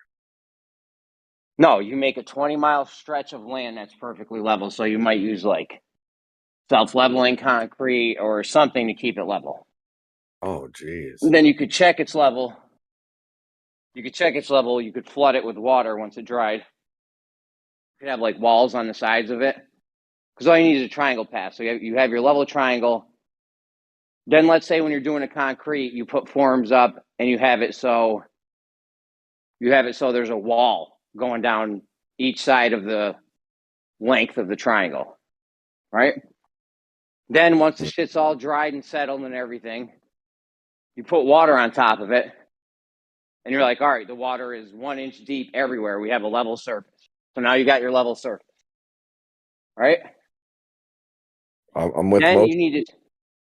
What's up? Well, I'm with most of it. I mean, is this like a rectangle road 10 miles or a triangle shaped platform? It's a triangle shaped thing. Like picture like a pathway, 3 pathways that just meet in a triangle, and it's all level. Right. Okay, cool. A big one though, super big. Yeah, super long. Yeah, that's kind of what that's that spherical excess type shit, but in like More tangible method of doing it, basically. Yeah. It's kind of interesting. It would take a shit ton of money to even do that. You're talking about 8 miles, 10, 15 miles worth of land. That's hundreds of acres, not thousands. Would you say it was, Gio? 1,000 acres or 100,000 acres or something?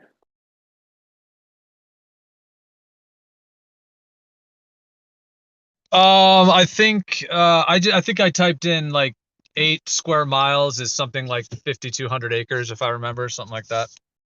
Yeah, and that's not bad if you can get each acre for $1,000 or $2,000. You're looking at a few mil. I mean, you could get the land for 5, 10, 20 mil easy, probably. Because this land doesn't need. Why don't you just use Google Maps? Depends on where the land is. I mean, in South America, you might, cheaper land down there, rather than. You're not going to try to. You're not going to try to buy 1,000 acres or whatever outside of New York City or something. Yeah, you're going to go to the Adirondack Mountains or hill or some shit. Somewhere where you might be able to get the land for under $1 million. Somewhere out in El Paso, Texas, they got super cheap land. Yeah, there's places where you get the land for cheap, probably under $1 million, $1 million, $5 million, whatever. Less, under 100K, get hella acres. But it's all desert land, but that's okay. That's all we need, though. Yeah, somewhat level land. Like we can't do shit on the side of a mountain or something. Bro, you'll be surprised the prices of land right now in deserts of Texas. You could probably get many acres for under 10K of uncharted land. That's not bad.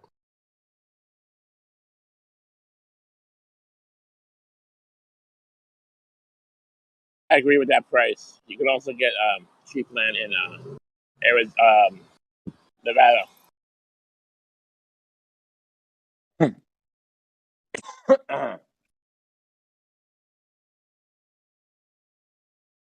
Way less than $1 million, like 10, 20K.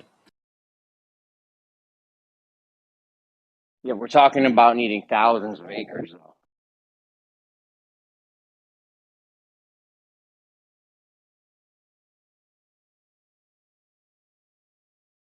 Something like that. You could probably rent it or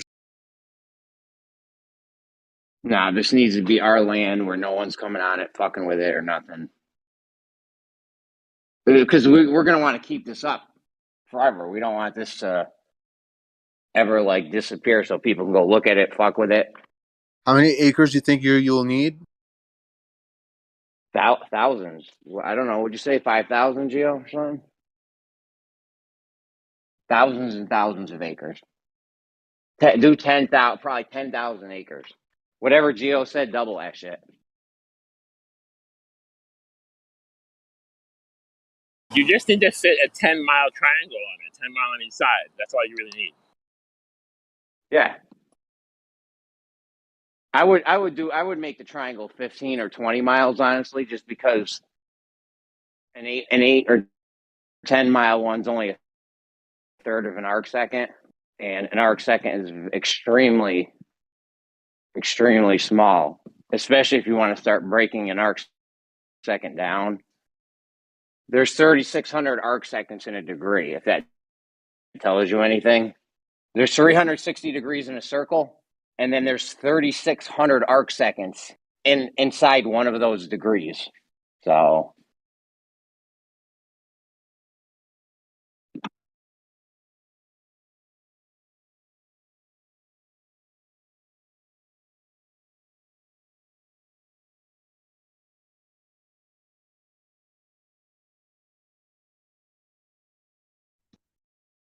Yeah, and once we do it in one area, we have to do it in multiple more areas. So we're going to need about 40,000 acres or more, maybe 80,000 in different parts around the world. yeah, this is something I would do in, you do one in America, maybe do one in South America, do one over in Europe, one in Asia, do one in Australia for those goofballs.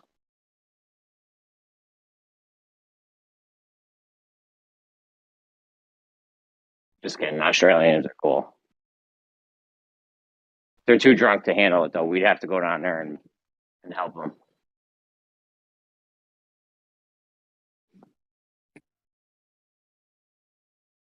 Yeah, bandsaw down there with line. Remember what White's test? I could just picture White's on the beach. He's got his line all laid out. Bandsaw's down there pounding coffee martinis. Next thing you know, White's like, we got a reading. He goes down, Bandsaw's fucking tied up in the line, drunk as hell. That's what would happen. That's my flat Earth prediction for that.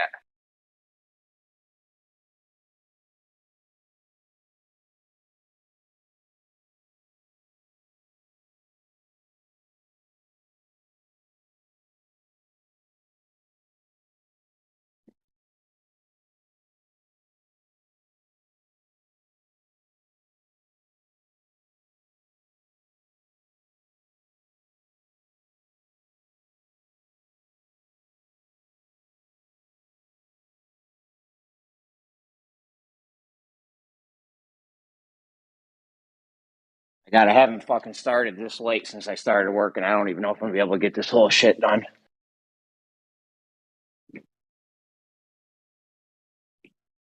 My job's getting a hell of a steal. I'm doing the same job I was doing before, basically, in less hours for less pay. What's your job, Jeremy? I'm a janitor. Part-time. Were you at a school, a hospital, what? I'm out of school. I'm working right now. I'm fucking out of breath. Any benefits? I'm working so. What's up? Any benefits? Oh, I just do part-time. My wife's got good benefits.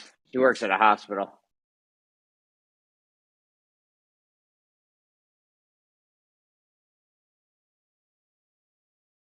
Right on.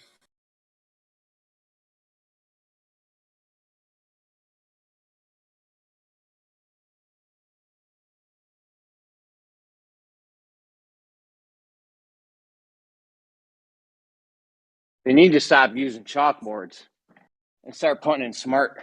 They got these things called smart boards.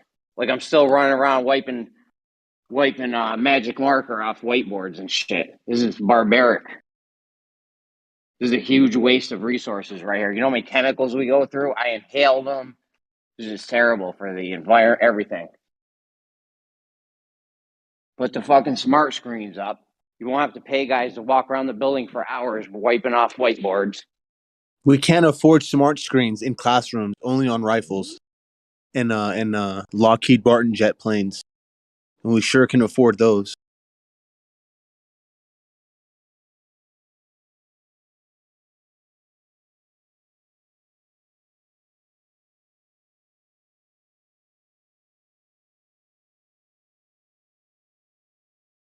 There was So for actually a now, thing. What's up? so for now, the chalkboards will have to. Well, this keeps the money moving too. I mean, you want the company selling chalkboard eraser, right? And constantly selling the markers to write on the chalkboard. And you want to be paying guys to walk around cleaning the chalkboards off. There's just a lot of money in this. And they need to keep the money moving. Our whole system's based on growth. It's like a pyramid Ponzi scheme.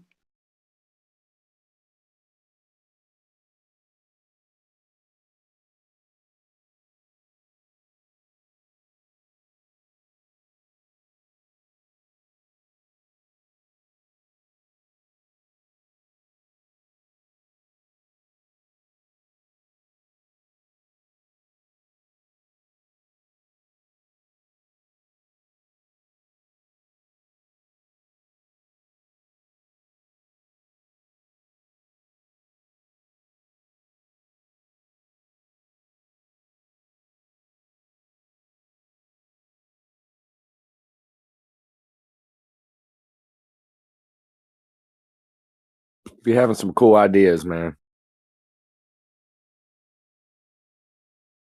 Who, me? No. I mean, you at least host them. I'm a one-man think tank, Don.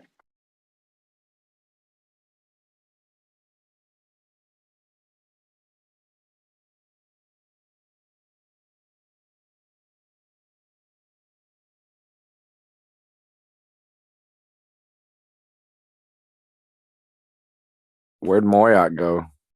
See not in here. I don't know. He's busy building a garden so he can make $400 fucking potatoes.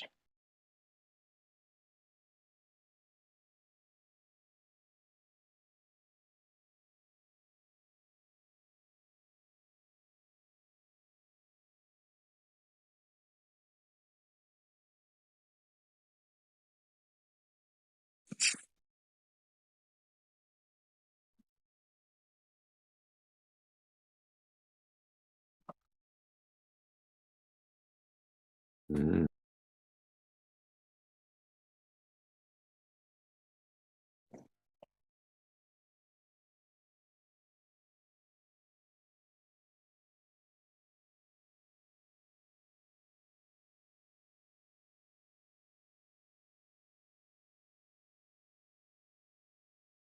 I heard you talking about. I was listening offline a little bit earlier. I heard you talk about UBI for a minute, but I really didn't catch much of it. Don't worry, I didn't catch much of it either. Where the fuck does that money even come from?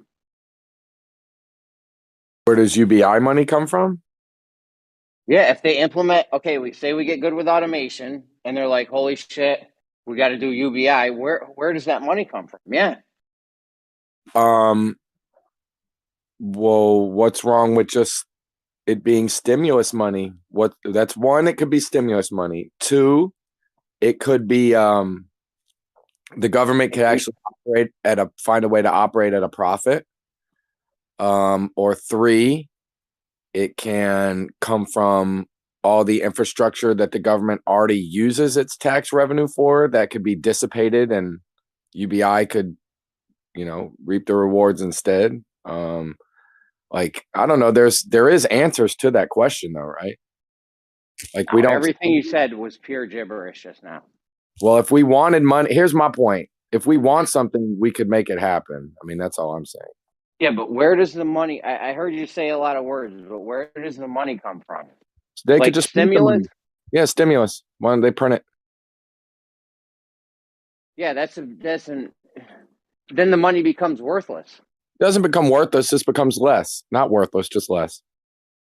Yeah, if you keep printing $3 trillion every year, or it has to be because that $3 trillion they gave out last year didn't even come close to what UBI would cost. Because you'd have to be doing that every month. So it'd be like $50 trillion. You start printing 20, 30, 40, $50 trillion a year. How many years before it takes $3,000 to buy a candy bar? So Not many. that's a point. But what happens with these nations where their currency gets completely zero? There's other situations involved. It has to do with keeping the money within the local economy or not. And a lot of these nations, they don't have they import too much to sustain. Whereas in our case, it could be a little different. I mean, your point's definitely, in the right direction, but there's, there is other things that would settle and they wouldn't get as hyper as you exaggerated it to be. Because the staples, right? The staples would have to compete with each other, and they'd have to be like, oh, well, these poor people that get UBI, they're only going to have X amount of money, period. They have a cap. So the staples would have to have a cap on them. You're right. Other shit would get ridiculous, like the fun and entertainment, the frivolous industries. Oh, prices of that stuff would be ridiculous. But the prices of the staples, because of, supply and demand, there would only be so much money demanding it. And the broke people would be demanding it at 90% of them. Whereas the rich people who do have more to pay more, they're only like, let's say 10%. They're a small portion. So even though competing companies are going to want to raise prices to get those people who have extra money, 90% of the people still don't have extra money. So in my opinion, prices of staples would hit a cap. Thank you. Hey, Jeremy, you see the load I put in my car? I can't look right now, bro. I'm mad behind at work. Get a truck like a grown up, will you? Why? I'm just kidding. Your car's straight. What do you got hanging out the back? Yeah, close to half. 30 Oh, no. points in here. Yeah, Hondas are dope, bro. If you had a Honda Pilot, you wouldn't even be worried about. What kind of Honda you got? One of the Eco Mini ones.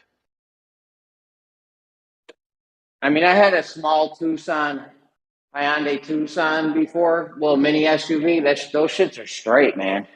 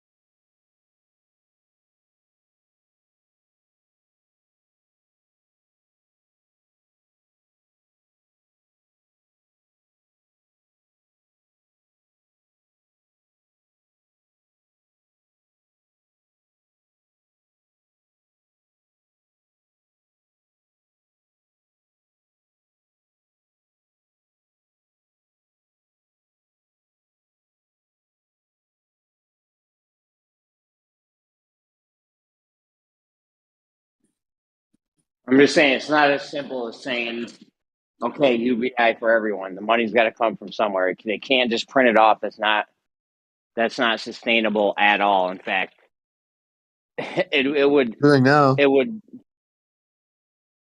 Huh?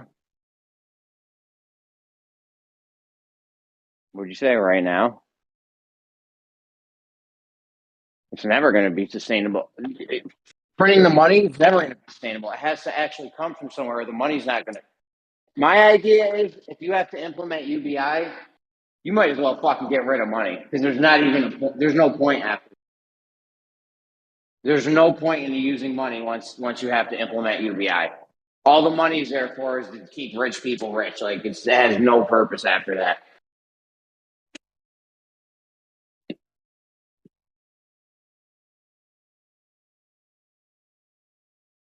You have even bigger problems talking about getting rid of money though. Because now it's like, all right, how many lobsters do I get? Can I get a jet ski? How many people get jet skis? I like to have steak every lunch. You know, it's just not in the cards. You have to have some kind of system where you don't have guys like me going out eating lobster every night at a nice restaurant or even at home or anything, you know? We only have X amount of lobsters out of the ocean right now. You can't give everyone a lobster every day. Like, I don't think there's enough lobsters for that. Granted, some people aren't going to want lobsters, some people are going to want steaks.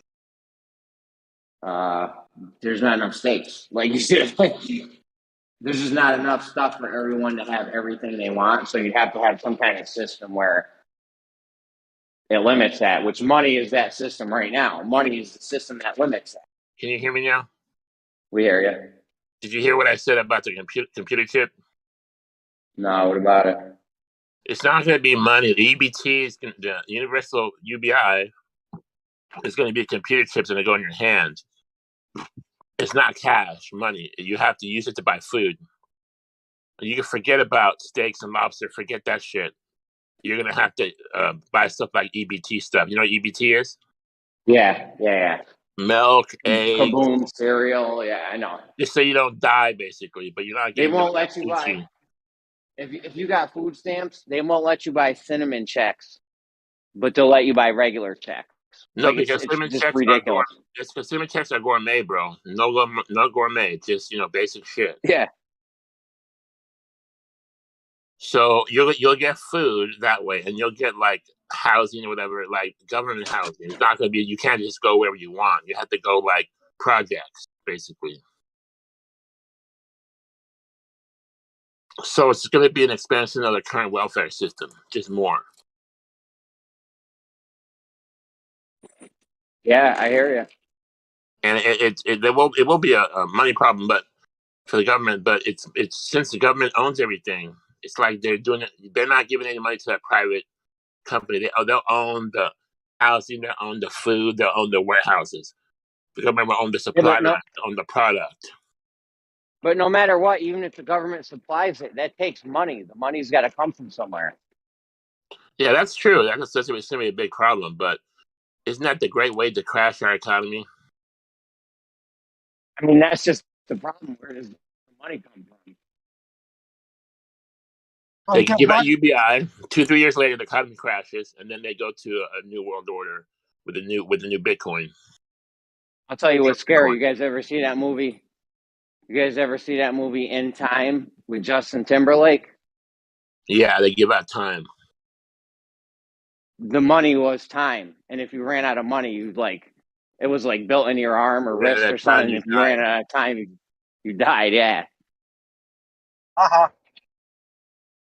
But like you wouldn't die if you didn't run out of time. So like there was people that was like 1,000 years old and they looked like they were like in their 40s or something. That's what happens if you ever extend life permanently. You'd have to make the continuation of life expensive. That's basically adrenochrome. Yeah, adrenaline. Wow, that's an amazing chemical. Oh. Oh, look at me, my heart beats faster. It's high-tech caffeine.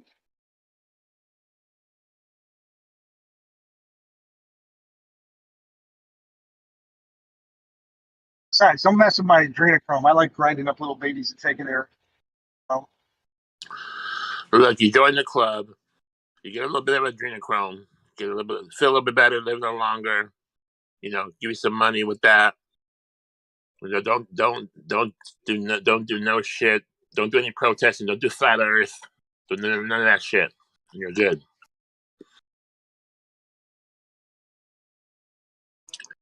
Don't do conspiracies. Don't do Project Nothing. High jump. Don't say shit about NASA.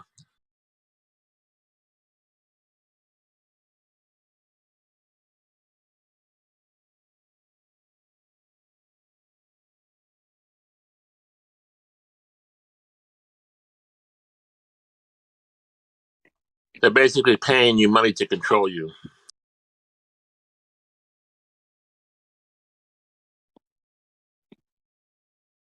Jeremy, you there? Yeah, I'm here. How much money would it take for you to walk away right now? To walk away from all this shit?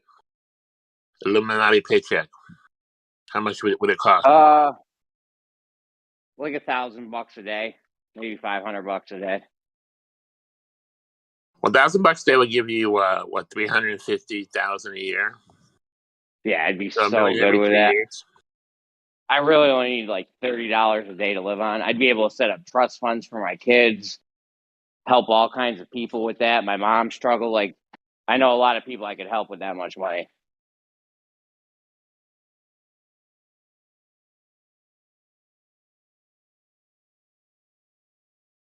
I don't know though. Even that's tough though,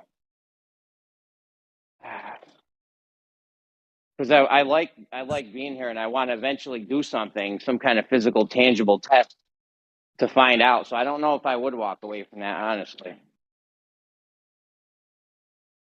I would definitely be tempted if somebody came up and was like, "Yeah, I'll give you $1,000 a day. Don't ever fucking log into Discord again on your flat Earth shit or whatever, or be involved in it in any way." You know, that would be very $1,000. tempting. Yeah. If you want that, just go find yourself a stray baby. While you can sell a adrenochrome for that. Moyak's joking. No, I'm serious. I'd sell 3 of them a day. That's terrible.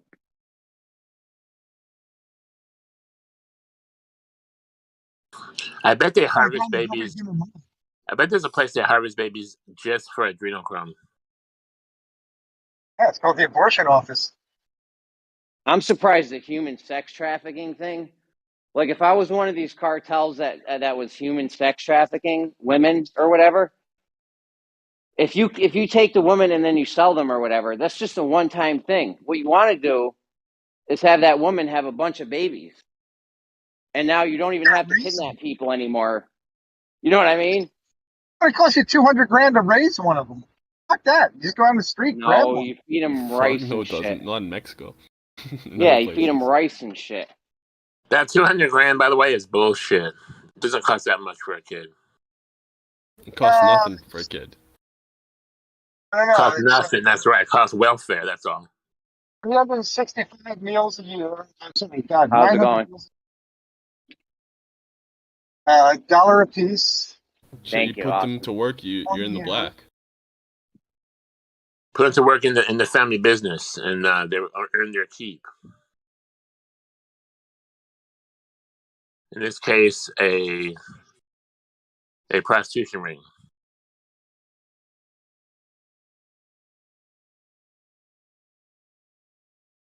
Wouldn't cost you nothing. They wouldn't be making money. Epstein Island.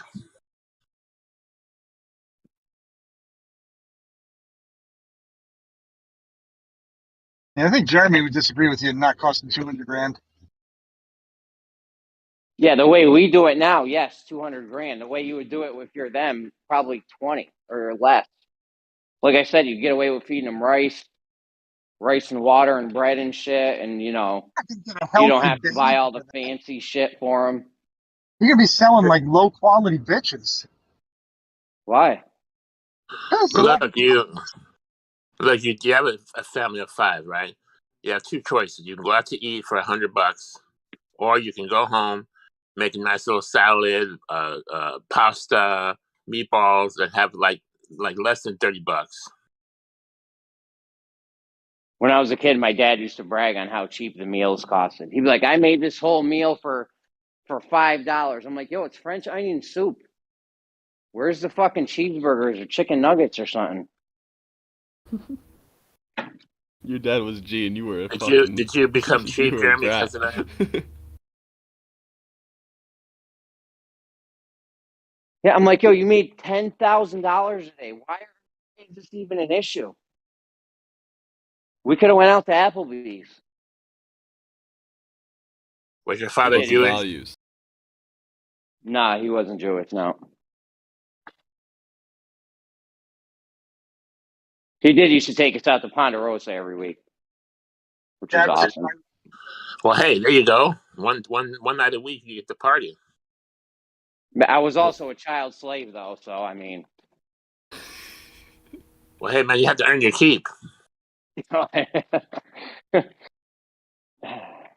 like legit human, like child slave. I was forced to work for no money and beaten if I didn't. You can call that whatever you want. I think it fits the definition of child slave, but maybe not. Some people It's good disagree. parenting. That's what it That's is. the It's family. good parenting. The fuck? What kind of shitty kid were you? It's not about being a shitty kid. It's just, some households are real like that. You gotta put in Real work. fucking stupid. This guy ended up losing his business because he was just a mess. He was a mess. Who, your dad? Yeah. He used to do 2 8-balls a night.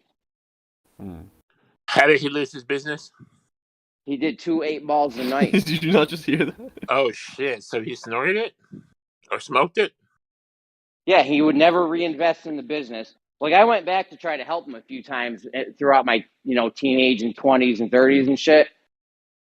And one time I was like, yo, there was a competing bread place in our city, and they got into like Hannaford's and Price Choppers and shit. And I'm like, yo, that's fucking genius, right? I'm like, all you gotta do is put something on the shelves, people buy it. And we had a very good product. So I'm like, yo, Dad, we need to get into Hannaford's and Price Choppers. He's like, all right, do it up. So I made some calls, right? You had to get a UPC symbol, and you had to get a special type of insurance for in case somebody died from your product, so that Price Chopper or the supermarket wasn't held responsible. Mm-hmm. And the insurance was like $4,000 a year. So I'm like, all right, we're all set. I'm like, I just got to have a guy whip up a UPC symbol, and we get this insurance, and we're good to go. We can start getting into the Price Choppers and supermarkets. He's like, well, how much is the insurance? I'm like, $4,000 a year. He's like, fuck that. I'm not paying $4,000 to be able to sell. I'm like, yo, they're selling thousands of loaves of bread a day. I'm like, that's all we need. I'm like, 2 days and the fucking insurance for the year is paid for. And he just wouldn't do it. He was too hard headed. Yeah. Your father was a baker? He's any kind of hard Yeah. headed. He got everything handed to him, so he didn't know you had to spend money to make money. He thought you could just make money without spending it. Did you like bake cookies and shit? Yup, cookies, bread, cakes, pastries, all types of shit. Delicious. Cinnamon buns, trays and trays of cinnamon buns, racked. I love cinnamon buns. Oh yeah, You didn't take over the family business? dude, I would have. It was in fucking. We drove it into the ground.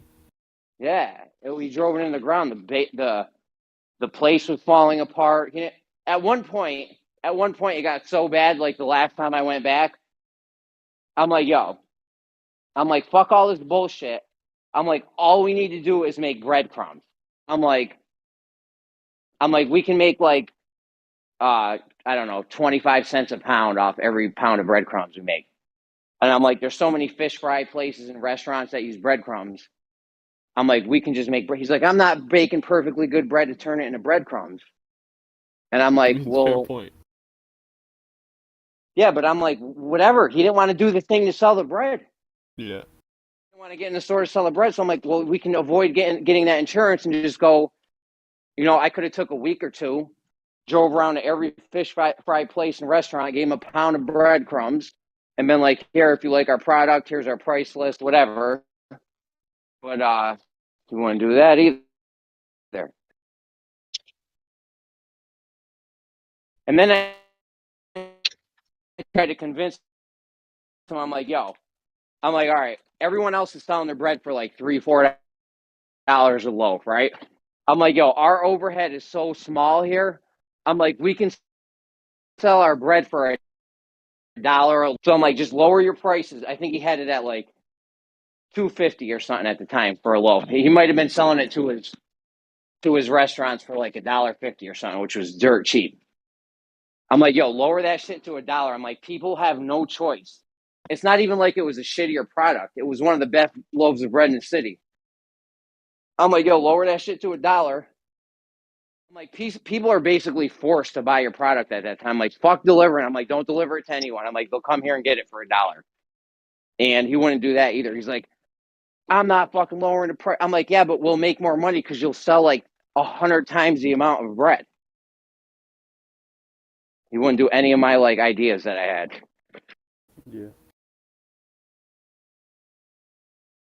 You can only help someone so much.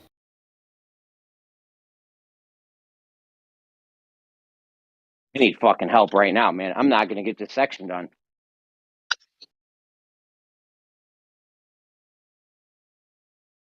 You said you're not gonna get this sex change done? What? The section done. Sex change. Save it. My section. I got the Everyone I shut got up the and math. everybody shut up and let Jeremy do his job. I got the Come on, math Jeremy. and social studies section, which is coming in a big help Wait, for this debate. Are you clean again? Yeah, I'm part time at the high school. They sweet talked you into it, huh? Huh? They sweet talked you into it. Well, plus I could have used the money. It's better than doing Uber, kind of. I don't know. I still do Uber just on the side, In rarely. Uber, you get those drunk chicks at night. Yeah, I stopped doing it at night, dude. I've had so much craziness happen. I almost had to pepper spray someone one night. People be trying to open my car door when I'm doing 40 down Central Ave. Like, they're fucked crazy. I like to do it at like the beginning of the day where like people are on their way to the bar or if people are going to work and shit. You know, it's less crazy. You get way less crazy than doing it on I have had very good Friday and Saturday nights, so like I made $500 one night from doing it during the nights. But like I said, you're dealing with people that are fucking going crazy. Plus, if you're out driving at night and you hit a deer, the deductible for Uber and Lyft, for Uber it's $1,500. For Lyft it's $2,000. So if it's somebody else's fault, that's great. Fuck? You're not even going to have to worry about the deductible. But if you hit a deer or slide off the road because it's icy or some shit happens where like it's not your fault per se, but there's no one else to blame, you're going to end up paying the first $1,500 or $2,000 worth of damage to your car. You're insured with Uber? Yes, as soon as somebody gets in your car, it's their insurance kicks in. And if you get in an accident, they have deductibles. Deductibles are fucking insane. Oh, so you can't apply your personal insurance to like your vehicle when you're driving for Uber? No, I actually had an issue a few years ago. My wife was like, "What kind of insurance do you have for your car?" I'm like, I told her, and I'm like, "Why?" She's like, "Oh, I'm reading about how people that do Uber and Lyft like you do have to get some special insurance or something." So I started looking into it, and like I had Geico, and they're like, "If we find out you've been doing Uber or Lyft, we're not going to pay for any accidents, and we'll cancel your policy immediately." So I was like, "Oh shit." So I went on a fucking manhunt. Finally ended up getting a different company that would. I must have called like 100 different places. I even called places that to different places. Like one place will check every place, and even those people couldn't find. Finally, I found one. They're like, "We don't care if you do Uber and Lyft or not." I was like, "All right." But like It's a major. It's a premium was major. through the roof or what? No, it was the same price, and it's a major. It's not one of these rinky-dinks ones. It's a major. A major car provider. insurance place in America. You've definitely heard of it. Yeah, they probably crunched the numbers and saw that it was still making the money. Yeah, it doesn't matter because, like I said, once the people get on your car, it's not even their insurance anymore. So I don't even know why they give a fuck. Yeah, it's true.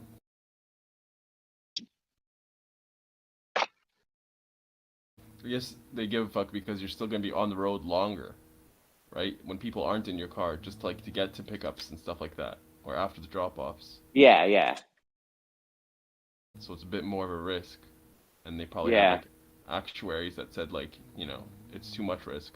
But this bigger company, or like this other company that you went with, they probably crunched the numbers and saw that, the ones that are driving aren't, more likely to get into an accident, or if they are, it's still they're making them money.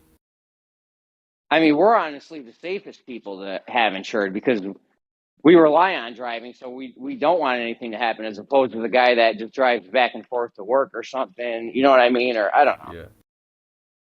Or drives a little tipsy back home from the bar. Yeah. Dude, I can't even imagine the amount of DWIs that have gone down over the past like 4 or 5 years or however long Uber's been out. Because before it used to be so hard to get a taxi. Like you almost couldn't even get one. So people would be like, fuck it, I only live 3 miles down the road. I'm just gonna fucking, let's just go. I'm feeling all right. I'm a little buzzed, but it's really close. And they catch a DWI on the way home. To where now it's like $10. You have a car at your location in minutes, and you don't even have to risk getting a DWI. Like it's not worth the risk at all, even if you had to drive a block. Because the DWI is like, probably gonna run you like 10 grand or something crazy. I don't know, but.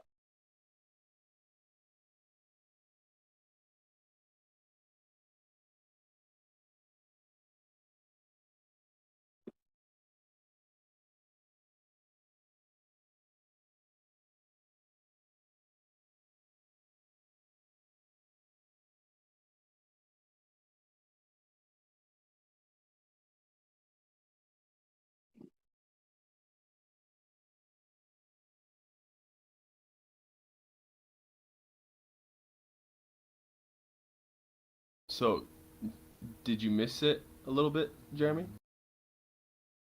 What, going to work? Cleaning up, like, being a janitor. Yeah, vomit. Yeah, hell no, I didn't miss it. Really? Like, Hell not even no. for the routine? Yeah. I had to find a routine down. Just fucked my whole routine up. You still starting All up I need them to do is apps make on them $30. phones? What's up? You still managing them phones? I still got the phones going. I make $5 a day. That's what's up. All I need to do is make $30 a day. Yeah. And I don't have to work. Actually, like $35 a day, and I don't have to work.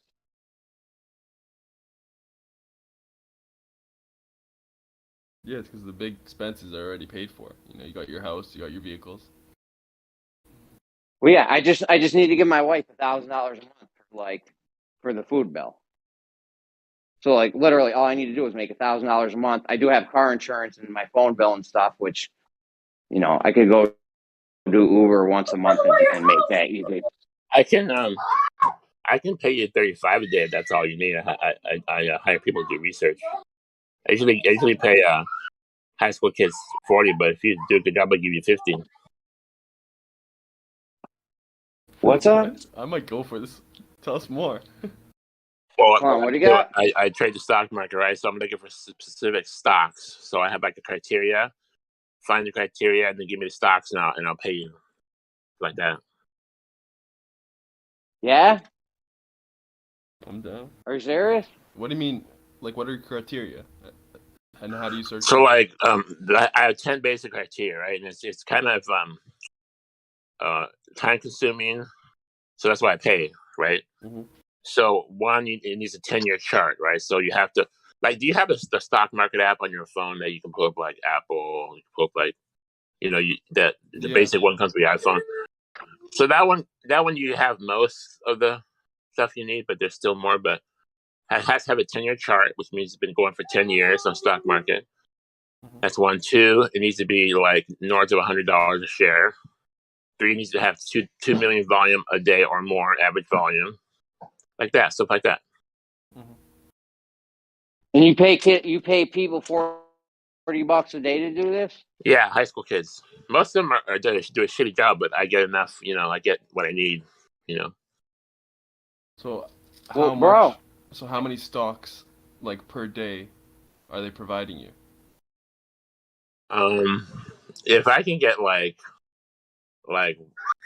2 a day, that would be great.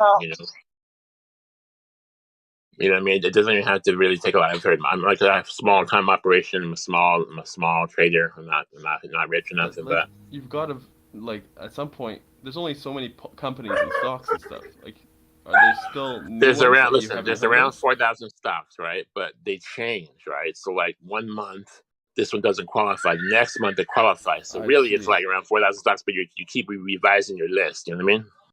Mm-hmm. Yo, are you talking $40 a day every day, day in, day out, or just weekdays? Well, I don't need it every day. You know what I Only mean? when the market's open. I mean, I guess it would depend on how much how much time you have. But every day would be if let's say if you say 40 a day, that'd be 40 times set by 280 a week. That's a little steep for me. I don't need that much help. Maybe like half that. Oh, no doubt. I'll keep that in mind in case I ever find something else to pair up with that. Okay, you'll just be looking like the stock has to have stock splits. You have to go to stockmarkethistory.com and see if it has stock splits. That's the fourth criteria. Fifth one is does it pay a dividend? Sixth one is stuff like that. Yeah, no doubt. That's easy, yeah. Hell yeah, bro. I'll keep that in mind in case I ever find something where I can stay home and make, if you need half that, so what, $15 a day or $20 a day. If I can ever find something else that makes me $20 a day, I'm gonna be hitting you up, bro. Yeah, I'll be here. Where to find me. No doubt. You take PayPal? Yeah, hell yeah, bro. Or Yeah. or I also do what's the other one? Venmo. Yeah, no, I do PayPal.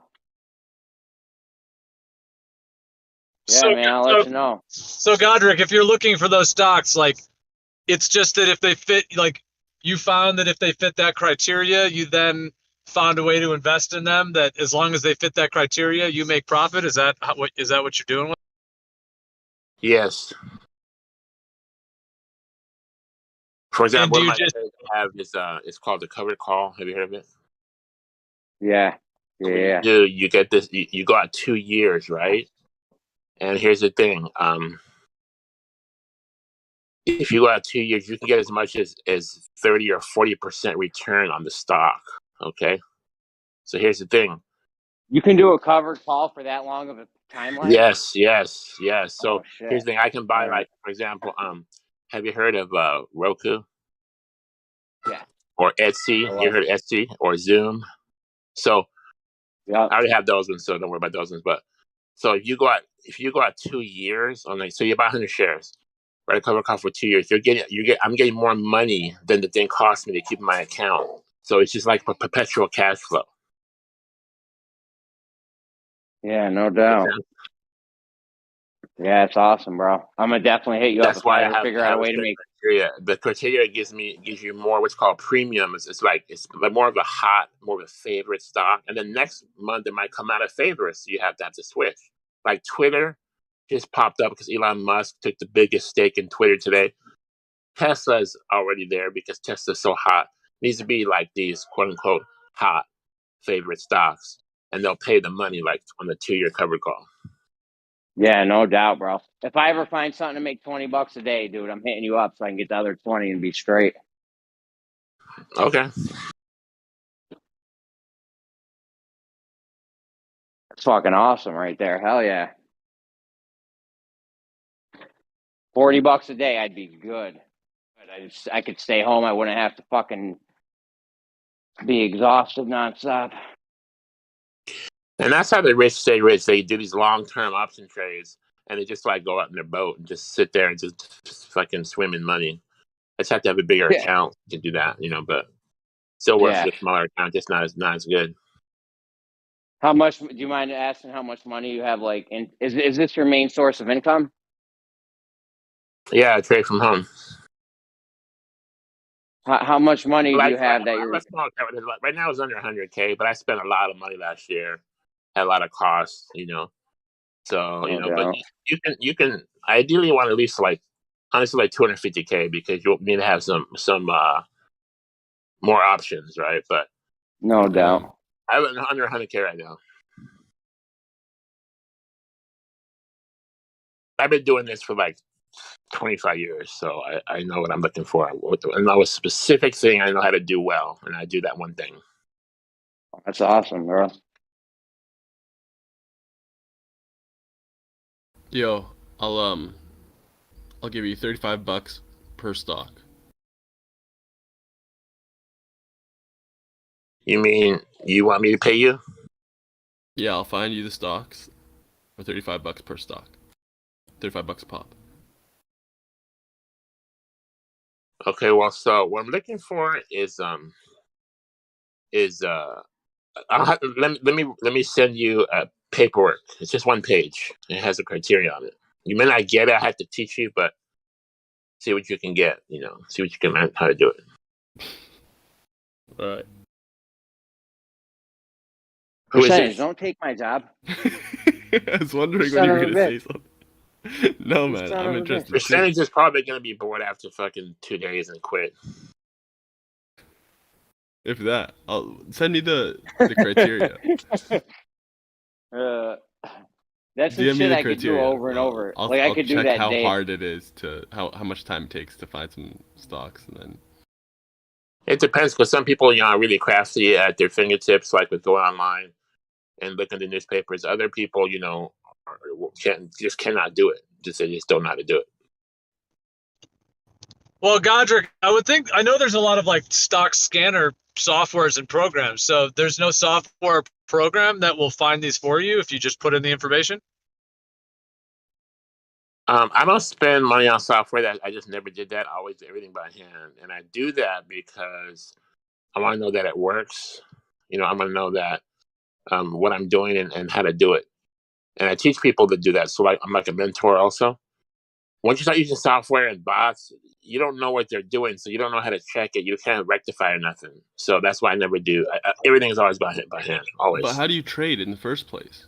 Like, don't you have software that you trade with, which would have all of these things built into it, with live? I don't use software to trade, quote unquote. I just do my trades manual by my either computer or by my iPhone. That makes sense. Yeah, but so it's not like computer. rapid day trading. It's just I just do like one trade a month. If I get that one stock from you, I'll do that one trade a month, and it's done. But what platform do you use to trade? Have you heard of TD Ameritrade? Yes, I have. That's what. Are you using their what's the thing Thinkorswim? they have with it? Thinkorswim. What is it? Think or Swim. Yeah, I got that. Yeah. And the phone app is even. I don't need all those bells and whistles. They have a lot of shit on there. I just need a basic, phone app. So I just use the phone app, which is the Thinkorswim phone app, but it's just easier for me, simpler. Yeah. So bro, once you get that stock, are you like day trading it like multiple trades a day, or are you just buying it once and the end of the month you sell it because if it meets that criteria, it'll be profitable? Or well, like today, let me tell you. Hang on. Today I made. I'm gonna tell you. 1, 2, 3, 4, 5, 6, 7, 8.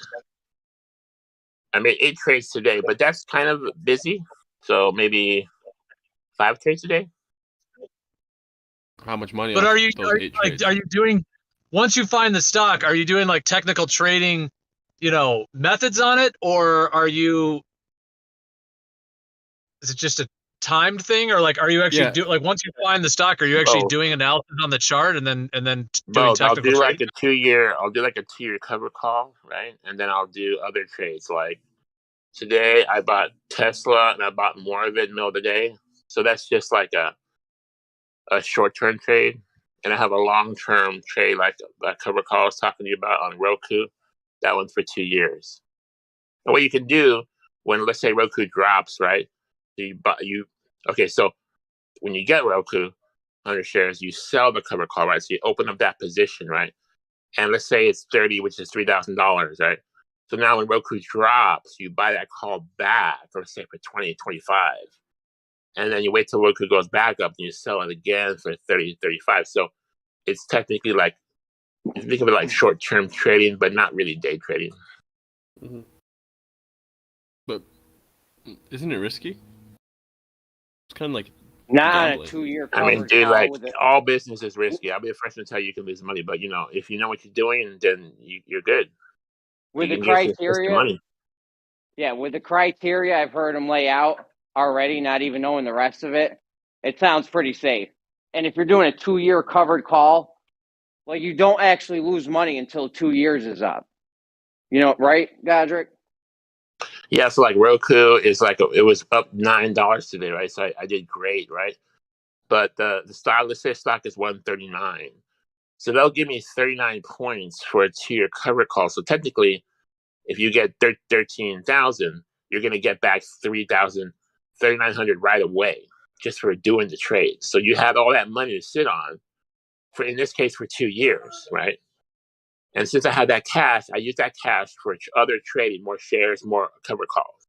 So like I said, at a certain point, they give me more money than it costs me to do the trade, and I open up more positions with that money to a certain extent. Yeah. They're gonna cap you at some point, but you wouldn't believe me if I told you like how much you can really make. I mean, how much you can really leverage. Yeah, it's like exponential. Yeah, so it is risky as a short answer, but if you know what you're doing, it's like all business, man. All business, they know guarantees in business. Well, the criteria you laid out, you're already dealing with safe stocks, companies that have been in business for 10 years, and they got to give dividends and shit. Like you're dealing with like some good, high quality stocks that aren't just like a fly by night operation. You're going to lose all your money next week. That's right. I do tried and true, right? So it needs to be solid as hell, Yeah, And then yeah. if you can give a little bit of favor, the market gives you more favor if it pays. Another criteria is it needs to pay 5% on the cover call per month. So if you look at Roku, right, 5% of 140 is $7. So that pays about $9 a month. So if I buy it today, do the cover call for next month, it'll pay you $9 as opposed to $5. It'll be 5%. $9 is like 7%, right? So one of the criteria is that it needs to pay 5% per month on a cover call. Most stocks don't do that, but some do, like Etsy, Zoom, AMD, Advanced Micro Devices, etc. Yeah, it's dope, bro. I'm telling you, if I ever find out a way to make $20 a day from home, I'm going to hit you up. I could do something like what you're saying, find those stocks criteria. I could do that all day. And like I find out that if you select positions that have stock splits, especially if they have 2 or 3, so you go to stocksplithistory.com and you just put it in the symbol and it'll tell you if it has stock splits, right? So these stocks, they're like just so much, I don't want to say safer, but just so much more steady and solid because there's enough investors in there that if the stock drops, they're going to race in and buy that stock at a discount. And that's going to save your ass. It's not like buying a penny stock where if it drops, nobody gives a shit, you lose your ass. These are like Yeah. solid companies, Netflix, Starbucks. Yeah, no, I hear you. Yeah, your criteria sounds super safe.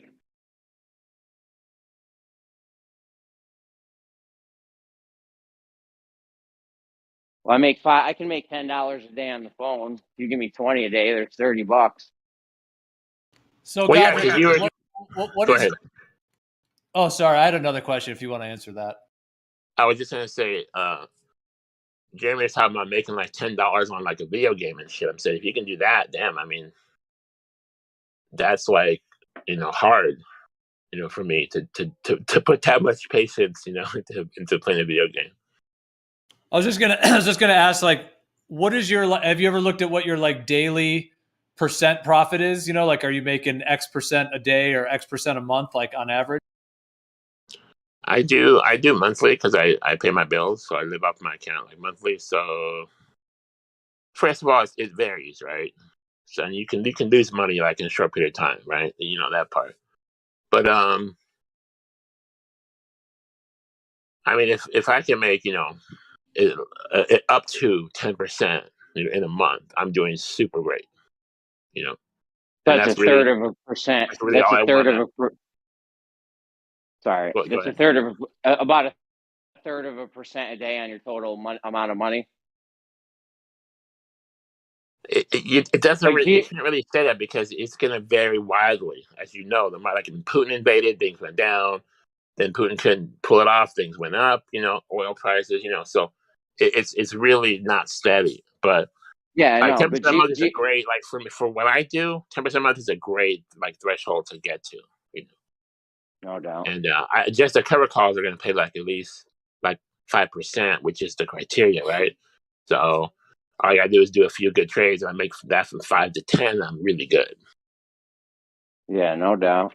And you lose money, So and if somebody was and it comes down, if right? somebody was investing and they could make like 10% a day, that'd be insane, right? I said a month, right? Not a day. Yeah. But if I mean, somebody look, like wasn't doing, the more leverage, the more percentage you make a day, the more risky your account's gonna look. That's all. yeah. The No, I the mean, if lower there was some, threshold, the easier it's gonna be to make. If you want to make 1%, obviously you're gonna get to that goal a lot faster than if you want to make 10%. yeah, if there was somebody doing some financial trading or whatever, and they were like, "Yo, I make 10% a day on my money," that'd be crazy, right? That's an insane amount of profit. I would red flag that. I would say that's probably not happening. But I've heard Bitcoin No traders doubt. tell me I can make 10% a